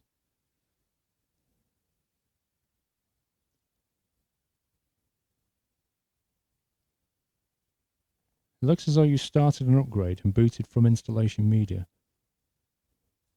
If you want to continue with the upgrade, remove the media from your PC and click yes. If you want to perform a clean install, click no. No.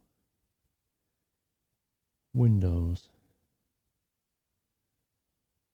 Install now. What, you're going to ask me where to install, or are you just going to be a pain?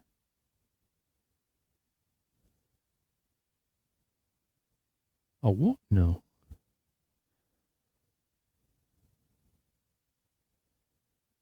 Give me a temporary one. Windows 10 Pro, that'll do.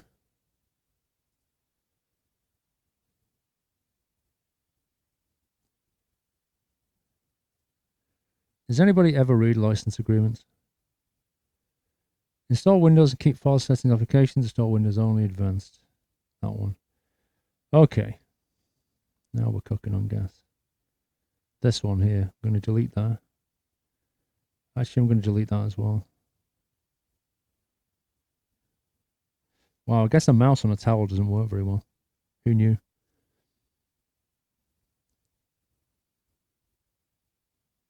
You should let the chat name the PC. You're not a chance. Let me delete that one as well. I should just delete the whole lot because I don't need any of these guys. Delete that.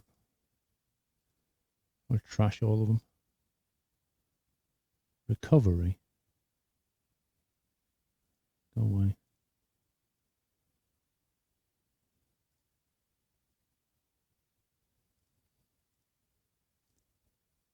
It's too bright.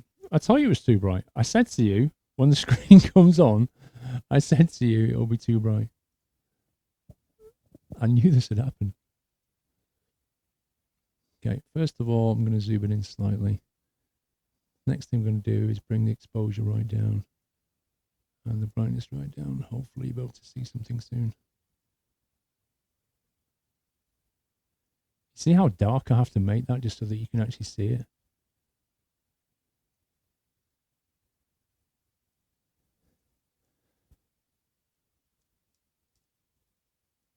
There you go. Now it looks like I'm sat in the middle of the night doing this.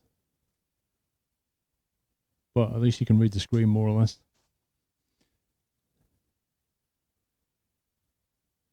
You read that now? So what I've done is just basically trashed a whole bunch of partitions. Okay, so these are the 4 drives, yeah? We've got our 500 gig here. We've got the 250 gig here, that's the Kingston. We've got the 6 terabyte.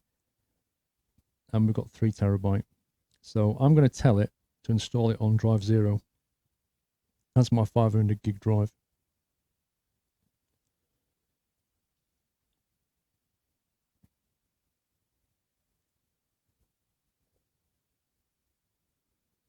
Right. Installing Windows. That still looks a bit bright to me. Let me mess about with that a bit. Probably don't need that front light on anymore, to be honest.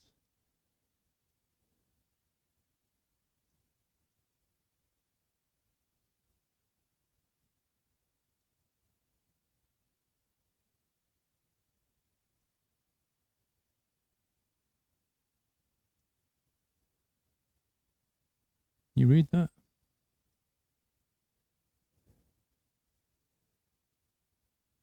Is that okay? Can you read that now?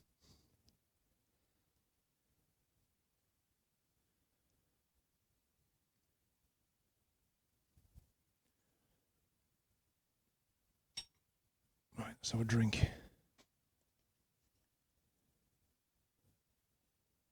Remember to choose the custom later. Don't let Microsoft snoop on all your data.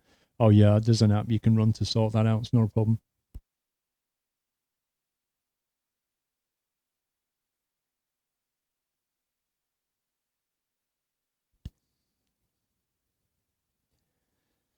While it's doing that, I need to think about a network cable, which I did leave out somewhere, because we're going to have to download and update drivers and BIOS things.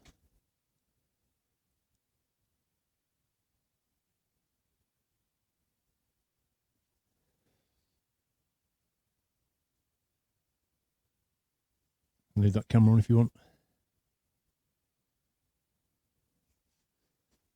You're up till 3 building your PC. There you go. That's what it looks like at the moment. Not terribly exciting, but it's something else to look at. Let me move the camera up a little bit.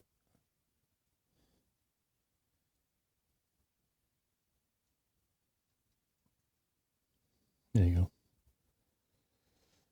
So you can see I've got the machine just sat on the floor next to the, look the size of this thing. It's an absolute monster.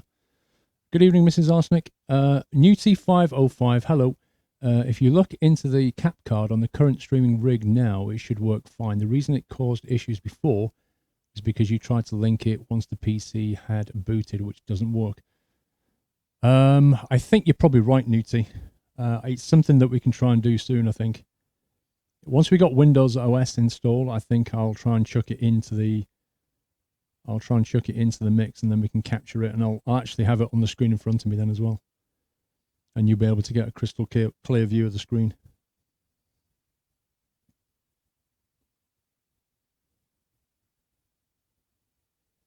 Can you take autofocus off? Oh, is it messing about? Keep autofocusing. What about that then?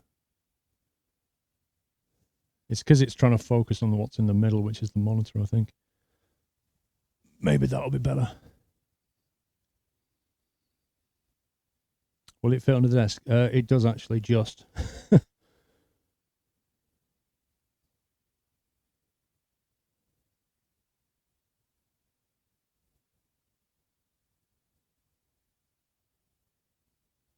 So when we get this thing up and running, I need to install the drivers and stuff.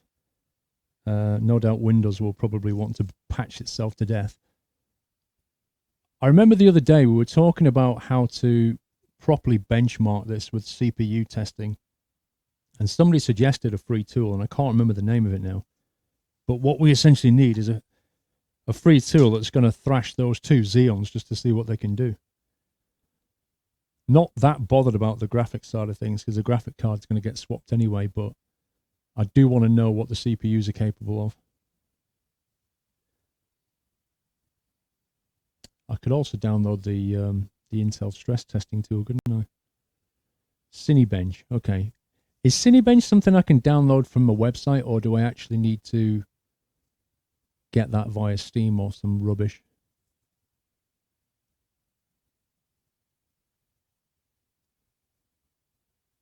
No, 3D Mark is a 3D benchmarking tool. It does have a CPU test in it, but people are saying Cinebench is better. The new kitchen, that's not even started yet. That's not even at the planning stage. Right, so I can just download it. Yeah, 3D Mark is good for giving you a holistic score of your machine, but it's more geared towards 3D gaming.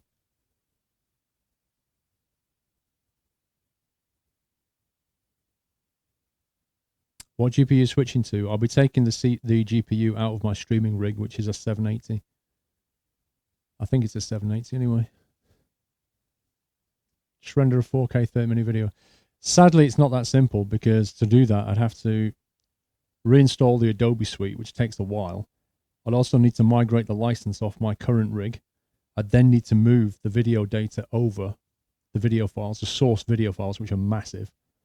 I need to move those over and then finally open the project and render it. So that is a much more medium-term thing.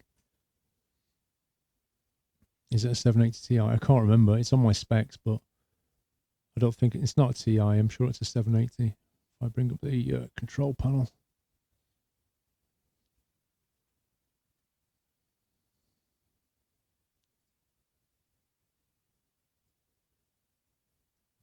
If I look at my device list.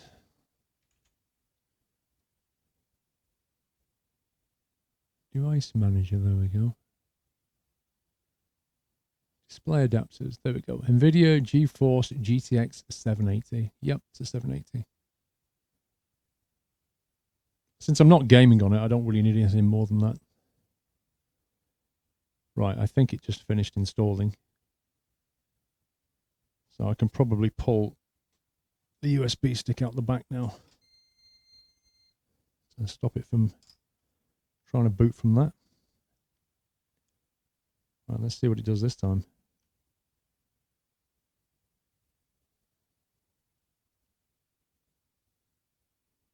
This is annoying. Control S.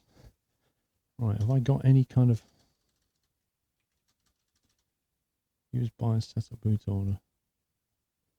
There are no other choices. There are no other choices. Seriously? Let's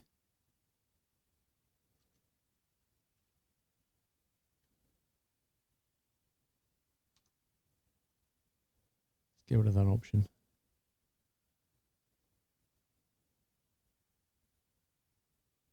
All right, well, it's booting Windows, so that's a good sign, because I've not got the stick in though. Don't think it was done. What makes you think that?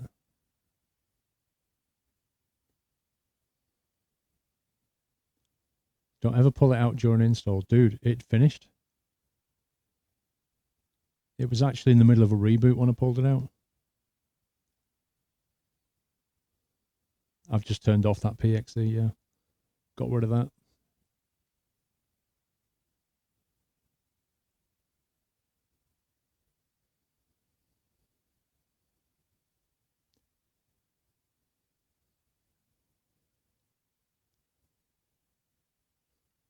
She had to ask for a user account.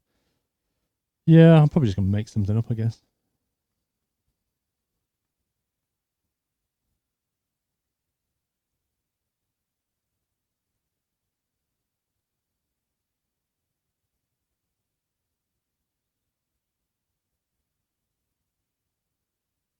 I think Windows is still preparing itself.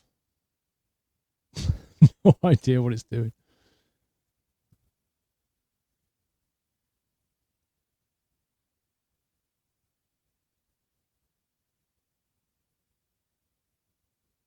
The normal point in a Windows install to remove the user state. Yeah, I think so. Once the file's finished, it copies over and reboots and then sets up. That's usually how it goes.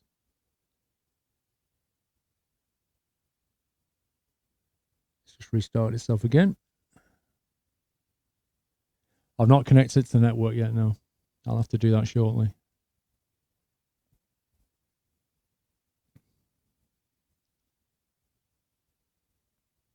Seriously. Didn't I turn PXE off?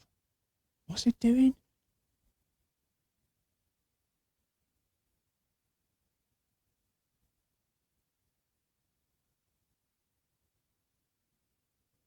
I had to go into the BIOS and change the boot default.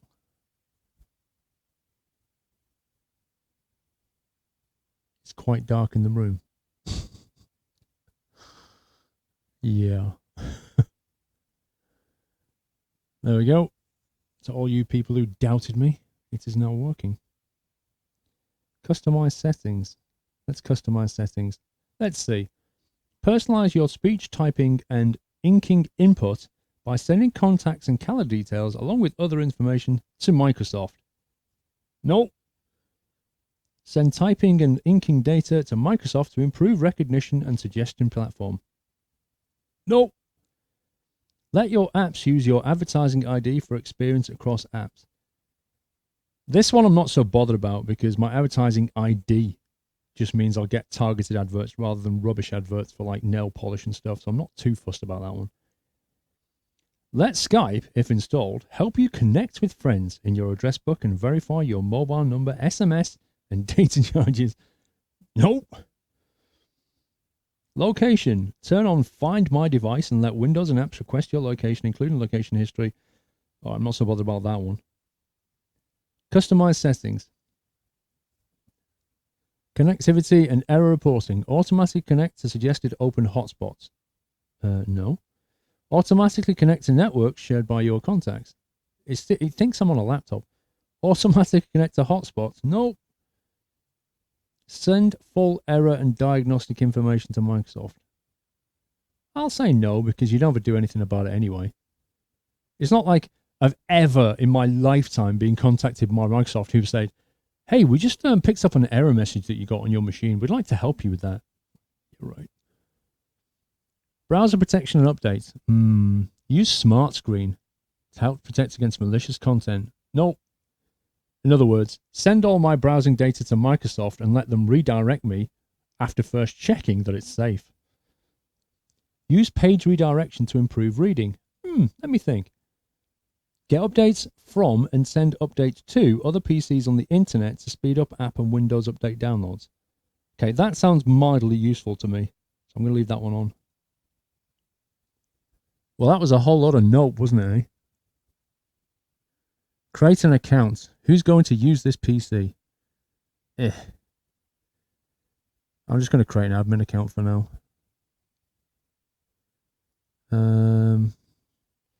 Let's just go with, I don't know, admin. Let's call it admin. Make it secure. Is it going to make me enter massive passwords? I'd rather not. Like if I put password 123, is it going to go, no, you can't have that, you fool?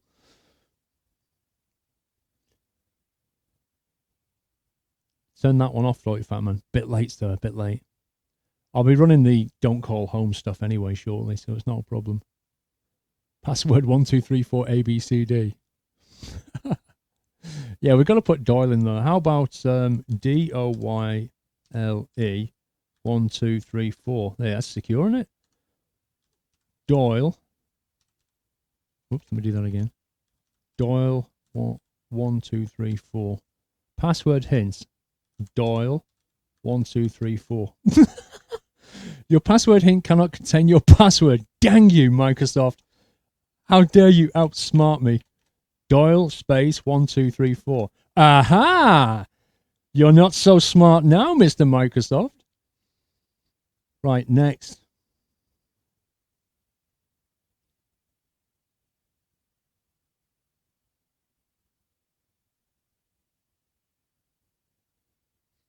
Hi. Hello, Windows. We're happy that you're here. Do you hear that, guys? We're happy that you're here. Lots of great features to get excited about. Can we stop blurring, please, camera, you scumbag? You can skip the password. That wouldn't be very secure. Oh, come on. Just cut to the chase here. I can't get very excited while you just show me a screen I can't skip.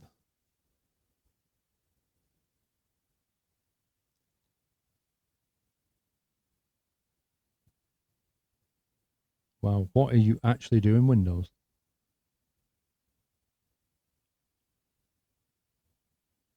Disable autofocus. I could do.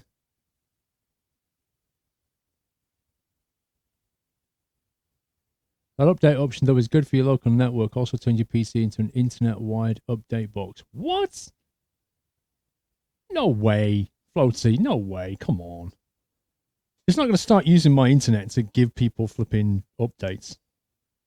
Microsoft did that. They just get hung.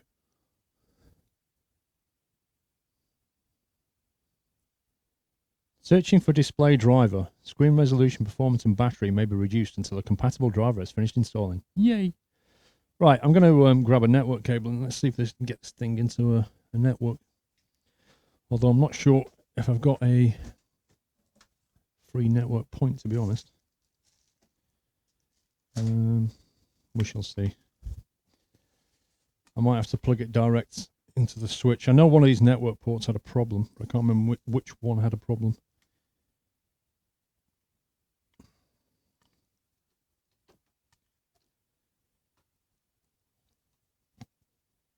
Right, where's the network port? All right, there you are. See if we get a little light first.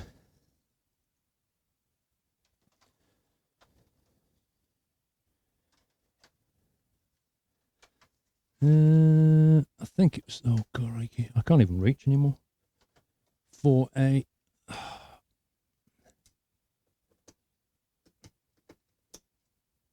let's see if we get a little light on the back. Well, there's no light on the back. I don't know if that means it hasn't got one.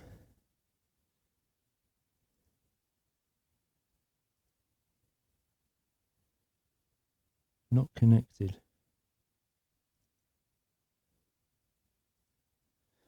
Maybe that doesn't work. Can I share screen with you? We can try. We can certainly try. If you have a data cap, you need to go to update settings and disable update sharing.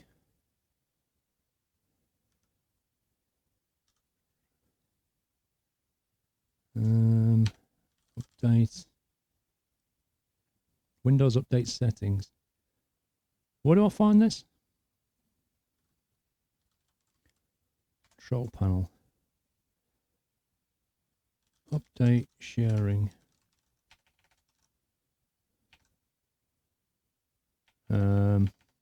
Where's this option?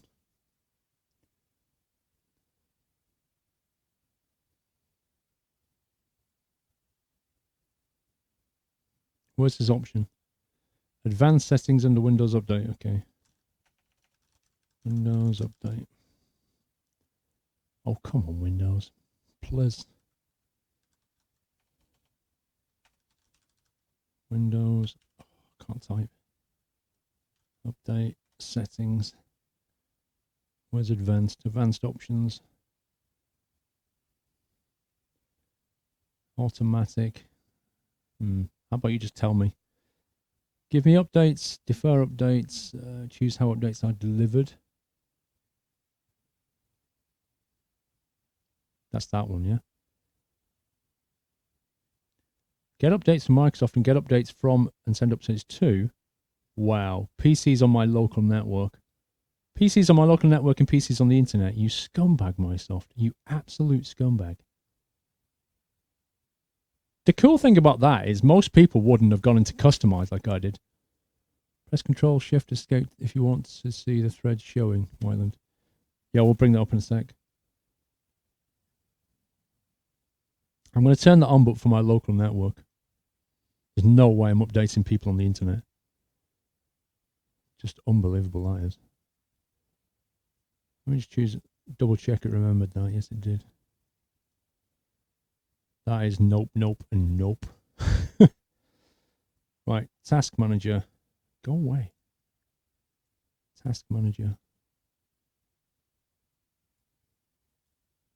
More details. Performance.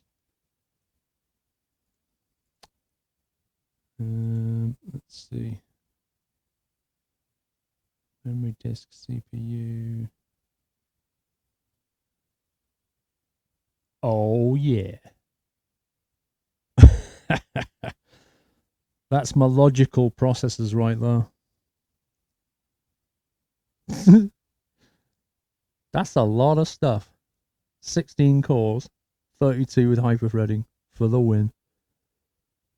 16 cores, 32 logical. Unbelievable.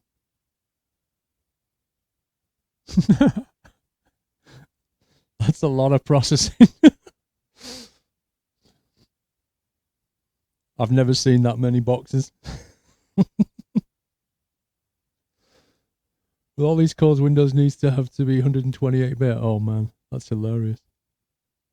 I still don't have a network connection. I think, let me try plugging it into the other port in the wall. I think this port is broken for some reason. Otherwise, I'm going to have to move the camera and go and plug it straight into the router.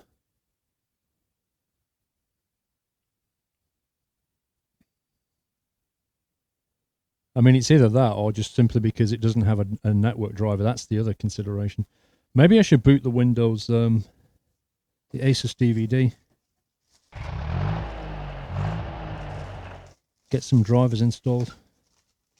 Maybe that's the way to go. Maybe it doesn't have a network driver yet. It's either that or I download some stuff, put it on a USB drive and stick it in and just boot that lot. What have we got here?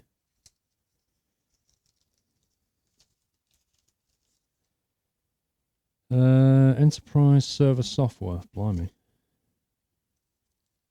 Series support DVD. Yeah, I think it does need a driver, Hellraiser. I've got two DVDs here. One says ASWM Enterprise and one says Series Support DVD. I'm guessing it's going to be that. Here's where we hope the DVD drive actually works.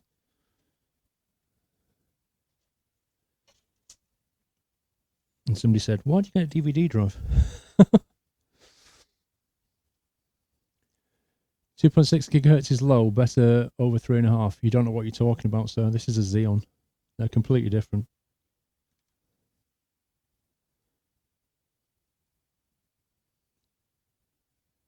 It's PC.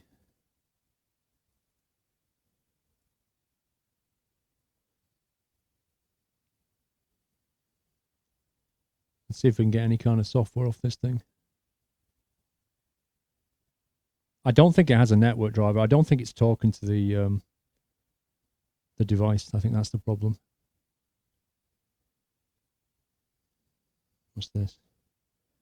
Show motherboard information, utilities, drivers, chipset. That's probably going to be the right one.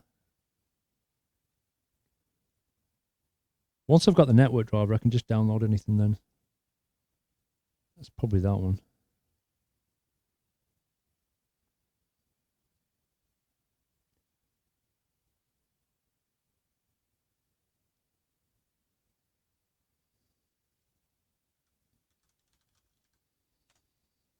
No. Screen went black. Network adapters. Oh, hang on. It has actually found network adapters here. Look. Gigabit network connection. It has found something. That's interesting.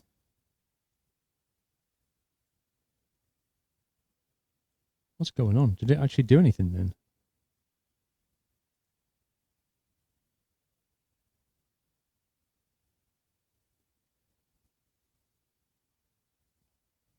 That's the worst install.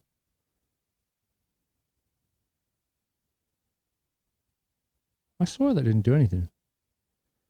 Driver installation wizard.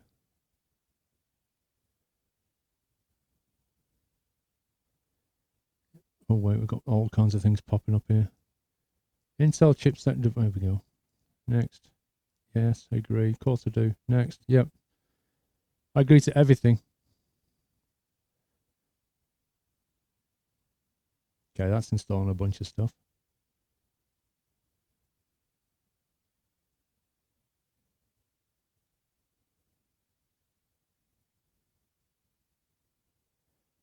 We'll let it install that.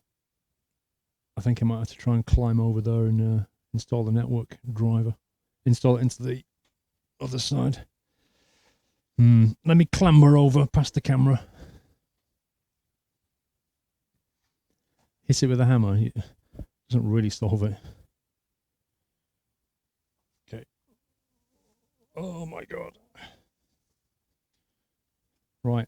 Now round the back of the camera. Let's unplug that network cable.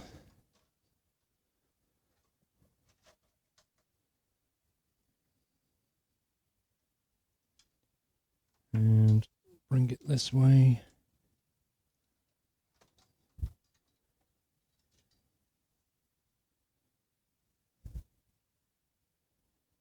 Right. Mr. Switch, come here.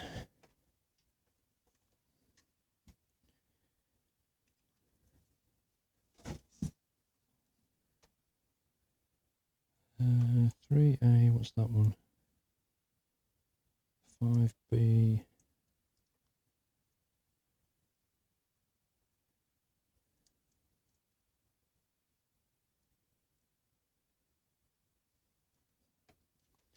I need to work out and not unplug the wrong thing here. 5, what's that one?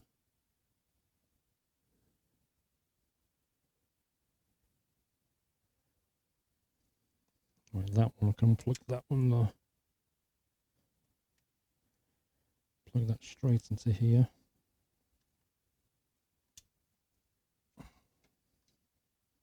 Okay, that's live. Which means the motherboard is talking to it.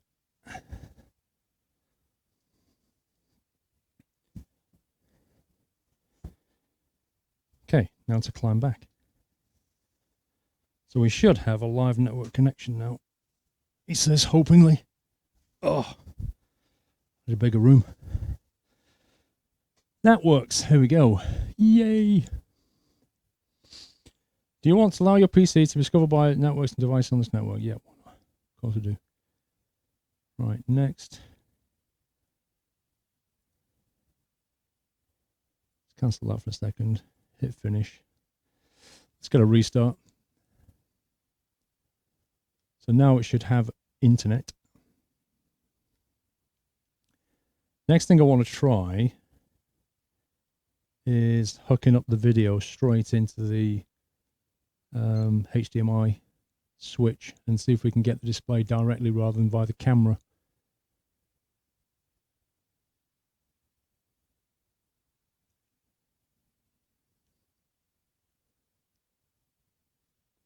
I do have internet at the moment, but it's going to be on the wrong network. I have 2 internets and I need to switch it over to the other one. I need to reconfigure the DNS. What? What was that? What was that then? Something about Linux priority booting or something. What on earth was that message? Admin. Doyle. 1, 2, 3, 4.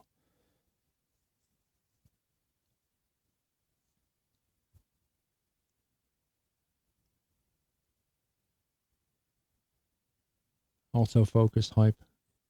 Hopefully I can get rid of that in a minute. An update has been installed.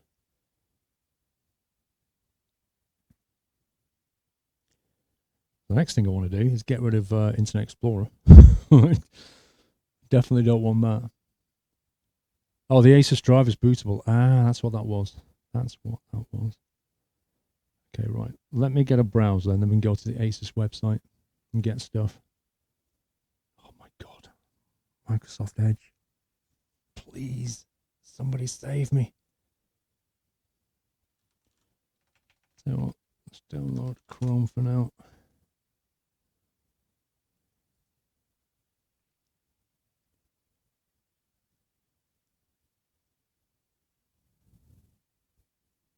Thanks for making your day better, Ninja Dog. Thank you. Yeah, I will get the anti-beacon thing in a minute. Let's get Chrome first.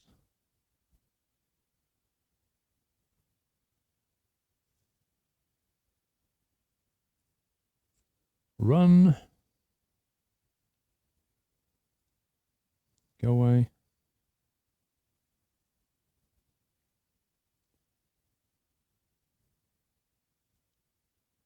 Edge is not a browser, it's a browser downloader.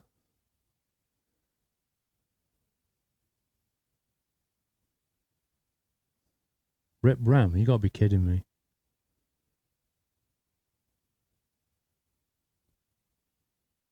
You can go Opera. I use Opera as well. Opera or Chrome. I like both of them.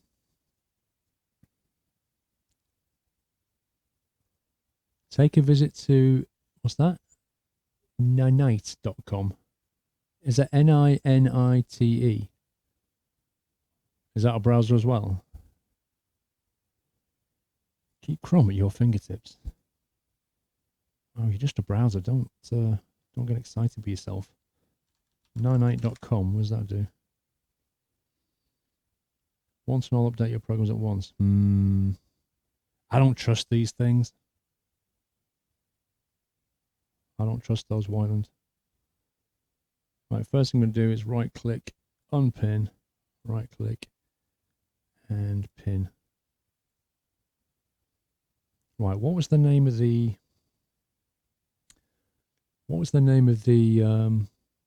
app? What's it called? Windows. Disable Windows Call Home.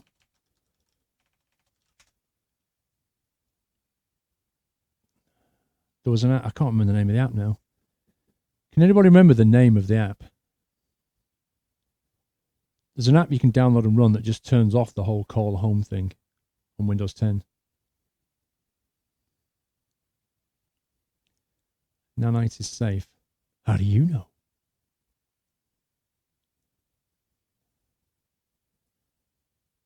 Trusted by millions. You don't have to watch for updates. Our bots do that. Okay, well, we don't need that right now. That's it. Spybot anti-beacon. That sounds about right. Spybot anti... Sounds about right. Spybot anti-beacon for Windows.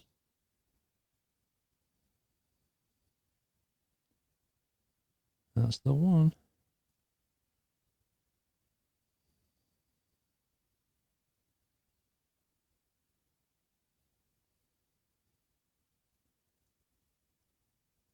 That's going to stop Windows from calling home.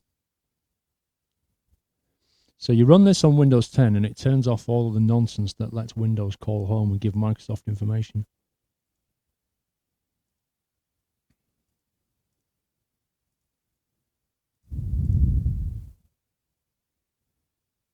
We'll run that. Launch. Telemetry host, telemetry services, telemetry group policy. Look at all this. Peer-to-peer Windows updates outside of local network. It actually tells you, look at this, 2% protected. It actually tells you how bad it really is right now. Optional stuff. Okay. Do we just click it or click it in your nose? My God, look at that. Done. Optional. Web search group policy, Cortana group policy. I don't like Cortana. OneDrive service, OneDrive group policy. Bing IPs. Do not immunize if you use Bing. I don't use Bing. Telemetry host, extensive list. Oh my God. That's a lot of stuff. Okay, close that. Right, that's Windows not calling home anymore. Don't forget to disable the Windows 10 keylogger in services too. Was that in that app?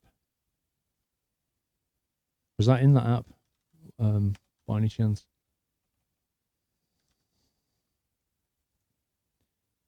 Oh God. Go away.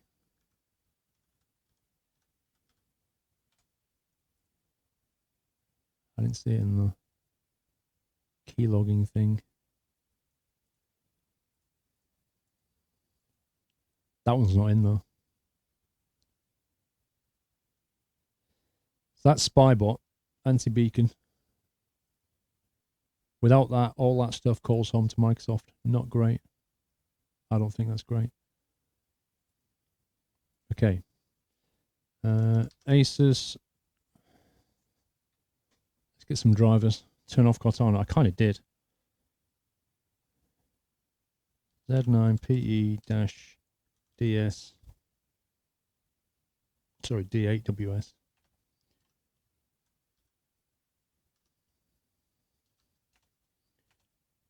Drivers.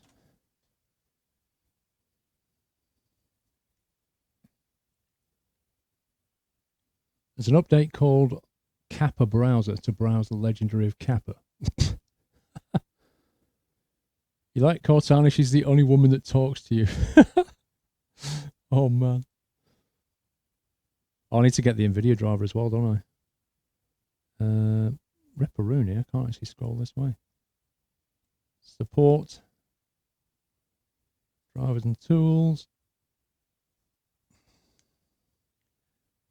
OS. I bet Windows 10's not in here. What a surprise. Windows 8.1. That'll have to be that then.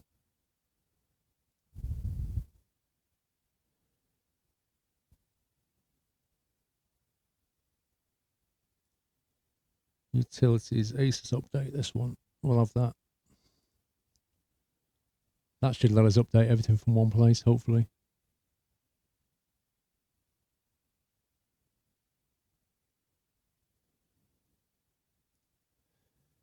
Asus updates. Setup. If I install the video driver and then we have a go at the HDMI direct thingy, if that works, I can move this table and come and sit there. Should be kind of nice.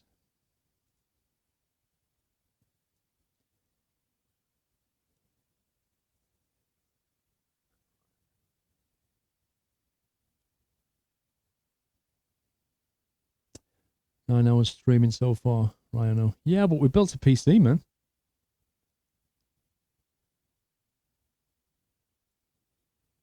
Okay, what exactly did that just do? That seemed to do stuff and then stop.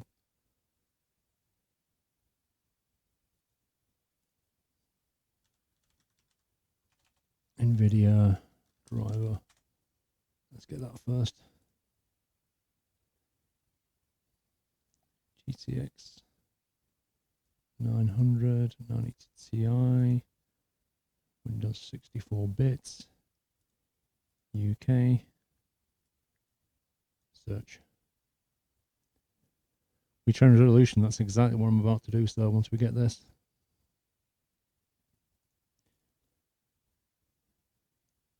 What did that Acer stuff do?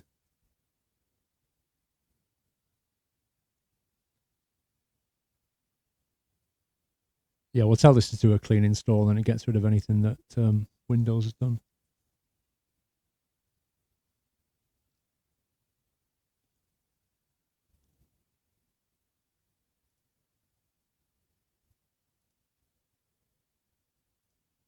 Don't you just hate the way the NVIDIA stuff always installs into a root folder called NVIDIA?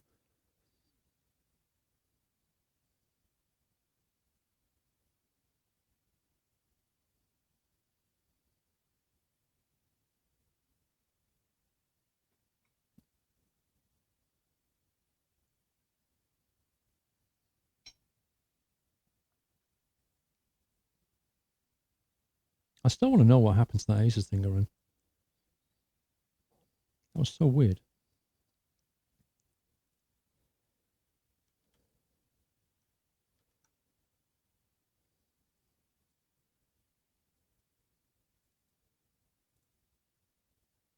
I ran that and it ran and did stuff and then just nothing happened.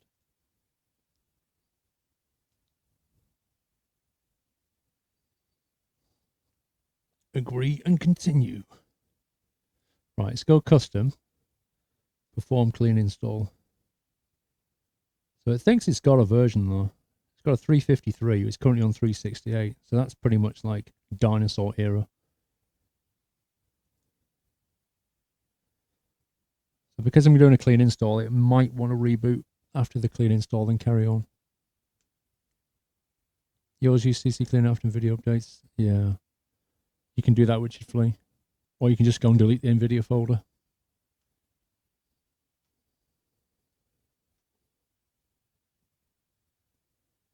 So while it's doing that, I can get my anti-static mat. I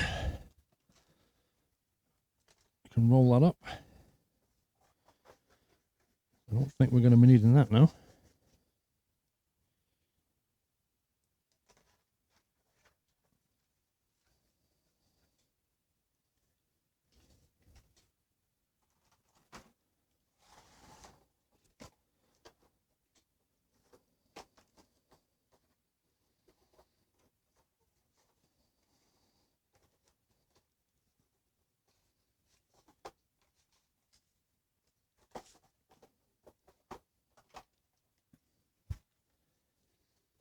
Once we get all the drivers and stuff installed, that's when we'll get the Cine bench and see what it can do.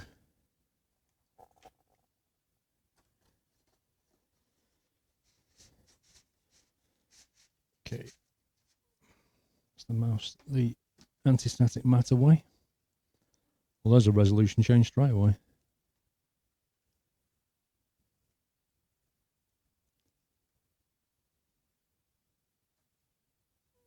How long did it take? Well, so far we've had 9 hours with about a 15-20 minute break. Most of the problems were around, well, let's put it this way. If the motherboard power sockets had not been at the top of the motherboard, none of the problems that we face today would have happened. Because they got in the way. They got in the way of a lot of stuff. And a lot of the faffing around was choosing where to put the cooling blocks.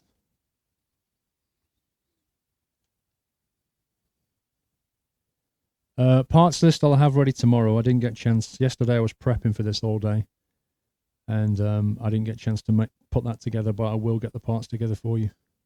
I'm going to go and pop that disc out now, actually. I don't need that anymore.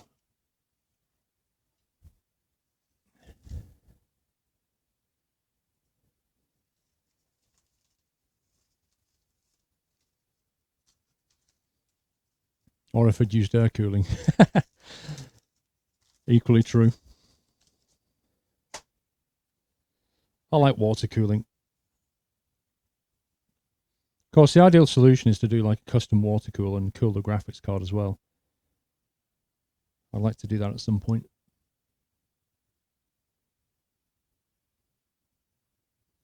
We'll let this reboot and then we'll try plugging that HDMI cable in and see if we can get some kind of display.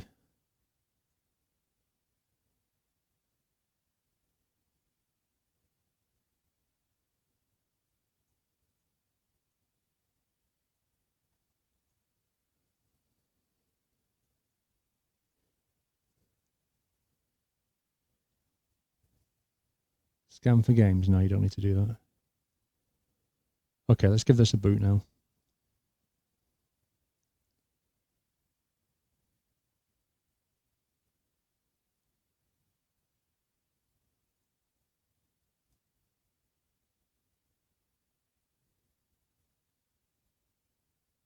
Wait, where's my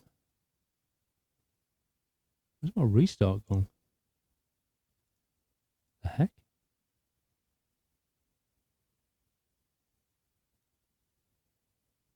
Where's my restart option gone?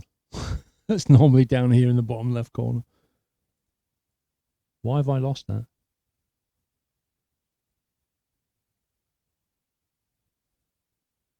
That's interesting.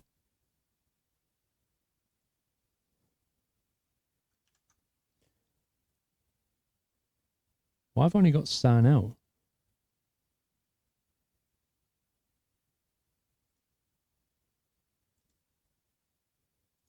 That's weird.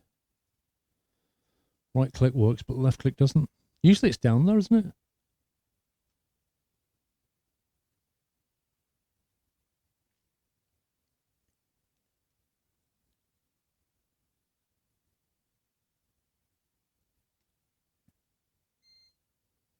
That is a loud old beep, that is.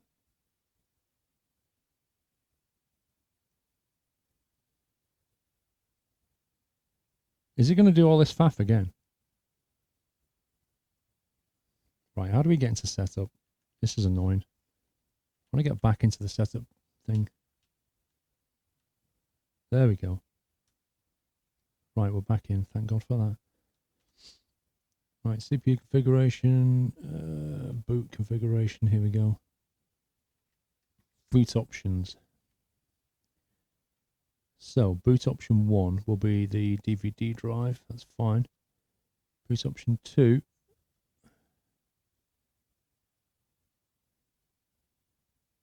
IBAGE slot. What the heck is that?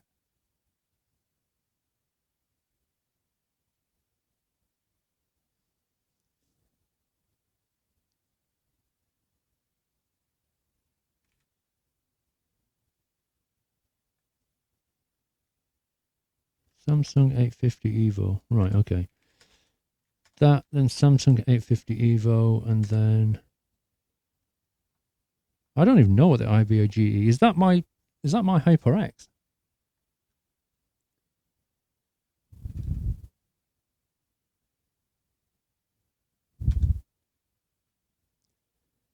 CDD-ROM BBS priorities.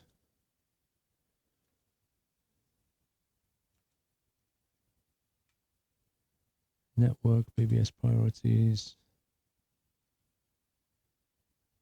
Hard drive BBS priorities. What the heck?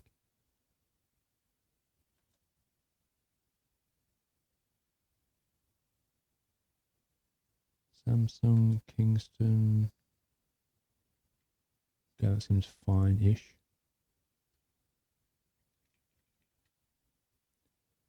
-42 and 44 Celsius. Save changes and reset. Let's see if we can get it to not faff around this time.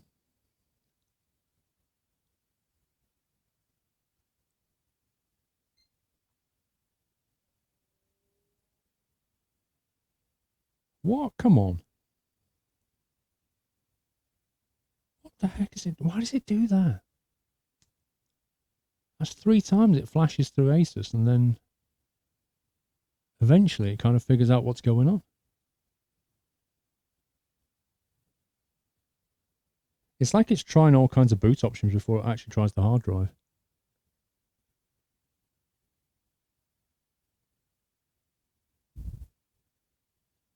I did turn off PXE though, didn't I? You saw me do it. You didn't? No, I did. I pressed Control S and then I went into that option that said disable. I disabled it. I've definitely done it once.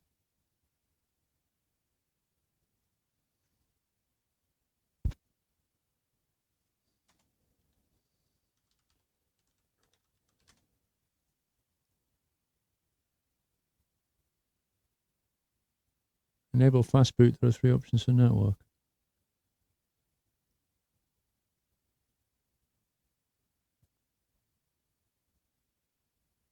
There was another option further up.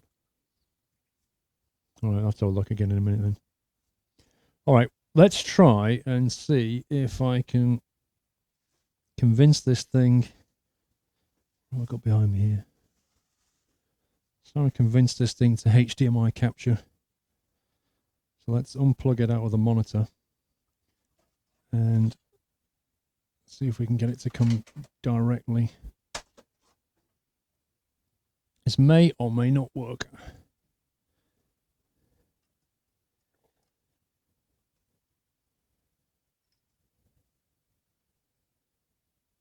Okay, let's turn that off.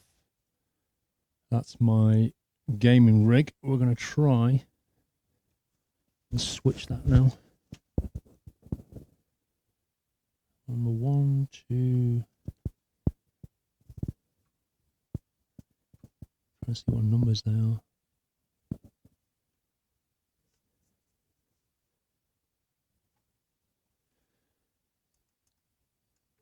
see what happens.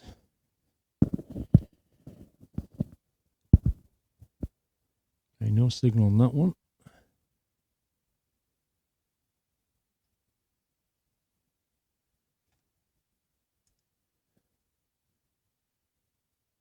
Whoa, hello.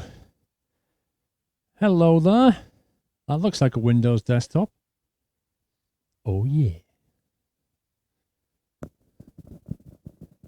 Now the thing is,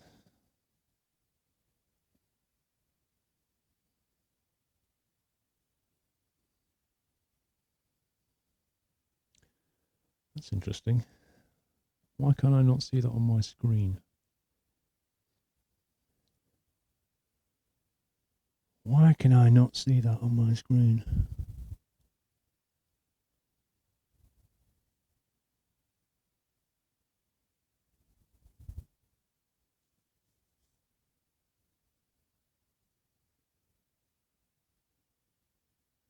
That's weird. That should be output into my monitor right now.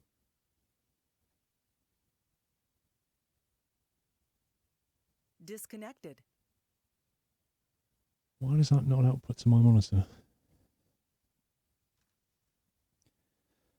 That's great. I mean, basically you can see it, but I can't for some reason. Why is that not working?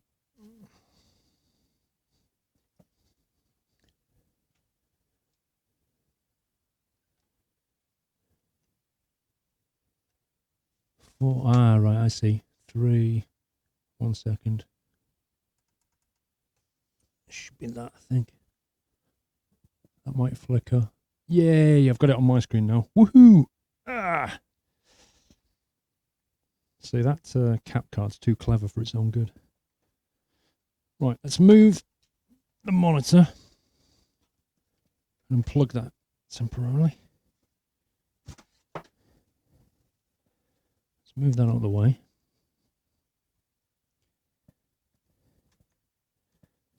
Keyboard and mouse. Of course, I'm not really sure how we're going to do this because the keyboard and mouse are actually on the other side of the room now. Which is not terribly convenient. Is Windows 8.1 any good? Yeah, it's pretty decent.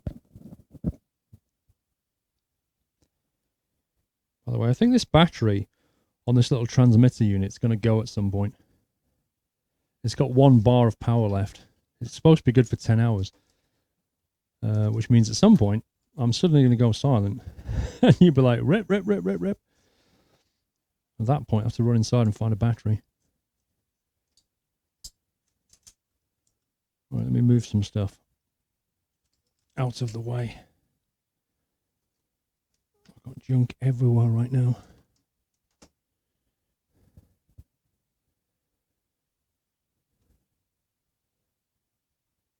Okay, I need to move those monitors.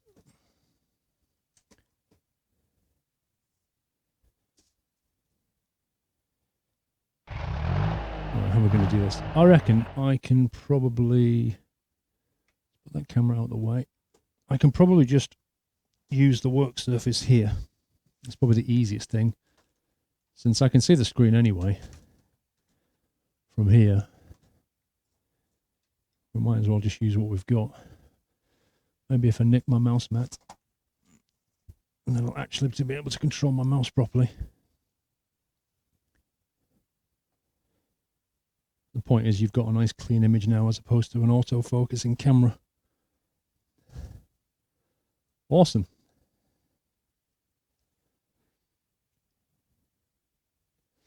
The audio will most likely distort and get fuzzy because the battery dies.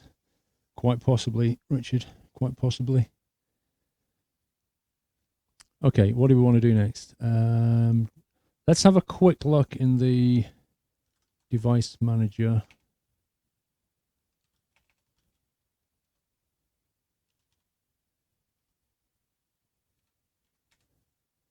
See if there's anything it's not found. So there's a bunch of things here it hasn't found yet. I'm still a bit confused as to why it didn't. When I ran this, it did stuff and then didn't do stuff.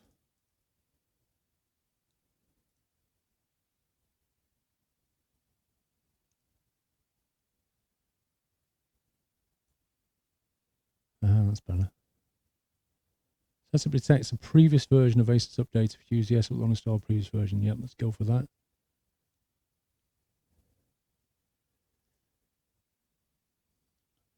Well done on the bell kick down. Thank you. We've still got some way to go. Well, I have. I'll do the cable management offline. It's not exactly exciting. When I've done it, I'll post some pictures on Instagram so you can see what it looks like. What I want to do now, really, is get this thing up to speed, and then we'll do some benchmarking and find out how quickly it can go. Has anyone been here the whole time? If so, we should be able to build me a PC now. I think there are some people who have been here the whole time.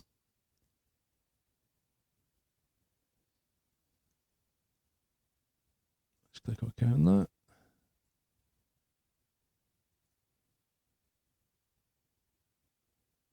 What I'm going to do is check the display settings.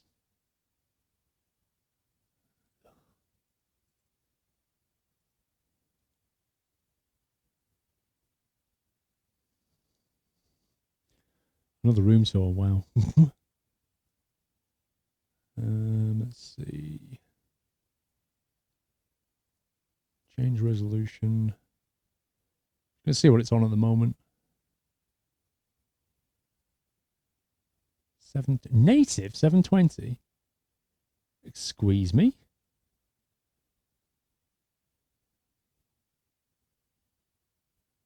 I don't think that's native at all.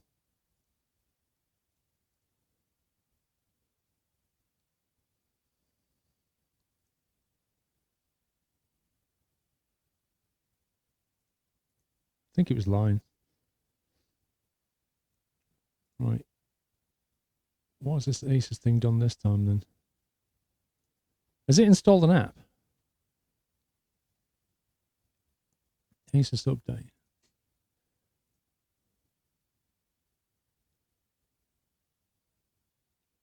Select the update method. No, I don't want to do this. Wow, isn't this weird? Look at this. Just underneath where it says select the update method, it's actually transparent. Update BIOS. I don't want to update the BIOS, you scumbag.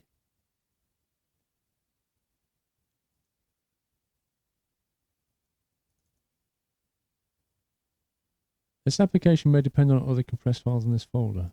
Oh my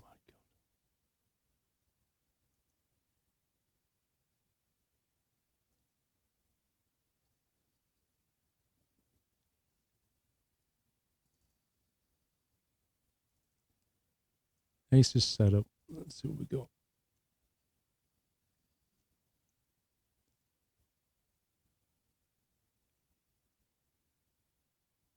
Detected a previous version. You what? Didn't we just do this? This is like Groundhog Day.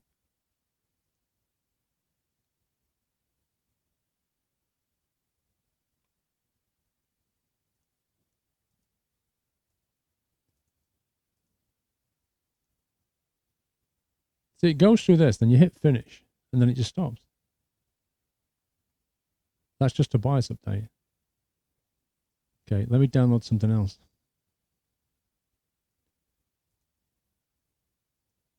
I'm sure when I installed Chrome, it said, do you want to be the default browser? And I was like, yeah.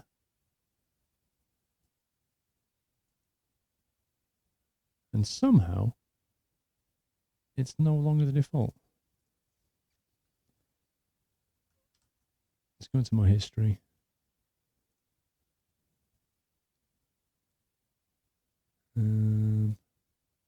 What I was after was there's like a utility you can get that Mega Raid. I don't want that. There's a tool you can get that just kind of does everything. BIOS, chipset, audio. Which one do I want then? Need to get the necessary drivers. Well, there's usually an Asus program that lets you download the drivers. It just kind of keeps everything installed. I'm trying to find that. I thought that was it, but apparently not.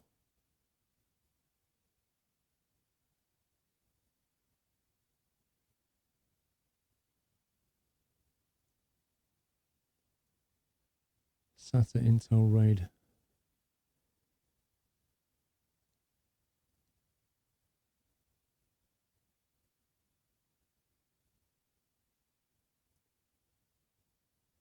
It's got the Marvel console and SAS controller. This thing has a little warning on it. Not too bothered about that. Because I don't know how old these drivers are. That's the point.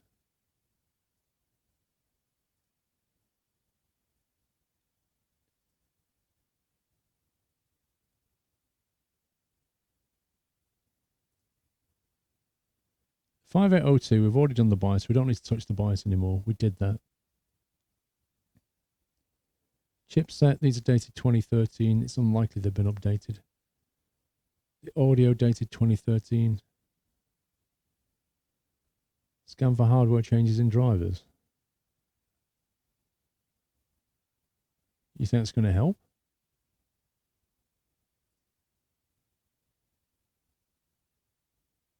Maybe it's got the latest stuff. Maybe we don't need to worry. You have to select Windows 8.1. I did. No, Windows 8.1 is what selected.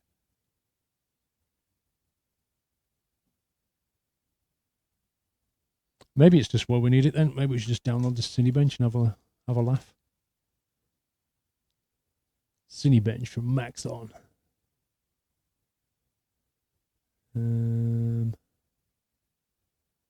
Vista? Dear me. I don't want Windows 8.1 stuff. I want Windows 10 stuff. But if you look at this list, can you see Windows 10 in that list? Or can you see 8.1? I don't see Windows 10 in that list.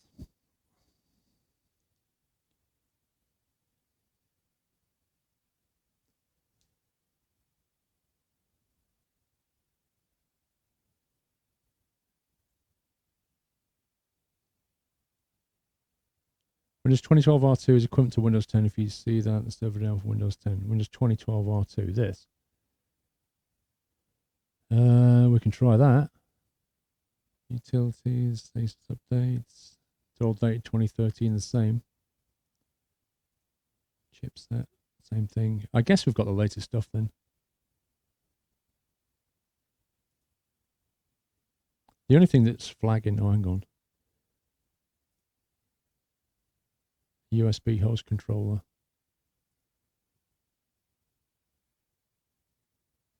Right, let's grab this one.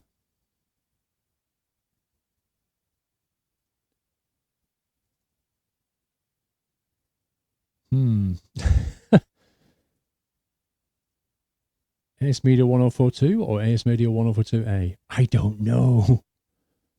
I don't know which I need. Is that in the manual? In the spec? AS Media 3.0 controllers. I don't know if I need an A. A for advanced?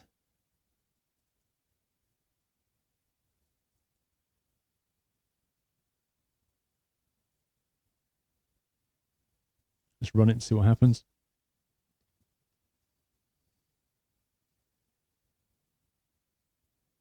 USB 3.0 host control. That sounds about right.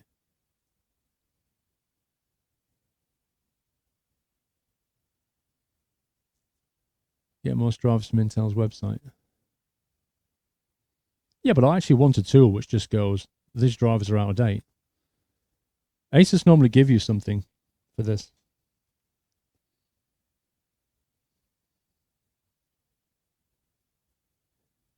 Finish. Right, let's get rid of that problem. So that worked a treat. The SAS controller. How do I get rid of that error? SAS controller. Marvel's got a question mark on it.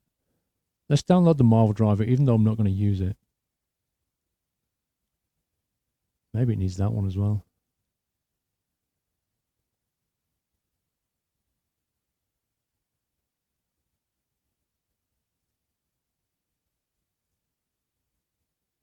Driver and utility.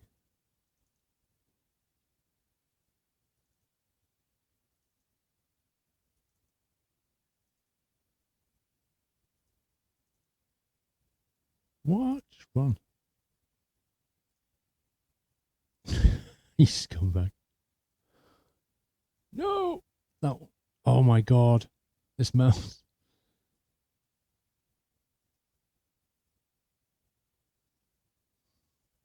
SAS controller is the LSI one. Ah, okay. We'll get that then. Let's get this first. What the heck?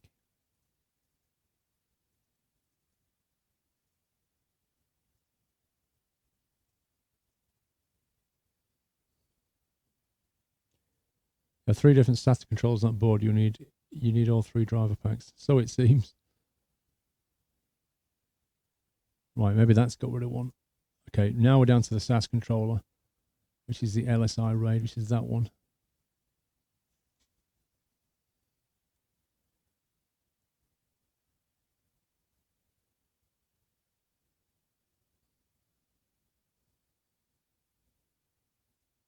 Right, how do we download this?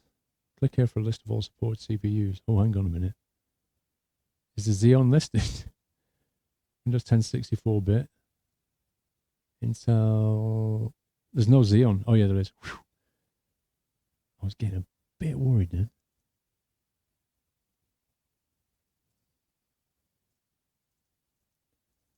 Driver, Windows. Oh, my God. Windows 8.1. 2012 R2. Try that one.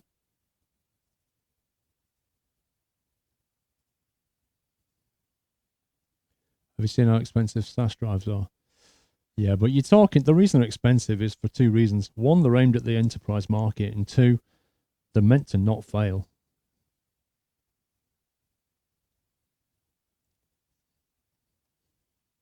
Search Drive the Life. It's an app apparently from Asus. It checks and updates all your motherboard drivers.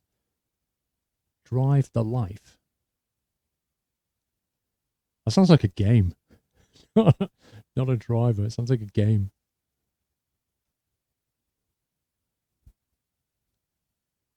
I should be all right to switch back to my main microphone, actually.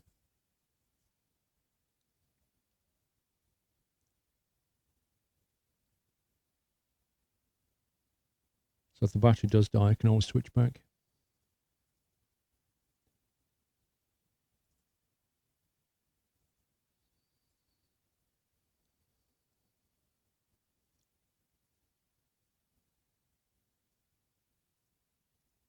Did that run?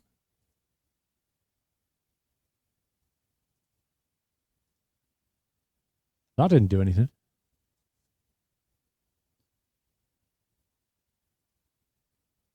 Let's try the 8.1.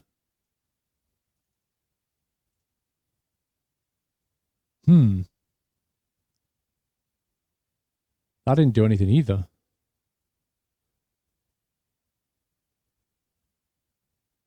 Did you know SAS Airlines made hard drive? Okay, that's pretty weird. Not going to lie, that's pretty weird. That seemed to just bug out straight away.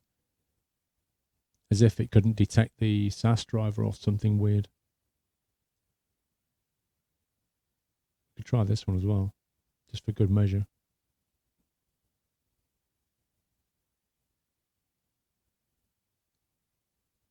Yeah, one of the devices went on the previous install, but this one, I was hoping it would go on the LSI, but it didn't.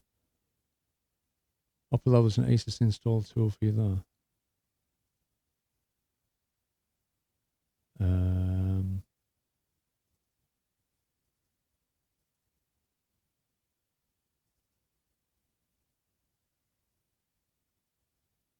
This is make disk utility though.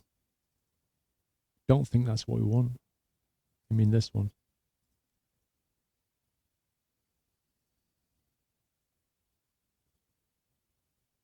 Okay, that's just doing the same thing. I love apps where you just run them and they go, mm-hmm. Did you work? Mm-hmm. Not telling. Oh my God.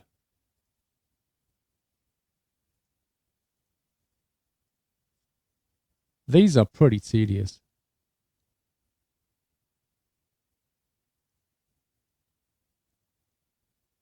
Wait, 800 items? Windows updates and Windows 10 is really good at finding him. Boom Liam will run the Windows 10 update in a minute.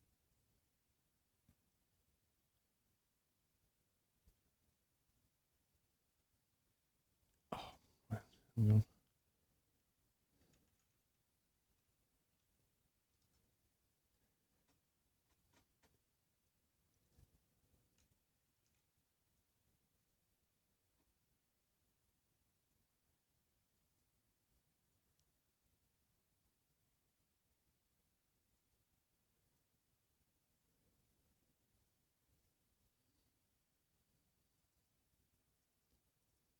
Driver, Windows, oh dear me.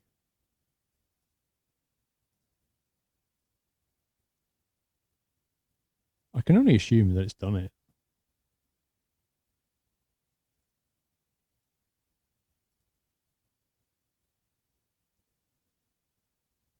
Wyman Strong RAID drivers. I'm trying to get rid of all these warnings here. Trying to get rid of that in particular. It's the only thing left that's kind of bugged out.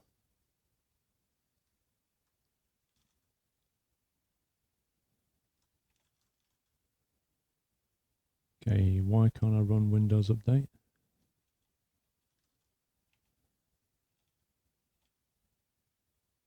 Check for updates.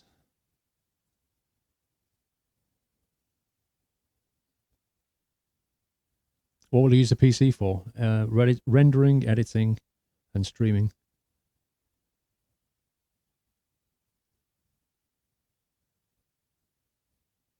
Downloading updates, 9%.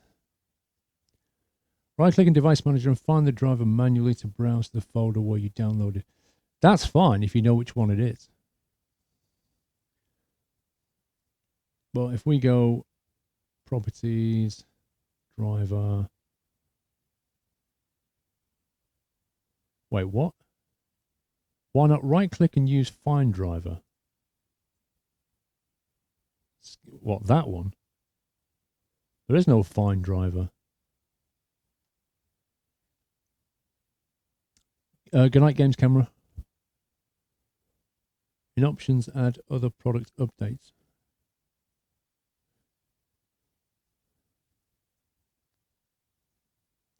In that thing, you mean?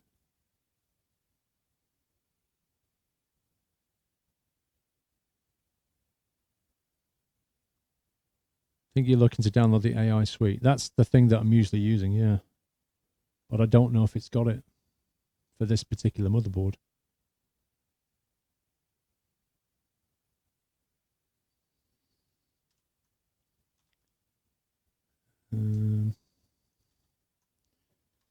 AI suite.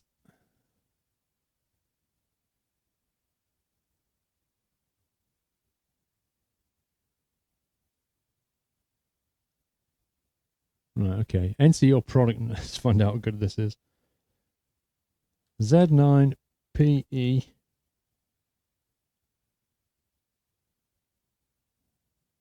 -D8. That one. I knew it was going to do that. It's telling me it's exactly the same screen.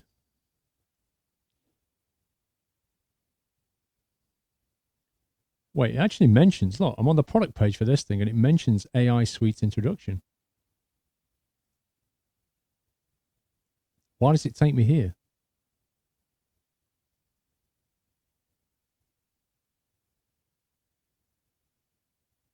You have an Asus Utilities DVD drivers on, it's called. Yeah, we popped that in before.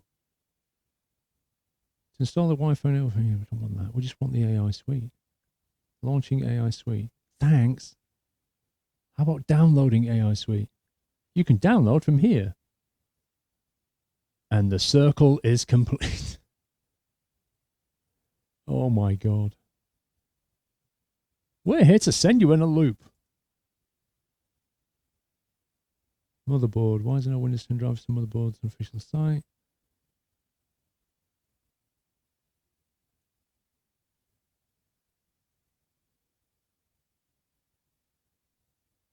Can you just let me download the AI Suite? I mean, is that too much to ask? Really? It's on the DVD.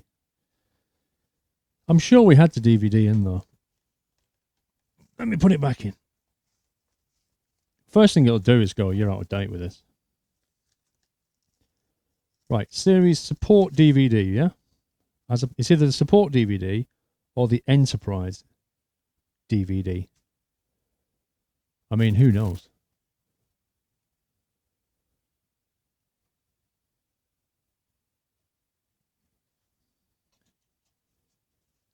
Let's pop that in there.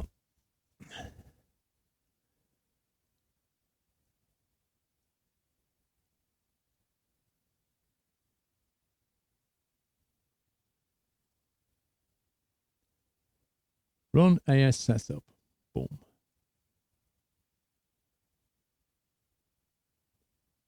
course, it's going to try and install things that are older than the stuff I've just installed.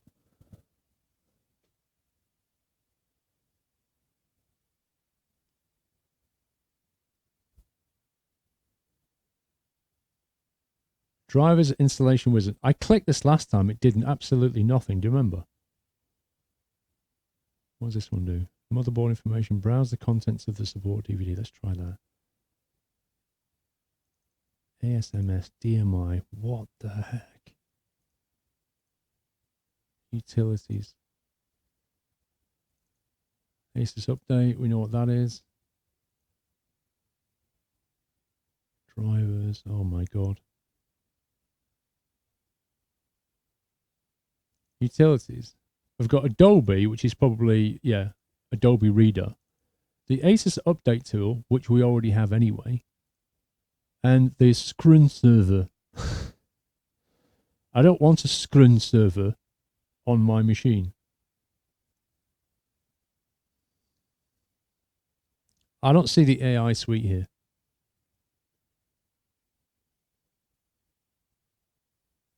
Select the utilities tab in this. Utilities tab. Okay, utilities. Asus update, Asus screensaver, the Adobe Reader, the Marvis storage utility, installation wizard for the utilities. I don't need any of these utilities, do I? I don't want any of these. Make a disk, manual, and contact. Whiteland. We're looking at the utilities. Which one is the utility?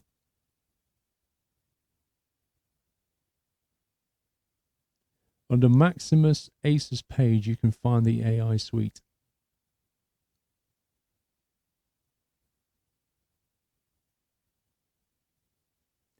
DriveEscape has a Windows 10 SAS driver for that motherboard. Storage utility might be the SAS. It could be, but that's the Marvel one. Pretty certain we already installed the Marvel one. And when it did, the error went away.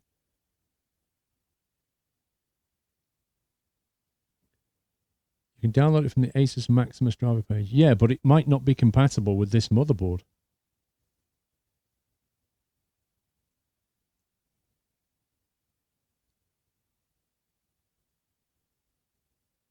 No AI suite for you. Though life for server boards. Tough life for server boards, you mean? Yeah, that's fine. If that's the case, if one doesn't exist, that's cool. I don't think there's any point in downloading the Maximus AI suite when this is a completely different motherboard.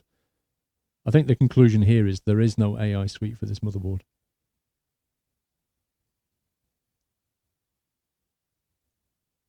So while it's thinking about Windows updates, let's work out how to download this thing.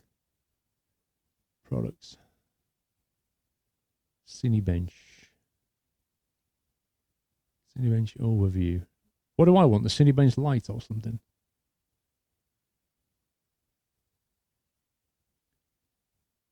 Windows. How do I get this thing? Download Max Cinebench. Max on Cinebench. There we go. Device manager not find a driver online for the SAS controller. Well, we kind of got stuck on that one. Update driver software. Let's try it. Search automatically. Let's see what it thinks. Couldn't find one. What a surprise.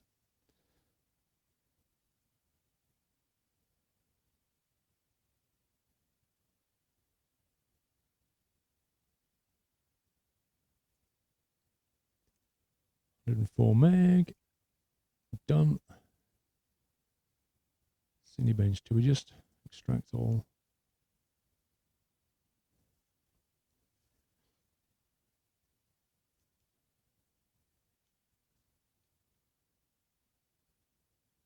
Yeah, we browsed the DVD. It doesn't have one.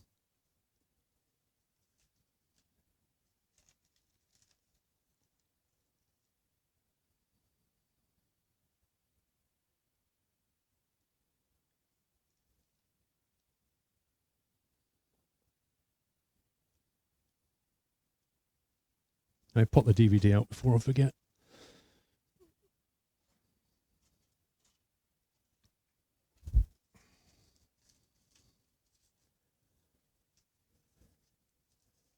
Disable SAS control on the BIOS if not using it. Yep, that's a good point. I could just go into the setup and just get rid of stuff. That's part of the kind of cleanup operation. What was the... Isn't there a Intel stress test?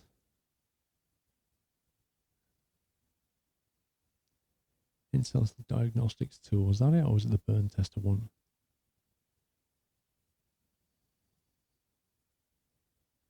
Processor diagnostics.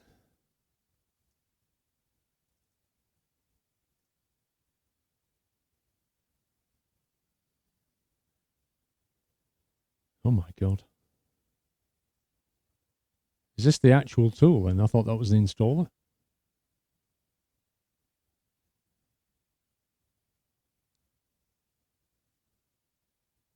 CPU test run. Wait, I guess we should wait till this thing's all finished faffing around. Windows updates. Restart's been scheduled. Okay, let's close this and do a restart. Let's try and get into the BIOS as well.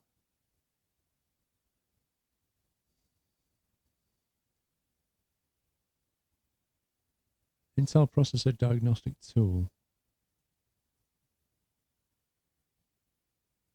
Intel burn test.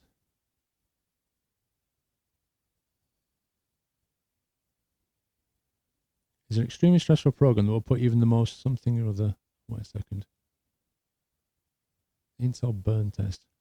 Program that simplifies the usage of the LinPack. Extremely stressful program that will put even the most powerful x64 PU at its knees.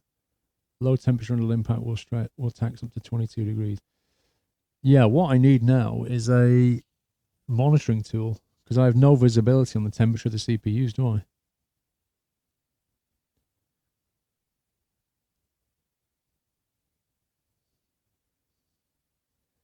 Yeah, I need. Does anybody know what I need to see the temperatures. This is where the Asus tools usually come in. I don't have a tool to give me the temperatures right now. It's all very well with downloading stuff.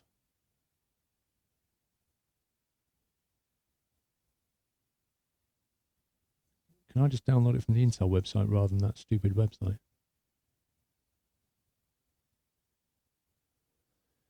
GPU Z or core temp? Okay. GPU Z. I'm not that interested in the GPU temperature. Core temp.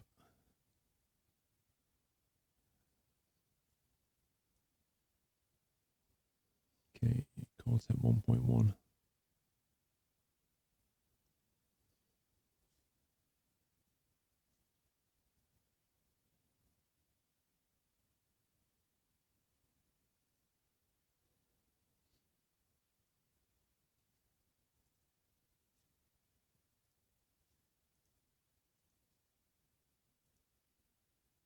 Right, desktop icon. Install additional language packs. Don't really need additional language packs.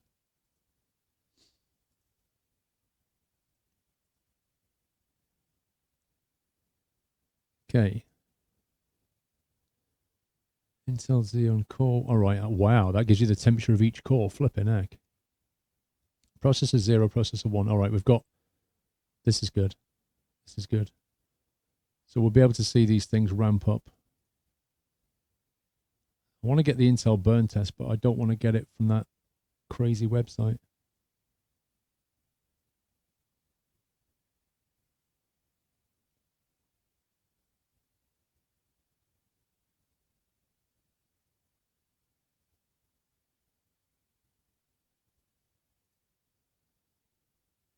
They look so happy though, don't they?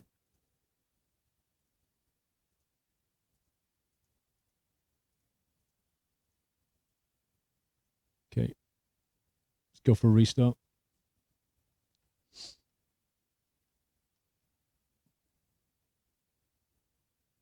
Prime 95 is a good burn test. Search XTU. What's XTU?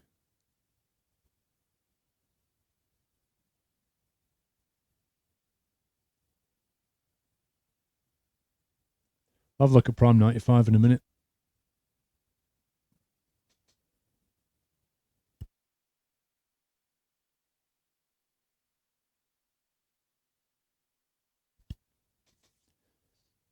Does this Cinebench give you a score at the end?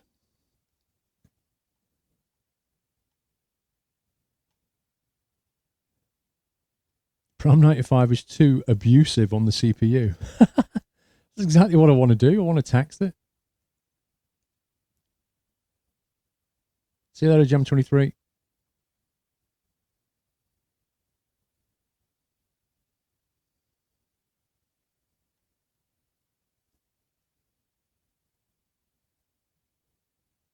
Atlanta Dark, I can't click those links from this machine.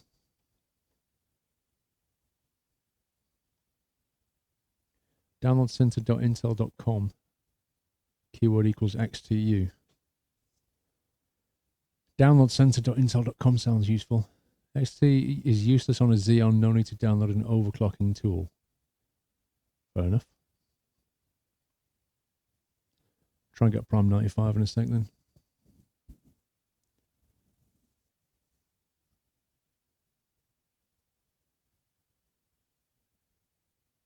$10 hours building a PC. How long left? Gandalf, there's not really any building left. The machine is built. The only thing that's left to do is the cable management, which I'm not going to do today. It'll fly. But yeah, at the moment, we're just going to do some benchmarking for fun.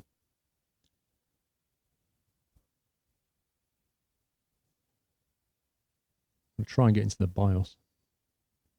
I'm not sure if it'll show you the BIOS screen or not. We'll find out. Yeah, it will actually. Let me into the BIOS, you scumbag.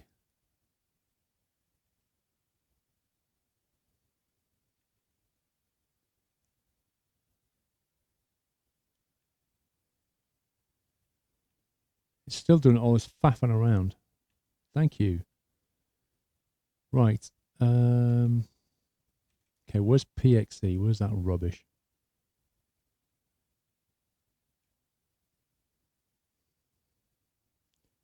Chipset configuration. Oh my god. CPU power management. Hyper-threading enabled. Blah, blah, blah, blah, blah, blah, blah. PCIe subsystems. Onboard devices. AS media USB. You want that. Serial port 2 configuration. What? Serial port 2? As if? Who the heck uses this? How am I streaming this? Magic, dude. I'm amazing. Network stack. Disabled. APM. What do I change the... How do I get rid of the PXE? Full screen logo. Disabled. Fast boot. Boot with initialization of minimal set of devices required to launch active boot option has no effect for BBS boot options. Enable. Skip VGA. Skip USB. Skip PS2. PS2?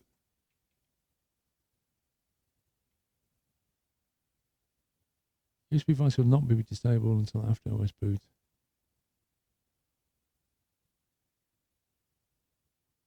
Yeah, how do I get rid of PXE? I want to get rid of it. I don't know how to get rid of it. Which tab is it under?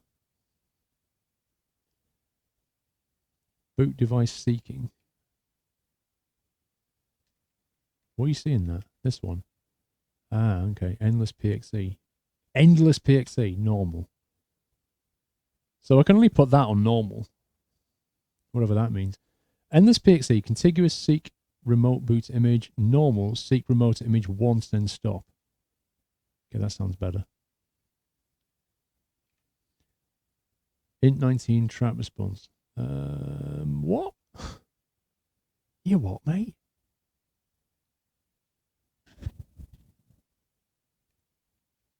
Okay, does that look good? Fast boot enabled. Disable the screen logo because I'm not bothered about that. Hard drive BBS priorities, no idea.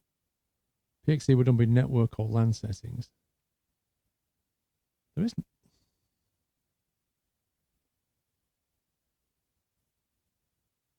Can't see the options because of the camera. You want to get rid of the camera then? You can do that. There you go.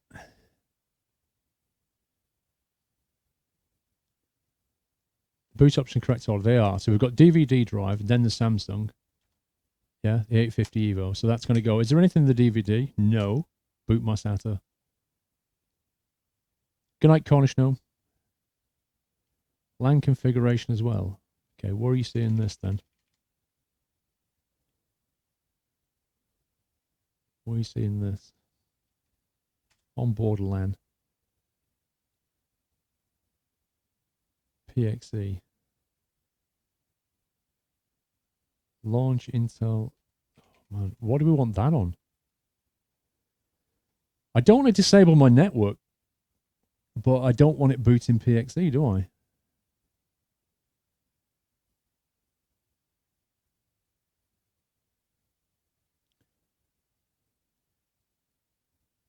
Scroll to the advanced tab at the top. Yeah, but is that going to disable my network points? This is the onboard LAN. Surely if I turn that off, I'm going to have no network.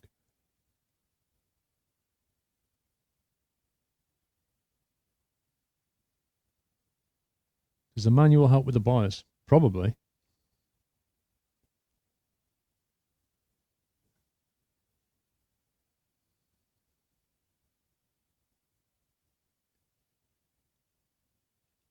That's just for network booting. Okay. Well, I hope that's right. That was the onboard LAN configuration, that was. ME subsystem. What? Marvel SATA configuration. Okay. Marvel storage controller. I don't actually need the storage controller. Marvel OpROM. Don't need this, to be honest. I'll leave it on for now, but I'm pretty certain I can disable that. Network stack. Enable, disable the UEFI network stack. Is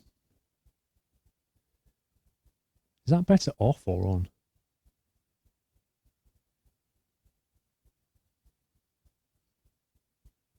I wonder if that's better off or on. Currently disabled.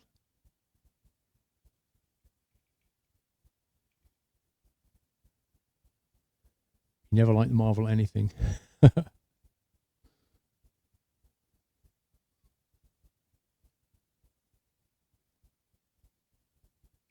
USB, PCI subsystems.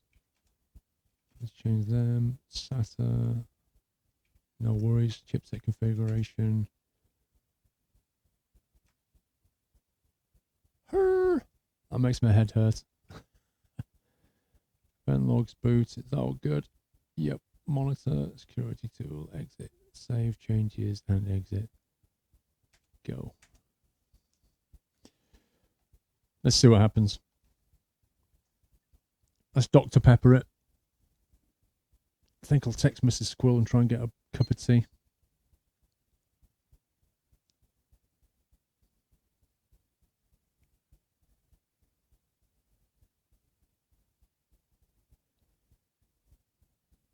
Well, at least we can see what it's doing now. That's a step in the right direction. Yay! Straight into Windows. Get in. I've never really been a fan of splash screens, to be honest. I always turn them off. I'd rather know what the computer's doing than have a splash screen. You what, mate? Didn't we just do this? What are we doing? Applying stuff. What's my password? Doyle 1234. Best password ever.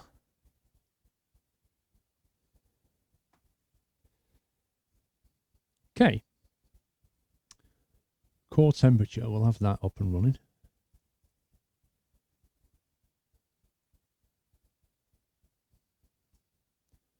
So what do we want to do? Let's download this Prime thingy.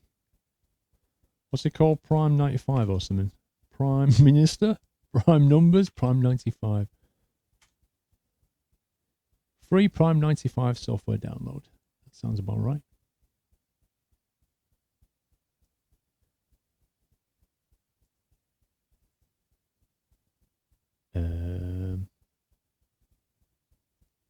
Wait, updates are being installed. Didn't we just do this?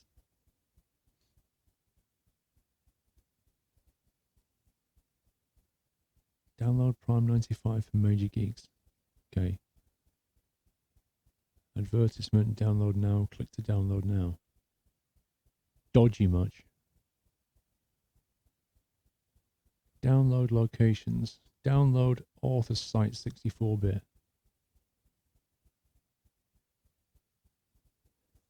What the heck? Tasty Fish, I won't know for a few days, will I? Okay, this is Prime 95. So that's just an app on its own. Fine. Just drop that there. So we've got Prime 95. We've got the core temperatures up here. We've got Cinebench kicking around as well. Let's get rid of that. Cinebench R15.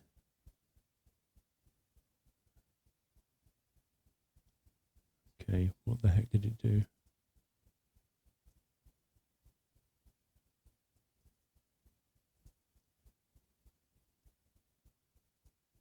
Okay, it unpacked itself and put it somewhere. I don't know where it put it.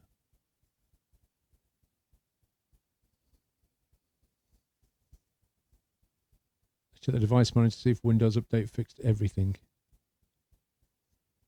I'm curious about the Cinebench score. I'm going to wait to stop faffing around first. What is this doing?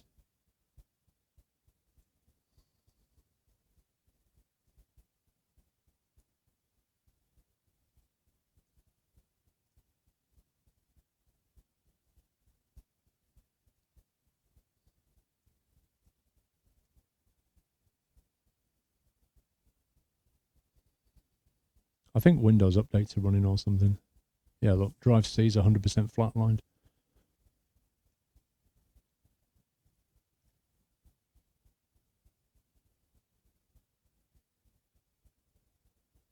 Missed the run tab in the middle. Last time I ran the run tab, it failed because it has to extract everything. Although right now Windows is updating, so rip.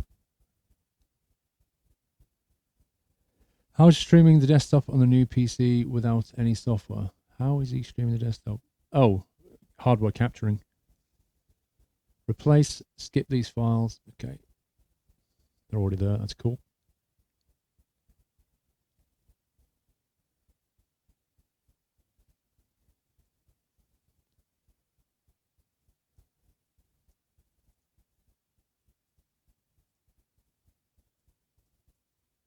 Right, so when Windows has finished faffing around with whatever it's doing to my drive right now, when it's stopped doing that, we're good for a test.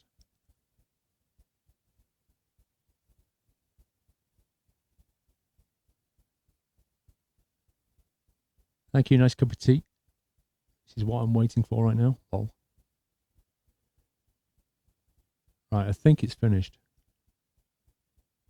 It seems to have calmed down. Can you put the camera up again? I can do, but it's just pointing at the keyboard and mouse. Okay, I think it's finished. Everything's calmed down here. So let's have a go at this thing.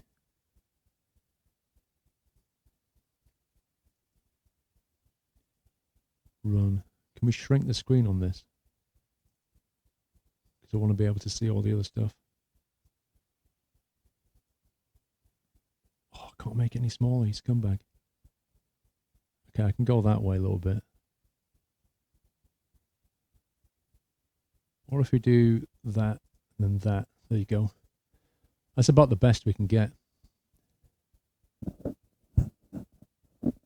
All right, so we just run the CPU button here, yeah, and that'll do it. So somebody's got a test here for a 12 core 2.6 gigahertz one. So I don't know if it's going to run individual ones or two of them at the same time.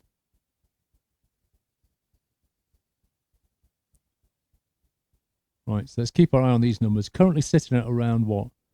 Each core sitting at 27, somewhere at 30. It's quite a bit of variation here. 30 Celsius roughly is what we've got. Okay, CPU, let's click run. I have no idea what this does. Performing render test rendering. Okay, here it goes. Right, CPU cores have gone up. They're all flatlining nicely. Temperatures are still running at 40 Celsius.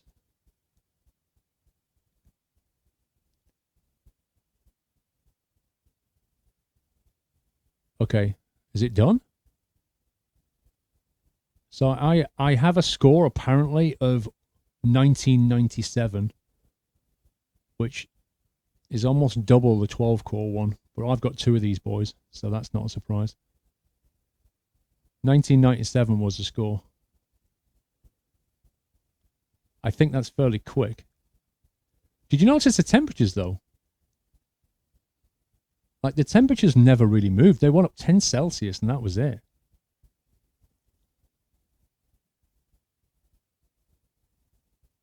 That was quite funny.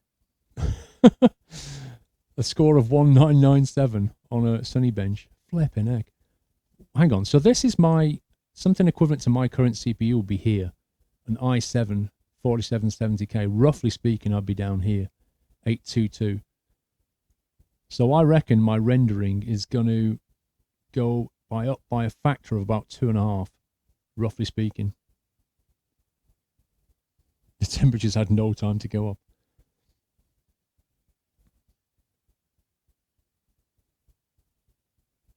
Do you have your screen of your PC end? What do you mean? Okay, well, we've got another test we can try. That's the Prime 95 thingy. Whatever that does. Leave Prime 95 running for 10 minutes and you'll see your temperatures go up a bit. Okay, let's find out. I take it this is a loop test of some description. Run a torture test. Which option do we want here? Number of torture test threads to run, 32. Blend, test some of everything, lots of RAM tested. In place large FFTs, maximum power consumption, some RAM tested. Small FFTs, maximum heat, FPU stress, data fits into L2 cache, RAM not much tested. I take it we want the top one then, because otherwise we're going to be testing RAM. Whereas actually what we want to do is generate as much heat as possible. So we want this. We want to try and stress the heating, don't we? So let's go with that. Okay, let's give this a whirl. Let's see what happens. No, don't maximize. Right, CPUs are all flatlined. Temperatures have come up to 40 Celsius, 45 Celsius. My RAM is ECC, Tasty Fish. It's ECC RAM. Okay, it's currently thrashing the CPUs.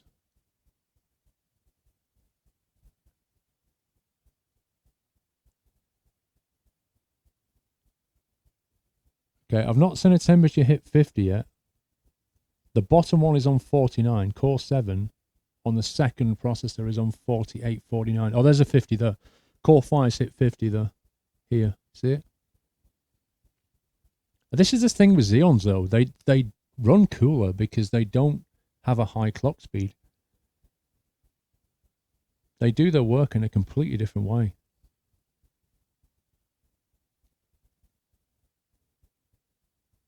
I have 150 Celsius core right now. Everything else is in the 40s, which is insane, considering what we're doing here. The fan should kick in. I honestly, well, they're not. This thing is running as quiet as it was when I started it.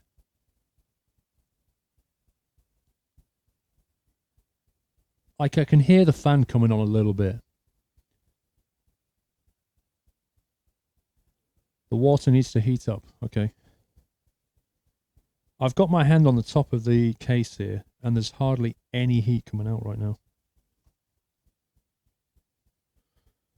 Put my hand on the back where the other water block is, and it's not even warm. Like, it's barely warm, the air coming out.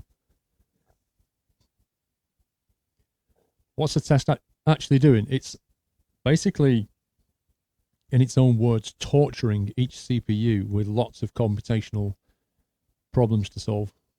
Taxing it to the max, basically.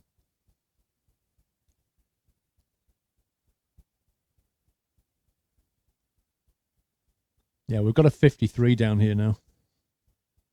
So that one there is the hottest. 53 Celsius down the bottom.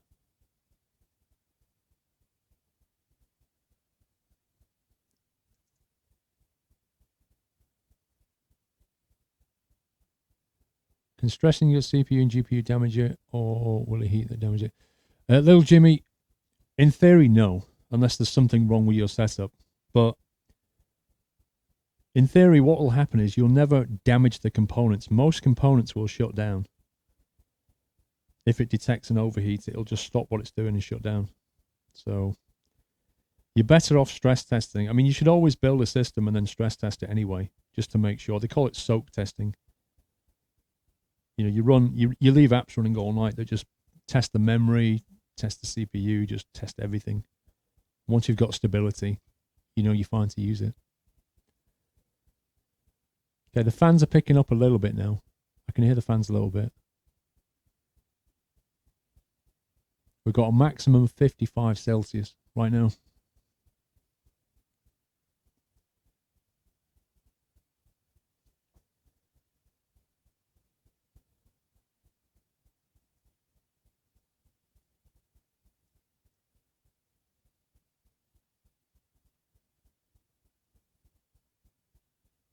.78 gigahertz.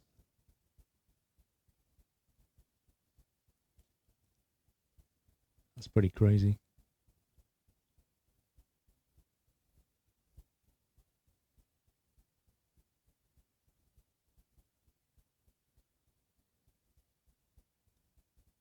Paul's forgetting the most important test, Minesweeper. 56 Celsius currently on the max.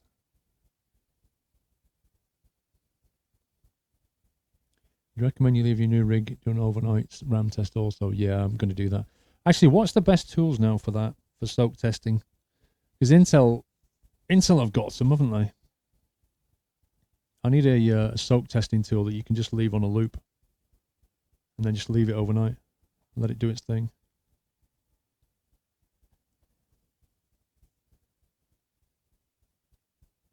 Are you overclocking it? No, absolutely not. You don't really overclock Xeons. There's not a massive benefit in doing so anyway.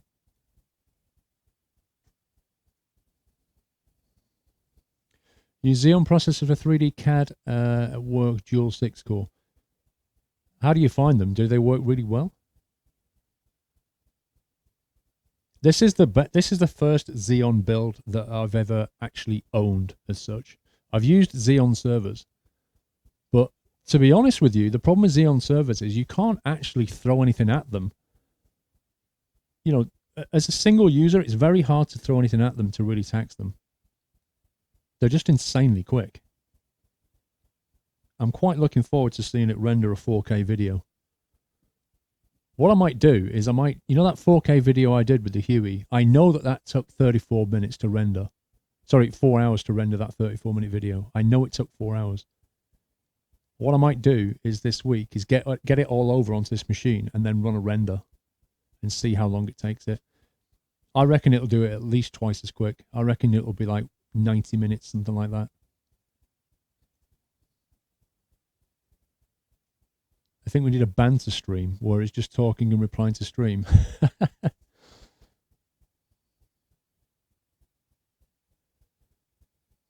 Extreme Test Utility, that's the one. It's the Intel Extreme Test. That's what I used last time. It's a cracking little tool, that is. Will the test automatically end? This one, I think it just runs until you stop it.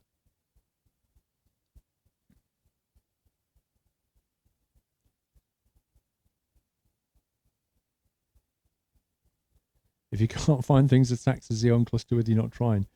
Well, what I mean is it's hard to find something to do to tax it that isn't, for example, a render. You know, video editing, it'll just kill it all day. Does rendering take much GPU or is it mostly CPU? Pepsi Max, a lot of when you're in the Adobe Media Encoder, you have the option. You can choose between GPU or CPU encoding. And what will be interesting is to test which one works best.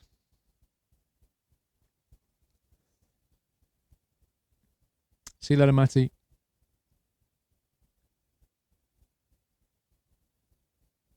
We are currently up to a maximum temperature of 58 Celsius, so I've not hit 60 yet. Does it tell us how long that test has been running anywhere? This test is so dumb. Like, you'd think it'd have, instead of just this, why doesn't it give me some information? Like, why doesn't it put up a window and say, oh, running so long?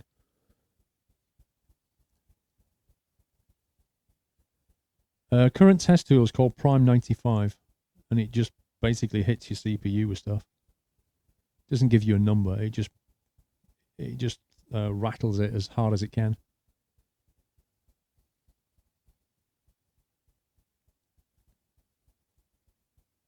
Open a worker.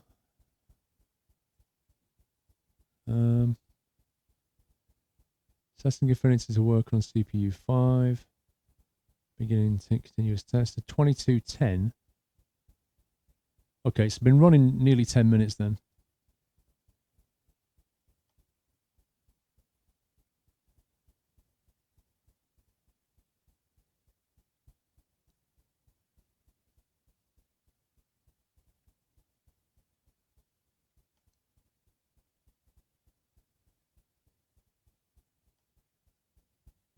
So 10 minutes, and I feel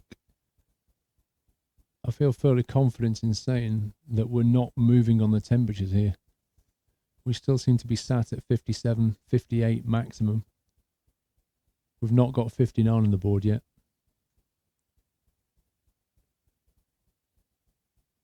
Have you ever had a computer catch fire? Never. Thankfully, that's never happened. I don't know what you'd have to do to get a computer to catch fire.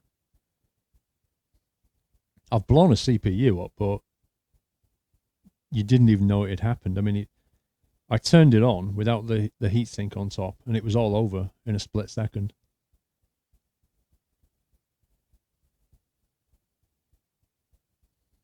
But it never caught fire or anything. Those are some solid temperature results. I think so. There's one at 59 now. We might see a 60 in a minute. But I mean, that's pretty good. 60 Celsius. And the fans are, you can hear them, but it's nothing. It's absolutely nothing. Of course, when you put the case sides on, it might be a different story. You might get an extra couple of Celsius on top.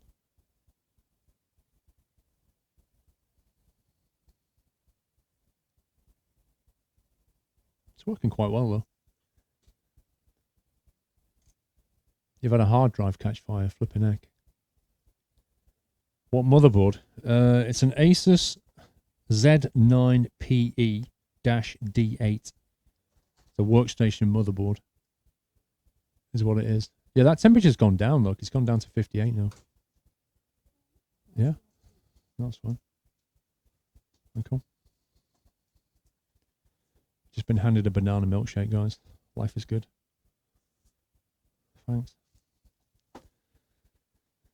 These processors are server grade and meant to run in hot environments. Well, most server rooms, most data centers are air conditioned. down to quite cold temperatures, like 16, 15 Celsius. It's pretty uncomfortable in a proper data center. You need to put a jumper on.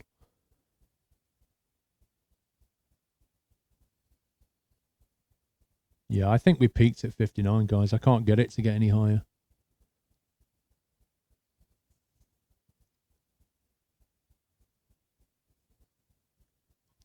Right, I think I'll stop this because that's been running since 22:10. That's 12 minutes, and we've managed to peak out at about 58, 59. So I'm going to stop that there.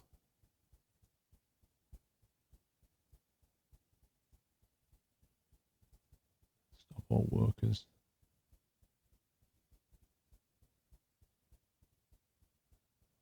Wow, look at that.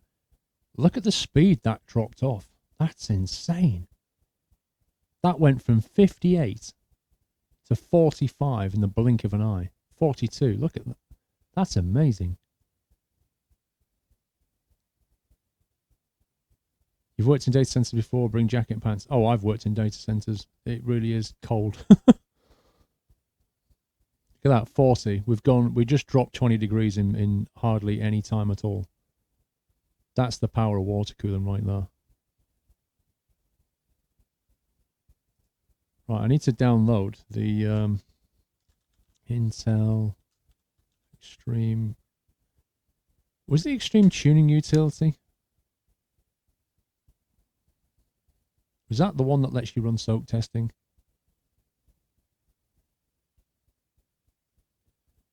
Performance-based tuning software for novice and experienced enthusiasts.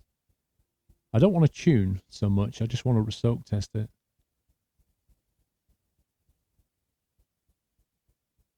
I'm going to run this again just for the lols. 1997 score. Now this thing is still what? Look at that. It's down to 30, 39. Let me run it again while it's a bit warmer. I think this has stopped.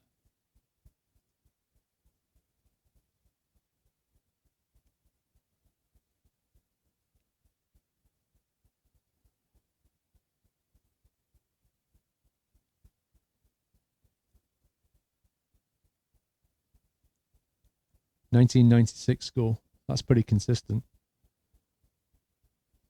That's pretty fast, isn't it? That is very good. XTU setup.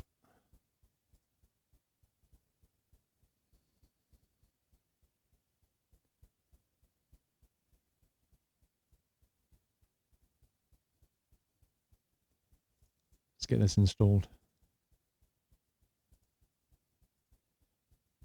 Is there any other CPU benchmarking tool you think we should run?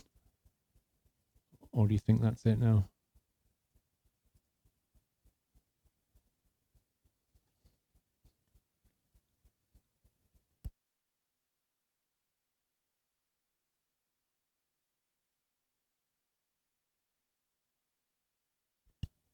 Run the OpenGL. Won't that just basically use my graphics card though?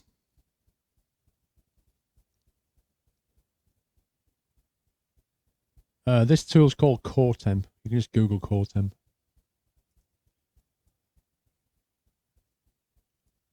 All right, let's run that. Let's run that on OpenGL and see what happens.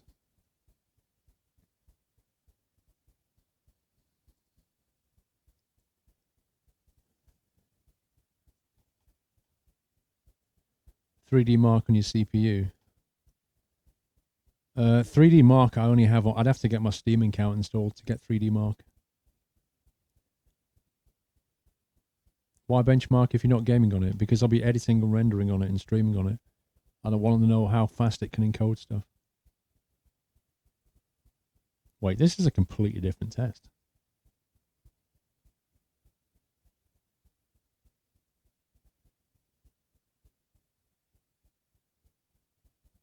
Yeah, but 3D Mark only has certain segments that test the CPU. Most of it is a graphics card test. It's not a proper CPU tester.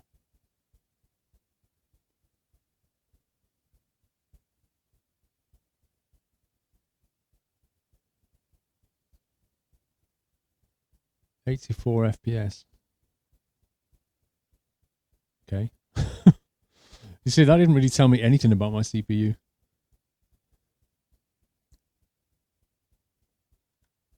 Intel Stream Tuning Utility.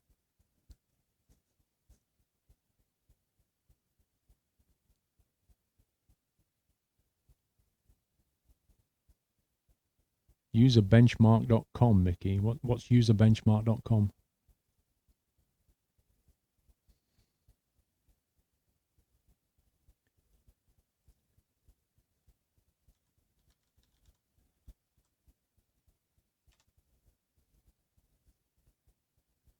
Speed test your PC in less than a minute.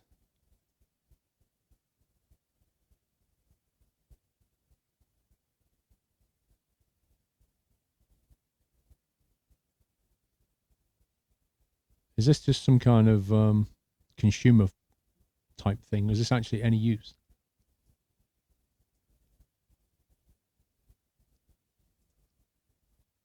Right, benchmarking. Current score, maximum processor frequency, highest temperature. Let me run that.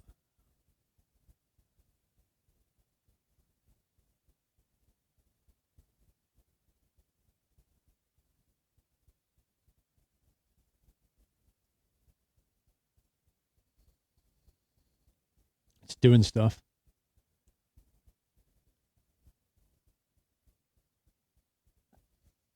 Might want to close Cinebench first.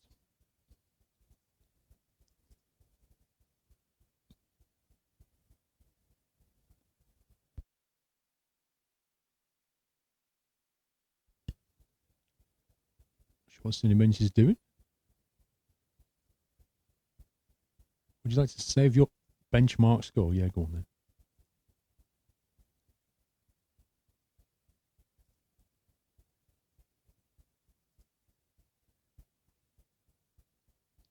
Well, this is doing stuff.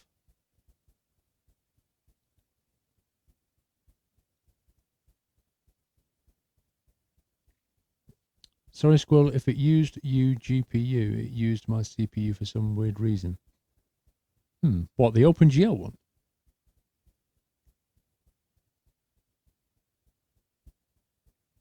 (1,617 marks), highest CPU temperature 45, maximum processor frequency 2.93. An error occurred uploading the profile. Wow. Just wow. GG, Intel, GG. But probably have to log in before it'll do it. Scumbag Intel. I might actually have a login to this. I can't remember. I don't even know. Is that any good? I haven't got a clue. It doesn't mean anything.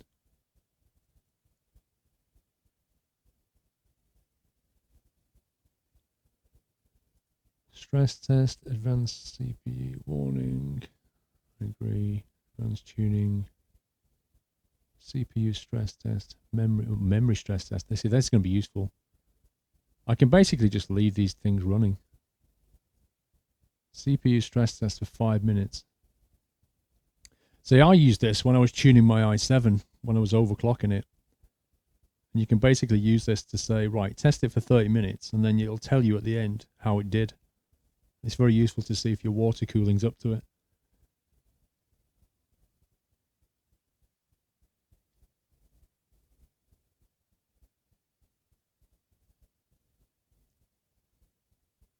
CPU stress test failed.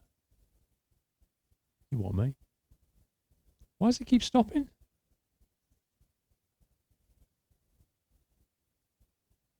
It starts and then stops. What a scumbag.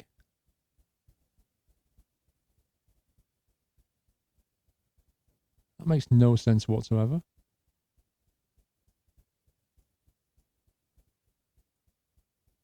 Memory stress test. What the heck? Why is that failing? It doesn't even... Look, what the heck? Come on. That is such nonsense. There's something wrong here.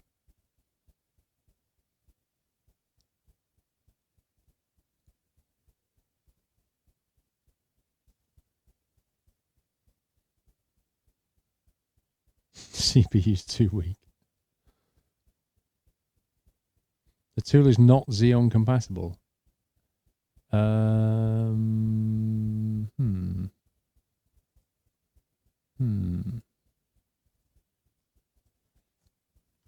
Intel Extreme Tuning Utility.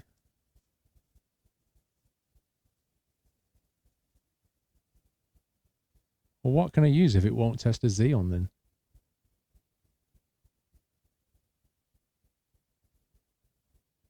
Overclock, monitor, and stress the system. Why is it not compatible? I just want to stress test it. How can an Intel tool not stress test an Intel Xeon?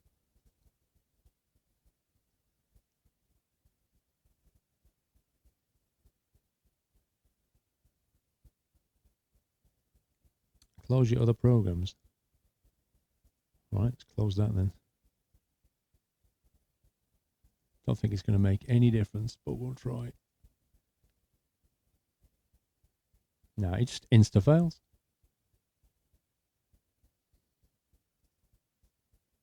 Right. Stress test Intel Xeon. Xeno.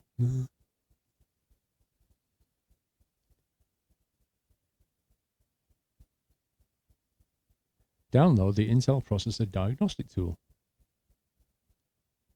Y-Cruncher, a multi-threaded Pi program. CPU burner, CPU tester for Ubuntu Linux. I just don't know why this isn't working. Look, it brings me here to the diagnostic tool.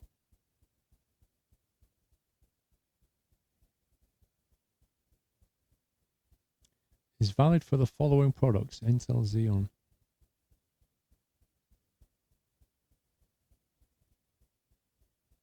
Didn't I download this?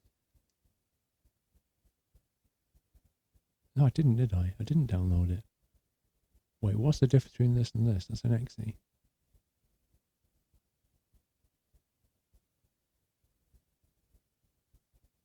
Did I download this one already? I can't remember.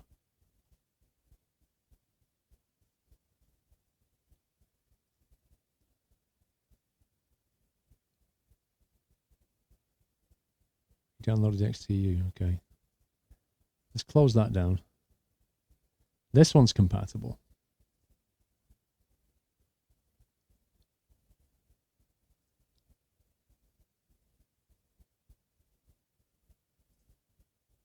Install Microsoft Visual C++. Love it.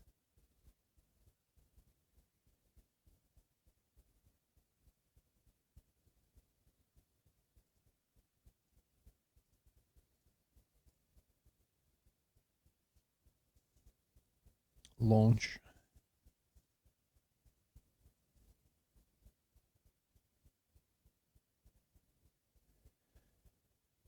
Sample Production Bit Checker is an additional application that Intel Processor Diagnostic Tool uses to test if your Intel processor is an engineering qualification sample processor.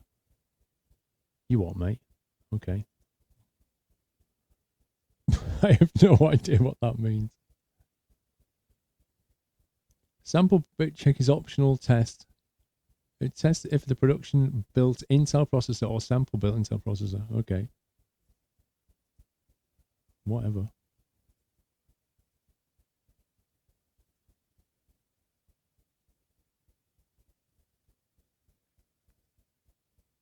Right, it's doing something. Testing.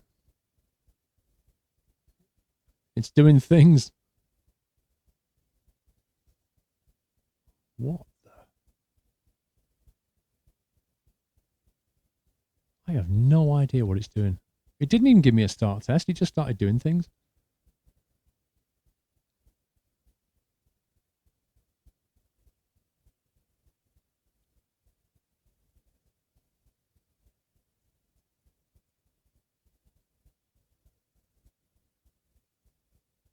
Genuine Intel pass, temperature pass, brand string pass, CPU frequency pass, floating point, prime number, cache.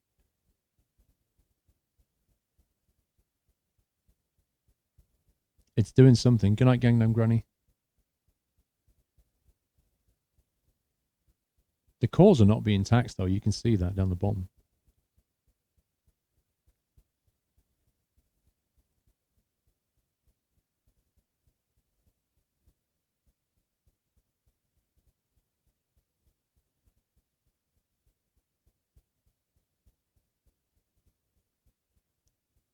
Processor, if you look at the processor usage up here, it says 99.8%.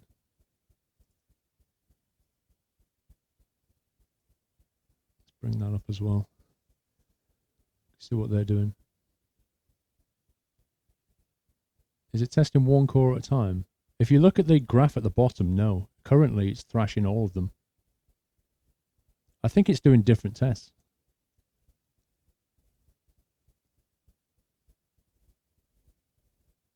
Did you already get your tea? No, I got brought a banana milkshake, which I think wins. You should see the room behind me. Oh my God. It's like a bomb exploded in here. Probably show you on the camera, couldn't I? Let me show you. If I can.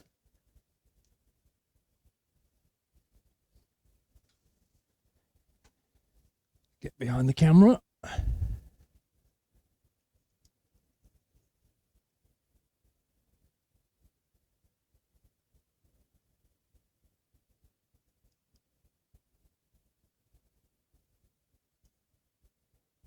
Right, where's the, let me put that little camera back on.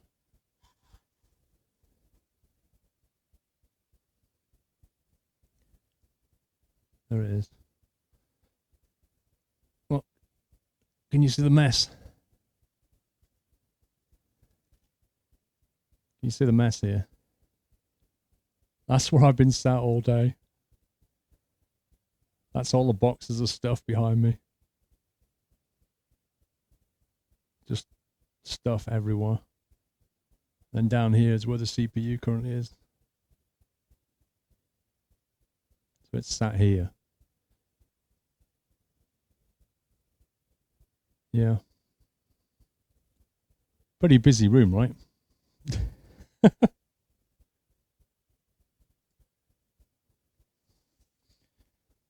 Climb back. I've got to move all this stuff tomorrow. I'll put all my lights back. All my camera settings back.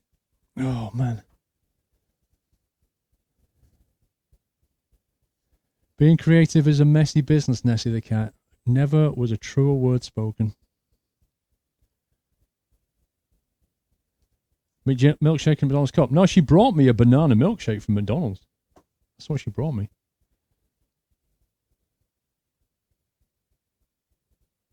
You can't have a tour, there's no room to move. I'm climbing over everything right now. There's fans on the floor, cables, DVDs, boxes, rubbish. It's incredible.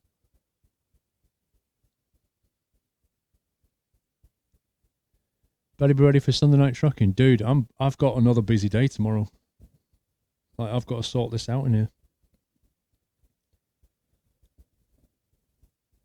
But yeah, I need to get ready for Sunday night trucking.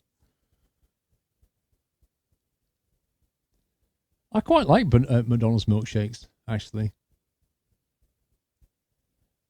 How's the build going, year of the truck? It's basically done. It's essentially done. The only thing that's left is the cable management. But that's a job for me. The main thing is the whole thing works. I mean, ultimately that's the main thing. Cable management can be sorted. If you turn it on and something's wrong, that's a different story.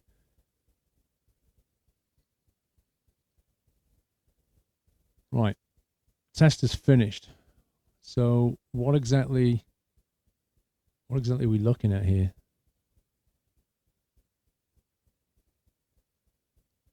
We've got a pass and a green light. Intel Xeon E5 2670 2.6 gigahertz. 16 cores, 32 with hyperthreading.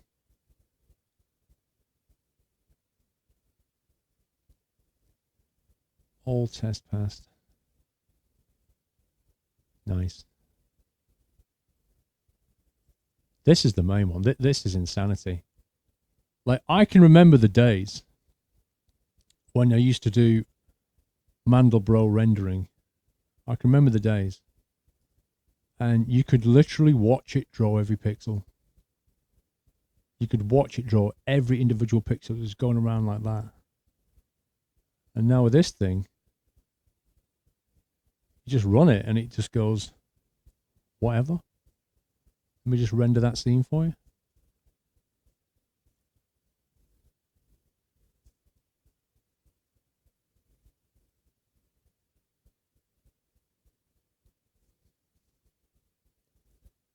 Even while the Intel app is running as well. Oh, we're down to 1735 now. I think I should probably kill some other stuff. So this one doesn't have a soak tester, does it? Well, that's pretty cool. You can actually turn on and off individual CPUs. A burn-in test. Here you go. All features enabled. Run the test for 120 minutes. There's a burn-in test here. That's quite... I think I'll run that.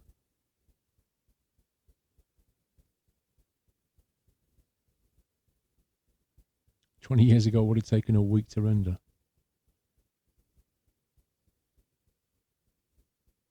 View results file. Blimey. The processor is verified as production. That's good to know.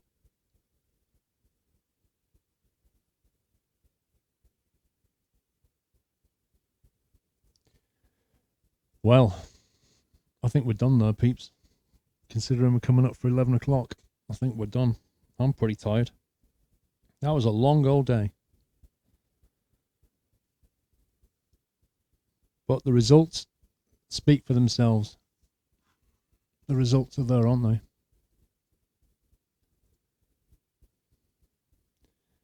We have ourselves a streaming rig, dual Xeon monster. So there's a few things I need to do. I need to do the cable management, obviously. And that thing is ready to go. I'll leave it testing overnight. I need to get all the parts lists that I've used today, and I'll add them to the forum post where all the specs are. So if you want to know my current specs, which is my gaming rig and my streaming rig, you go to specs.squirrel.tv, and that will show you all my current specs. And on that post, I will edit and add the new streaming rig, and I'll drop in all the...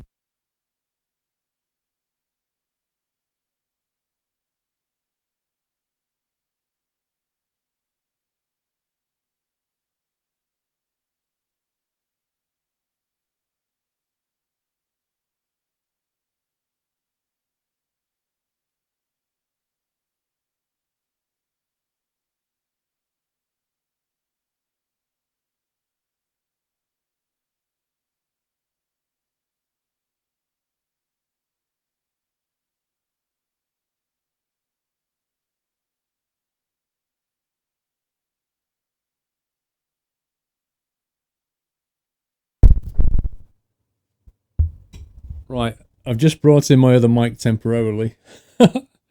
Looks like the microphone... Let me turn that one off. Luckily, I have a backup solution. It's just as well that I'm ending. I said to you that the battery was rated to last 10 hours on this thing. And what did it last? It lasted almost 11. So that's pretty good. I've just switched back to my main mic. Oh, take that headset off now. Yeah, I don't know what you missed. What I was saying was we had a few problems today. Obviously locating the water blocks and stuff. And I was saying to you, thanks for your help, helping me out. But we got the result. We got the CPU in there. We got the water blocks in there eventually. And it was a pretty good build overall. Once I've done all the cable management, I'll stick some photos on Instagram and Twitter, and you can have a look at that once we're all done and dusted here. But I'll make it look a lot tidier. Rip sound, I don't know. I don't know what you can hear. You might hear background audio and stuff now. I don't know.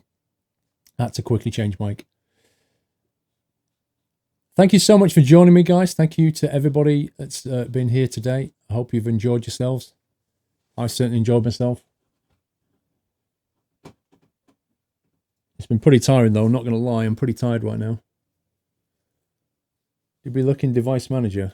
I'm suspecting that that little thing still listed there, the SAS controller. I'll get rid of that, don't worry.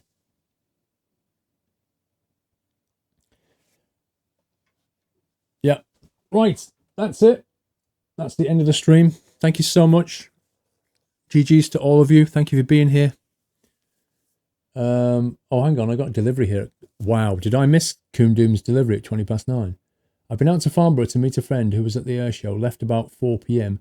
Just got back. Didn't think you'd still be on, but it looks like you are good. GG, sir.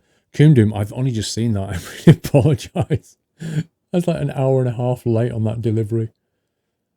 Glad you enjoyed Farnborough. EJ Taylor, 6 months. Thank you, EJ. And Spec Silent Sean linked me with a Geekbench for CPU benchmarks, one of the best out there. It's tested based on real world scenarios. Here's a link for it. Prime Labs /Geekbench. Let me just quickly bring that up. Sorry I missed those deliveries, guys. Prime. What is it called? Prime Labs.com/Geekbench. What? Oh, Primate Labs. Can't read. No. PrimateLabs.com/Geekbench.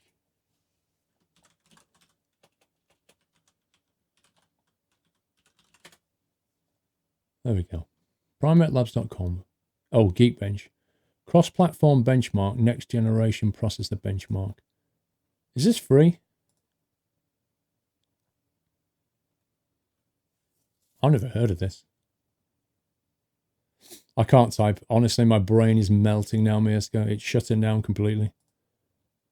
It's just going, nope, nope, nope, nope, nope. The thing is, the way I'm sat as well, I'm typing at a 45-degree angle on a keyboard that I have to reach down to. It's not my natural sitting angle. So I really can't type right now. That and I'm tired. Paul uses Virgin. Nah. I'm using the house internet. I don't stream on that network. You can't stream on Virgin. Enter license, purchase or later. Let's go with later. No! 64-bit is disabled for tryout mode. What? You utter scumbags.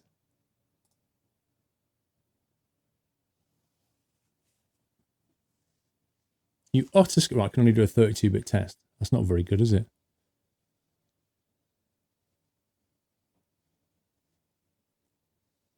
It's used on iPhone mostly. What, this thing?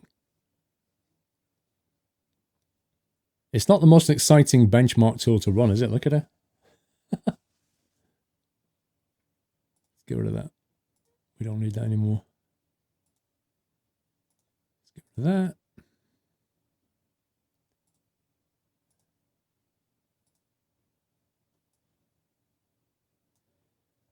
Also got a whole lot of installing and migration to do next week to get everything over here so that I can actually edit and render on this thing. It's going to take quite a few hours to get all the stuff onto it.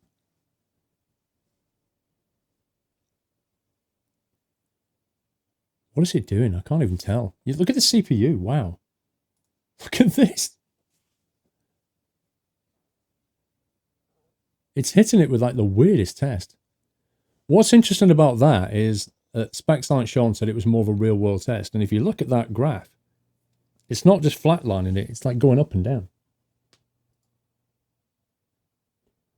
Necolo DK had 24 months sub and I totally missed that at 8:45.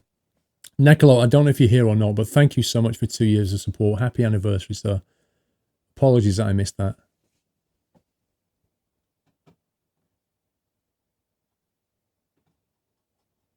Right, that's it. I'm up to date on those. It looks like a heart rate monitor.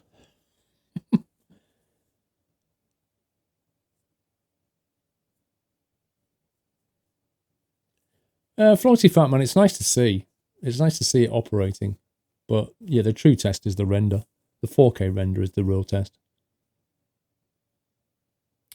I'll be finishing in the next 5 minutes, Trains in Van. Just waiting for this to finish. And then I'm going to shut down. I'm going to leave that thing benchmarking all night long. Well, soak testing, really. Just to make sure it's all okay. But I'm going to call the stream in a few minutes.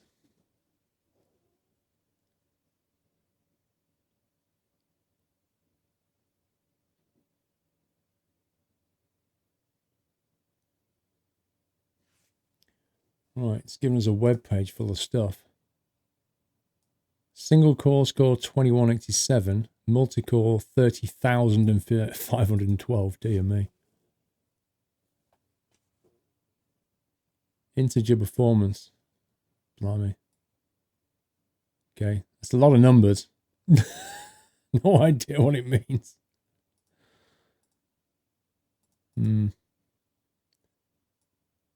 Right. All right.